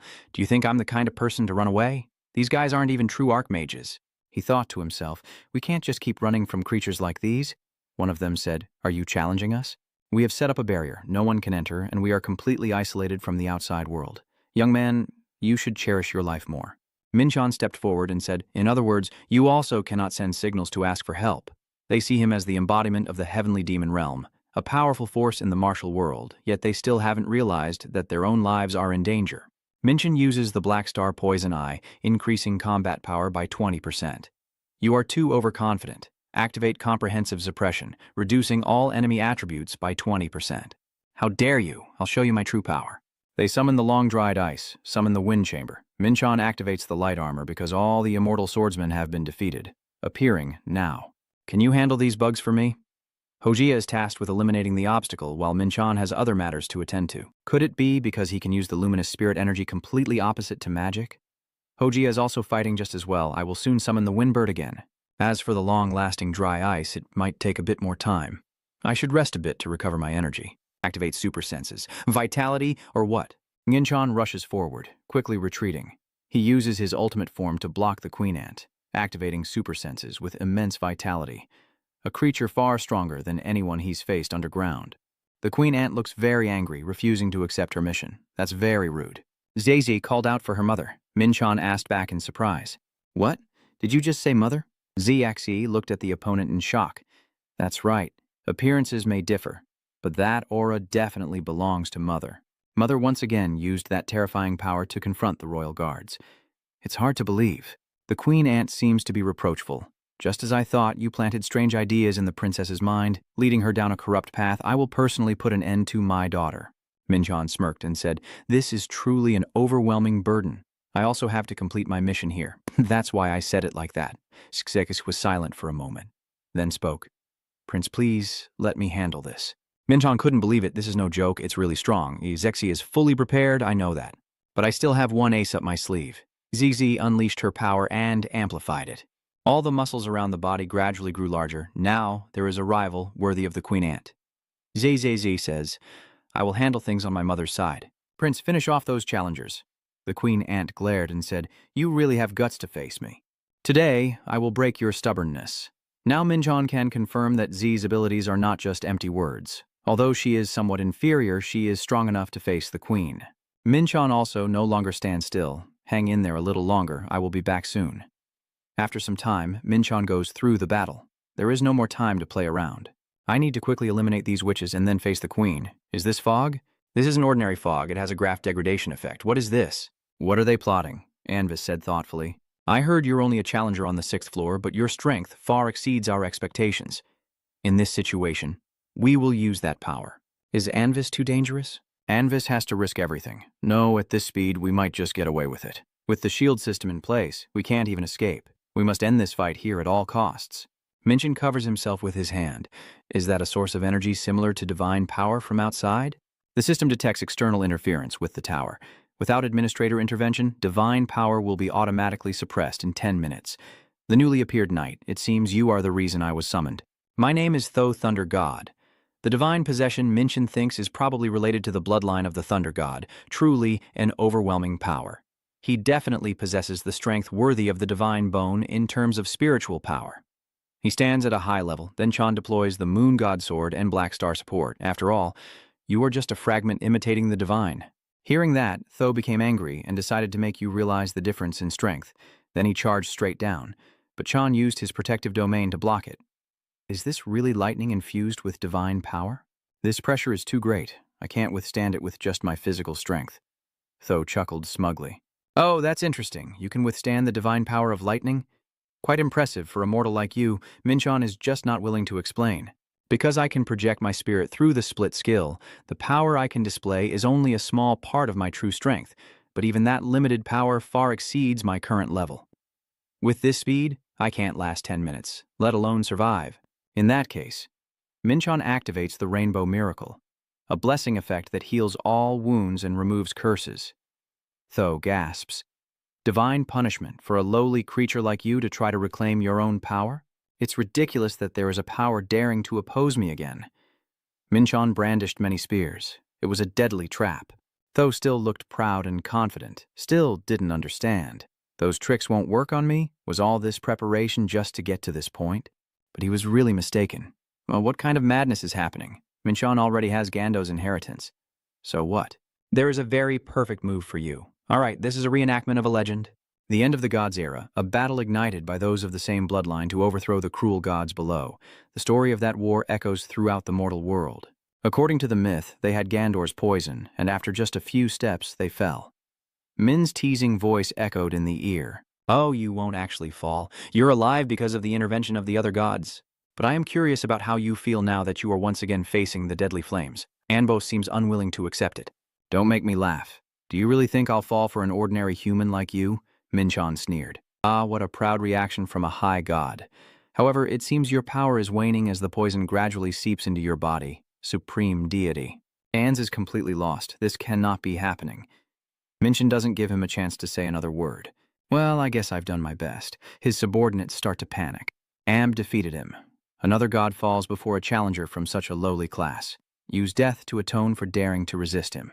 No, we have to escape quickly. I can't use teleportation stones because this place is sealed by a barrier.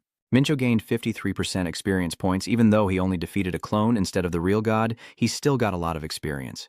Plus, he even got an extra star. This time the harvest is truly abundant, and of course it wouldn't have been possible without this cloak. Gandor's cloak, encountering an entity capable of wielding the power of the gods atop the tower, is very important. But if I hadn't gotten this cloak from the second floor of the tower, I probably wouldn't have won. 10 darts, sacrificed to deceive the enemy. All right, I've used it to its fullest extent so far. That said, I still feel it's a pity. Anyway, I've finished dealing with the mess. All that's left is the severed arm bleeding a few drops of red blood. It hurts so much. You are a creation of mine, but you really are quite annoying. The person is gradually approaching death. It's not over yet. Minchon's voice rises. Yes, she tried her best. It seems that Zeze has recognized this voice. Minchon realizes that the queen ant enemy has been strengthened. Is that so? Am I not the person you were expecting? He immediately thought of destroying them in one breath. The Imperial Sword Technique and the Chaos Thunder Blade. Although this isn't her real body, the screams do sound quite real. Zeze, standing nearby, said, "We feel all the pain in the Tython image." At this point, she must have suffered a heavy psychological blow and fainted. Minchon nodded. Oh, I see. Let's go now. We need to leave this floor. Minchon's covert evacuation mission is complete. Oh, is this also recognized as an extractable mineral? Adamantium, this has to change. But do you care that your mother is suffering? We should use a less painful method. The car's eyes suddenly lit up. Hey, who are these cool knights? They shine like stars, right? They must have surprised the prince a lot. Protecting your highness is a knight's duty. The prince's car is truly overwhelming. Oh my, those heroic knights are impressive. But Minchon doesn't really like it. Stop wasting time on meaningless things and focus on what truly matters. All these worries are unnecessary. I will go to the 7th floor right now. What about you? Zeze asked again. To the 7th floor? Of course, I will follow the prince all the way. Minchon was a bit surprised. She's going to follow me? You have to help ZZ hide and escape. Wait, does this mean it will take us all the way to the 7th floor? Is this what they call a hidden mission? Well, I have nothing to lose by trying. All right, Minchon said. Let's go upstairs now. Zeze is very excited. Prince, please pay attention to me. Minchon has overcome the breath challenge and earned 700,000 points. Combined with what I found in the treasury, this time I truly reaped a bountiful harvest. Zakhaja chuckled happily, just as I expected. Thank you, Your Highness. Prince. The 45th floor trial tower is an aerial fortress. The man touches the stone in front of him. These are the names engraved on the board. The 3 novice red witches have been wiped out. Following the soul's trail, the last place they appeared was the 6th floor. They participated in the Mitrin mine attack on Hyatt Mountain. It seems someone has interfered with their mining operations.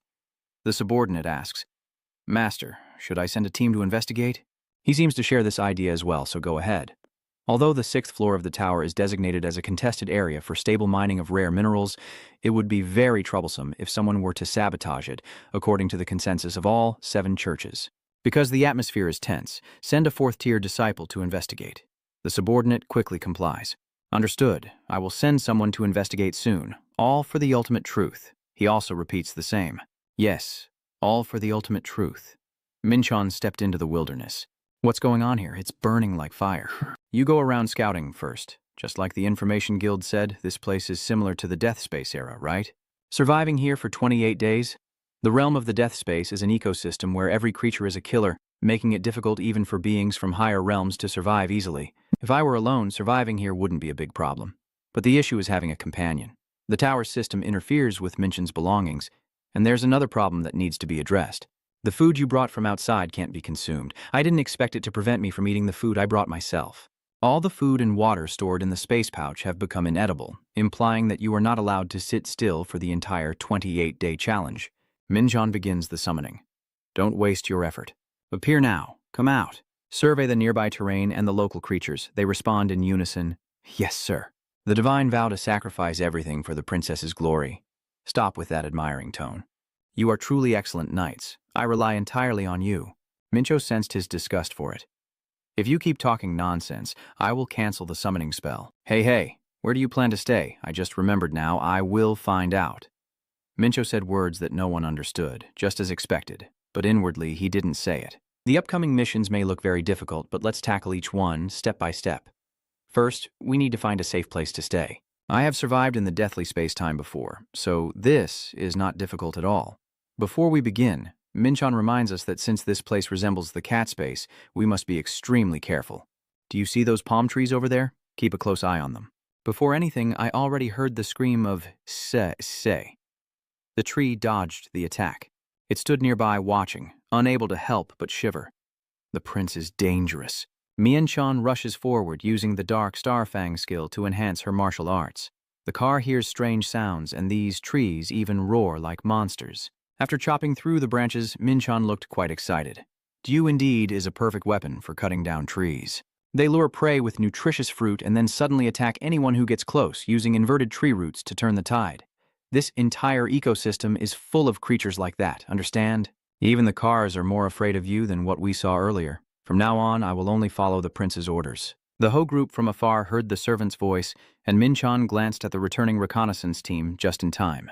The Ho clan team has finished scouting Chu-Vi and returned. Fetet, the representative, reports that this area is so vast it's impossible to estimate the width, but it's at least 3 times larger than the gate where Ho's appeared. Notable terrain features include a mountain about 300 meters high and a nearby river.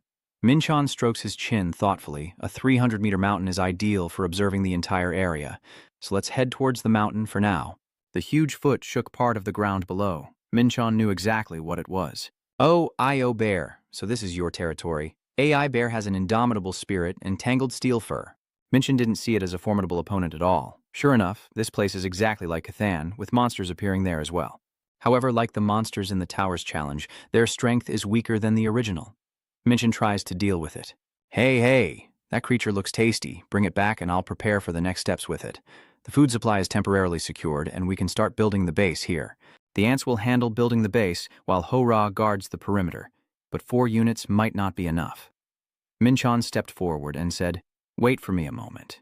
The immortal forces are completely depleted on the 6th floor of the tower, and I want to create new immortal troops."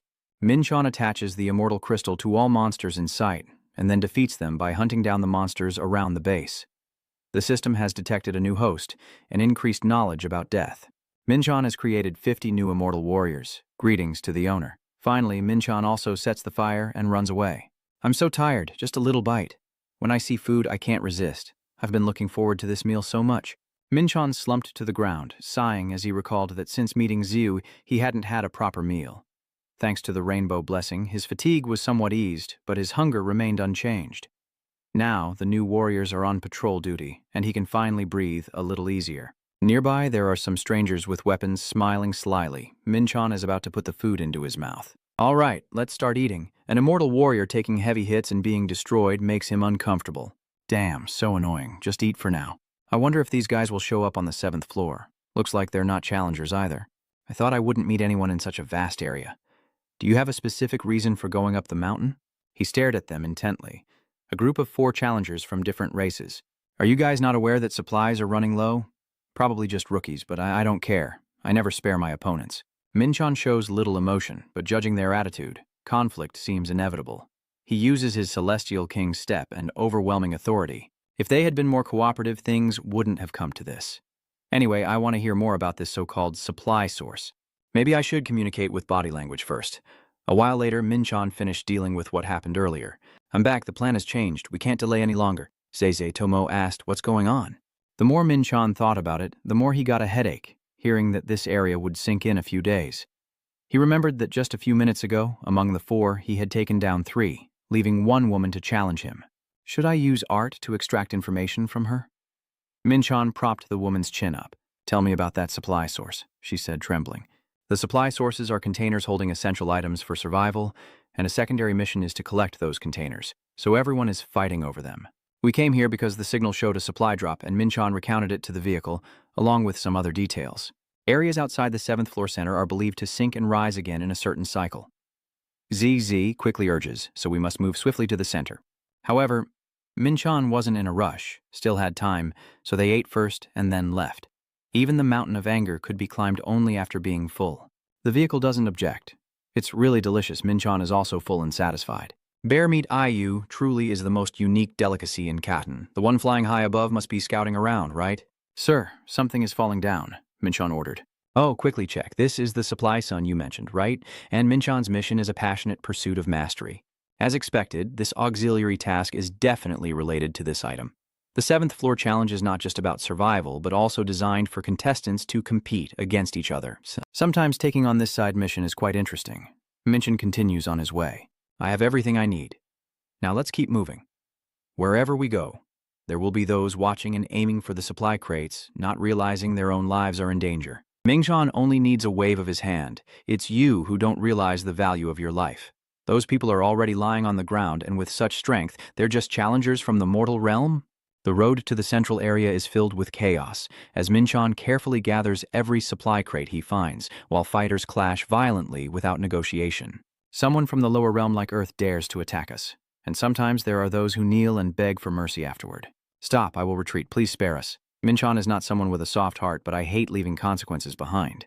To avoid regret, I have eliminated all living beings. Even if I spare you, sooner or later you will stab me in the back. Taking lives is never easy, but in this lawless land there is no room for hesitation or mercy. Especially now, where supply crates are battlegrounds for challengers, Minchon must be even tougher. After days of travel, both of them finally entered the heart of Cat Forest.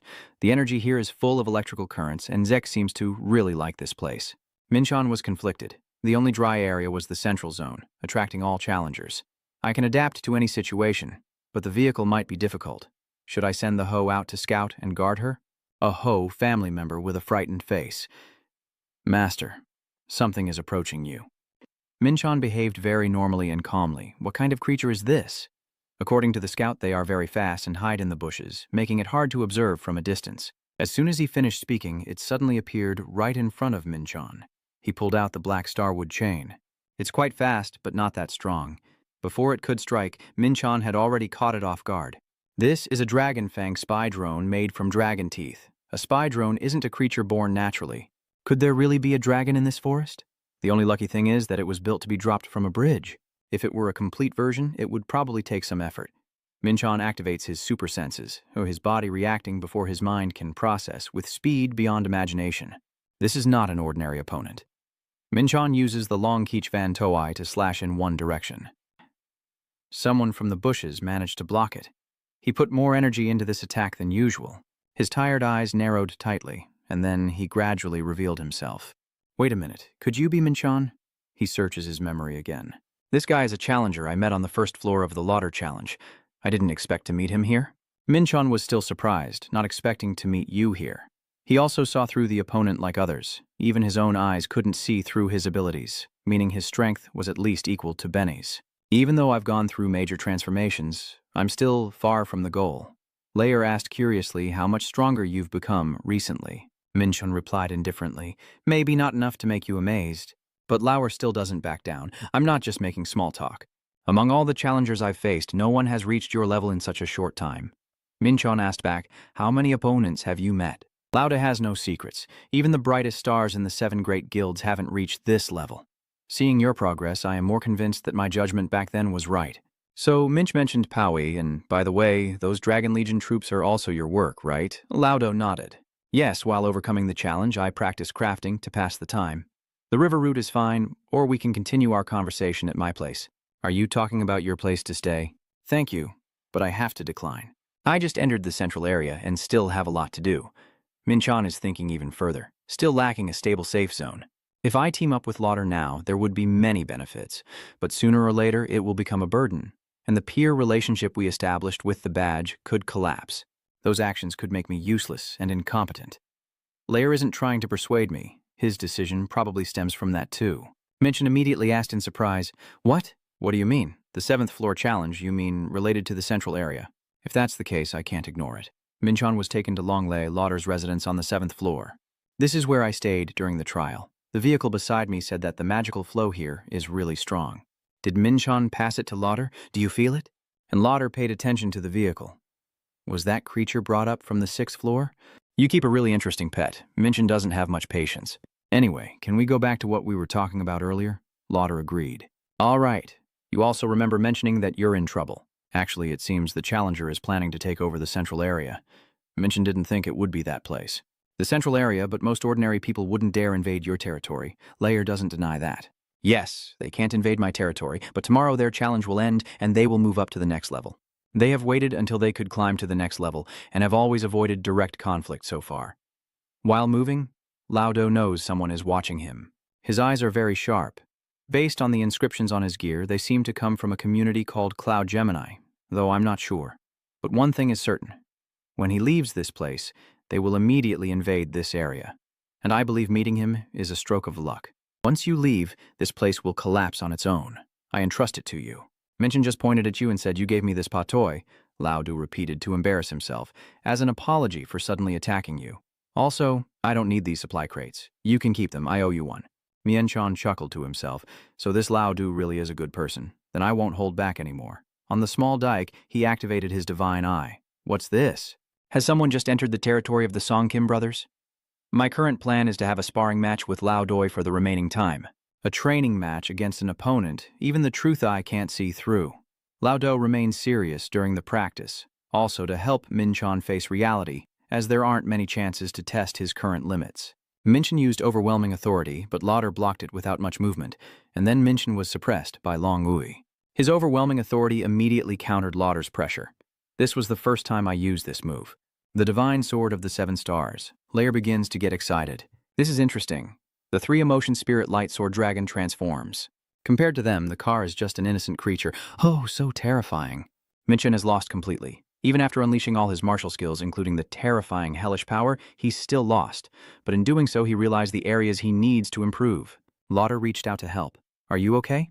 I really can't admire your skills, Minchan blurted out. Do I look okay or not? This puts Lauder in an awkward position. Sorry, your strength is truly extraordinary. I underestimated myself. Minchan was more humble than usual. It's okay, I already knew the difference between us. Lair mentioned it last time, but didn't you fight Foe and Hogak on the 1st floor? And to have improved this much, I truly have to admire him. Minchan isn't sure whether to feel proud or not. Being friends with a dragon isn't just about strength. Lair chose a different reply. How could he see through the true power of someone who only opened his heart because of him? Minchan pats his head silently. Is he opening his heart too easily just by giving a heartstone? Still, I don't find it too bothersome. Minchan now asks, recalling, do you know how strong the Cloud Twins team really is? According to the information Laudo has kept, I only know 3 of them, the rest are still unclear. One of them has a power level comparable to a single person, but can command an entire land army.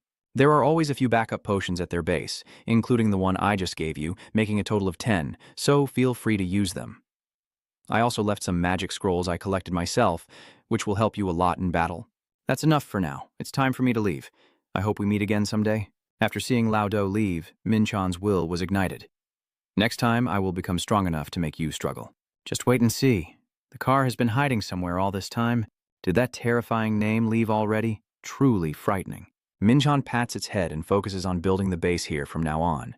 Dig tunnels and establish the underground base. Any movement that catches Minchan's attention. Just as I expected, as Laudo was leaving, there was an immediate change. He told the car to wait, and you absolutely must not leave my side. I need to prepare quickly to welcome the guests. This person belongs to the Gemini cloud community named Dai. I alone am enough. Someone has asked for advice now that Dragon 2 has disappeared. Should we divide the troops into 3 groups to move? Daidan replied indifferently. Those guys are slow enough, and while they were in his space, Day had already returned to the base. What is going on? Is Dion leading the battle?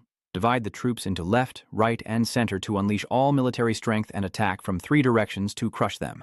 Now that the dragon has disappeared, only the humans from the previous Earth remain. They probably brought that troublesome dragon with them. According to the plan, we can't attack until the encirclement is complete. When Dyut activates his divine eye, he is immediately terrified. No way, Minchon sneered. You have an interesting ability. Dyut has never been this scared before. He sees through his own divine eye. Minchon uses the first spirit-separating divine sword, the Sunset Blade.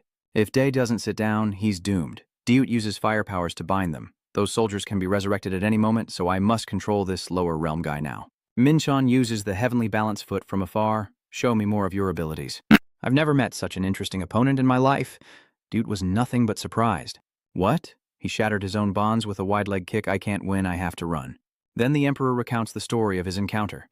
Hidden around, there are magic traps, dragon curses, and countless enemies of unknown origins already waiting. It seems he won't let go easily. Escaping won't be simple either. In my area of responsibility, there's a human I met before, and that guy is definitely not an ordinary one. He fights alone against the entire force, seeing through with his heavenly eye and unaffected by fire energy. This situation is only a matter of time before we are wiped out. Captain. The captain being referred to as Rigo. Quite interesting. Indeed, the lower realm buries our enemies right here. Minberry's using the hellfire teeth everywhere. As expected, the main force is completely different. They have a pretty large number, but thinking they can win just by numbers is a mistake. Roll's lips curl slightly. Is that you? I've never heard of anyone in the lower realm being this powerful. King Minchon laughed and replied, I have never seen anyone as strong as you. King Hongyen, the last descendant of an ancient empire. She is the rightful heir, holding the power of the ancient empire passed down to the old empire. Although the empire has fallen, she still inherits the remaining legacy and builds her own kingdom, laying the foundation for a new dynasty. One day, while using her power to defend the kingdom, the tower sent an invitation to Rigo. This was her chance to become even stronger. For the sake of the kingdom's supremacy, Rigo entered the tower where she met the leader of the Cloud Gemini team. Your Majesty, let's make a deal. Just facing them is enough for her to know how strong they are. I am Ren. Rig has never faced a tough opponent in her world, and that has made her excited. She was determined to become as strong as the challengers from higher levels. After that day, I stayed a little longer in the tower and also met a few more challengers from Earth. Rigo shouts as loudly as he can, what exactly is that monster? Minchon's spatial magic has swept through the enemy soldiers. Their only advantage is in their numbers. Minchon is quite focused and confident. Once you find a weakness, it won't be too hard. As expected, they're not to be underestimated. I'll be at a disadvantage if this battle drags on, so I need to quickly deal with these soldiers. The northern monster formation has been set up, drawing Minchon's attention. Using a coordinated troop formation with such an unusual strategy? You're quite clever, but it's useless against me. The heavenly demon territory, Rigel loudly reminds. Why are you just standing there? He's in some trouble. My fire magic no longer works. Rigo is afraid, but his arrogance remains. I am the invincible goddess. I cannot lose in a place like this, and Minchon has already closed in on her. He kept shouting nonstop, this can't be happening. The leader in front of Minchon is just a pile of dirt. I thought I had hit the target.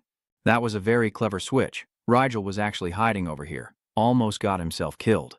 If my wide area attack had been a little slower, I would have been dead already. There's no way out. I can't win like this. You have to wait until he goes into hiding. Minchon has tied Rigo up with chains. I understand everything now, with honest eyes. You're coming closer to the struggling opponent now. The situation has turned around, hasn't it? You better stay still, kid. The youngest one speaks loudly. We are the Cloud Twins team, and we will definitely retaliate. Minchon feels a bit uncomfortable. If you're afraid of that, you shouldn't have started trouble in the first place. You're really bold. Ultimate defense technique. You have faced me before. You blocked Dian's attack in an instant. What kind of energy is this, going into hiding and bracing against the difficulty? You managed to block my attack. Minchon knows who they are. Is this person from the Tuma tribe? Why are there demons from the Tuma tribe here? After a while, Minchon took control of all 3 Cloud Twins. The order of power has been established. Your fate is now in my hands. Now, can we talk? I have something to ask. Rigo has changed his behavior. I will answer with what I know. Minchon is not interrogating her. What I'm curious about isn't there, but the person standing next to you. Why you? The demon from the necromancer tribe is not allied with Genhina, Diden nervously says. Listen carefully. You come from a lower dimension, so you don't know much about demons. Humans from Earth, our necromancer tribe has lost the ruler of your planet and also lost our position in Niam. Minchon's face suddenly changed. What did you just say? We used stealth magic to recount the events. We lost our king.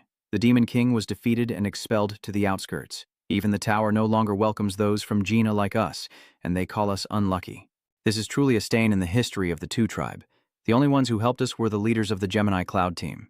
Minchon asked directly, who is the leader helping the Tuma tribe? The mention of that name refers to Ren, the leader of the Gemini team, and Ren. Does Minchon's memory exist? What about Ren? Oh, I remember hearing that name before. I know that name.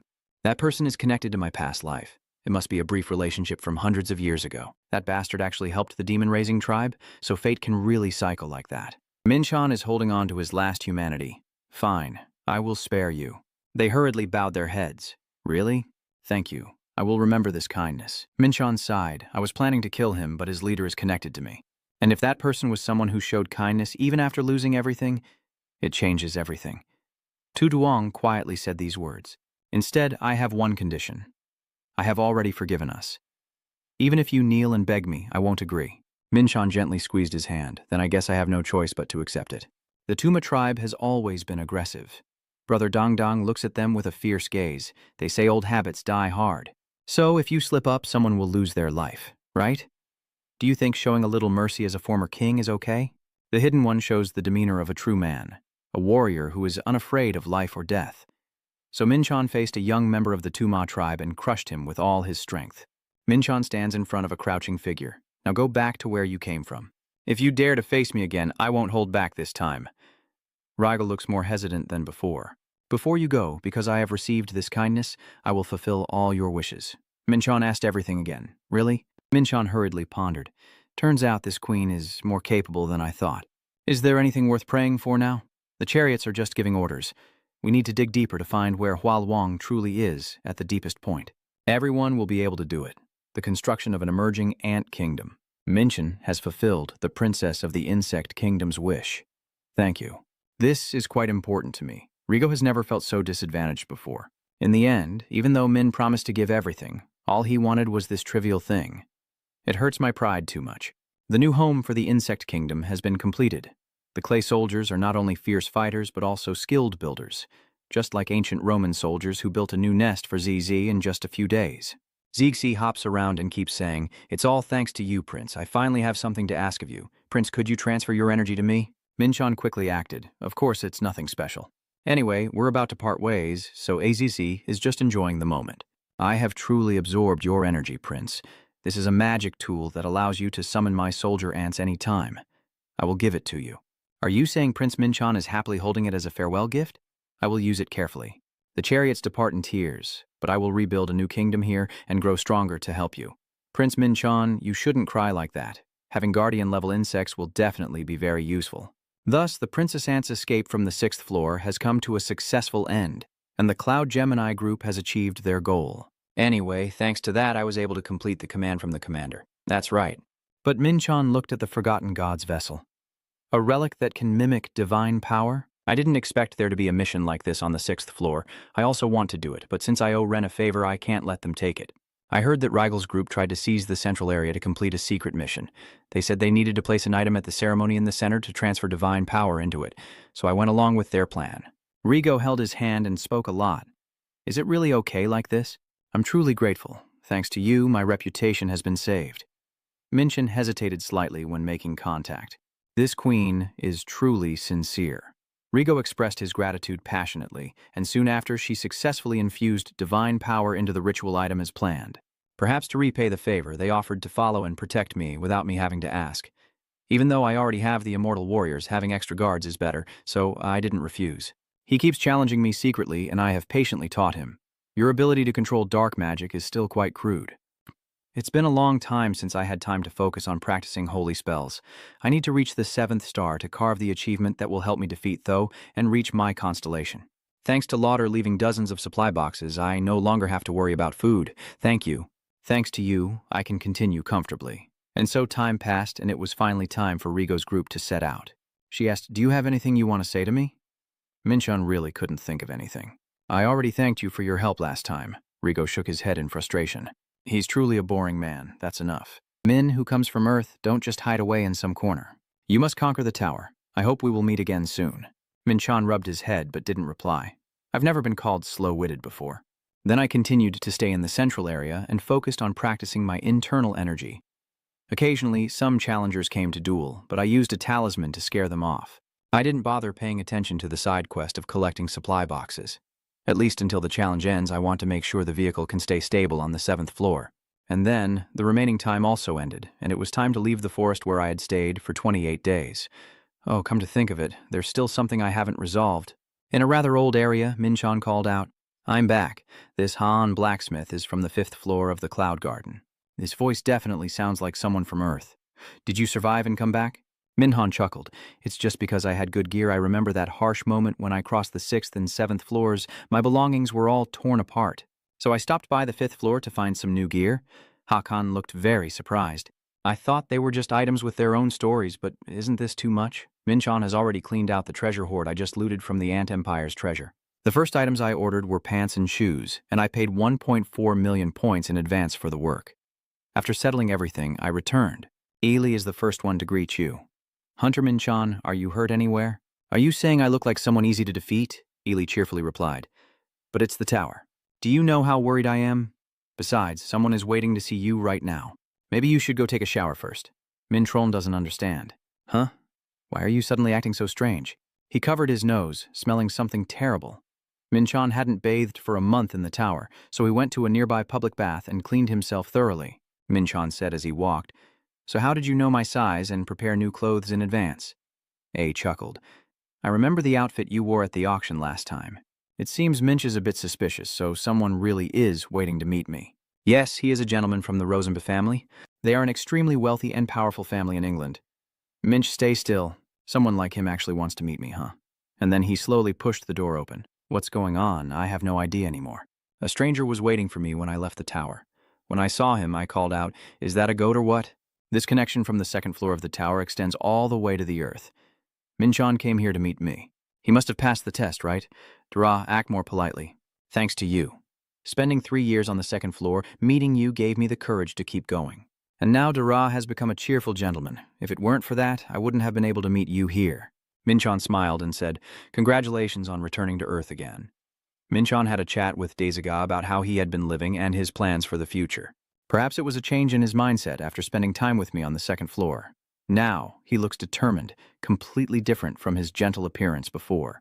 The family said they would withdraw from the tower and focus on managing the family business.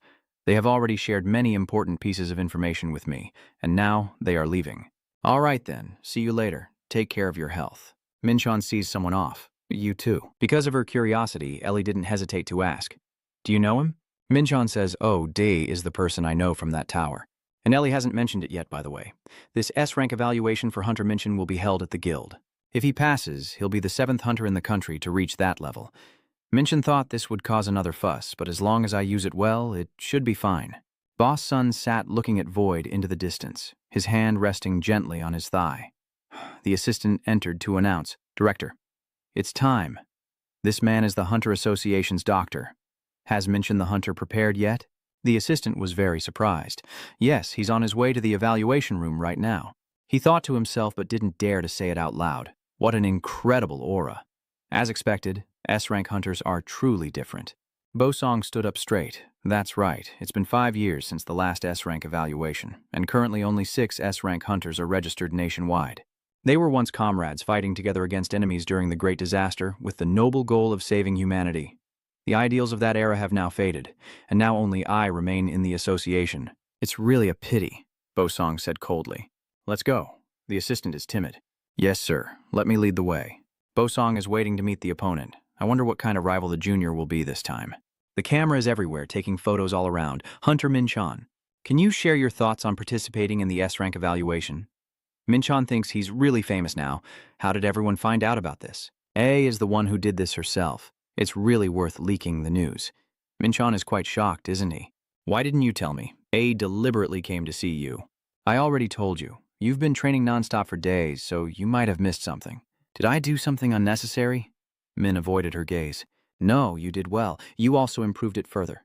Regarding the upcoming plan, it's better to focus attention on us. The two of them face each other among thousands of eyes. The senior introduced himself first. So this is the S-rank hunter participating in the evaluation? Nice to meet you. I am Bo-song. Minchon isn't sure if he's genuinely happy or just pretending. S-rank hunter Bo-song, the third-ranked hunter and hero of the Paju defense campaign. Bo-song, a level S hunter who single-handedly stopped the monster invasion during the Paju defense campaign and saved many lives, then became a living legend and received praise from the president. I didn't expect Minchon's training partner to be ranked second among all the S-rank hunters in the country. I can't wait to exchange blows with him. My opponent is a legendary S-rank hunter, an alpha of his generation who has been active since the early days of the Great Disaster. How strong could he possibly be? Now the S-rank evaluation match will begin. Minchon's attacks are almost continuous. I used the heavenly demon pressure, but he doesn't seem to be pushed back at all. Bo-song still maintains that serious expression. One heavy blow weakened him remarkably. From the outside, everyone is surprised, and it's hard to believe. That's right, Minchon, isn't it? I heard he awakened less than a year ago. It's hard to believe. Usually fighting an S-rank hunter is just a lesson for a newcomer, but now they are engaged in a true match of equals. Bo-song smirks provocatively. Interesting junior. He also has thoughts about Minchon. At first glance, it seems like a fair fight, but in reality, I am gradually being crushed in this intense battle. I've heard about Minchon's achievements, from single-handedly stopping the breakthrough gate right after awakening to his feats in the mutated gate. I hear both Director WCH and Director Dom personally vouched for him. Those achievements are truly extraordinary. Bo-song starts to move his shoulder joint. I never thought I would face an opponent like this. Minchon is getting more and more fired up. Thanks to you, I also feel excited now. You observed the opponent thoroughly. As expected, an S-rank hunter truly is different. In terms of raw strength, he's only slightly stronger than a high-level warrior of the tower. But it is his accumulated experience that allows him to face me in this life-and-death battle. Minchon is only now starting to fight seriously. How long has it been since I last fought like this? The storm wind strike technique, Bo-song instinctively blocks with his hand. His face already has a cut, and there are cuts elsewhere as well. Minchon relaxes his sword, clearly having pushed himself close to his limit. He presses his sword against the opponent's neck. I think this fight was quite justified, right? Minchon was not very pleased. It's so humiliating. If Bo-song had been a bit stronger, they could have pushed each other to the limit. It seems Bo-song has acknowledged the opponent's strength. That's right, the one-horn declares. Well, that officially ends the S-rank evaluation match. If Minchon had been a bit more fired up, this could have ended in tragedy. Thank you for your effort. You did really well earlier. Then he turned and walked away, stopping right here. Both as a sign of respect for the senior and as the only way to respond to a battle beyond the ordinary. Bo-song called out to Hunter Minchon, and instinctively he turned back. Yes. Suddenly, Bo-song bowed his head. Thank you. Minchon couldn't understand why this polite man suddenly acted like that. Oh no, senior, that's too embarrassing. Bo-song still hasn't lifted his head. No, thanks to you, today I was able to witness a new level. And so, the S-rank evaluation process quickly concluded, with Minchon turning pale and, in an awkward situation, senior. About 30 minutes later, in the association's conference room, the S-rank promotion ceremony took place, and Boss Song awarded you the title, congratulating you on becoming the 7th S-rank in the country. Surprising, you remained so calm even after reaching S-rank. Because I was already mentally prepared for this. So what are Minchon's upcoming goals and plans? Minchon is about to lose all patience for world peace. Bo-song Pai laughed. You really have noble intentions. Maybe this is the first time Minchon is in front of the camera like this, with the media and the association directors all listening to my voice. Everything has been prepared for this moment. Bo-song changed the question. Have you planned an activity for world peace yet? Actually, world peace is just an excuse to strengthen Minchon's purpose. Yes, of course. Earlier, you had a conversation with that man. Dara, can I use what you just mentioned? Dara seriously said that if that's your request, I will do my best to help you within my abilities. A machine developed by the Dara family to separate magic from the G of farmer portals. Based on that, we will launch a decisive strike against the Neum who are holed up in the Lost Land. Minchon's words were extremely confident. We will reclaim the Lost Land, and this will be the first step toward world peace. During the S-rank hunter appointment ceremony, in the name of world peace, Minchon declared his goal as an S-rank hunter, something many considered impossible. I will restore the Lost Land, but in reality, world peace is just a pretext for his true goal. Holding the S-rank title sows chaos within the Ni forces. The Yo-San Mahan branch of the Galactic Alliance always shows admiration for everything. As expected from Hunter Minchan, so you're going to restore the lost land? Minchan said, I have been determined to resolve this since the expedition team made their request. The Demon Lord's head kept shaking. Of course, a merchant must never miss a golden opportunity. Suddenly, Minchan wonders if this really is the chance he's been waiting for. If Minchan organizes an expedition to the Lost Land, it will require a large amount of funding and supplies. No matter how well prepared the expedition is, maintaining the balance will always be essential. Minchan needs to ask carefully. Branch manager, are you overhyping this opportunity? An expedition to the Lost Land costs much more than the meager profit. Mathan, of course I understand, but look here, some major corporations have agreed to support us. Minchan read the figures on it, so they all officially stand under my name.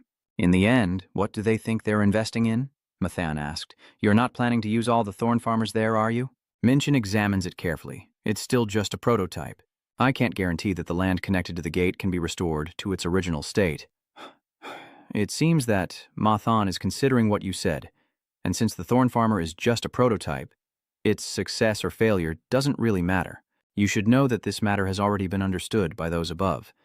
The important thing is the exploration itself. What if we really manage to restore it? A big explosion, and the resonance effect will erupt.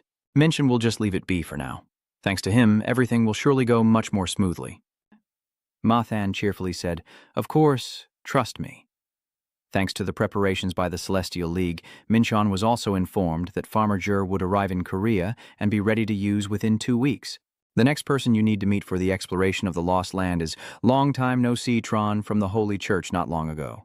Welcome. Mianchan asked how things have been lately and also inquired about my sister. It's been a while since Tron also felt nervous, hasn't it? Hunter Min from the guild ranked first in the hunter exam 2 weeks ago. If this keeps up, our guild might produce South Korea's first S-rank hunter, Minchan said somewhat hesitantly. Well, but if a similar incident happens again, please let me know in advance. Tron agrees immediately. I only feel grateful that you trust me enough to entrust her to my care. Minchan didn't beat around the bush anymore. All right, let's get straight to the main point. I didn't expect the Holy Church to join this expedition. Tron looked surprised, thinking you already knew. I'll tell you that you borrowed something quite interesting from Britain. If the expedition succeeds, it will be a major shock. Minchan is considering the consequences for the 3 major guilds in Korea, with only the Spirit Church showing interest in participating. The risks of this expedition are extremely high, and the chances of failure are not small. Tron thinks more positively. Even if we fail, it still brings us closer to you. Hunter Minchan, I don't see that as a loss. On the contrary, I think it's an opportunity for Korea's 8th S-rank hunter and the guild to reclaim lost territory. At that point, the Holy Spirit Church will surpass both Hwarang and Gungsan. Isn't this our chance to become the #1 guild in Korea? Minchan felt that their opponent's ambition was truly enormous, probably because Chan was a direct descendant of the chairman of a giant corporation. All right, so how much can your guild actually mobilize? Chan briefly summarized that all 3 attack teams are composed of B-level or veteran hunters and above, along with food supplies, support for collecting resources, and many other things. Additionally, Hunter Minsu will also participate. Minchan knows that person. Isn't that the S-rank hunter from the Spirit Church? Chan agrees. He's also interested in the expedition. Minch chuckled to herself. Even with an S-rank hunter involved, she's not joking about becoming #1 in Korea. He doesn't know whether to be happy or sad. At this point, I feel like I owe a big debt. Then the 2 of them continued talking for quite a while. Considering all the effort Hunter Minchan invested in us, it no longer felt like a debt. Please contact the Mathan branch manager for further consultation. The staff will inform you. Chairwoman, I have brought the person you called for. Tron glances at the door and asks her to come in and help me. Someone you know, no one else but Min Trong. Oh, what's going on? What are you doing here? Oh, Dad, that afternoon Min Trong was extremely excited. Wow, Dad, you really became an S rank, huh? Minchan smiled and said, It has to be my hunter's license and the black card. Min's eyes sparkled brightly. If someone has this card, they can enjoy VIP treatment at any shopping mall, right? Minchan felt that wasn't a big deal. Of course not. So you should admire him more. The 2 of them continued talking as they moved, after not seeing each other for a while. Oppa is the best. Yeah, I know. Oppa will buy a fruit for you. What? Is that to celebrate you reaching S rank? Let's just say it is. A gift for Min turned out to be a custom-made weapon, even with the support of the Holy Church. But when it comes to the best equipment, it's still crafted personally by the Demon Lord Master Blacksmith. Min has also ordered 10 consumable spearheads from the Rain Tower. The total cost is 15 billion, which is not a small amount. What is this? I only meant to swipe my card, but it shows 43.8 billion. It turns out that while busy, the money accumulated too much, so Minchon was ready to pay immediately in cash. After observing Ellie, Mintrong asked, "Oppa, where do you plan to spend the money?" Minchon hadn't thought about it yet. Maybe a few construction investments for Lai. Mintrong has a suggestion. If you've earned so much money, you should buy something for your parents. Let's go to the shopping mall. Minchon let her pull him along. Oh right, isn't that so? I agree. The two of them went to the shopping mall because Mintrong was pulling Minchon by the hand. He bought a fire-resistant and restorative watch and ring for his parents. Mintrong finally asked about them. And what about the gift for your friend? Minchon didn't quite understand. You. Ah, are you talking about your college friend? Mintrong mentioned that person. No. I mean the young lady from the Celestial League earlier. Minchon remembered you meant Ely, right? Min suggested it. That's right, since you've been here, shouldn't you buy something for your friend? Suddenly Minchon felt it was also right. Over the years, she must have helped me a lot. He said yes, he hadn't thought of that. After buying a gift for Ellie, they finished their shopping. That evening, Minchon was sitting in meditation, focusing intensely. It's been a long time since I focused on my mind. I need to try to concentrate tonight. Unlike other old shells, I master martial arts by applying memories and karma from my previous life. Through recent battles, my skills have advanced a step further. In other words, I am ready to enter the next realm of heavenly skill. Enlightenment has already been attained from a previous life. What remains is to guide that power by your will and further expand the spiritual world. Does the infinite universe contain countless stars? So far, it has only been like a small universe. But now I break the boundaries and help it reborn into a true universe. I did it. I have reached the 7th realm. Unless the situation is truly urgent, my energy will never run out, and this cosmic flow skill possesses special privileges, an instant power boost that can be used as a trump card, a passive effect, enhancing senses and raising awareness up to 300 meters. When combined with my extrasensory perception, it will bring me closer to the superhuman realm. And even more, I can finally carve new constellations to continue building the 6th level of the tower. Actually, you could say that the reason I trained in heavenly technique up to the 7th level was for this purpose. Now that I have achieved this, there's no reason to hesitate. I'll use that power. I will defy the fate of the gods with these constellations.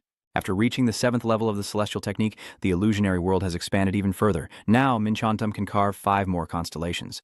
This is what I can carve now. All of it is very useful, but the mythic hunter will definitely become a great support in the future. It can influence the use of magic. This will be very useful when dealing with demons. It could also be effective against gang members whose minds have been corrupted. Unfortunately, the dark curse of the Death Scythe, originally created for chaotic energy, is useless. The Undead Legion trait reacts to the Death Scythe constellation, and the subject's understanding of the Death Scythe has increased. Is the power linked to the constellation? Is it because this is a power tied to the understanding of the concept of death and the creation of immortality? Anyway, if strength and the constellations can be connected like that, it means new effects could be generated. In the future, I should consider the possibility of linking powers when choosing constellations to carve the seal. All right. My body is full of vitality now. The chaos level has exceeded 30,000 N, so I don't need to worry about exhaustion from using martial arts. But what does that green level actually mean? It's something I've never heard of on Earth. Maybe I will have to find the answer inside the tower. The Ho family is hiding something. It's really ridiculous. That is a strategy that exploits the opponent's weakness. We are knights. We cannot be cowardly like that in battle. Commander, are you going to tarnish the Ho family's honor like this? Please protect our dignity. Fiat is probably the most serious one, and thinking about how I used to be makes me feel ashamed in front of my master. Since ancient times, our master has often taught that people should be disciplined through punishment. Come with me and let our bodies settle this. Then there will be the screams of Irene and Jame. The commander isn't needed. Minchon can't intervene. Fiat is really too cruel, Benj muttered. The master is the same. Minchon clenched his fist. Do I have it? Benj knows he's already missed his chance? No, I don't think so. The master is the best. The new Hojia are still in the early stages and lack combat experience, but even if they are not strong now, soon they will catch up thanks to Finet's guidance. Minchin sensed something. Is someone coming? Benj has also caught the scent. This smell, my lord. The #1 subordinate has arrived. It's none other than V. Are you well? Your Majesty, I hope you are well. I only reply that I have been a bit bored at home lately, but I am still fine. When did Minchon become an outsider? Since when have these two become so close? VD brought out many items. I knew you would get bored, so I prepared them as a gift. I prepared it as soon as I saw you liked the game screenshot I posted. Benji jumped up with excitement. As expected, You truly are the #1 subordinate. Minchin only just realized this now. Do you also use social media? Benj even showed off the photos he took. I used it with the tablet Noonan brought last time. Check it out. Minchin wants to punch him right now. Is this what you're doing instead of watching the house like I told you? So you still ask for a gift, but I don't have one? Vid chuckles softly. Of course, I also prepared something for Biha. This is the car key, every man's dream, a sports car, parked over there. Minchon thought he needed to get a driver's license soon. That would also be a gift, so I will accept it. So, what are you doing here? VD looks quite anxious. I would like to request a favor. Your Majesty, please help the Demon Society join the exploration team. I think this expedition team is a real opportunity. The robbers never gave me any new orders. They just repeat the same thing over and over again. In fact, this can be called neglect. So I started to wonder what I was actually doing with the guild I was leading in Korea, and then I realized the reason for the organization's growth is to dedicate my strength to my subordinates. With Niam's support, we will push our power to the limit.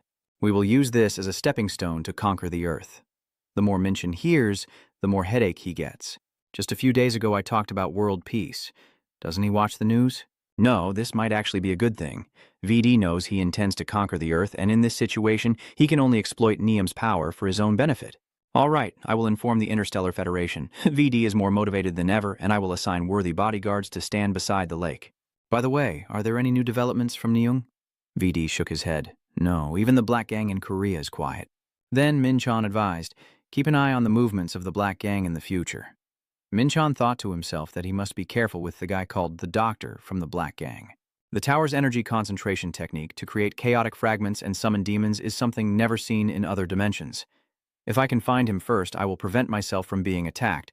I must prepare thoroughly. Everything from the North Korean monarchs to clashes with Niam forces. Each of us has prepared for this in our own role. And 2 weeks have passed, so what is this? 10 medium-sized guilds and 30 small guilds. Why are so many people involved? Hey, he said with a smile. There's also the recruitment process. The expeditionary force has been organized. Minchon just pointed to the number of people. Look over here, there are more than 1,500 people there. All of them are part of the expedition team, right? He explains that they are only the ones directly fighting, and besides, they have 500 people in the logistics team. Minchin couldn't hide his worry. At this point, it was no different from going to war. A remains completely calm. After all, this is a war. That's right, he will have to fight against everything from the North Korean monarchs to the Niam forces. You have to admit, she's really good at her job. By the way, is it okay to include the Demon Guild as well?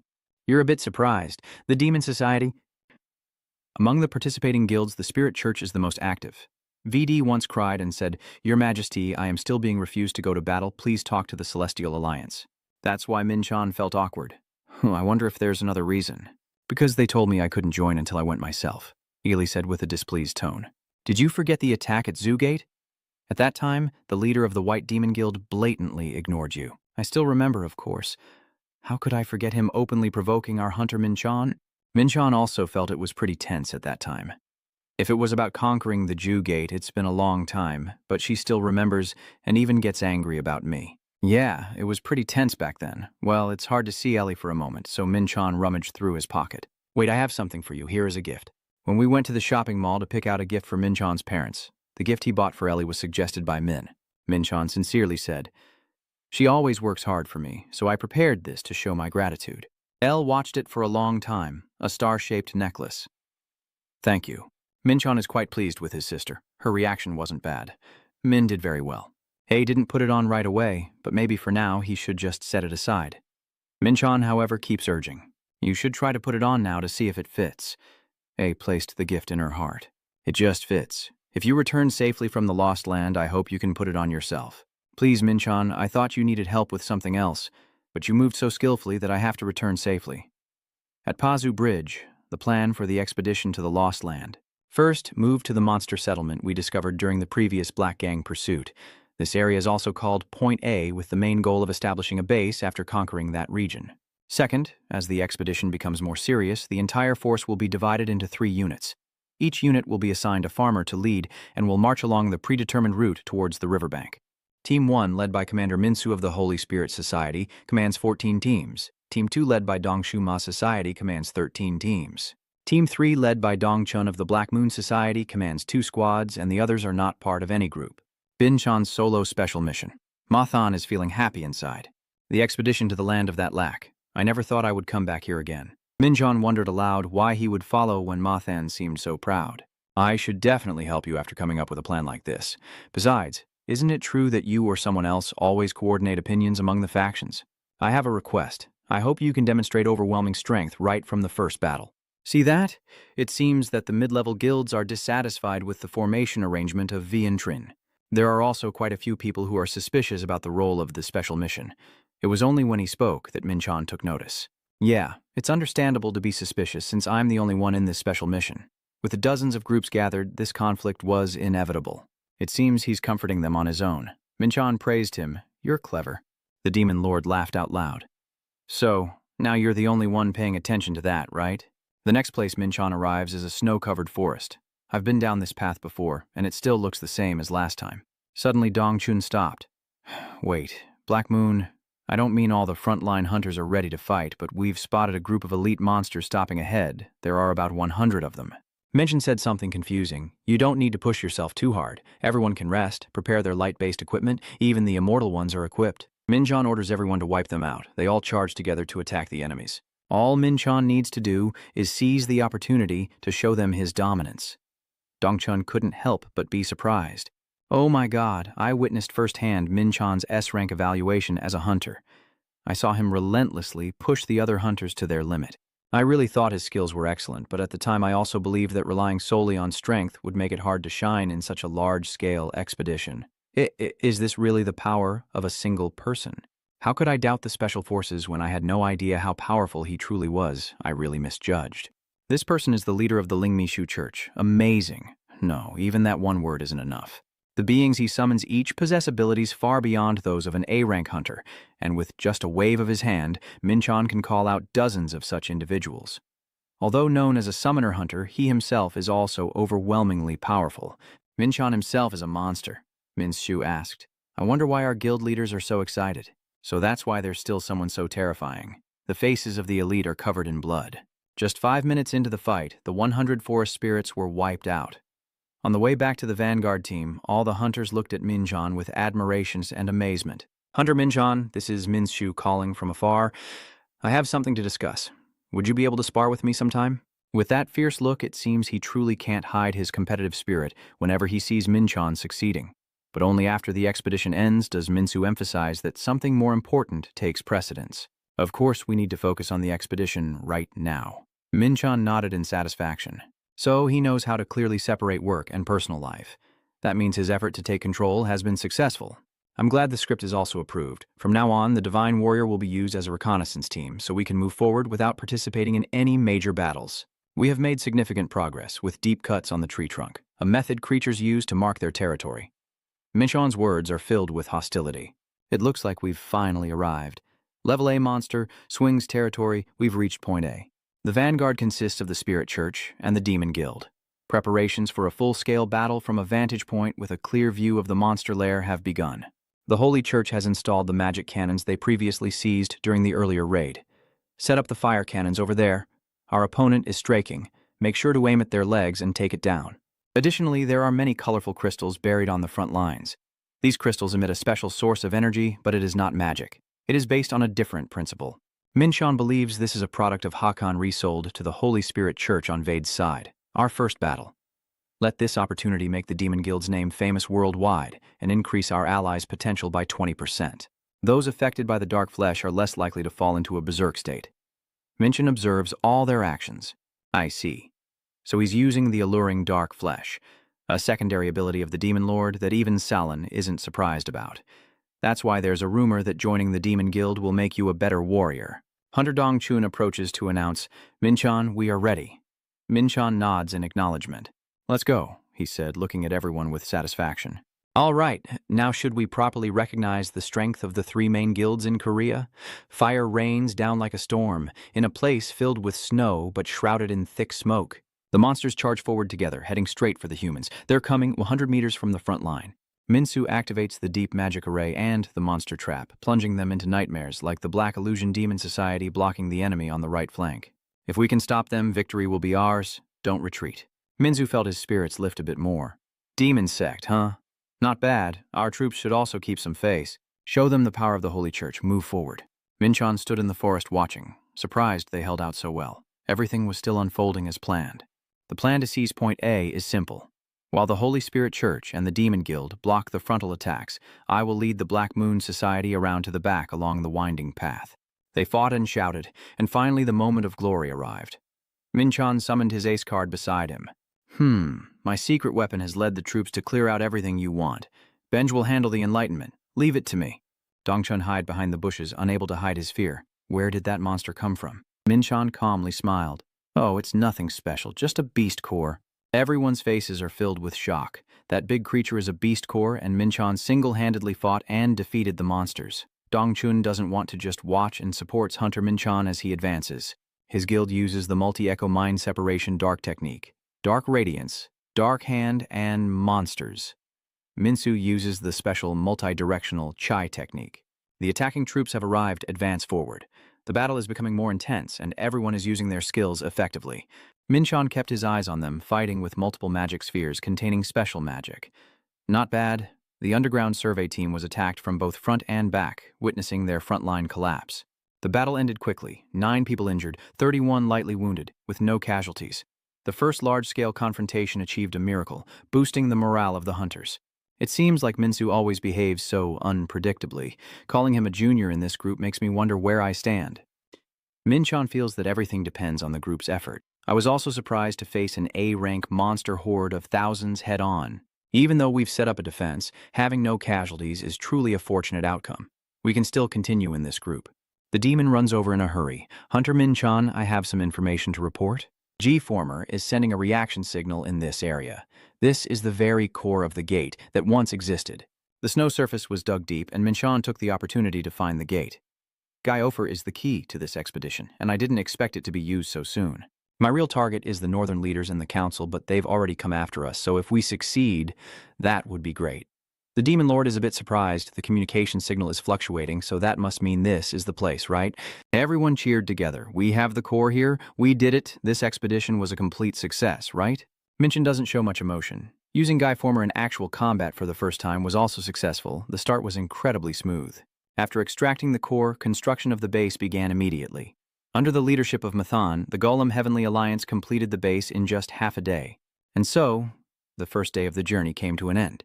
Benj said, just leave this place to me and remember to come back safely. The next day, 50 golems fought alongside Benj to defend the base, and as planned, the unit split up and continued on their journey.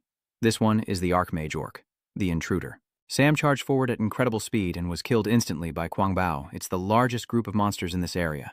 Since I wiped them out, the level of alertness has increased, but to me it's meaningless. So these guys only managed to create warriors? That's already their limit?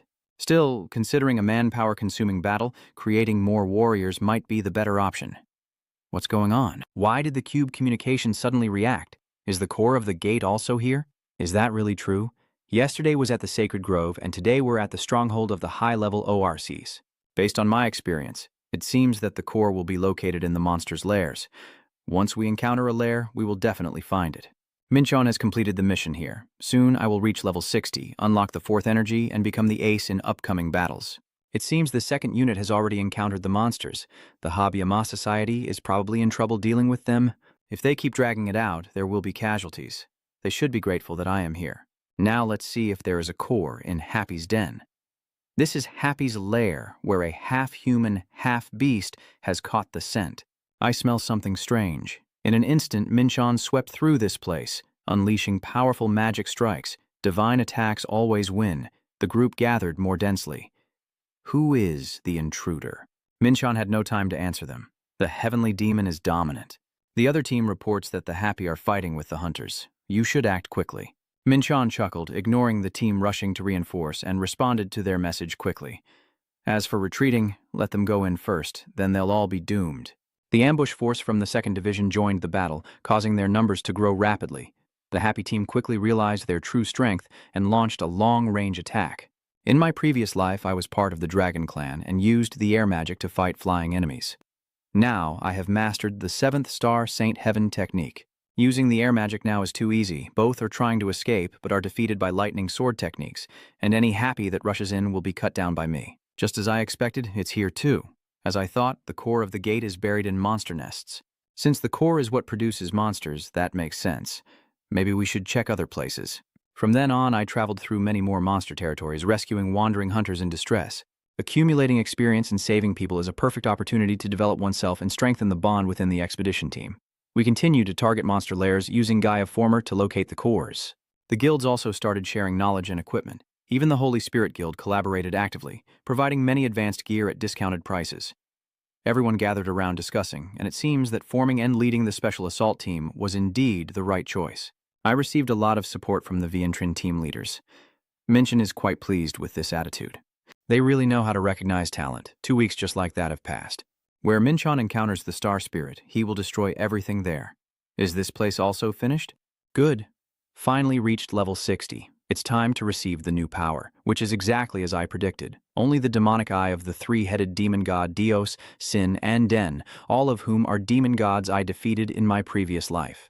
So I have gained all the benefits from leveling up. The more I think about it, the more questions I have for this system. The final power, in my previous life, I only defeated 4 demon kings. Maybe I killed another demon king but can't remember? Could it be that the strength of this warrior king from my past life is the one here? The power I have is already incredible. And now I also have the strength of someone who has reached the ultimate limit of the multiverse. No, anyway, I guess that's not the case. But even so, someday I will surpass my past self. Anyway, since I have this new power, I should make use of it. Activate the demonic eye power. Minchon defeats the lurking superior spirit in the blink of an eye. Just as I thought, it's useful. I've reached level 60 and gained new power. The orc hideout has been wiped out. All nearby monster forces have been defeated. Everything is going perfectly according to plan. Comrade Doctor, I don't know how you feel, but I am not satisfied with the current situation. The doctor sighed as if reluctant to respond. What is bothering you? General Mungo clenched his cigarette and said, Let me be clear.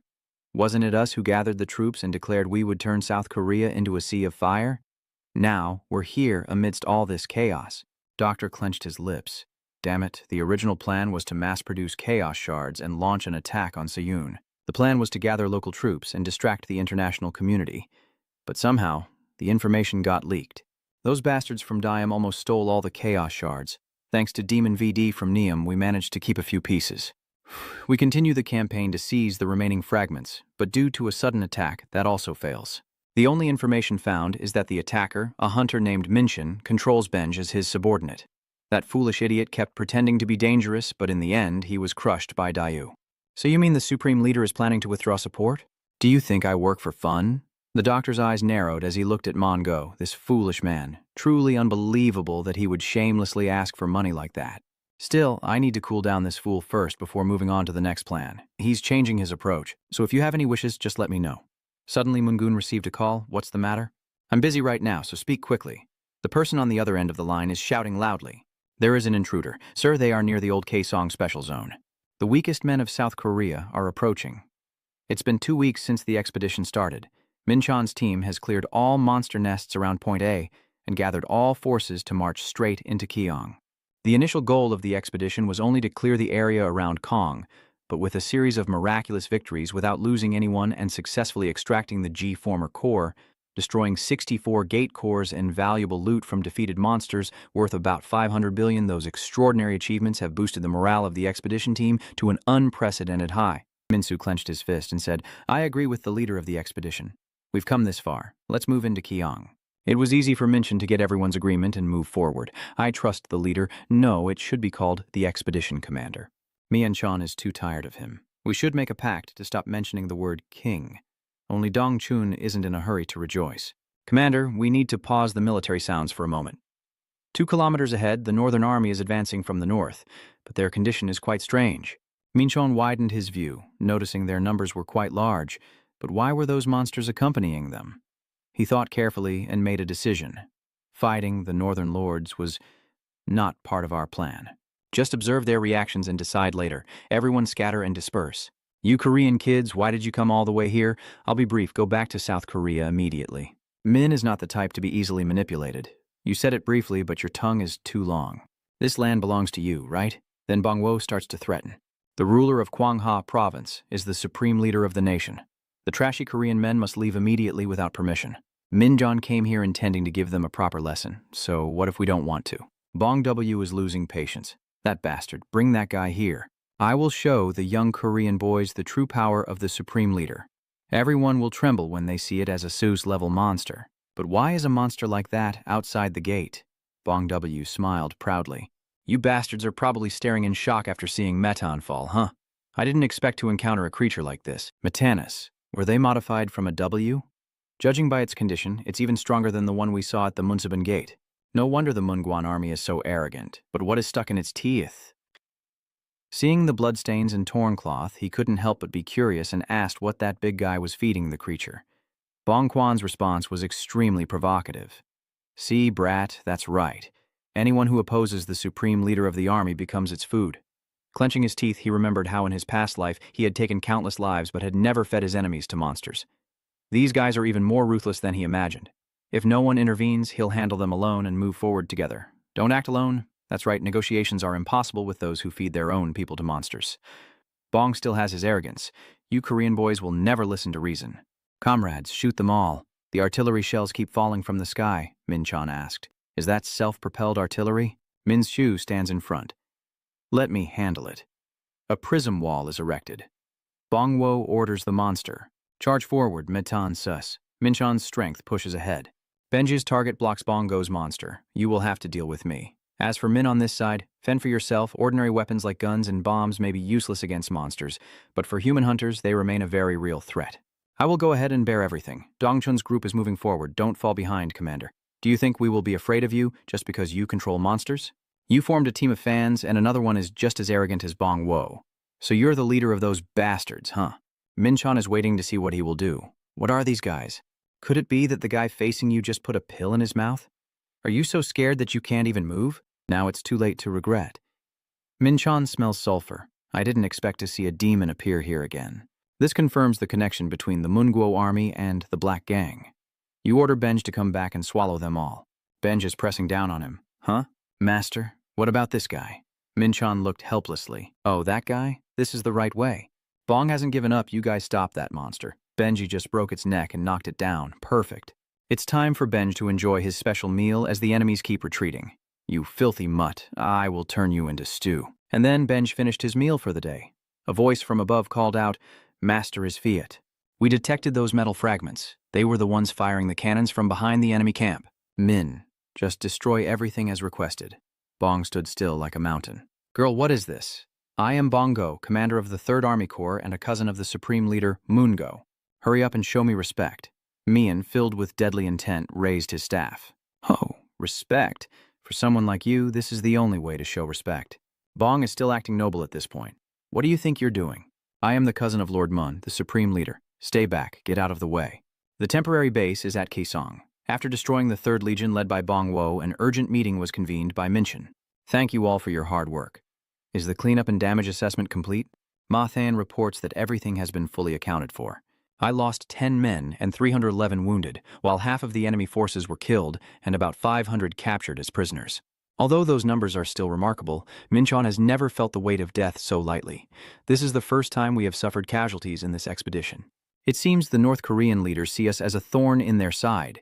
If we go further, conflict will be unavoidable, but I cannot ignore their actions. Minchon has something hard to explain. In fact, attacking the North Korean army was part of the plan from the beginning when I formed this expeditionary force to target the Black Gang and Neum. But the traces found on the Matan Zols are clearly evidence of cannibalism. And from the moment I realized that what was boiling inside me was pure rage. In other words, what I am saying now is to establish a valid reason, but my anger towards them is also 100% genuine. Minsu's first thought was, I can't turn back now. Even if this isn't the consensus of the entire guild, I will still support the command alone if necessary. Veed is the same. I will lead the entire guild into battle. As for Dong Chun, he doesn't seem to have much confidence in himself. I guess deciding on my own is a bit difficult. I'll gather opinions from the other guild leaders and then make a decision. Minchon nodded. Yes, I think that's reasonable too. After the maintenance is done, we will gather again in the evening to discuss further. According to the original plan, just working alone would have been enough for success, with Minsu and VD supporting. That's more than enough already. Minchon turned to ask, but why haven't you left yet? Vi smirked triumphantly. Of course I stayed to support you. What else would I do? We will extract information from that bastard, right? There are ways to make others suffer besides physical assault. You know, right? Min looked away in frustration. Oh, right, you're truly a heartless bastard. I almost forgot, truly. Make sure he endures enough pain, beaten and shackled like a prisoner. And everyone knows the result afterward. They received news that Woe was very angry. The Third Army has been completely wiped out. That bastard, even the fallen Metan and special forces were all defeated? At least we must withdraw that force safely. No, this time we fight with full force. The doctor didn't know what to say. All the monsters and mutated beasts were his creations, yet they have all been wiped out. No, maybe it's better that way. Seizing this opportunity to weaken both sides will serve my future plans well. I have another call with the Supreme Leader, Your Majesty. The South Korean forces attacked the Second Army Corps, now a battlefield filled with bombs and bullets, with enemy blood staining everything. Min, with one arm, created this miracle. It seems everything here has been cleaned up, and we managed to extract some valuable information from Bong Wo, including the location of his units. At first he resisted the psychological attack, but VD, a demon clan known for torture and mental assaults. While torturing both his body and soul, we made Bong Wo lose his consciousness. At that moment, Bong Quan cried and said, "I will confess, I will tell everything, ask whatever you want, and please spare me." According to the information extracted from Bong Wo, there are a total of 5 corps under the control of the army, except for the first corps, which is directly under the Supreme Leader. The remaining corps are of equal size. Leader Mo has awakened his ability to control monsters during the Great Disaster and used that power to seize Kwangha Province during the chaos. The main sacrifices for the monsters are usually civilians, mainly rebels or opponents of him. He's truly a madman. Benj happily announces, "Master, everything is done." Minchon nodded. "Lamb is good, let's go back." Benj is being too demanding. "Master, remember to buy me lots of ruby meat next time." We destroyed the Second Legion right after the Third Legion. They must be in a panic. If the situation continues, a gap will appear in their military strength, so they are unlikely to act immediately. That night, we welcomed Commander Vian Trin. Our entire guild decided not to retreat anymore. Minchon scratched his head, completely confused. Weren't everyone just carefully considering things a moment ago? Suddenly, they became overly enthusiastic. Dongchun firmly said, "We want to support you, Commander. We cannot retreat in such a historic moment." "We saw the light thanks to you, Commander. The Demon Lord had to speak up, Commander. It seems you're a bit naive about this." Everyone was moved by his determination to lead personally and free the oppressed people in North Korea. Minchon looked at the shining light, feeling furious that the people had been used as bait for monsters. "But the reason I attacked the army was to go straight for Fed. I can't openly say that. Well, I guess I'm happy with this result too." Next, Minchon takes out the map. This is the overall plan. First, we will move the garrison unit closer to Kong Kong. Meanwhile, the main forces will hold the defensive line and protect the territory we've gained so far. Someone suggested, wouldn't it be disadvantageous for us to just hold the position? Does Minchon know about this? Yes, but controlling this port allows us to establish a stable supply line by ship and also provides a strategic vantage point to monitor enemy movements. Of course, we have no intention of ceding the initiative to the enemy. We will attack with a special forces team, including myself, the Misu hunters, Dong Chun, and Dong Shu. While about half of Kwangha Province has fallen into enemy hands, they are likely struggling to maintain order there. We will seize that gap and strike swiftly. Minsu felt a bit worried. The fact that he handled an entire unit alone earlier, does that mean he had planned this far ahead? Minchon doesn't make a big deal out of it. "Oh no, I just acted quickly with the intention of delivering a really strong blow." "All right, everything is ready, let's go. The real battle starts now." Tron has checked the news. "Look, Dad, all the stocks related to the Vientrin Group are hitting the daily limit up." "See, I told you, this is truly a great investment, isn't it?" "This person is Kwanun Group's chairman. A grown-up kid shouldn't be grinning like that. You did well. Keep investing heavily in the next reinforcement team, and when Min the Hunter's expedition ends, politely invite him to meet his father." Truong chuckled to himself. He's always so cold as ice, yet he admits his investment was right. Alone in the small room, our VIP is truly always the center of attention wherever he goes, while I am busy handling everything on my own because of that. Anyway, I feel truly relieved knowing he's safe.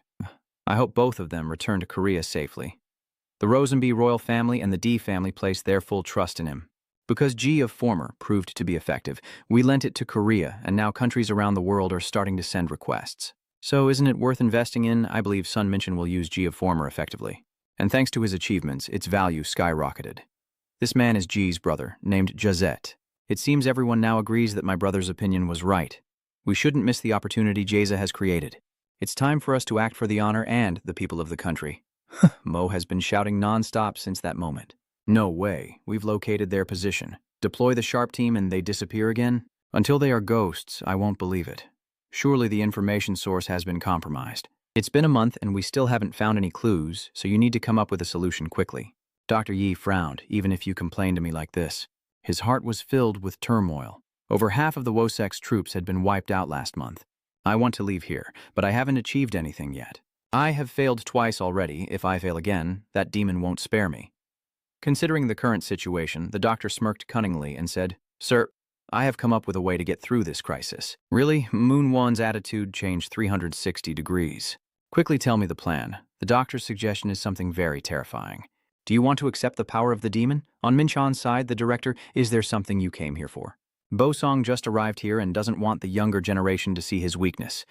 I hesitated, then woke up and came here. Minchan scratched his head awkwardly. I don't think the director would come here like this, even if that's the case. Bosong doesn't care much about etiquette. There's no need to feel pressured. Junior. Then let's just talk normally, okay, Senior? Veteran agents from the association and hunters recruited from various guilds, totaling 2,000 people forming the second wave.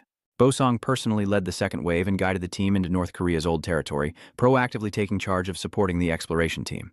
He presents the noble goal of rescuing the abandoned people of old North Korea as if it were his unwavering mission.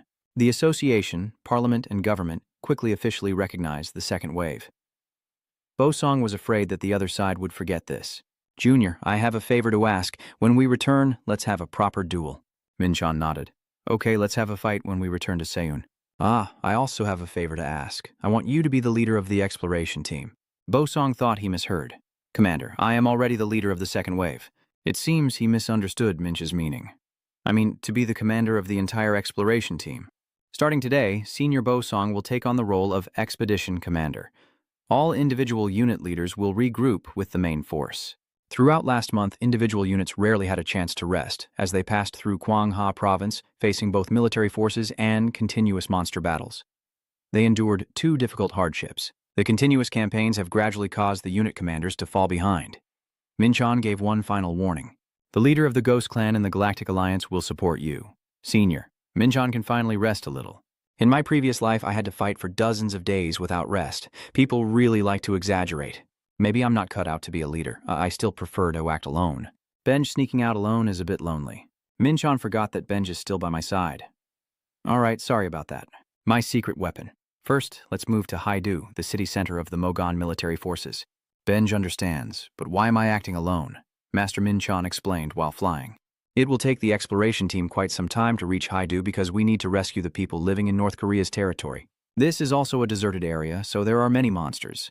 The military must have protected their residents until now, but we have already destroyed it to help the villagers. That will take some time. But something feels off. This village is near Haidu, so it should also be a safe place.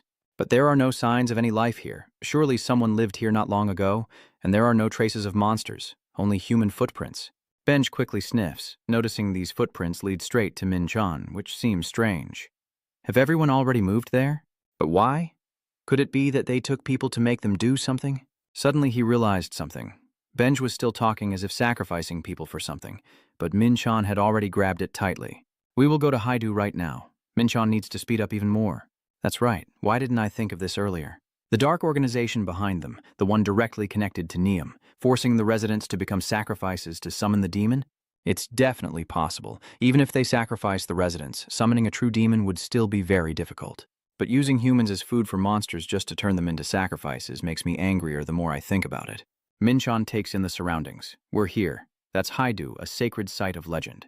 That is a high-level magic circle only a demon king can create.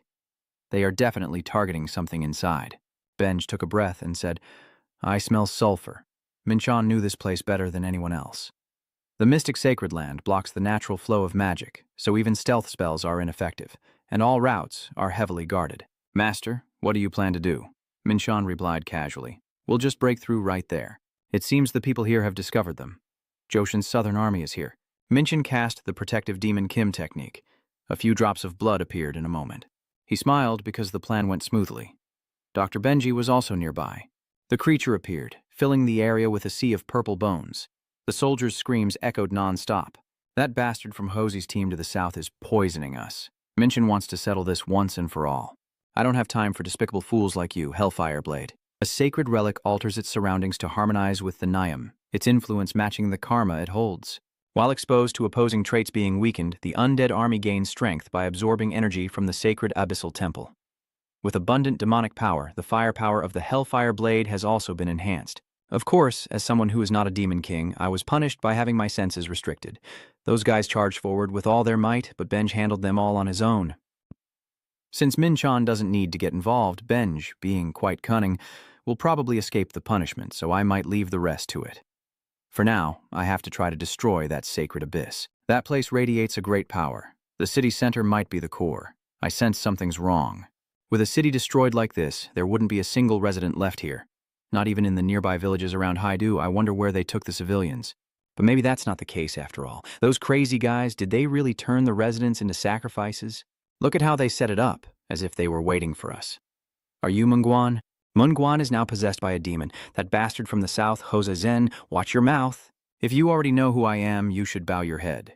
Min-chan has already interrupted, so stop talking nonsense. I have nothing more to say to someone like you. Mun's earlier arrogance is completely gone, which is very strange. Min-chan, look at the blue-haired guy, the one behind. Are you a doctor? He didn't understand why he was laughing. Turns out you are the one who treated our members gently from that abandoned land. Mien-chan seems to be questioning. What exactly are you thinking? He even sacrificed the villagers. The doctor seems to be laughing at others' pain. You still don't understand. Everything is to capture you. Everything has been set up to lure you here, and now it's time to carry out the next phase of our plan. Mien-chan is about to attack. Who said you could? The doctor's face is beaming with pride. Oh my. The ritual to welcome the shadow god in his form has begun. Mien-chan glared. The shadow god in his form. What nonsense are you talking about? An entity with divine nature cannot recklessly descend into the mortal world like that. Even if I have to transfer my soul into another body to become that figure, I will activate the flow of the galaxy. The Milky Way stream has detected something. Could it be Niam's sky? Minshin started to struggle. Did they force him to go beyond the limits of space and connect with Niam to reach Earth? If they are capable of doing such a thing and a being filled with evil appears, then you have been chosen to be my vessel. It's been a long time since I last visited the human world. Yes, I am here to become immortal. I have heard the healer speak of you, become my slave, and I will forgive your sins. Mien-chan clenched his teeth in disbelief.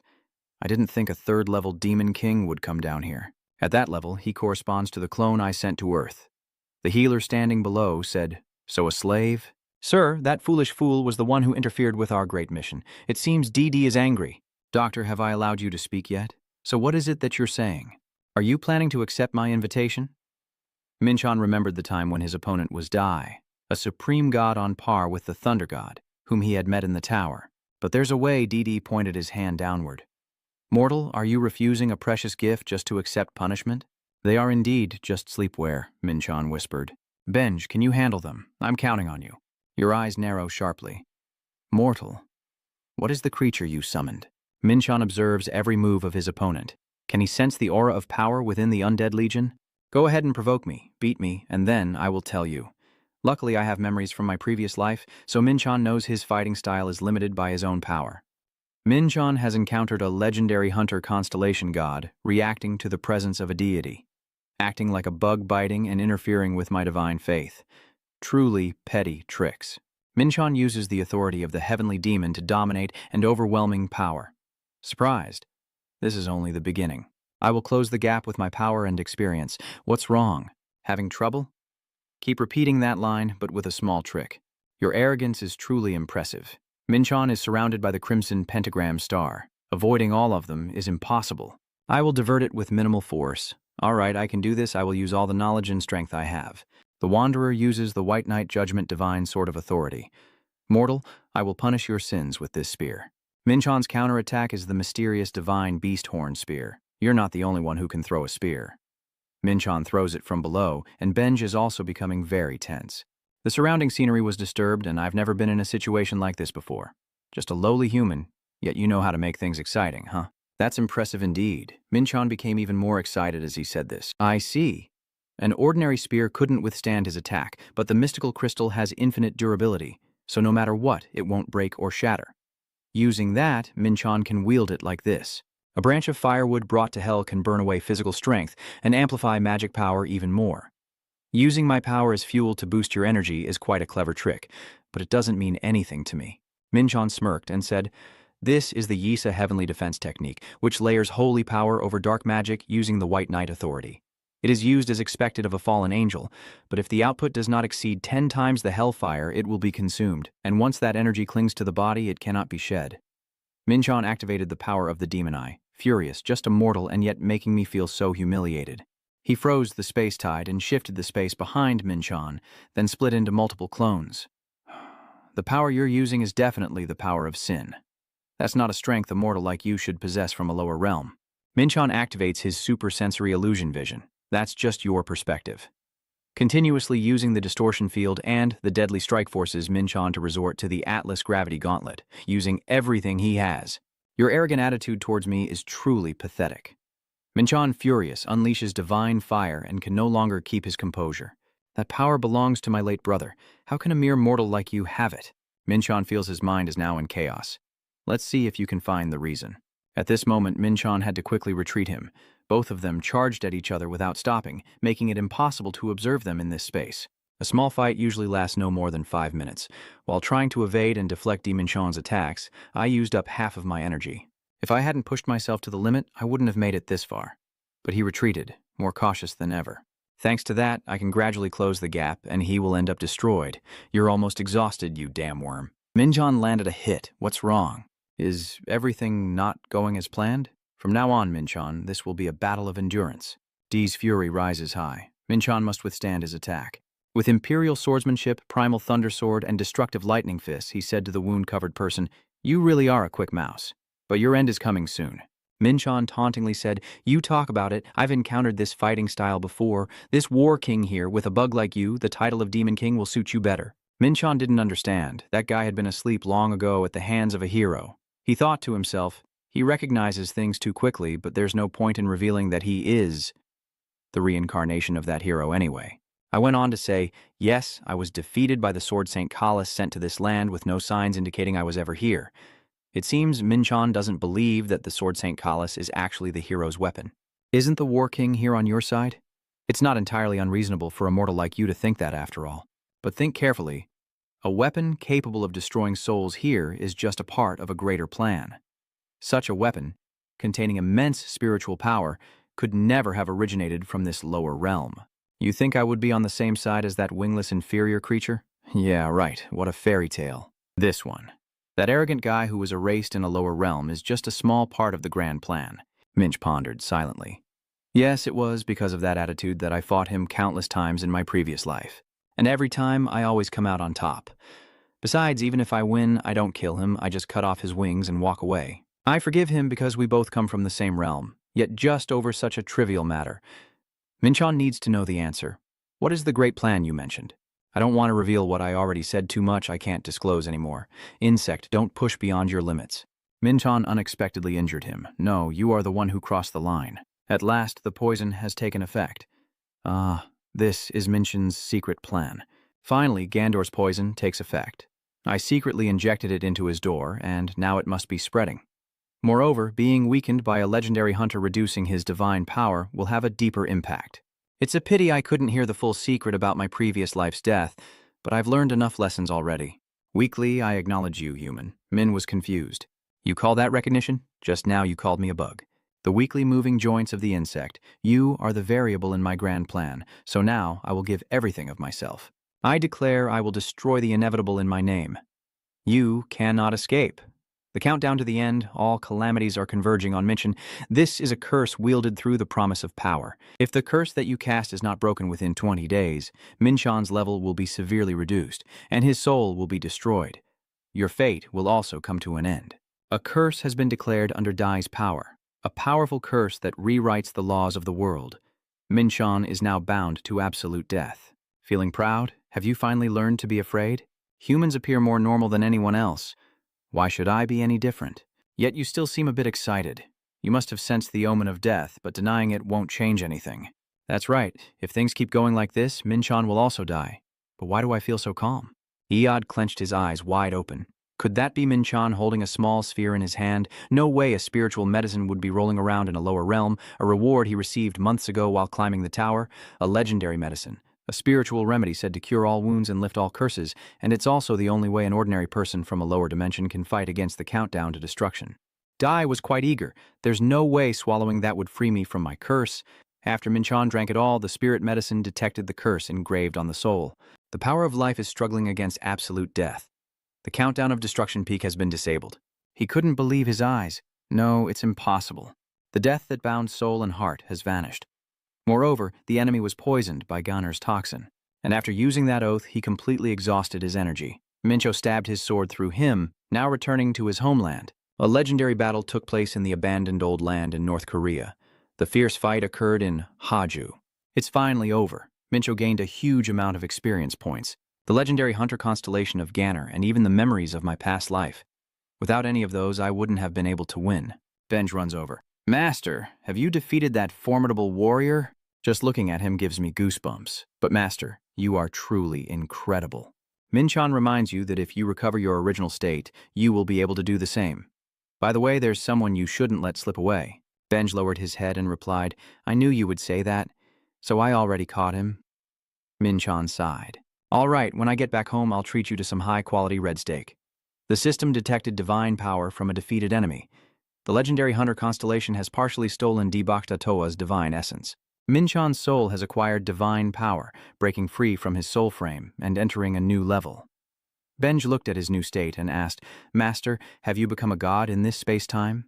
Minchon shook his head and said, No, this has nothing to do with becoming a god or anything like that. I think divine power, its essence, has been created many years ago through the worship of many living beings. What I received is strange. I should treat this as a special reward to defeat that thing. But can I still accept an apostle? A disciple is a reliable subordinate who will spread the name of the gods they serve and increase their divine power. The rate of divine growth usually depends on the disciple, so choosing the right apostle is an important task for these divine powers. Since I am taking away faith as if I were a legendary hunter, it's not really that important to me, but I can still accept an apostle anyway. Maybe giving authority to a subordinate isn't such a bad idea after all. That's right, then there will be someone perfect for that position. After returning, Bosong and Minsu both wondered what you meant by saying Moon's faction had collapsed and what the Demon King's appearance was. Right after Minchin went to gather information himself, he returned to the underground area and briefly explained what was happening at Haidu. It seems the exploration team has abandoned all actions and is now preparing to head straight to the outskirts. Talking about the Demon King's descent, perhaps the guild should investigate this matter directly. As expected of the Master, even though it's just a body, he defeated the Lord of the Otherworlds without a doubt. Min cut him off. That's enough. I have a gift for you. Hearing that, he quickly knelt down. Is this the reward from the owner? I, VD, humbly accept it with honor. Minch confirms the target to recruit the apostle. At first I planned for Benj to be the apostle, but in the long run, VD is still the most suitable apostle. The target's soul has accepted divinity, temporarily consuming 200 divine points. Minchin withdrew his hand with stats nearly doubled and several skills reaching S and A+ levels. Its effect is even more impressive than I thought. He probes the opponent's thoughts. So you like it? Like feeling this power? What's going on? I'm so happy right now. Becoming the first apostle of Lord Minchon. But it seems you have lied to me, haven't you? Minchon suddenly realized that becoming an apostle had helped him discover who he truly was. Minch said casually, I have never lied to you once.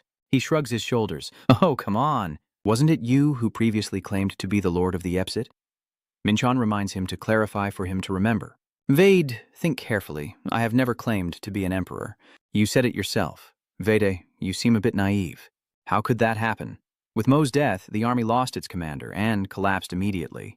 The remaining isolated groups were defeated by the expedition team, so the liberation battle in Haidu province ended sooner than Min had expected. 3 months later, he returned to Shun.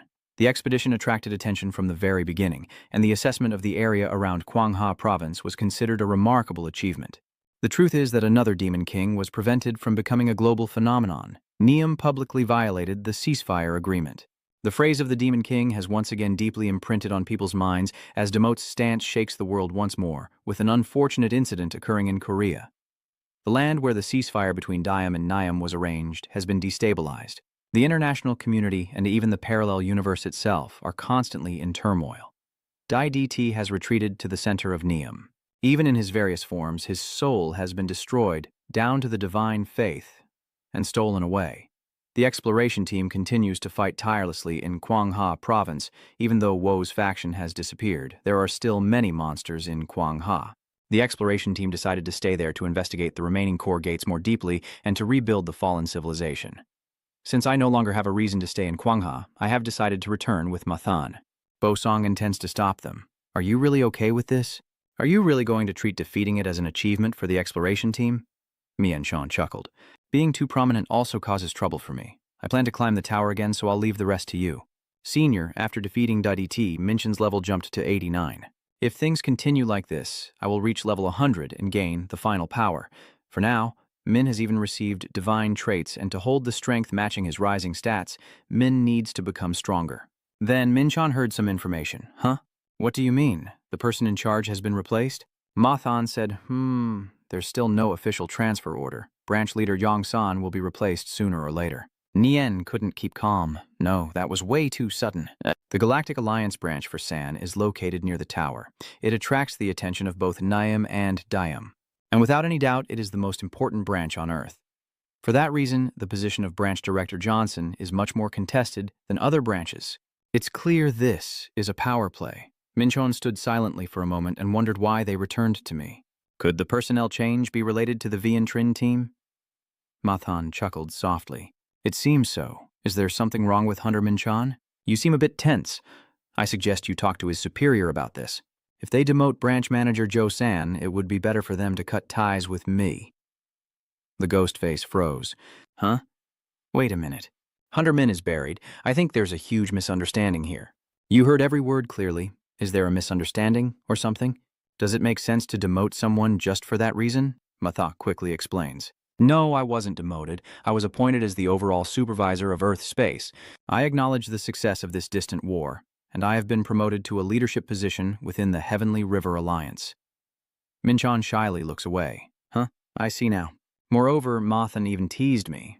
Thinking about how you felt sad for me and believed I was demoted really moved Mathan here. Oh, if it's good news, Mathan should have explained clearly so Minchon would understand. But I don't see you upset just because of that, so just stay quiet. Anyway, congratulations. I hope the next branch manager will be someone competent. Mathan sneers. No need to worry about that. They are definitely quite a capable individual. It seems like they've arrived. From Minchon's expression, you can tell he's quite surprised. Because that's Ely, oh my. Hunter Minchon, you're here too? I am Ely. You will take over as branch manager for the Sang branch of the Celestial Alliance. Please take care of me. Are you surprised? Minchon is even more than that. Of course it is. Today really is a day of surprises. I didn't have time to inform you. This was confirmed very quickly yesterday. Sorry I couldn't tell you earlier. Minchon guesses that no one works as well as Ellie. For someone wanting to apologize, she smiles quite a lot. If Elle becomes the branch manager, it will be good for Minchon. I didn't know you would come here today. It's the right person at the right time. Minchon suddenly brought up that issue. Oh right, I still have to keep my promise to you. Here, give me your hand. Elle nervously reaches out. Oh my God, you still remember? Minchon slowly put it on her. Of course you think I forgot, right? I said I would give you this bracelet when Binyan returned safely from the expedition. How is it? Do you like it? Ellie was not just satisfied, she was extremely pleased. Of course, how could I say otherwise? This is the gift you gave him. Minchon observes her expression. Luckily, I finally gave it to her, and Elle was happy to see it. It's been a long time since Elle received a gift like this. Looking around the department store with Min was definitely worth it. I also have something for you. Is Minchon looking at the small box on the table, celebrating her promotion to branch manager? Wait, a ring? I can feel a surge of energy flowing through it. It doesn't seem like an ordinary object, does it? What documents are included? A certificate for Ran or something? Ellie said something more shocking. That is the marriage registration vow to stay together for a decade. Just kidding, this is a special pink form I asked my family to arrange. Minchon silently used her piercing gaze. If she keeps chasing me like this, I might just have a heart attack. How can she prepare such an impressive thing? Wait, what is this? A certificate from the Kanai Society. Only noble families and above in the Kanai Society possess this. This pledge paper is also the same, definitely a secret technique of the Kanai Society. These items are incredibly valuable. I thought she was just an ordinary member of the Kanai Guild, but clearly that's not the case. Minchon folds the paper, the Kanai Society certificate, and a scroll containing a secret technique. I never expected to receive something like this. Ely is happy that you like it. Just as I expected, you have observant eyes. Minchon asked about the gift, but she didn't think the things I just gave were quite dull compared to their value, did she? Ellie didn't pay much attention to the worth. It's okay. What's important is the sincerity. It feels like Minchon has learned more about Ellie. All right, then I'll make good use of it. As we walk, Ellie asks, "Are you planning to climb the tower again?" Minchin nodded. "That's the plan. By the way, I have a favor to ask. I plan to buy shares of the Demon Society using my assets. I will register myself as the co-CEO, so I want to ask you to handle the paperwork." A's face sank. "The co-CEO with that person. Don't say you forgot about the contract you signed with us." Min waved his hand dismissively. "Of course not. I'm just lending my name," A said without looking directly at him. "If this is just a beginning, it will be fine. But all official activities must go through us." Minchon forced a smile. "Of course, it's just my name." That's true. Usually Minchon doesn't want to deal with complicated things like being an executive director. "You will create your own position. The current situation has changed a bit. Like appearances that are always glamorous and beautiful ladies, and it's been a long time since I last saw her at Jew." Elle pouted skeptically. "Your cheesy lines still haven't changed, huh?" Minchon gently scolded. "Hey, who told you to use such outdated ways of communication?" "Ely doesn't like you, I know that. But do I really need to send a telepathic message for you to understand? Besides, why should I care about the feelings of the Halu Kana girls? Minchon stands behind with murderous intent. She is not a girl from Kanai. She is the branch director. Next time, treat her properly. Clear the air of this dull atmosphere. All right, you two get to know each other, but for those of you who pair up or work together, Minchon keeps an eye on the guy with the orange hair because the reason I made a deal with the Heavenly Star Alliance to become a freelance mercenary has made it easier to borrow my name for the Demon Guild. So using my name would be easier for VD. Even though I've made VD an apostle to spread my name, in reality, modern Earth wouldn't easily embrace the culture of worshipping new gods. And creating a guild focused on myself might not be a good idea, so I decided to boost my reputation through associations and companies. For example, investing in this company with my S-rank craftsman title would also bring quite a bit of benefit. There's another reason. Minchon looked through the glass. The reporters have already arrived. I see it's very normal, that's understandable. Considering his achievements, the association suggested holding a press conference. Minchon muttered to himself, "A press conference, huh? Right now I'm the center of attention. Being famous is good, but if I step away from the spotlight, the attention will fade. However, by becoming the CEO of the Demon Guild, I can pass the spotlight to VDE, who knows how to boost his reputation best. This way, I will have time to climb the tower." Then Minchon made a decision. A press conference sounds good, better to settle everything in one go. Even if I only need to say one word, wouldn't the Celestial Alliance also benefit? Nai receives a call. Hold on, I need to answer the phone. Are you Minchon? I'm well. I've heard a lot about your recent achievements. The 5-story challenge tower in the Cloud Garden, with Ellie's help, made Minchon the CEO of the Demon Guild. I've handed over all the troublesome matters, including the press conference, to my apostles. The last time I contacted Nian was to wait for Jum's response. Before that, Ni was crying happily. As expected, it was indeed Lord Minchon who defeated that disgusting one. Minchon put the phone aside for a moment. Yeah, that's true. Has anything unusual happened recently? Nian on the other end shook his head. No, after Ni's cruel actions were exposed, our operations were also restricted. The materia supply for the ritual has been cut off. We're now planning to switch to the Celestial Alliance. Minchon has figured it out. Diem is trying to import materials through the Galactic Alliance. Mothin is now the one overseeing Earth for the Alliance, and the timing couldn't be better. I left instructions for Mothin to block the supply routes, so there's no need to worry about Jew for now. After finishing the task, I returned to the tower free of worries. Minchon goes to the blacksmith's house once more. It's been a while. Is the task I asked you to do finished? Hakan is quite punctual. Take a look. I've forged it in your own style. This is a blessing of Dark Star-type pants and Dark Star-type shoes. Minchon immediately wears both, their weight almost imperceptible, fitting tightly against the body. Perfect. Is the material ham-em? Hang nods in satisfaction. That's a sharp eye. As expected, you're skilled at controlling magic, so instead of inscribing spells, I focused on defense and resistance. Looks like the extra effort was worth it. Minchon smiled as Hakan Khan extended his hand, and he replied, "Thank you." Ha said to end that smile, "I won't extend my hand to start. I'm asking for the raw material cost, 1 million points. Minchon is reminding him of the debt. Remember when I asked you to handle it last time? Deduct that from it." Hakan didn't look happy as he pressed the screen. Fine then.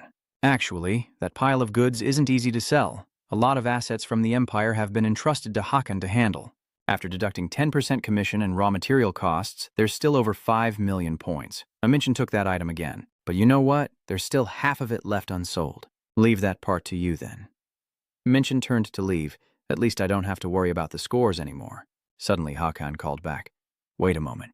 Let me ask, did you eliminate the Mobius mages on the 6th floor? Minchon suddenly pressed his sword to Hakan's neck. Sorry, you heard that from the beginning. Hagen knows he slipped up. I was just guessing. Don't get worked up. After all, you've been talking like a madman in the tower. Minchon doesn't think it's that simple. My identity has never been officially revealed. So how come you guessed who the newest star being talked about the most in the tower is? Hawken, of course, read the news about the top record breaker in the 5th floor challenge Minch and the troublemaker in the 6th floor war zone. Only 2 people. Both appeared at the same time, and both share the trait of being outside the rankings. Just before that event, the intelligence report I obtained from the 6th floor indicated that the rookie there and the troublemaker are the same person. Minchon, after all. Wasn't it you who told me your name beforehand? Suddenly, Minchon felt guilty, and upon reflection, he realized he was right. He had almost been advertising himself. I just pulled back my sword. I was a bit defensive earlier. Sorry about that. I meant no harm. Losing a regular, like you, also hurts me, especially since your whereabouts are being searched in all the major communities, and as far as I know, both Mobius and A. Chalk have already moved.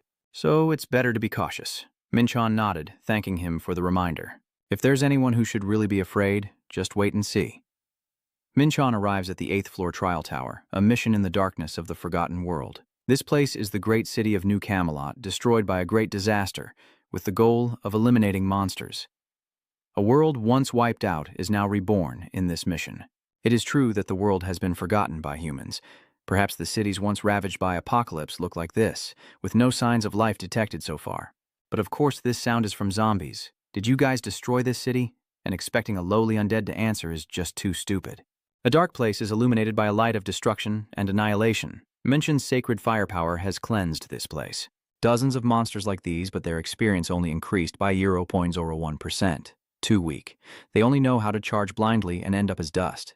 The experience points are really pathetic, but if this keeps up, they'll all be dead before I even have to intervene.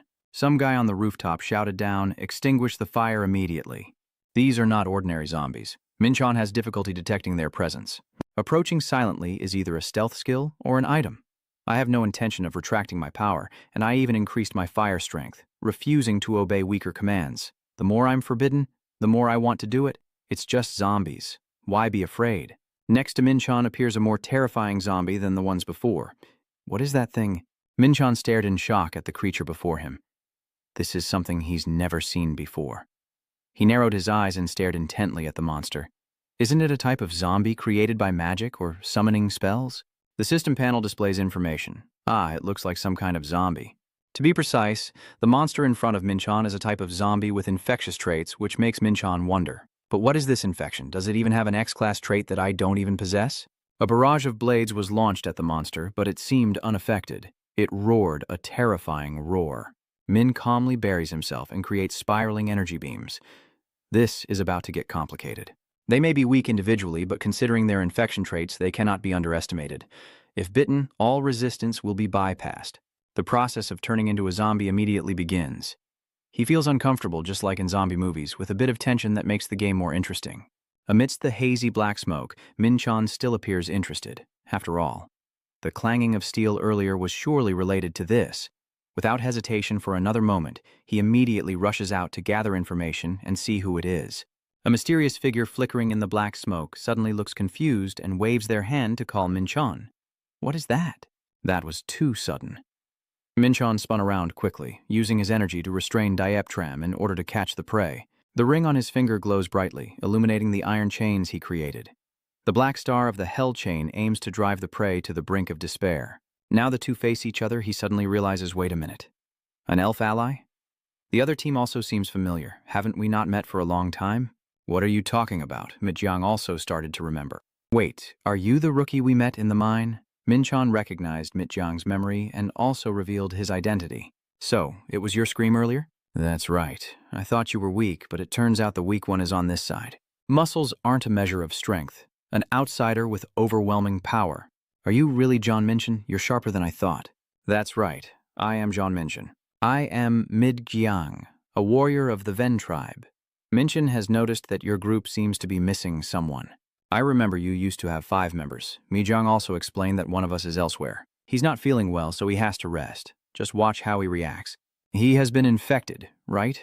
Mitjiang admitted. Yes, you're right. We need an antidote, but it's beyond our current ability. For now, we can only use antibiotics to suppress the infection. You are truly loyal. Most others have abandoned you long ago. Mitjiang said sadly. Vokan never abandons his teammates, simply values strength, but absolute loyalty is truly the hallmark of the Vunkan species I know. Just now he even warned me about the danger. I wonder how far their kindness will go. Minchon quietly chuckled and then told Mitjiang some good news. I can get the prize for you, really? But it won't be free. Mitjiang was excited. This is the life of your teammates, so just tell me what you need. Minchon thought he still owed him for what happened on the G floor, so first tell me everything you know about the 8th floor. For now, I will step in to help. Night falls. As expected, just as the sun sets, they appear in huge numbers. Even those hiding inside buildings come pouring out all at once. You thought the rumors about the glowing body at night were just a joke, but does it really shine like that? Are you sure it's safe? Min and Chan looked serious. Of course, lead the way. Thanks to Mitjiang's information, Minchon learned that at night all the hidden zombies would flood into the city. The fighting body's glow makes it easier for them to track the trail. You can use points or items to hide the light, but be careful. Some special mutants can still track it. Also, the number of mutated zombies surges at night. Mitjiang spots a mutated creature, each blood moving at supersonic speed. We must focus on defending first. Minchon uses his horned beast and sacred fire to cut the blood mosquito in half. Mitjiang looked confused and said, I was just about to tell you to focus on defense. Come on, let's go quickly. Sorry, we're almost there. Is that the clinic? Yes, it is. Lidoi must risk moving at night, because the clinic with the antidote only operates after dark. Wait a minute, what's going on? The clinic is right in front of us. What is that thing over there, huh? Isn't it just another mutation? That's Nemesis, an immortal monster, only killable with an antidote. As long as it's here, the clinic won't activate. Damn it, why does it have to appear right now? Minchon thought for a moment. So that is the true target of the Nemesis mission. A being considered invincible? Do you think we can take it down without an antidote? We've attacked with all our might, but not even a scratch. Minchon, after hearing that, felt even more excited. Is that so? Hey kid, Van, look carefully. Let me show you that nothing in this world is absolute. Nemesis begins to attack. Minchon appears behind you. What's going on? Hard to believe. This isn't the first time I've faced a monster like you. Nemesis possesses the Divine Ancestor trait, a title bestowed by the imposing tower. This trait allows him to nullify over 90% of normal attacks. But that defense is completely useless against my divine nature and the legend bestowed by the Hunter's Relic. There's one more SS trait. Super Resurrection is indeed terrifying, but even that ability is useless. If the body is destroyed in the Inferno before it can regenerate, Mitjiang can't believe what he's witnessing. No way, the monster they risked everything to fight still couldn't do anything. Now it's being crushed easily by me? It's clear now this isn't a fight any ordinary person would dare to get involved in.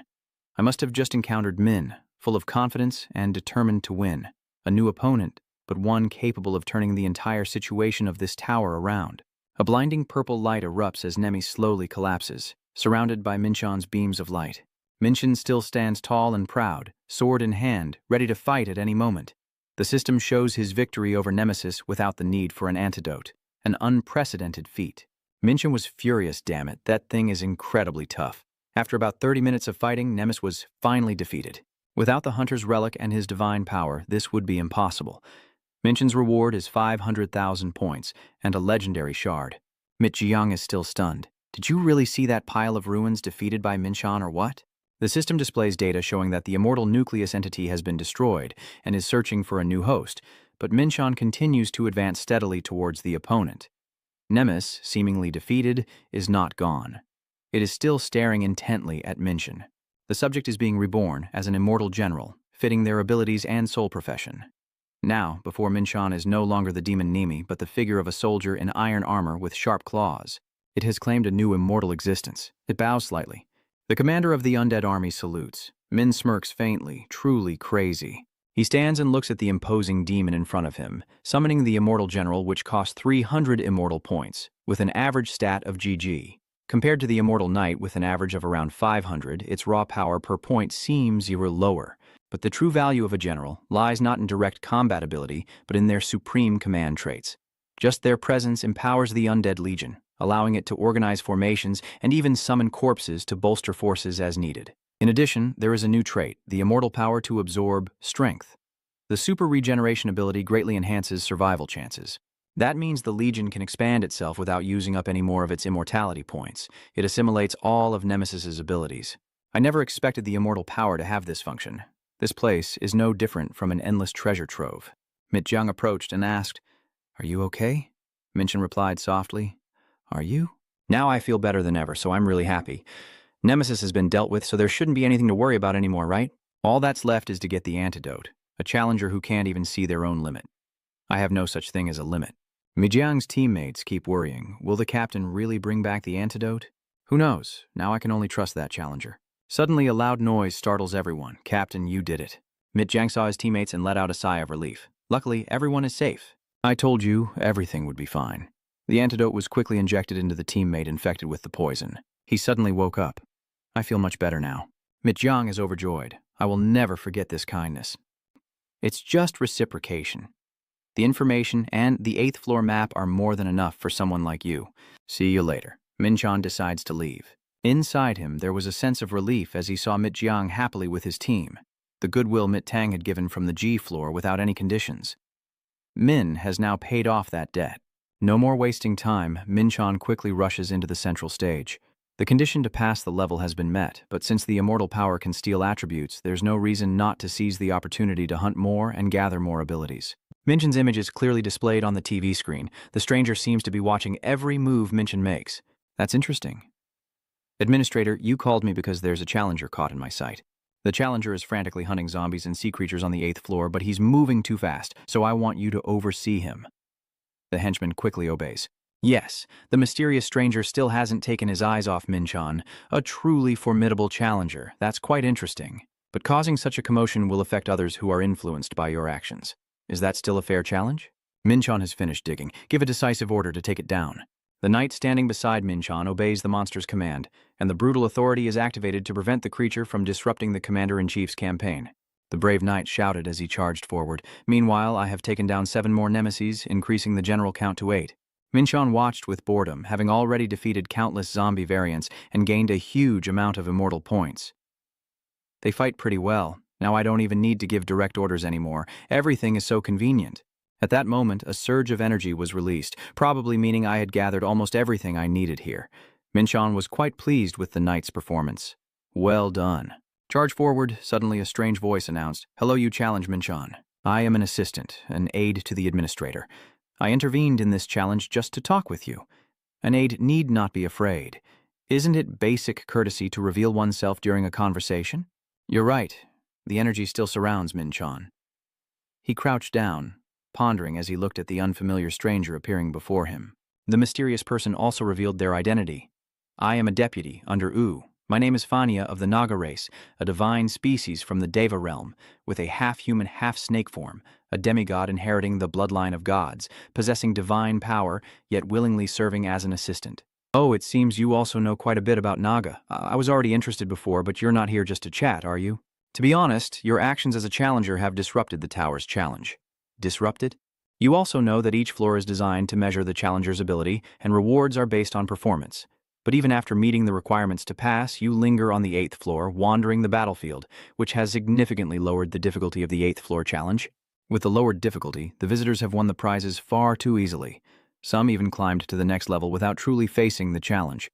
That breaks the fairness of the tower. It sounds more like her point of view. If there was really an issue or cheating, the administrator would have stepped in by now, but that's not the case. Right now, she's just a deputy here to express her opinion. Fans are simply revealing their feelings." "Unfortunately, you're right, and that's why I have a proposal for you. The challenger has a hidden mission on the 8th floor. A hidden mission. I have shared this mission information with you. In return, I hope you will stop interfering with the challenge process." Inside a luxurious house, shelves filled with books, a small tunnel opened, leading to the 8th floor challenge tower where Min is facing his buried opponent. A hidden mission? It seems the administrator still lingered on the 8th floor because of this task. If not, she would never voluntarily assign such a hidden quest. Even Zhou Tao is bound to make a mistake someday. Maybe so? Anyway, since they voluntarily offered the reward, I have no reason to refuse. I'm just curious what she would say if she knew I was already planning to go up to the 9th floor. Anyway, the hidden mission truly lives up to its name. Strange shadows flicker and appear. Maybe this is the real excitement. I hope it won't disappoint me. The final challenger has finally entered the laboratory. Luckily, your prediction that he actively sought out the hidden mission was correct. I secretly think that after analyzing all of his past actions and noticing many records of him touching hidden elements in the challenges, I can infer his intentions. It's been a long time since someone dared to challenge alone and shake up an entire trial like this. Even the Dragon Clan or the human controlling the clay soldiers have never caused this much chaos in the city before, right?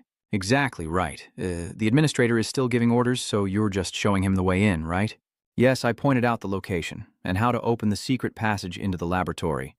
If he has gathered enough information, he also knows the situation inside. You mean the traps and the mutated zombies set up to prevent intruders? That's right. So entering without knowing anything will make it 3 times harder. He will have a hard time, but since he got the information for free, he has to accept it. Both the administrator and the fans are curious. Deputy Officer, what I am seeing isn't a hallucination, right? You also know that the administrator's gaze can see through all illusions. So what I'm seeing is real? Honestly, even I feel like I'm dreaming. Damn it, this is such a hassle. Why is this corridor so ridiculously long?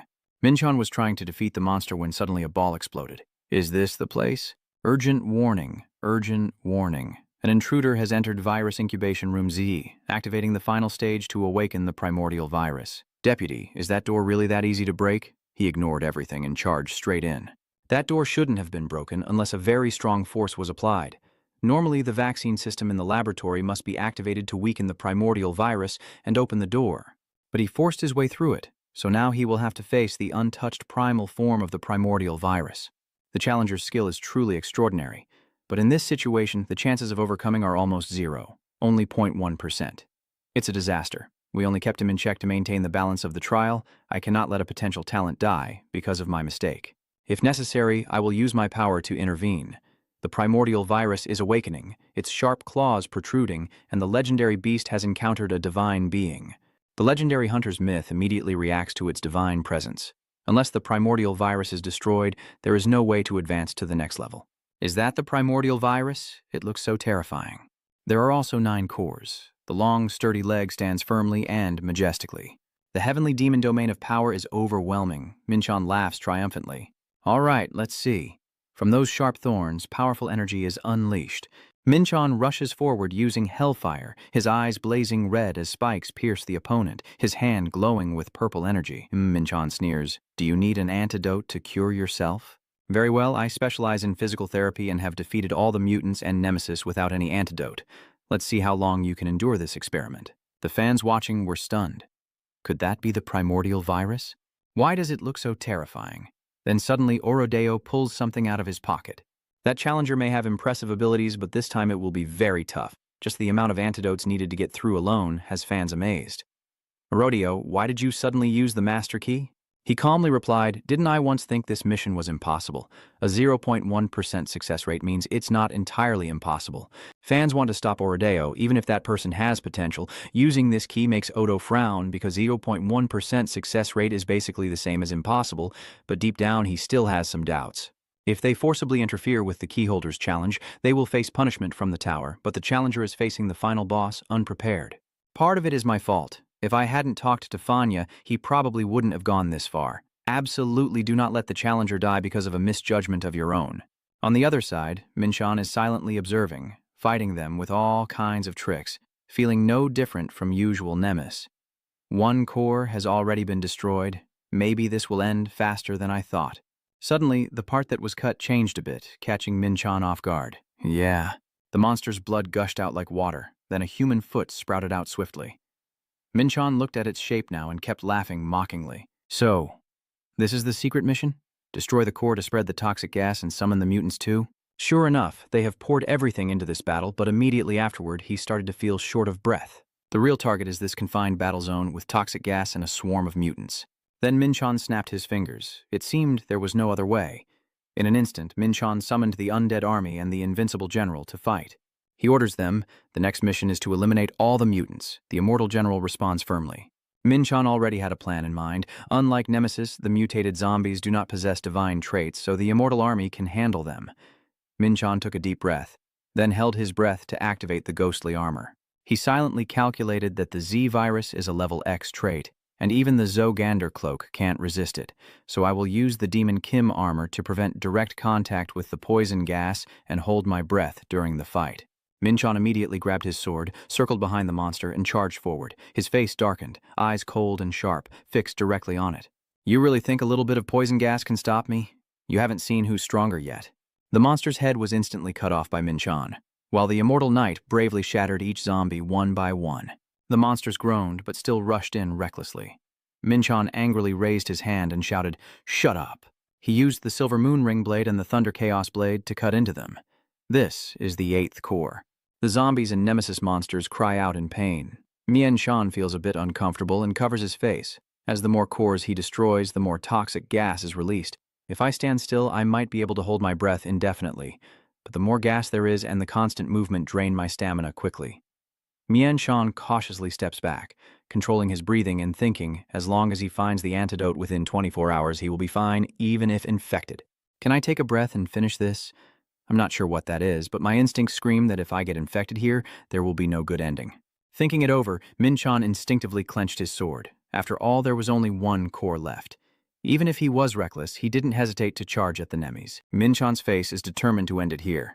After that final blow, all the cores have been destroyed. The Nemes scream in agony as Nemesis Perfect immediately activates the ultimate infection acceleration. The spread of all viruses within the area instantly increased by 500 times.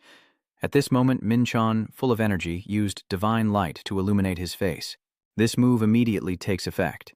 The shining light makes the Nemes fear. Seizing this opportunity, Minchon boldly orders the immortal knights. This is the end. Stop that thing, the mighty army shouts loudly. Minchon activates the blessing ring, rapidly restoring the user's vitality. Does An Yen think the infection rate increased by 500 times? If infected within 10 minutes, you will completely turn into a zombie. Luckily, I didn't breathe in the poison gas because there's no antidote. Minchon's eyes burn with fierce energy. Now it's only its final desperate attack left. If you can endure this, then truly this is the end. Finish everything here. On the other side, Orodeo and Fania stood frozen after watching. Deputy officer, don't you want to say anything? She hesitated for a long time. Isn't that what you said? The challenger only has a 0.1% chance of winning? He was even about to use the master key, yet he still managed to get through. Fania hurriedly justified, statistically speaking. That's indeed the case. To defeat that, at least 9 antidotes are needed, and if alone, an average of 15. Hearing this, Ordo raised his hand to his chin, pondering. Yes, that makes sense. The fan was a bit suspicious, but if that person had a way to prevent the poison gas from spreading, why wait until the end to use it? You mean that final move? She looked at the screen and explained further. Whatever it was, that move must have consumed a huge amount of mana. Just by looking at the waves it emitted, you could tell it couldn't be used repeatedly. It seems he didn't hold back that move because he knew in advance about the ultimate infection acceleration, so calling it luck or superhuman intuition. This challenger possesses something far beyond luck, something almost impossible to quantify. Now I understand why Lai considers him a rising star. Phi exclaimed in amazement. Les, do you mean the administrator of the sky floor? Yes, I heard she's especially focused on that guy. After all, he's the one closest to the tower's system, which makes her assessment truly extraordinary. You could even call it that. Honestly, I used to look down on him because he was just an outsider, but I was wrong. That challenger really is… Wait, what is that? Why is it here? Faya was confused, only seeing Minchon defeating the monsters completely, holding a strange book in his hand. Minchon was surprised. Was this the reward? Full Solar Eclipse Library, Volume 2 with superior quality, maximum temperature 5. Just moments ago, right after Minchon defeated the monsters, he achieved something no one else has before. His name and his feat will be engraved in the tower's history. Minchon shrugging his shoulders lightly. It's harder than I thought. He's now level 90, with strength and agility increased by 2 to 3 points. Suddenly, something glowing appeared in front of Minchon. Anyway, he's almost at 100. Huh. The achievement reward is gradually revealing itself. You seem a bit surprised. What is this? A reward? The Total Solar Eclipse Library. Volume 2 of the superlative quality with a maximum darkness level of 500. The book divides the primordial energy controller into 3 parts, and collecting all 3 volumes of the Sun and Moon archives will grant mastery of the chaotic energy technique. Minchon flipped through the book, deep in thought. A technique for harnessing chaotic energy. Damn it, I can't read this line at all. It looks like some script I've seen somewhere before. He gradually felt a sense of familiarity. Oh, I remember now. It seems this book is connected to those monoliths from the challenge platform in Doranka. Minchon silently resolves. Anyway, if I gather the complete set, I will develop techniques to harness chaotic energy and simultaneously deepen my understanding of the divine realm. This could be the key to surpassing my previous life. There's no way I'll let others get this book. The system continues to notify. The subject labeled by the immortal decision has died. A new host has been found. At this moment, Min-chan finally snapped out of his thoughts about the book. Oh, right, it's still there. The new host possesses a different power from all previous deaths granted recognition. Their understanding of death has increased significantly. The immortality points have increased to 3,000. Minchan doesn't seem very surprised. Oh ho, I predicted this. But the primordial virus is truly special. Based on the target's abilities and the soul karma revived as the Immortal King, Minchan was a bit stunned. Oh, the Immortal King? But then you froze up after realizing your power and knowledge weren't enough. The Immortal King lowered himself to a general. Minchan watched as the Immortal Knight gave an order. All right, let's move up to the next level. The Immortal Knight shyly replied, Sorry. The fan calmly asked, What is it about that book that leaves you so stunned? It contains the secret of the tower. That's all I can say. She didn't say another word. I understand. My knowledge of the Dark Sun is still very limited. Those who follow the tower's soul still search for it throughout the tower. Of course, the Sun and Moon tomes are extremely rare, but the total solar eclipse tome is even harder to obtain. A challenge to obtain such a treasure. Fan quickly understood and said, What I saw today will stay secret. It seems the time for you to take that position is not far off. Fania didn't want to say it outright, so she reminded him, Don't boast. Over there, Minchan hesitated slightly as he looked at the system. After the 8th floor was cleared, the world's darkness was forgotten, and he moved up to the 9th floor as if there were some preparations needed before entering. The 9th floor mission is called the Representative War, borrowing the image of legends to recreate the ancient gods' battles in the universe, choosing a side on the Vit continent, elevating your divine race to the most glorious fame, with the faction's influence reaching at least 35%. Minchan was a bit surprised. So I have to choose one of those 5 factions and fight for them? Just like a proxy war based on the gods' names. Then he smiled knowingly and tapped the screen.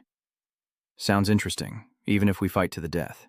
The worst that happens is a 7-day penalty. No real risk of losing your life. On the screen is the Tuathan faction. Minchan considers for a moment, then boldly decides to join this faction.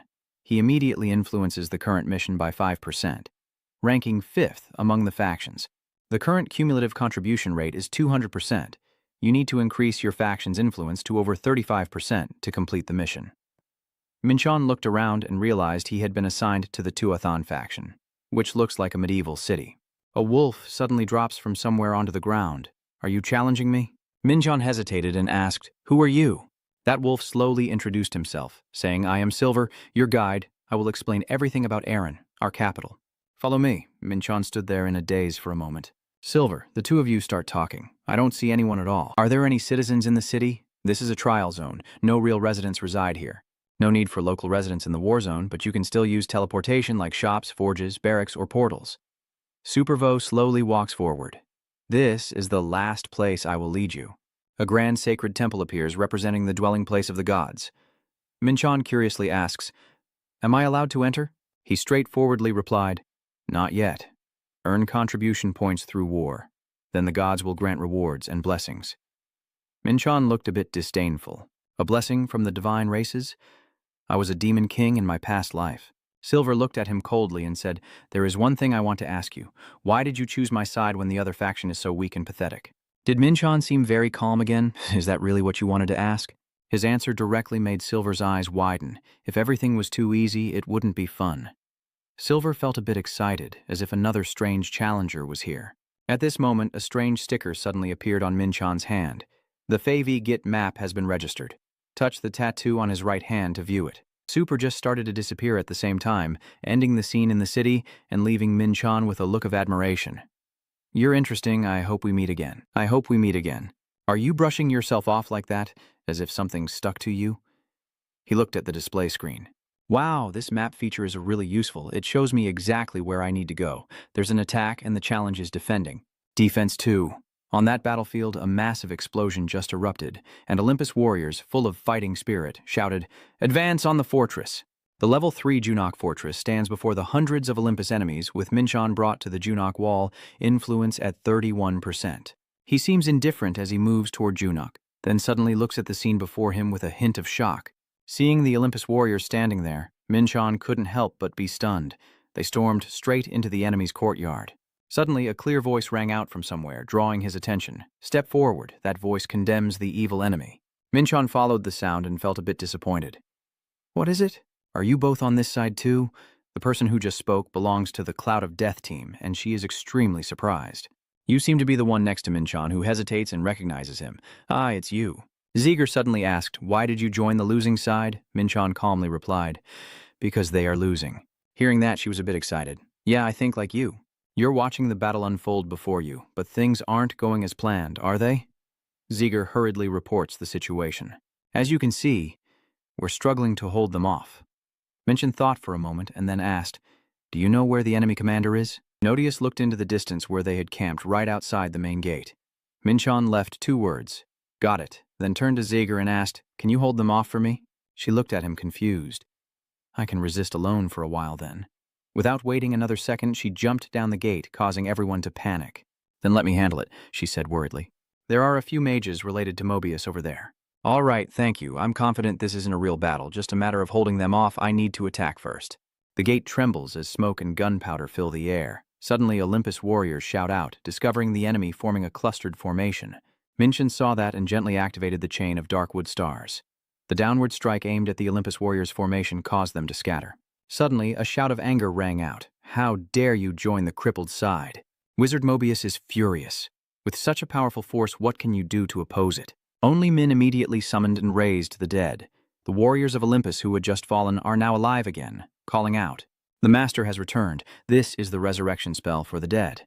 He confidently said, "I don't need to send more troops. These nameless soldiers are enough." The wizard on the other side was shocked. What? No one could have predicted this turn of events. Before he could even defend himself, the corpse surged forward fiercely. Taking advantage of Minchan's distraction, a flame swiftly rushed toward him, striking unexpectedly and intensifying its fierce glow. The group of mages hurriedly asked, "Is it over yet?" Just one outsider of low rank controlling so many troops, yet still holding out. Anyway, with such a direct kick, there's no way he could be unharmed. While everyone was focused on the fire, Minchan quickly rushed over and struck a critical point, causing the other person to panic. It turns out Minchan used a protective aura and accidentally didn't confirm the enemy was dead, a mistake that can be deadly on the battlefield. The wizard panicked and ran away. What? Surviving that attack is the real miracle. Fall back, everyone, retreat now. But before he could get the chance, Minchan quickly defeated Olympus's 7th general. Olympus infantry within a 1-kilometer radius have their stats and willpower reduced by 20%, causing the remaining mages to begin to panic. He single-handedly wiped out that entire army. Since when did Tuatha Nan have someone capable of challenging him? Minchan's sharp eyes looked at them. "Today, anyone who comes here will not survive to return." The intense battle ended quickly after I appeared, but the fortress suffered heavy losses. "Minchan and Jer have fought here 3 times already?" "Yes, this is the 3rd siege. The fortress is now hanging by a thread." "Are you doubting my abilities?" Minchan quickly explained upon seeing Jer's puffed-up, angry face. "Not at all. It's because there are people like her keeping things stable that we can go on." Jer still looked a bit annoyed. Minchan then fell into thought for a moment, but holding his ground here was quite impressive. But this raises a question. I only see him call out, "Hey kid." Nodius also seems annoyed. "My name is Nodius, write it down." But Minchan didn't care at all. "I was just asking why our general is so crowded." He gave Anna a dismissive look, really not knowing anything about strength. Nodius explained seriously that other factions are receiving outside support. Mobius supports Olympus, Gulen, Titans, and Gehenna. There are a total of 7 major communities expanding their influence, but Tuathan has no support at all. No external support, and the situation is rapidly deteriorating. Minchan remains somewhat curious. No help at all? Are there many cases like that? Nodius looked wise. Of course not. If that were the case, all the challengers would have given up already. It's just bad luck. Minchan still feels there's something suspicious. This isn't just bad luck. Keep asking. What happens if a faction reaches 35% influence? Nodius analyzes the power reset. The challengers from the leading faction will move up to the next level. The other factions will lose some contribution points, while the weakest faction will lose all benefits. Mianchan crossed his arms and gradually realized that, in short, it was like tiny shrimp being crushed in a whale's battle. He was filled with confusion, having come here thinking he would earn some extra points. Who would have thought it would turn out this complicated Nodius suddenly showed an expression of complete indifference. "By the way, how are your teammates doing? What's that Tuma guy up to?" "Oh, Midian, he charged into the enemy camp alone 4 days ago and was sentenced to death." Nodius sighs helplessly, saying he won't be back for at least 3 more days. Minchan also has no solution for Tuma. It really is, Tuma. Maybe I didn't teach everyone properly in my previous life. Minchin looks serious. The situation is worse than I thought. Ziegler and Nodius are discussing together. Is it really 3 months left? We have to hold out at all costs until then. The more I think about it, the more certain I am. If things continue like this, Olympus will surely win, unless the situation is turned around before that happens. Then Minchin suddenly called out Jair's name, and she looked at him in surprise for a moment. What do you want me to do?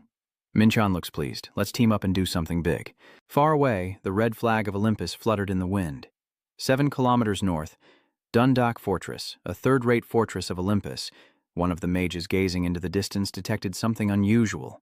What is that? Isn't this force heading towards Dundalk? A soldier suddenly shouted out, "It's Queen Jia Nan." The wizard was terrified. The enemy had discovered their defensive struggles, so why was she here? Minchon saw that and didn't poke further. Ho, ho, your majesty, her reputation is quite famous.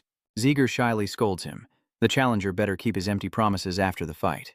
So, it turns out Minchin suggested a counterattack to change the course of the situation. Currently, Olympus is the strongest faction and controls the largest territory. That means it is also the most targeted by attacks from other factions. With such a vast area, the risk of multiple conflicts happening at the same time is very high. Meanwhile, it's easy to overlook the importance of maintaining John's territory and exploiting that gap. The plan is to attack Beofat. Ziegler agreed immediately. Minchon praised her, saying that with just a wave of her hand she could summon hundreds or even thousands of soldiers. Jair blushed, but still proudly asserted that the disadvantage in numbers could be turned around at any moment. The more Minchon thought about it, the more confused he became. They must have been lucky somehow. Along with Nodius, who has the skill of keen sight and can scan several kilometers at once, information on the battlefield became more important than ever. Nodius quickly exclaimed, "They are starting to counterattack from their side." Minchin only then realized. Olympus quickly activates the golems and charges to crush them. Nodius was stunned. What? They are defensive golems, not statues, Minchon asked in confusion. Hey kid, do we have some kind of thing or what? Nodius snapped in frustration. I told you I'm not a kid. I'm Nodius, we used to have them, but Olympus destroyed everything. Minchin calmly walks up and advises stay behind to protect the leader. Nodius is a bit worried. Hey, where are you going? Minchon's entire body radiates a powerful energy, proving his worth. The counterattack begins. Ziegler looked at the battle gaining the upper hand and muttered to himself how ridiculous it was. Why didn't I think of counterattacking earlier? In my homeland, I was once a renowned warlord known for brutal conquests. Yet this serves as a reminder that taking the initiative is always the key factor in war. A golem charging ahead loudly shouts to drive away the invaders, while Minchon, standing behind it, grips his sword with determination. As expected, creating a golem like this requires a huge amount of resources, so I didn't hesitate and struck it down, making it fall. Ziegler tightly grips his staff, the giant he faced on the 7th floor. Now he's even stronger than before, with something indescribable in his power. Minchon summons the AIA and commands them to attack the fortress. Who answered in unison clearly below the surface? Are the limits of his mind even real? Just a B rank? That's hard to believe. Each golem costs 100,000 points, and activating a hunting dog also costs 10,000 points, which is quite expensive, so to speak. But when the golem defense line was shattered, the situation immediately turned in favor of the mage army. The Aihia swarm rides the wind, holding back the Mobius mages, while Ziegler's clay soldiers keep respawning, tearing at the city walls. By the time Minchon stepped on the last enemy corpse and crushed it, the counterattack had been a complete success. The level 3 fortress, Bat, had been taken. The fortress's health was at 31%, and only 3 barracks remained operational. Yet, she was still panicked. Oh no, this is getting troublesome. Minchon asked a bit surprised. What's going on? She replied. This fortress doesn't have a teleportation gate. If there is a gate, reinforcements can quickly arrive from other forts or the headquarters. But since Bat has no gate, the relief can only come by land. The difference between having and not having a teleportation gate is clear in how quickly reinforcements can arrive. Ziegler is worried. Staying here too long is not an option. It really is troublesome. But Minchon seems distracted, gazing into the distance. Then I calmly reply, but there's nothing serious about it. Ziegler looked at him with confusion. Do you have a plan? Minchon confidently said, if there's no teleportation gate, I just need to take over another fortress with a gate, right? Hurry up and take over another fortress. Ziegler froze instantly after hearing that. She shouted, are you crazy? Soon after, another sturdy fortress was attacked. The air is filled with thick dust and smoke as weapons clash and loud explosions shake the ground apart. Mien-chan exclaims proudly. Oh, luckily, this place has a teleportation gate, and the level 2 fortress has been taken over. Ziegler almost collapsed from exhaustion, saying that 2 fortresses in one day, even Nodius is gasping for air.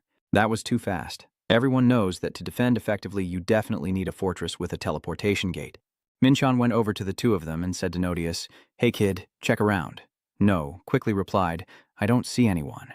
Our troops advanced swiftly across the battlefield, capturing Quatford.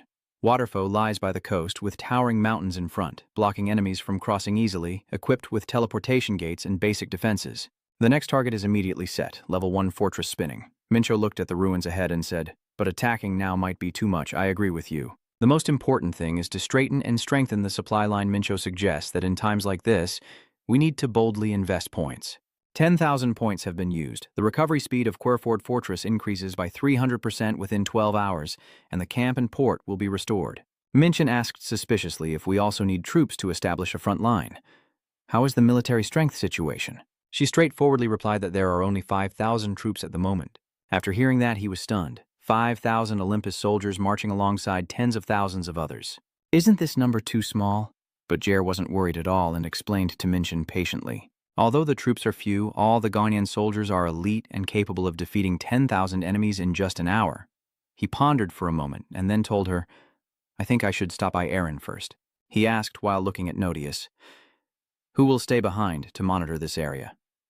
He saw the looks in their eyes and immediately felt afraid. Huh? Why are you all looking at me like that?